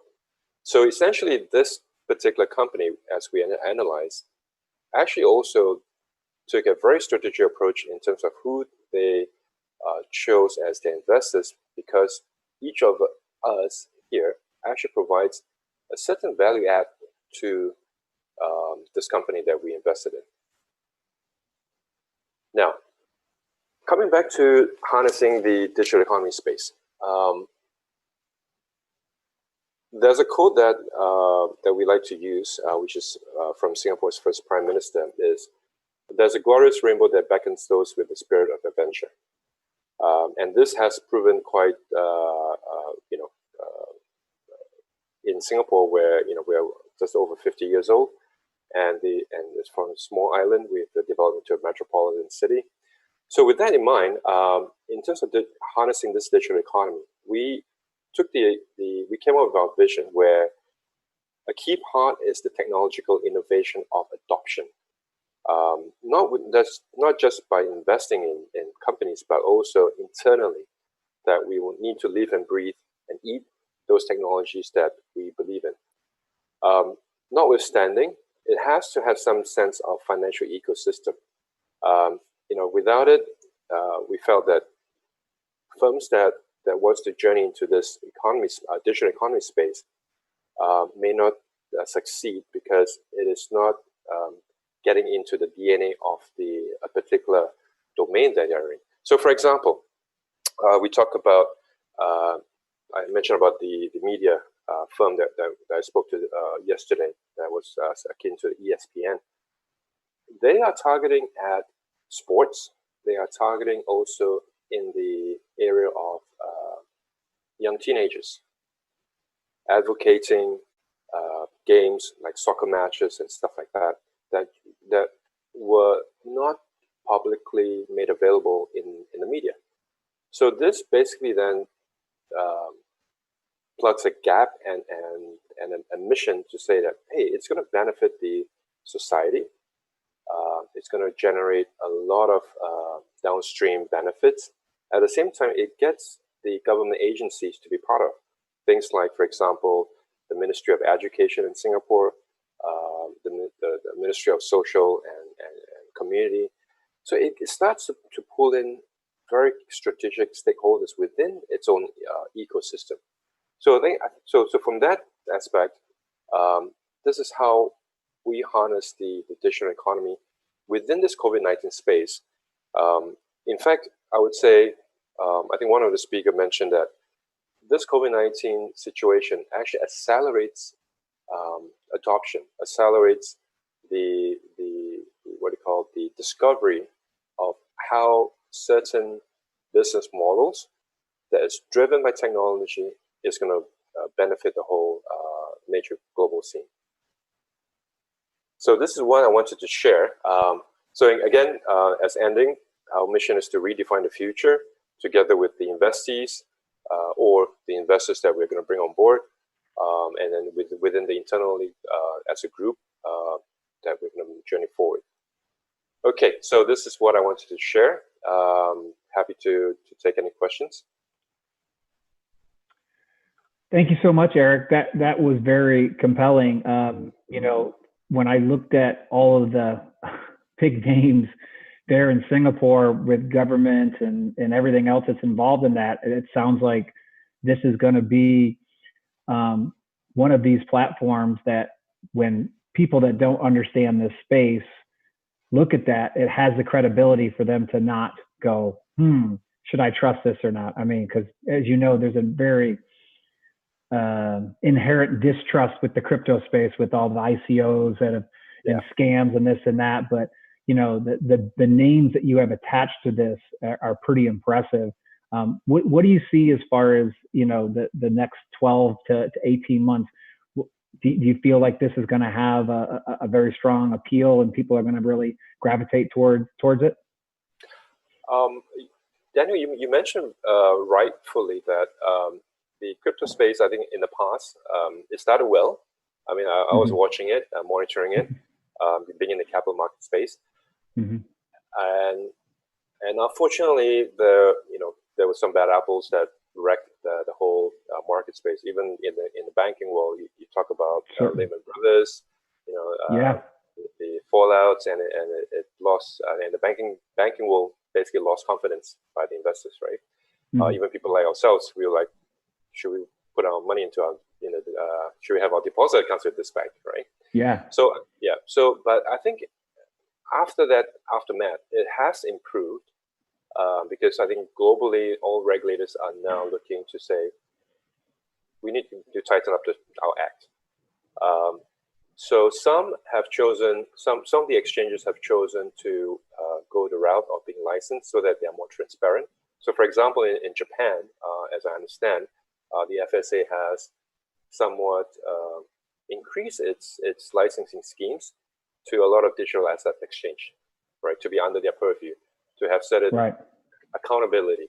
And I'm not too sure if you read a recent case. There was a lawsuit between a institutional client to a crypto exchange that was regulated by the Japan FSA. And it was something to do with, not about hacking and stuff, it was something to do with the technology glitch. That happens a lot. Glitches in these techs that people can exploit and steal stuff, for sure. Correct. But this was more onto when it was trading, right? And the verdict was, if I'm not wrong, the client, the institution lost the case. Interesting. Yeah, and it was and it became a case study right now in Singapore, because the court, the exchange was in Japan, but the company that runs the exchange is in Singapore, and the investor and the institution that the financial institution that was trading on the exchange is also in Singapore. So the court, I think the court case was conducted in Singapore, and then now it became is becoming a case study. That not always the investor will be the one winning the case. Yeah. Gotcha. But nonetheless, but going back to your question, because of the proliferation of, I got to give you a 60-second warning. We're running low on time, so you get your 1 minute. Okay. Many players out there. So what we are observing is that having certain level of licensing or credibility from government agencies like the regulators, it does make you stand out a lot more. Agreed. Yeah. Absolutely. Well, thank you so much. We appreciate it, Eric. It was very compelling, and I'm going to follow this. I want to see how this thing goes. It looks really exciting. Happy to share. Yeah. Great. Thank you so much. Thank you. Thanks. All right, everyone. So we actually have a last-minute addition. I think we're down to almost a 15-minute wire. So Jordan Woods, blockchain opportunities during the pandemic and beyond. Jordan, since you kind of got added last, you're going to have to do a marathon session. I think you got 12 or 13 minutes. Okay, sounds great. Thanks, Daniel. Awesome. Thanks for joining us. We're looking forward to hearing your presentation. Great. Let me go ahead and share my screen, and we'll get the show on the road, as they say. You can see my screen? I can. Great. So I'm going to be speaking about blockchain opportunities during the pandemic and beyond, which we've talked about, but I'm going to go into a bit broader than we've been speaking. So for myself, I'm a Caltech trained astrophysicist and serial entrepreneur here in Silicon Valley. I'm a technologist and enterprise blockchain technology expert. I'm also a published author and thought leader in blockchain and AI, and you can see some other things there.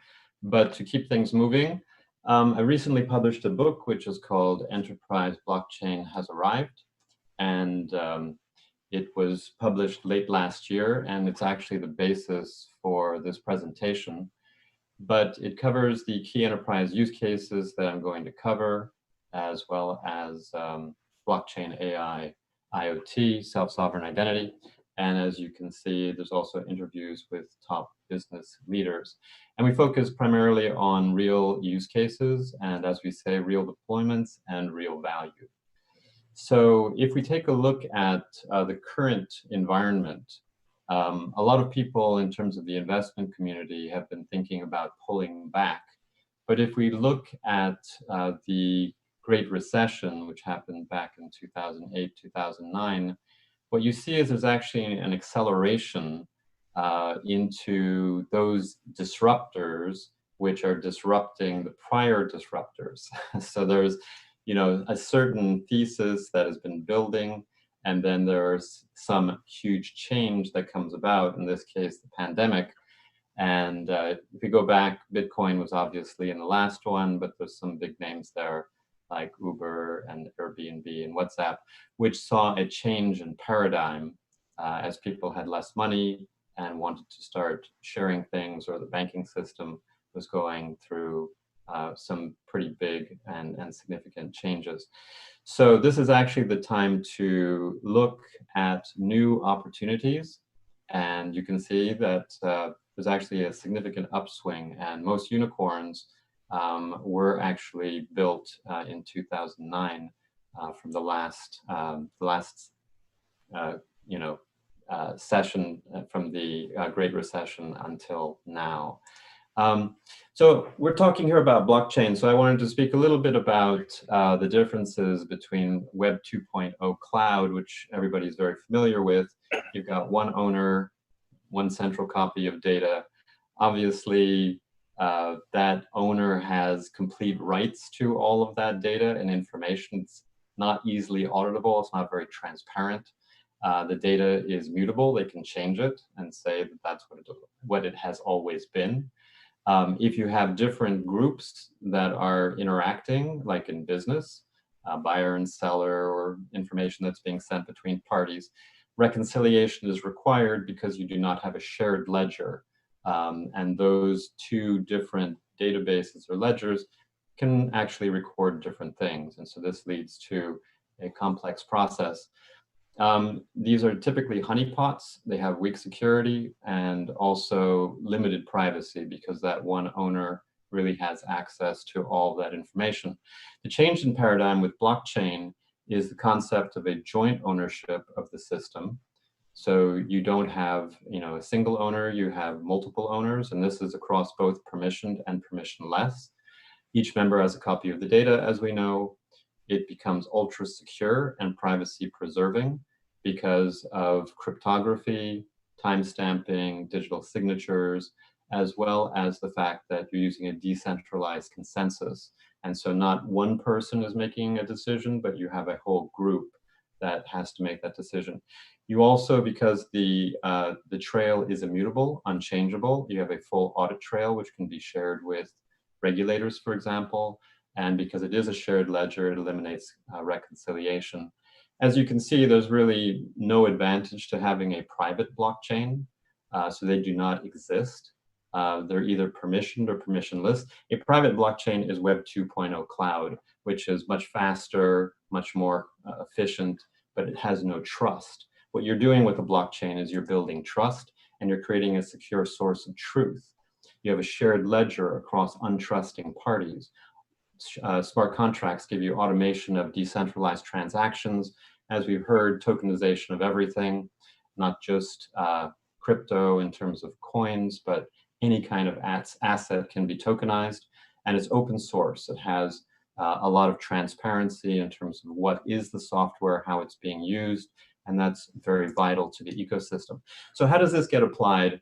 And we're going to be looking across the three big sectors of healthcare, supply chain management, financial services. I'll also touch on identity with all of these, you know, building on some of the things that some of my colleagues like Kohei have spoken about, as well as Daniel. And so if we take a look at healthcare, if we look at during the pandemic, we've heard about privacy preserving contact tracing. So, you know, if you have a centralized cloud, that specific party is going to know everything about you and everybody in the system and can share that with whoever they want without you knowing about it. So if you want to be tracked and traced all the time, then you can go with a Web 2.0 cloud solution, privacy preserving, where you're actually anonymous, as we heard. Companies like SafePaths out of MIT are making waves. Verifiable credentials. So Daniel had talked about this green zone concept. Well, if you're going to actually say that you passed, you have the test that shows that you did not have COVID, then you need a verifiable credential, something that you cannot just bribe someone and then they place on the they place them into a database that you're okay. You need a consensus. Then you need to have an immutable ledger. You need digital signatures to actually prove everybody who actually said that you were okay is on the hook. And so there are different companies. Proof Market is one in this area. Federated learning for vaccine development.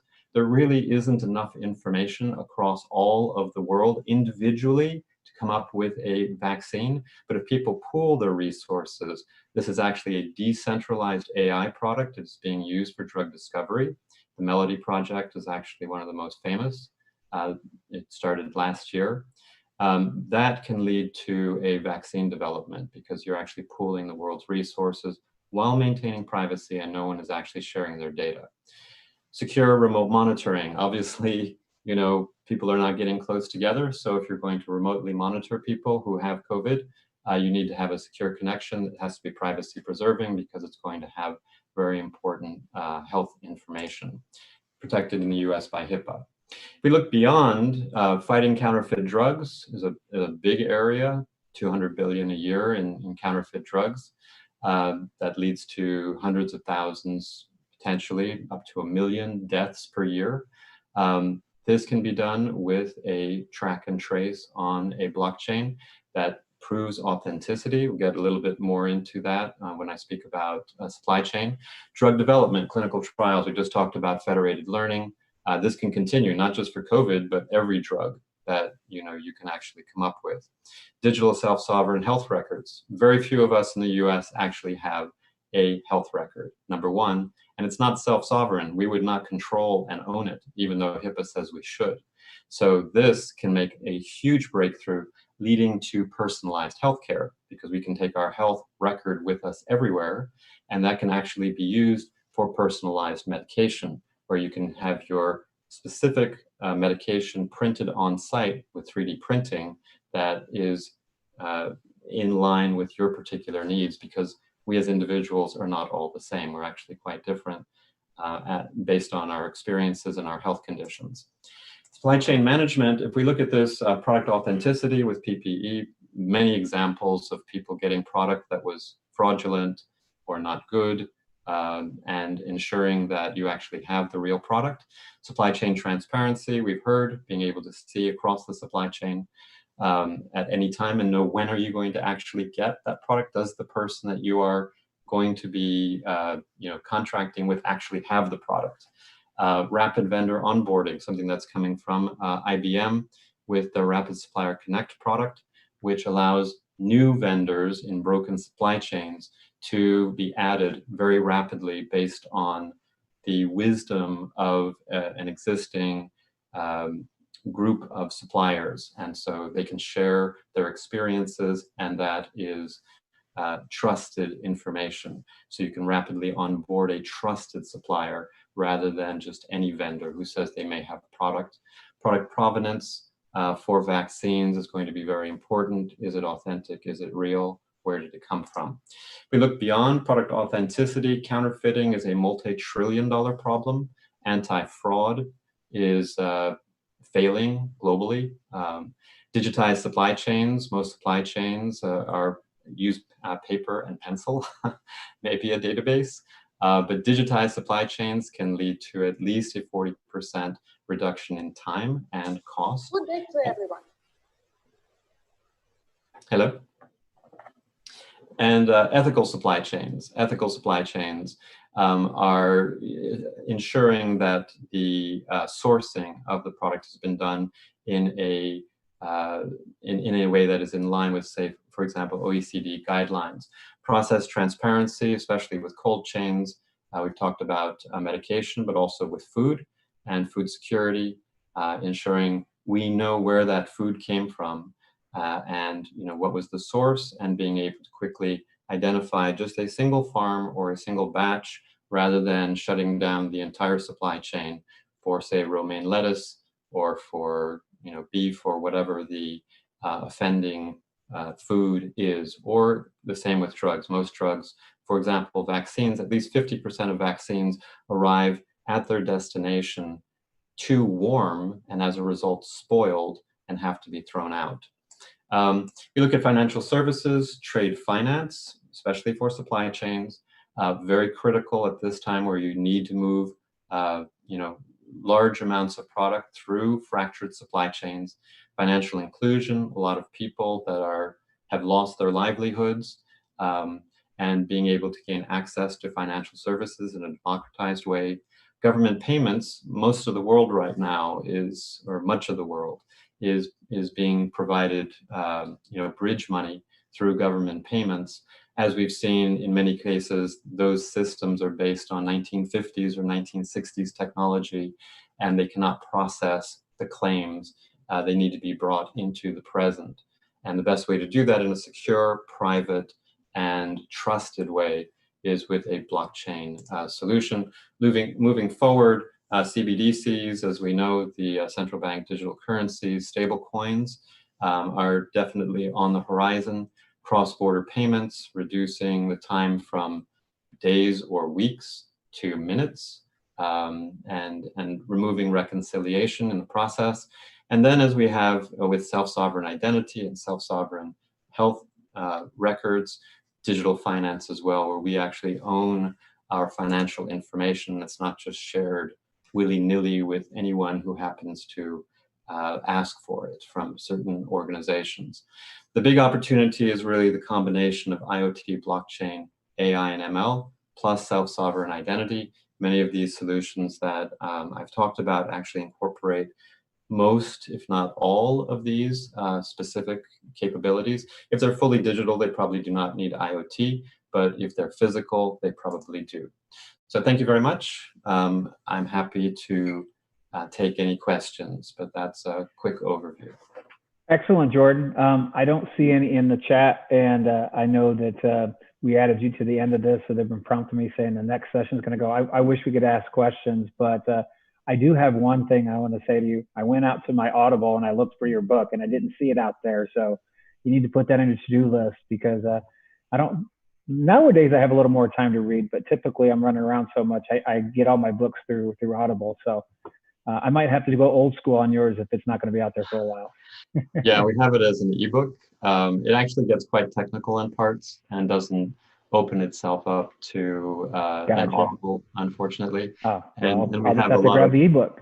Yeah, the ebook is great. We also have a lot of interviews, and so there's like 2 or 3 or 4 people speaking at the same time. So it's difficult to do that on an Audible as well. Gotcha. Well, if it's an ebook, then I can digest it too. Well, awesome. Well, thank you again, Jordan. I appreciate it. And let's see who's going to take over the next session. Block 3. Looks like we got Sunny.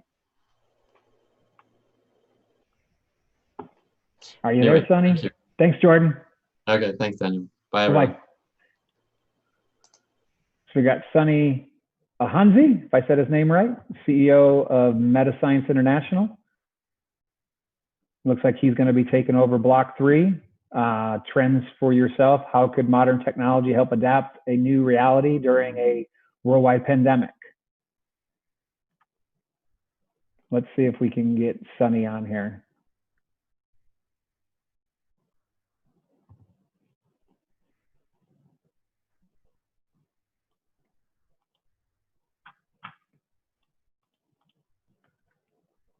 I don't see Sunny on the list.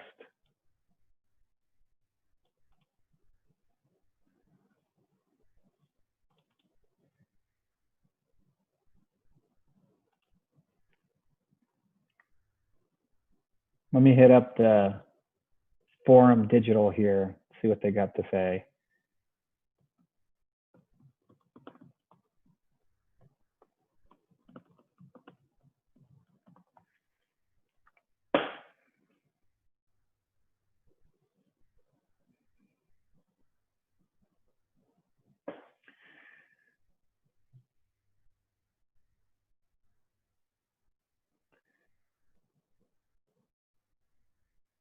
Okay, So I'm told that Sonny is going to be here. So let me go ahead and introduce him again. So Sonny is the CEO of Meta Science International. He's going to be the moderator for Block 3. And the session 1, Trends for Yourself. How could modern technology help adapt to a new reality during a worldwide pandemic? Sonny, you there? Yes, I'm here. Excellent. I was about to put a bolo out on you. Missing persons. Yeah, I'm here. I'm raw, ready, able, and willing. Excellent, excellent. Well, awesome. Well, this is your block, your session. So I am handing the baton to you. Good luck to you, and looking forward to hearing your presentation. Thank you. Fantastic. Good morning, good evening, good afternoon, every single person on this particular platform. I will be introducing some of the speakers in this part of the presentation. And after myself, I will have Francine Beliyi. And after Francine, I will have Leo Zaks, then Anurad Agurua, Dr. Jove Gonzalez, Charles Goguet, and Richard Livington. I hope everyone is on the platform. Can everybody hear me clearly? Given to the hands of the technologists, they may lose control. Is that really true? Is that really correct? Well, this is what we're going to find out. Aging workforce within the medical and unwilling to accept any new technology. First of all, I'd like to just give into what really is artificial intelligence. Well, it's really machine behaving like human. That's what it is. So it has simplified our lives in many, many ways. So how does machine have demonstrated in what area? Area of speech, area of information, area of processing data. Machine has contributed, technology has contributed, as we already mentioned, enormously in any part of our endeavors, what we've done so far to date. AI complement human intelligence in many, many fantastic ways. AI has contributed into healthcare already and would contribute to a lot more by enabling doctors and patients to be integrated and able to meet remotely any time of the day in the comfort of patients and the doctor's home. Particularly during the time of this lockdown, AI have played a major role. In the UK alone, 25,000 GPs have been able to use some form of, distance remote telehealth using their mobile phones. So we can see how the advent of AI and infusion of technology will assist and benefit enormously of this particular industry. AI definitely reduces human error, particularly error of diagnosis and likes of that nature. AI signal reduce costs, yes, without a doubt, and time for patients and also for professional healthcare. Time saving enormously. And AI implementation is already being identified, magnified in diagnosis and virtual health systems. So AI has already played a major, significant role. But are they being optimized? Are they being used to the full? No, not really, and hence the topic that we are talking about here. As one of the speakers actually said earlier, said digital has enabled proximity. Yeah, this is exactly what we are talking about now. And I think it was Andrew that actually mentioned that COVID-19 is an independent auditor in human endeavor. Yes, AI application will play and has already played significant role. Let's look into what the traditional system is all about. The current system medically all over the globe is over 100 years old. analog, but we are in the time of digital transformation. So there are no comparison. Let's just see the UK as an example of a system of what actually operates at the moment. A patient is not well, that patient will have to book an appointment through the GP by phone or walk in. And studies have shown that in recent time, it takes about 3 to 5 weeks just for a patient to obtain an appointment. It's not acceptable. Then diagnosis, results are now after 2 to 3 weeks. Buy the drugs, treatment referral between doctors. And so the value chain of medical dispensation can take up to 6 months or even beyond, just for simple medical dispensation. What would AI do? How will AI facilitate all of this? Well, this is exactly what it is, but let's look into some stats in terms of what is actually happening. In 2017 alone, 3.7 billion health-related smart apps were downloaded globally, from 1.7 billion in 2013. It's a high proportion. And we can see that adoption is increasing on a day-to-day basis. And this has even been magnified in recent days as a result of COVID-19. And the OECD countries, 1.3 trillion annually, which is being wasted due to what? Incompetent duplication, inefficiency within the healthcare system. A digital transformation will offer, without a doubt, reduce the waste, improve provisions, save money for provision, for patient and for healthcare providers. So in summary, what are some of the solutions that AI or infusion of medicine and technology, what are some of the benefits? What are some of the changes that is going to? Who have actually predicted that within the next 3, 4, 5 years, we're going to have a shortage of 4.3 million globally of medical professionals? That's colossal, the shortage.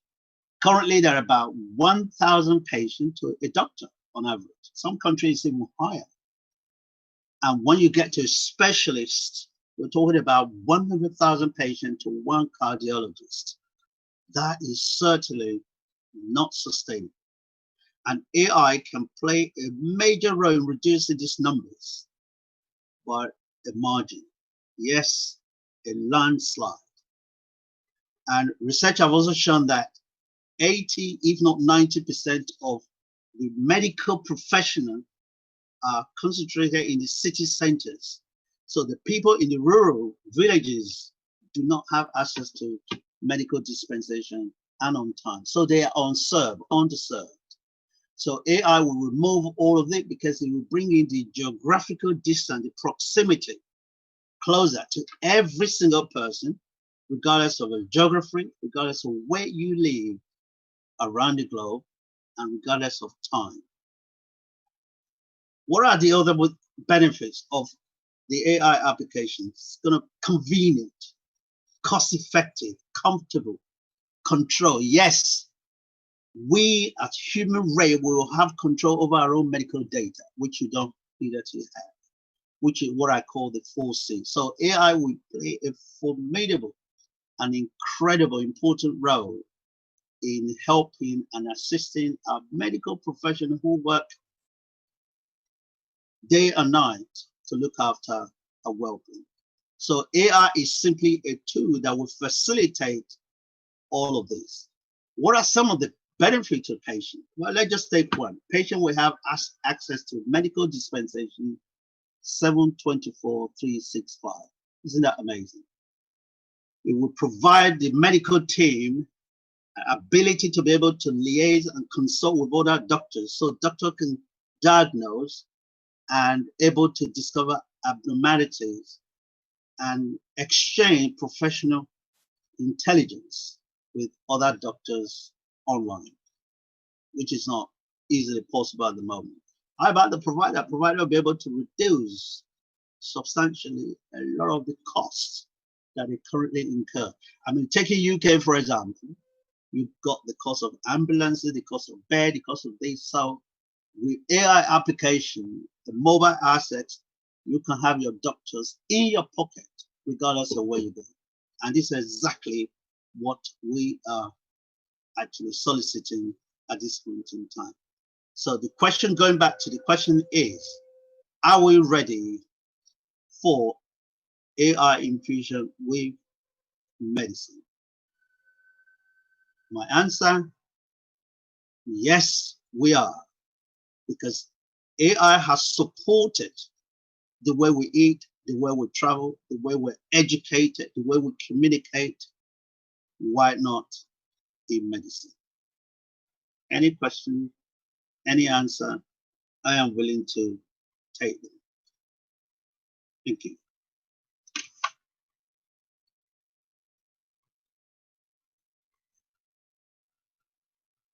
Yes, everybody can understand, everybody can hear me.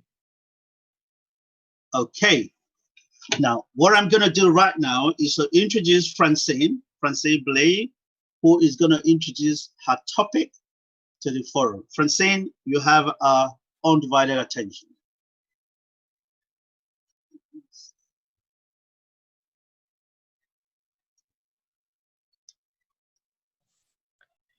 Yes, hi. We'll be sharing my screen. Okay.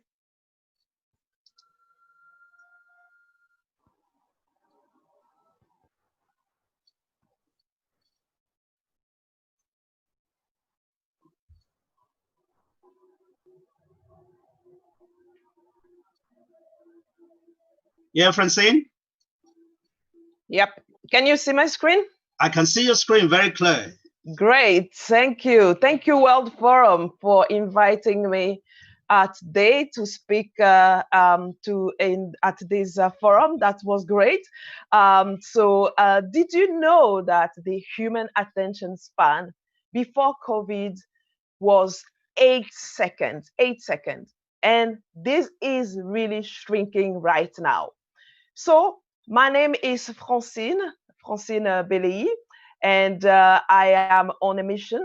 I'm a digital strategist and specialize in personal branding. And I'm a speaker and an author of the book, Personal Branding in the Digital Age, How to Become a Known Expert, Thrive and Make a Difference in a Connected World. And I am on a mission. I am on a mission to help purpose-driven entrepreneurs to position themselves as the authority in their field and easily attract their ideal clients and impact thousands of people globally.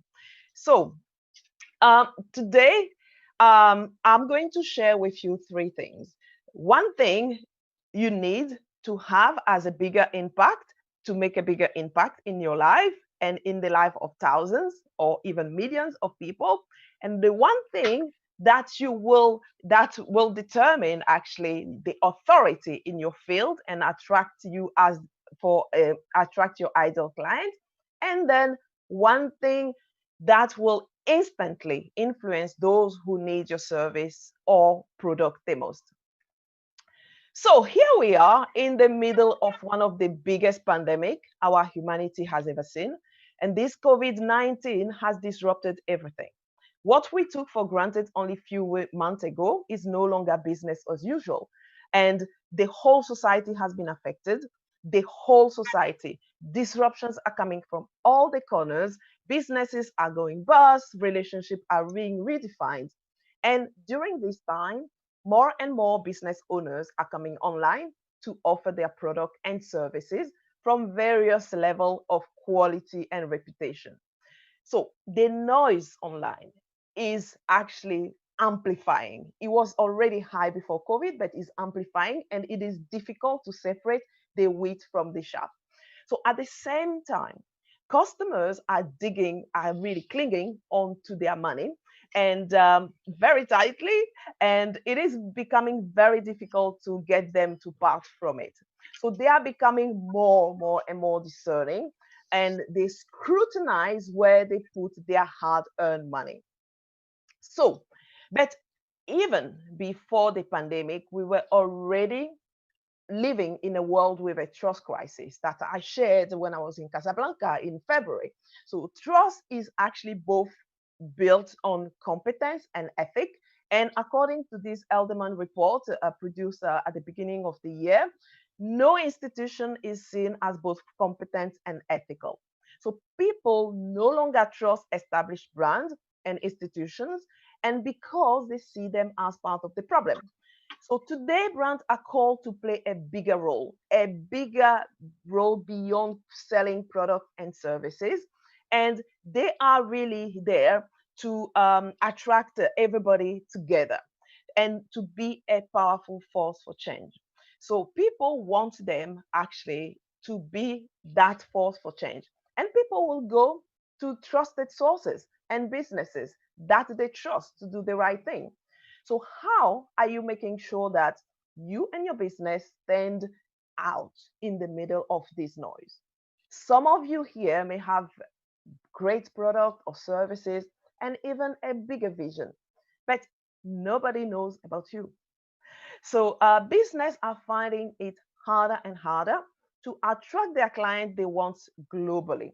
Then the good news actually is that, like with all crises, this one is also providing new opportunities for companies to really look at what inspire people out there and to attract them for them.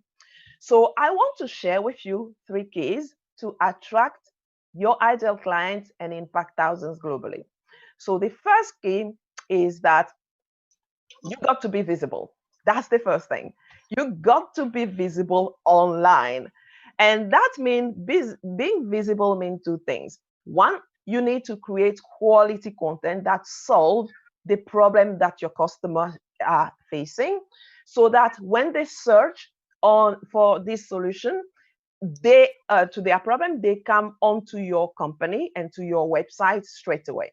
So, but the second thing is that you, as the founder of your company, you got to be visible. This is about becoming a visible leader and to create bonds with people. You have seen that there has been quite a lot of relationship and community building.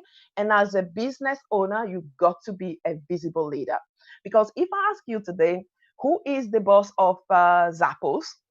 Or who is the boss of Facebook? Who is the boss of Virgin? Who is the boss of Microsoft? Chances are you are going to tell me their name, right?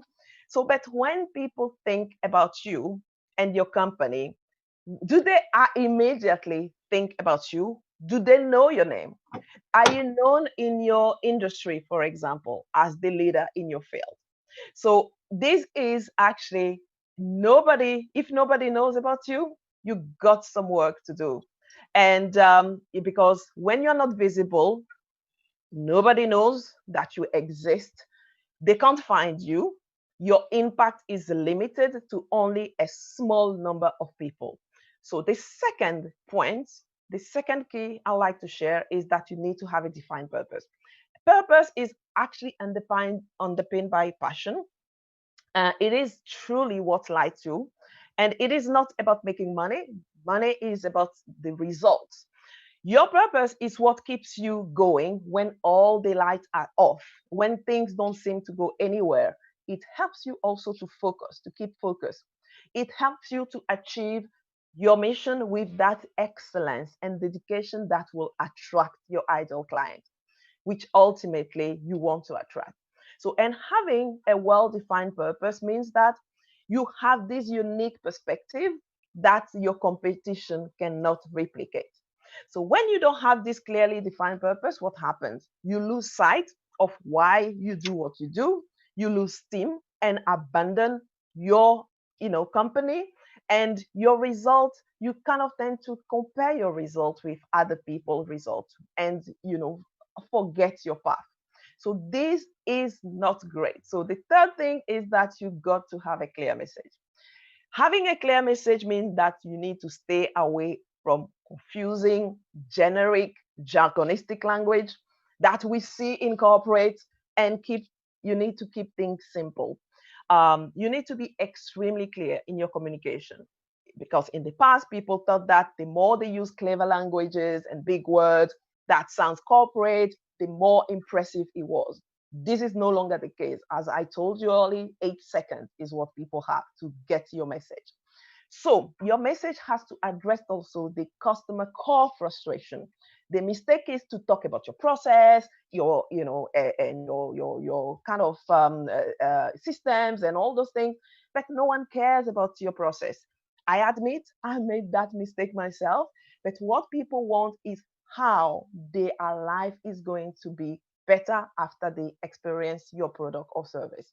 So message that connect are simple, and they are normally very clear.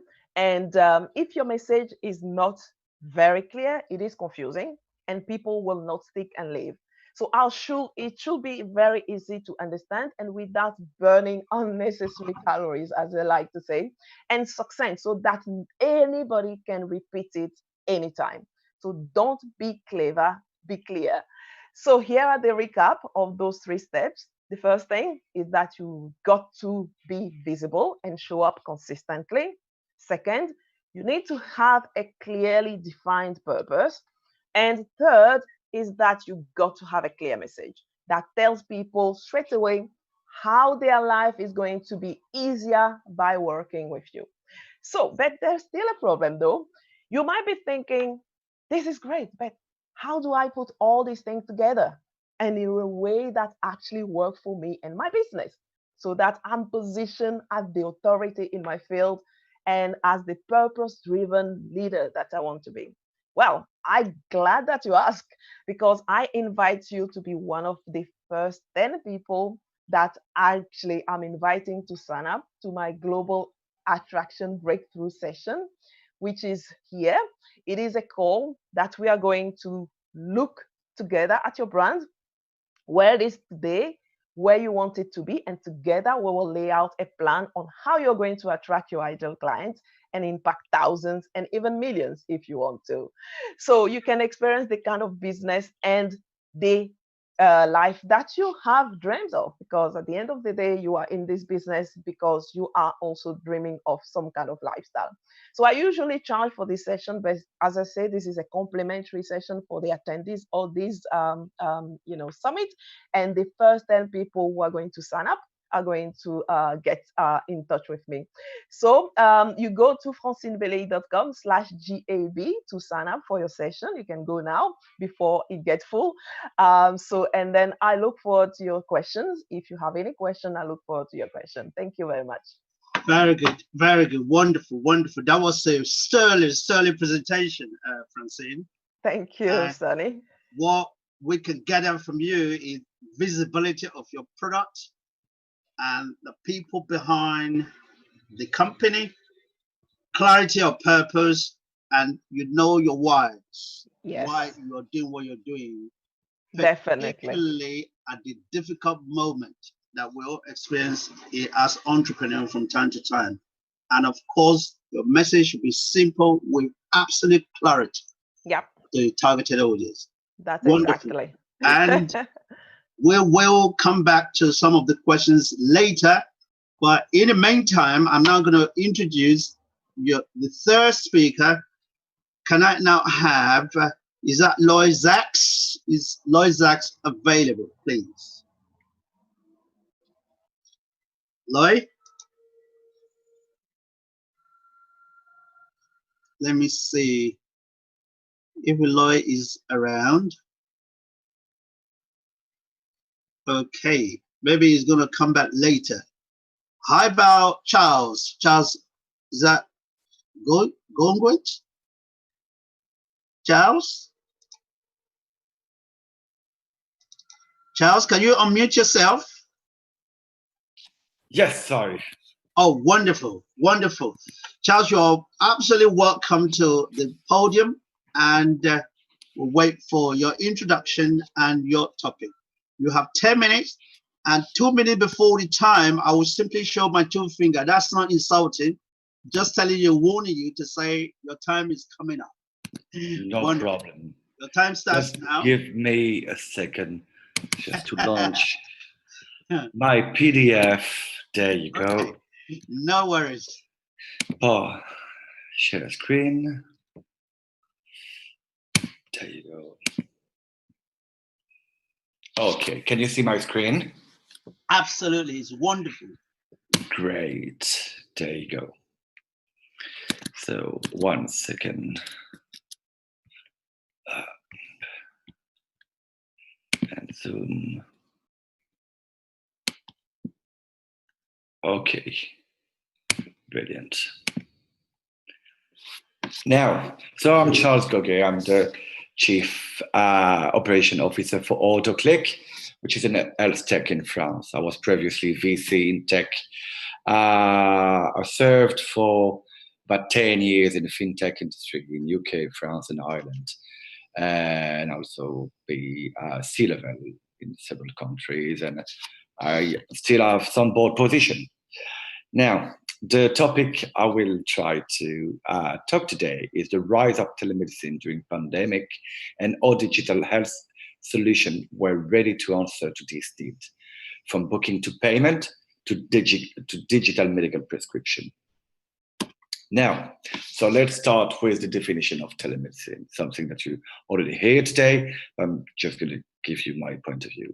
So telemedicine or telehealth is the distribution of health-related service and information using ICT, basically. The earliest telehealth encounter can be traced to Graham Bell, the person who invented the phone, when he used his early telephone as a means of getting help from his assistant, Mr. Watson, after split acid on his trouser.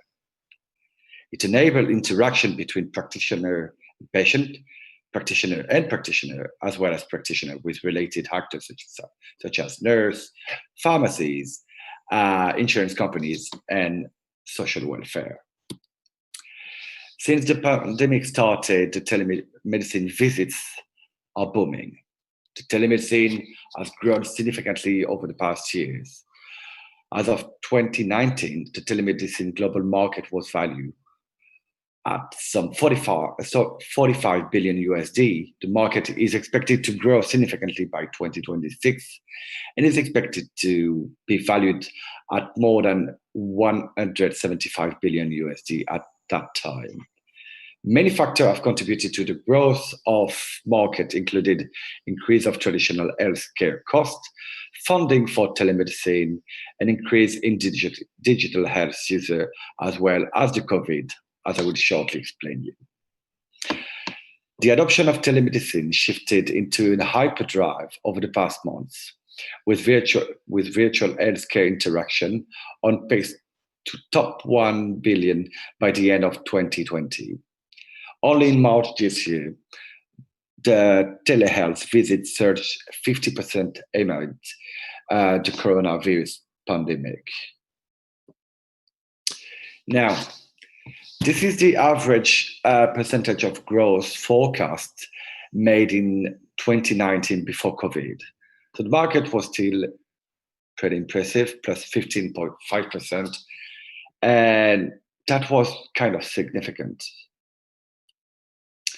The global market size was over 40 billion USD before COVID. And the forecast that was made and published in September 19 was saying that the market will reach 56 billion USD by 2023. So 41 billion was the global market before COVID, and plus 15 billion within 4 years. So it's pretty impressive. Now, let's see what happened during the pandemic. The market size forecast had reached 175 billion USD worldwide. And this was published in May 2020 by the same company. The growth of medical act using telemedicine over the past 4 months is plus 555%. I personally never seen this kind of figures before. And according to a recent study, within the next 3 years, the growth will increase at least by 400%, which is just insane. But the question is, why does telemedicine market trend differ from many other markets? during COVID? Well, first of all, remember Graham Bell. Graham Bell was back in the 19th century, and he started the first telehealth, as I said. In regards to the technology was available. Nothing had been specifically developed during the COVID. The ICT, cryptography, cloud, everything was ready. And on top of that, in a very regulated environment, most of the state and governments eased the health regulation during COVID. In most of the medical consultation, like anamnesis, clinical examination, as well as prescription, everything can be done without a risk of exposure and preserve the social distancing obligation. Also, the telemedicine is decentralized and can connect medical practitioner with patient based in medical wasteland. And last but not least, a lot of hardware in the telemedicine or telehealth were designed as an IoT, which enable anyone to do home monitoring. In terms of pros, it's important to admit that telehealth is more convenient and accessible by anyone 24/7 and 365. According to a recent survey that Cisco did, 74% of patients prefer easy access to healthcare service over in-person interaction with provider. Telemedicine is also cost effectiveness and healthcare saving. Recently, the American Hospital Association reported on the telemedicine program that saved 11% in cost and more than tripled the ROI for investor. Telemedicine also extended specialist and referring physician access, because with telehealth, patients in a rural or remote area benefit from a quicker and more convenient specialist access. In the US, for instance, for every 100,000 rural patients, there is only 43 specialists available. Telehealth increases the patient engagement. When patients are committed to their own healthcare goals, it leads to a lower cost of improved health. Finally, telehealth is better for patient care quality. Telemedicine offers a patient-centered approach, such as improved timeliness of care, and this is critical to the quality patient care. A new study shows that telemedicine patients score lower for depression, anxiety, as well as stress, and have 38% fewer hospital admissions. But when there is pros, there is cons. And in terms of cons, it's important to remember that for telemedicine, the cons is more something that startup and company must consider while developing their solution.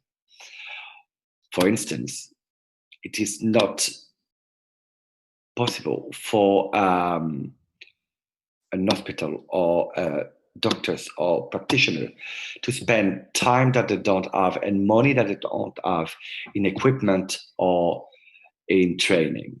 So restructuring IT staff responsibility in purchasing equipment takes time and costs a lot of money. Offering a frictionless solution with the minimum training is crucial to building an effective telemedicine program. Physician, practice manager, and other medical staff need to be ready to use it within a short period of time to ensure a solid ROI. Telemedicine can reduce care continuity, because reduced care continuity can decrease the care quality. Consumer telemedicine provider must apply sound data solution to maintain adequate and accessible patient records. As more healthcare providers adopt healthcare solution to use with their own patient, care continuity will likely increase, lessening the chance that patient ends up with a retail clinic or urgent care center when they need quick care. Last but not least, tricky policy in an extreme complex compliance landscape. As I said, I'm coming from the fintech industry, which is very regulated. But believe me or not, it's nothing compared to the health tech and med tech. Because the healthcare laws, privacy rules struggle to keep up with its fast-growing industry. While major development had been made to telehealth regulation during COVID, it will be crucial for health tech to invest time and cash in the compliance in order to stay alive and away from scandals. Furthermore, health tech global expansion will suffer from the cost to regulatorily localize the service, as the regulation is not and will never be unified in the world. And that's it. I hope you enjoy. Thanks a lot, Charles. That was an amazing. You and I are brothers now, so we should do the business together. So what we can gain from you is the importance and the growing and the importance of telehealth, telemedicine. So you're giving us the historical perspective and also the growth and I love your statistics, really, really important, really, really good. So that really help people like us who are in the industry to actually start planning about the infrastructures and so forth. So you demonstrated very clearly the benefit, cost reduction, remote care, and the effectiveness of the system. Excellent. That was brilliant to me. So questions coming on your way very soon. Can I have, is Javier on the platform? Javier, can you unmute yourself, please? And give us your presentation. Wonderful. Welcome, Javier, to the platform. Nice being very good. So first presentation, short presentation, as I'm the managing partner of venture capital called Travel Tech One, specialized in investing in travel tech startup, B2B. My experience, I've been in the travel industry and internet industry for the last 28 years, managing the largest tour operator in Spain, being part of the management team who launched Google in Spain. I also worked for Facebook, the travel vertical in EMEA, etc. And as I said, I'm now completely focused on the venture capital, trying to help travel tech companies to scale and to grow. And the topic that I should cover today is what are the new travel technologies that will be relevant in the post-COVID-19 world. And my first remark must be that those technologies are far from being new. The expression new normal is already completely tried without actually nobody knowing exactly what it means or even if it means anything. But it seems that many people are interested in emphasizing the idea that the world will never be the same, so they could become well-paid gurus of the new normal. But the truth from my perspective is that regarding the travel industry, the pandemic has not brought new trends of new technologies. What it is doing is to accelerate the adoption of those trends and technology, eliminating excuses and barriers. Nobody argued before that any process of physical interaction that could be digitalized should be digitalized, but that was not happening before in many companies and institutions. But now it has to happen. So going into detail, I will use an example of these trend technologies, different companies in which we have invested in the venture capital. So you can see how these new technologies that already existed now seems to be absolutely unavoidable. But 1 year before, many of the companies that had to implement them were still having a lot of problems in terms of budget, etc. So nowadays, nobody is arguing about the need for hotel chains to be capable to adequate their policy in terms of revenue, fixing the different price with the technology instead of trying to do it manually, because the demand is going to be less, and it's going to be more complicated to reach a demand. So companies like Beyond Price are offering this technology to help hotel chains, independent hotels to do it. So this will be one of the key elements of the travel tech technology starting now. Other travel technology that will be key is the one that will facilitate all the travelers to register digitally, remotely, in a hotel, in an alternative accommodation, using the mobile phone. This is what actually is doing check-in, that is allowing the travelers not only to make the check-in and obviously the checkout, but also complying with the tax regulation in depending on the different countries, etc. That is very related with the technology that a company like STMIWay is providing, which is a mobile, a remote mobile key. So actually, instead of having to go to a reception, you will be using your mobile phone to open the door of your room. Or if you are going to an apartment, to a villa, you will be opening the entrance door with your mobile phone. You will be opening the door of your apartment with your mobile phone, no physical interactions, and you will be capable to access a 24 hours reception service through your mobile phone. So that's clearly one of the main requirements of the clients, avoiding any kind of physical interaction, no queues and reception, no spending time doing physically things that could be solved with digital processes. People say now that clean is the new green. That is a little bit annoying that now we put so much stress on cleanliness. So what happened before? We were accepting that the level of cleanness of apartments, hotels, and tourism attraction were low.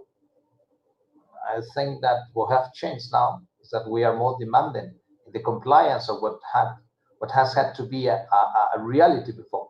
Companies like doing what are now actually providing for the owners and property managers of alternative accommodation is a marketplace to be capable to hire professional companies, professional cleaning companies, which is not acceptable, is that you rent an apartment and the cleaning of that apartment is not made by a professional company. Another example is the importance for hotels and alternative accommodation about the customer satisfaction, being capable to monitor the satisfaction of the client. And this should be made before the trip, before the stay, during the stay, after the stay. Companies like My Hotel, a Chilean company, have solved that using technology, using a mobile platform. So the property has the possibility to understand what is happening and to solve the problems on the spot. It's completely absurd to try to monitor the satisfaction of the customer when they have left the property. Another trend that we see now very clearly is that we don't like to be treated as part of a herd. We don't like mass transportation. So we prefer private transfer, especially if the price is the right one. There is a company called Trip, which is offering private transfer in 200 countries at incredible low prices because they have direct contract with local providers. So that means that you will be capable to reach almost any destination from airports, station, whatever, and in your private car with your chauffeur. Coming back to the idea of traveling without physical interaction, we can have the example of a company like Triborate, which is a new evolution of the typical travel agency. So they are applying machine learning and AI. So around 80% of the requests that you have regarding your business trip are replied automatically. So you don't have actually to engage in a physical relationship with any travel agents, and the efficiency is much higher. In the field of meetings and events, there is now the need for a technology which could actually define which are the best destinations for a company to celebrate their meeting and events. to travel has brought this technology with their algorithms that are capable to define which is the best destination for a company regarding the employees that should attend, etc., in terms of safety nets and budget, etc. So it's, again, the application of the scientific approach to problems that we have been treating in a more naive and amateur way for many, many years. We have been talking a lot in the last 3-4 years about tourism and activities as one of the growing parts of the travel industry. But in many cases, the approach has been only focused on what we should call mainstream activities. But there are already companies around in the different geographies that have gone one step beyond. Turismo is one of the examples in Latin America. They're the leaders there. They have a direct contract with more than 2,000 local operators.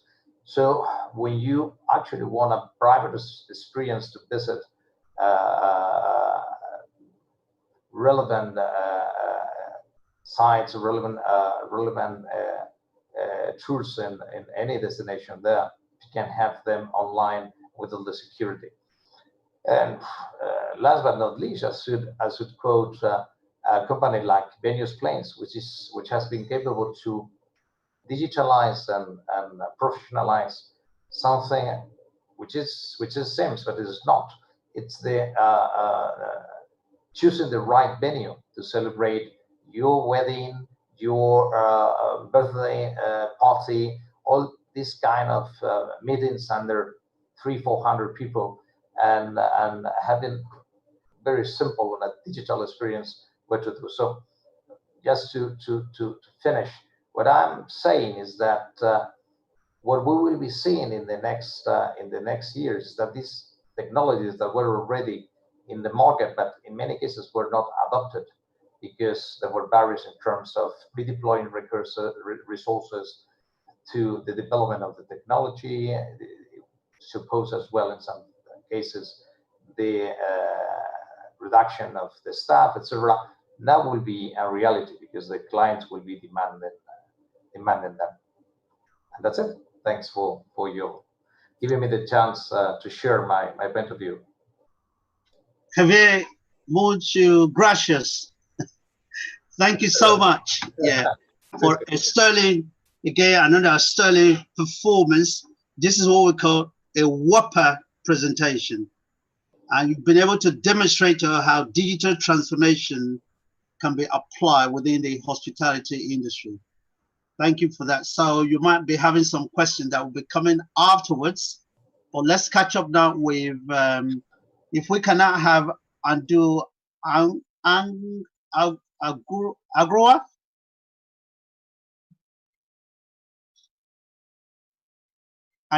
Anadu? Yes, I'm Anirudh. You can call me Anirudh. Anirudh Agroa, yes. How are you? I'm very sleepy right now. Thank you, because I watched you earlier, so it was a brilliant performance. How's Belgium? No, I'm in Germany. So I'm originally from India. Yeah, I was watching you earlier, so thank you for hanging on. Thank you. So I teach at the Flame University in Pune. It's a 2 hours drive from Mumbai airport. Wow. In the city of Pune. Pune was the capital of India many years back before the British came. And currently I'm in Germany with my family. My family lives in Frankfurt, and I teach entrepreneurship and strategy. Many thanks for having me here. It's been fantastic learning journey attending these conferences, It has been, yes.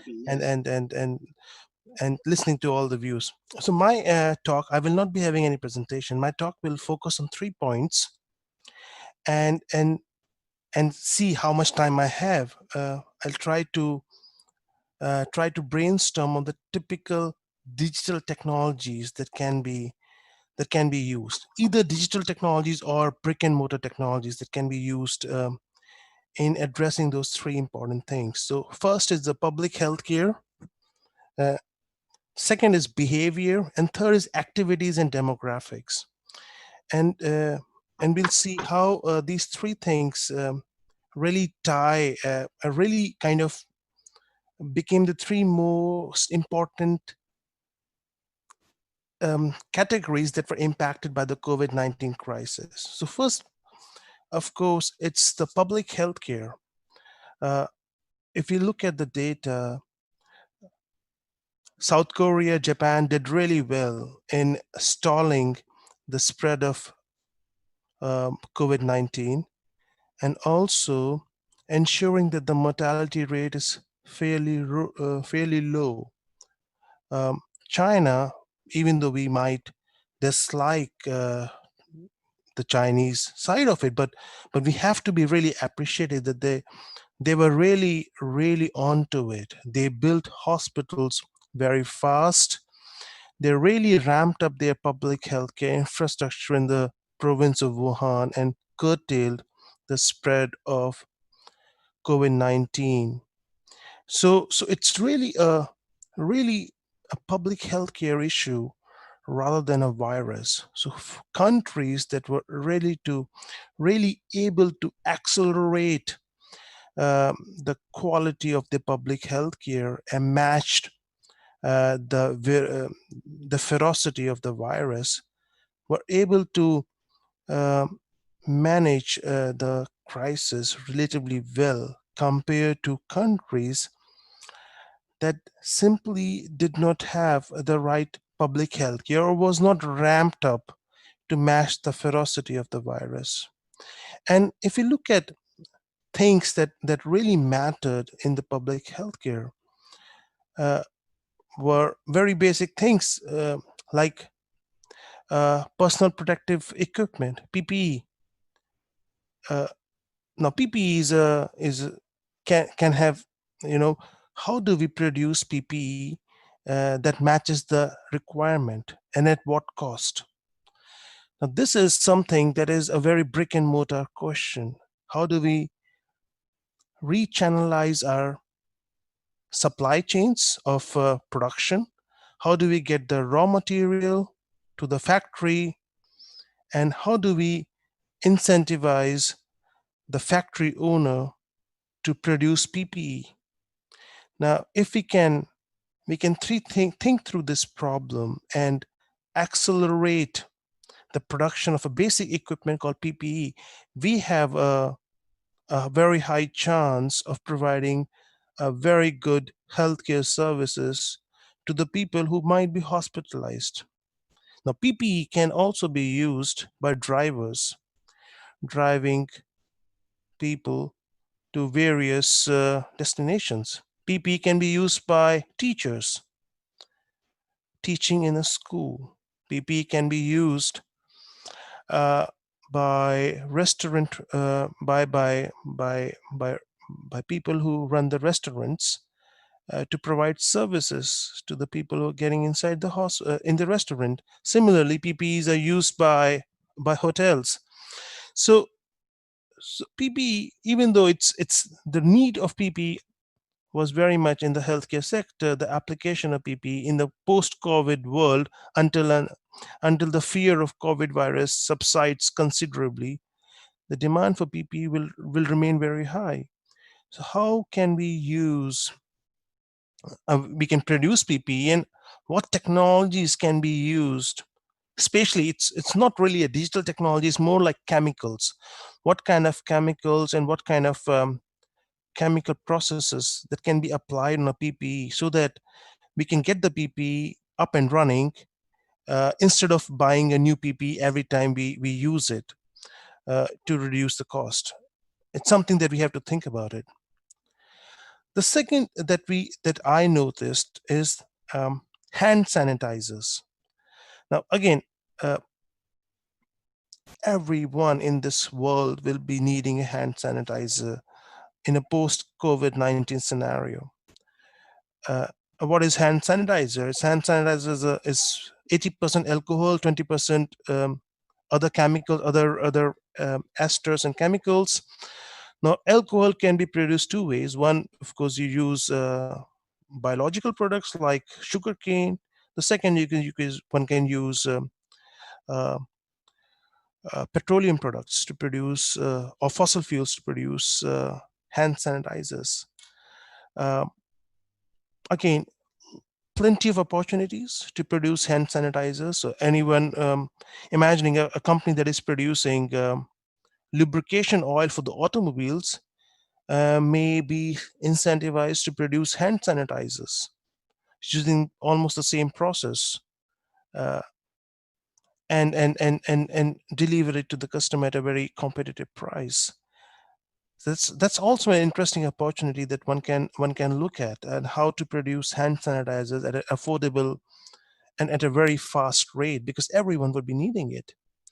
Um, Body sanitizers. Now imagine in a post 911 world, uh, the airport securities were ramped up and everyone was forced to go through a detailed security checkup through the airports. Now the security checkup in the airports is even more ramped up. Similarly, I assume, unless of course unless until the the fear of the virus dies down, is the body sanitizers. I mean, if you go through a body scanning, similar to body scanning machine, you go through a body sanitizing machine, which kind of sprays liquid on you, or some sort of a fast evaporating chemical that doesn't damage you or leaves any allergy, that could potentially subside the fear of the virus and can make the workplace or the school relatively sanitized.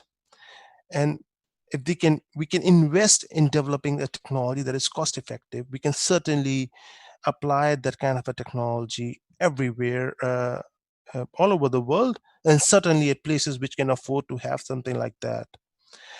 And so the same kind of chemicals that go into hand sanitizers would also go into body sanitizers, I assume. And so there's certainly a large opportunity in producing them in a cost-effective way, in a reliable in a reliable way. Another thing that we have seen is the testing and retesting. So the testing equipment has a very high false negative rates. So it's very important that we have the right kind of testing, the testing equipment with a very low false positive or false negative rate, so that the reliability on the testing process and the testing chemicals is very high. Again, there's a very high opportunity to do that, to really develop the right kind of testing machine and the testing chemicals. And in this particular testing, we can apply data analytics. Using data analytics, we can, and of course, high optimization algorithms, we can understand how the testing is how the reliability of the testing can be increased, and how we can decrease the false negative and false positive errors within the testing. So again, a very high opportunity that exists there. And finally, as last speaker was talking about, second last speaker, on telemedicine and the access to doctors and specialists, how we can increase the access to doctors and specialists, because for sure, GPs would be scared to treat every patient, because not because not because of they don't want to treat it, because they might potentially become vectors if they treat someone who is sick with COVID. So how do we increase the access of doctors? And of course, as the second last speaker said, the use of telemedicine can greatly enhance the access of doctors to the patient. So what kind of technology we can ensure to have the best possible service given to the patient by the doctor, um, and what kind of information that the doctor would need to make the decision and provide the service. So what kind of test, the quick test that a doctor needs in order to understand the patient, be it the heart rate, the breathing issues inside the lungs, sugar level, blood pressure, how we can provide that information to the doctor who is at the telemedicine at a remote site, so that he has the right information about the patient in order to give the right diagnostics and prescription. Um and certainly there is an opportunity, and there is opportunity to use technology. Um, the second point that I want to focus is the behavior. Now, the COVID-19 has certainly changed our behavior. There is a norm of social distancing. There's a norm of high frequency hand washing. There's a norm for more vigorous sanitization and hygiene. There is a norm and vigorous focus on sanitization of public spaces. And there's a change in norm of a simple thing that was pretty normal for us was a handshake and a hug. How do we, how can we address these things? How can we address issues like social distancing? It's something that we have to think now. Now, can technology really reduce the psychological issue of social distancing? Is something we should think of. We do not. It's not that I would not advise that we should bring technology in everything, but just think of it like social distancing. Yeah, it's firstly before COVID-19, we were already so much on social media like LinkedIn, Facebook, Twitter, and now with COVID-19, we are forced furthermore in a virtual world and virtual meetings. Is it really right? Because obviously before COVID-19, there was so much debate going on in reducing the use of technology to bridge the distance among the people through more physical contact. But now with COVID-19, the social distance has increased further, and then there is more talk of technology. So we really have to challenge ourselves and see how we can increase the people contact and decrease the social distancing. What should we do? We really have to think through. And honestly, I don't have an answer to this question. I would not go in the direction of supporting the use of technology to you know to to address the issues related to social distancing, but we really have to think about it, that and challenge ourselves and think counterintuitively. uh, the second is hand washing behavior, like uh, um, you know uh, use of hand sanitizers or hand wash. It's the same opportunity. You would need more water to wash your hands. You would need more soap to wash your hands. So how would and there's an opportunity in some places, but it's also an issue. So I am right now in Germany, so it's water is plenty, but in India, people don't have water to wash hands. And It's a big. you have to actually round up now. Okay, so I'll take 2 more minutes. I'll take 2 more minutes, and I'll be done with the present with this conversation. Um, the another one is sanitize. Uh, Handshake and hugs. Now, handshake and hugs is a very very common thing. We never knew that the handshake and hug can be can be a social taboo post COVID-19. So how do we really have to think creatively, and how do we bring this warm handshake and a hug into the real world, into the post COVID-19 world?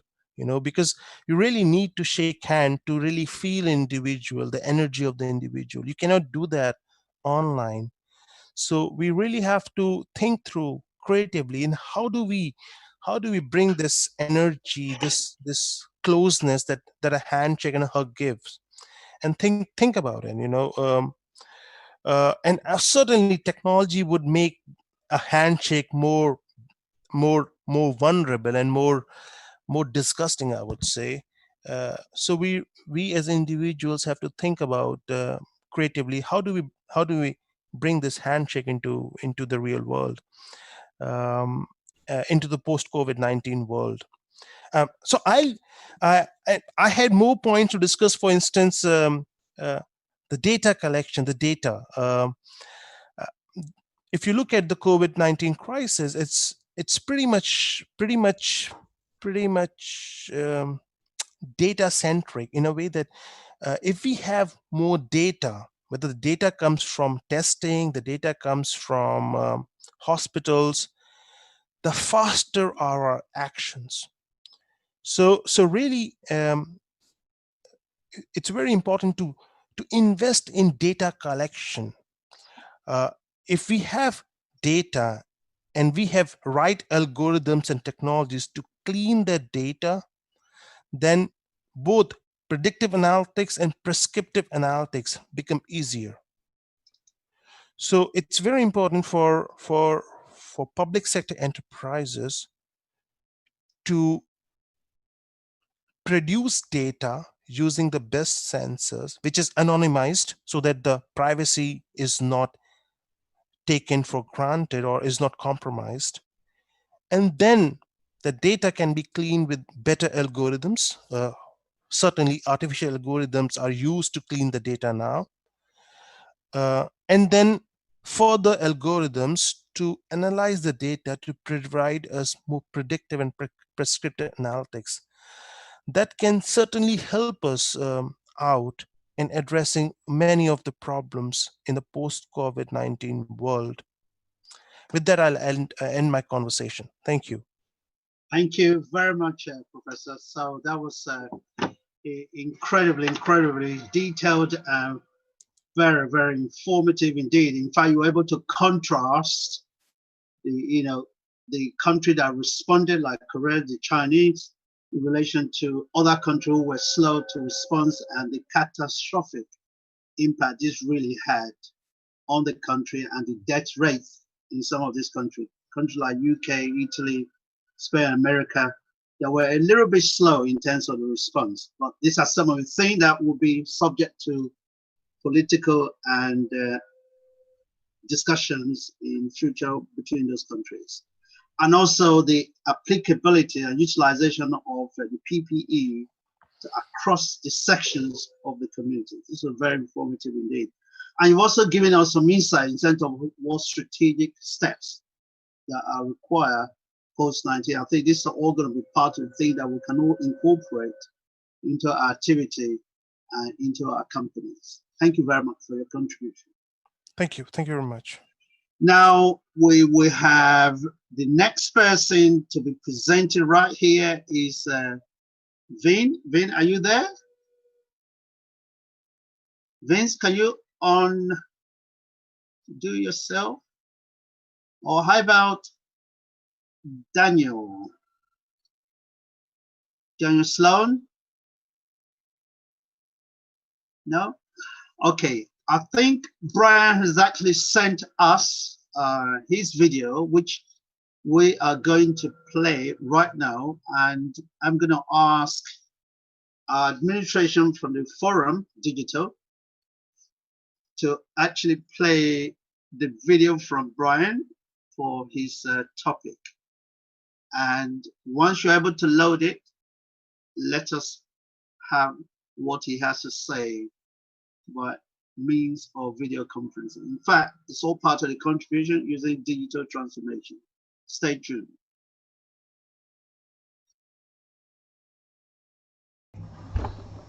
Hi, I'm Brian Cassidy. I'm here to talk about digital transformation step by step. Essentially, this talk is about how to turn some of the good, new digital behaviors that have come up during the COVID crisis into long-term habits. There's 3 advantages of a crisis. One is we do new things.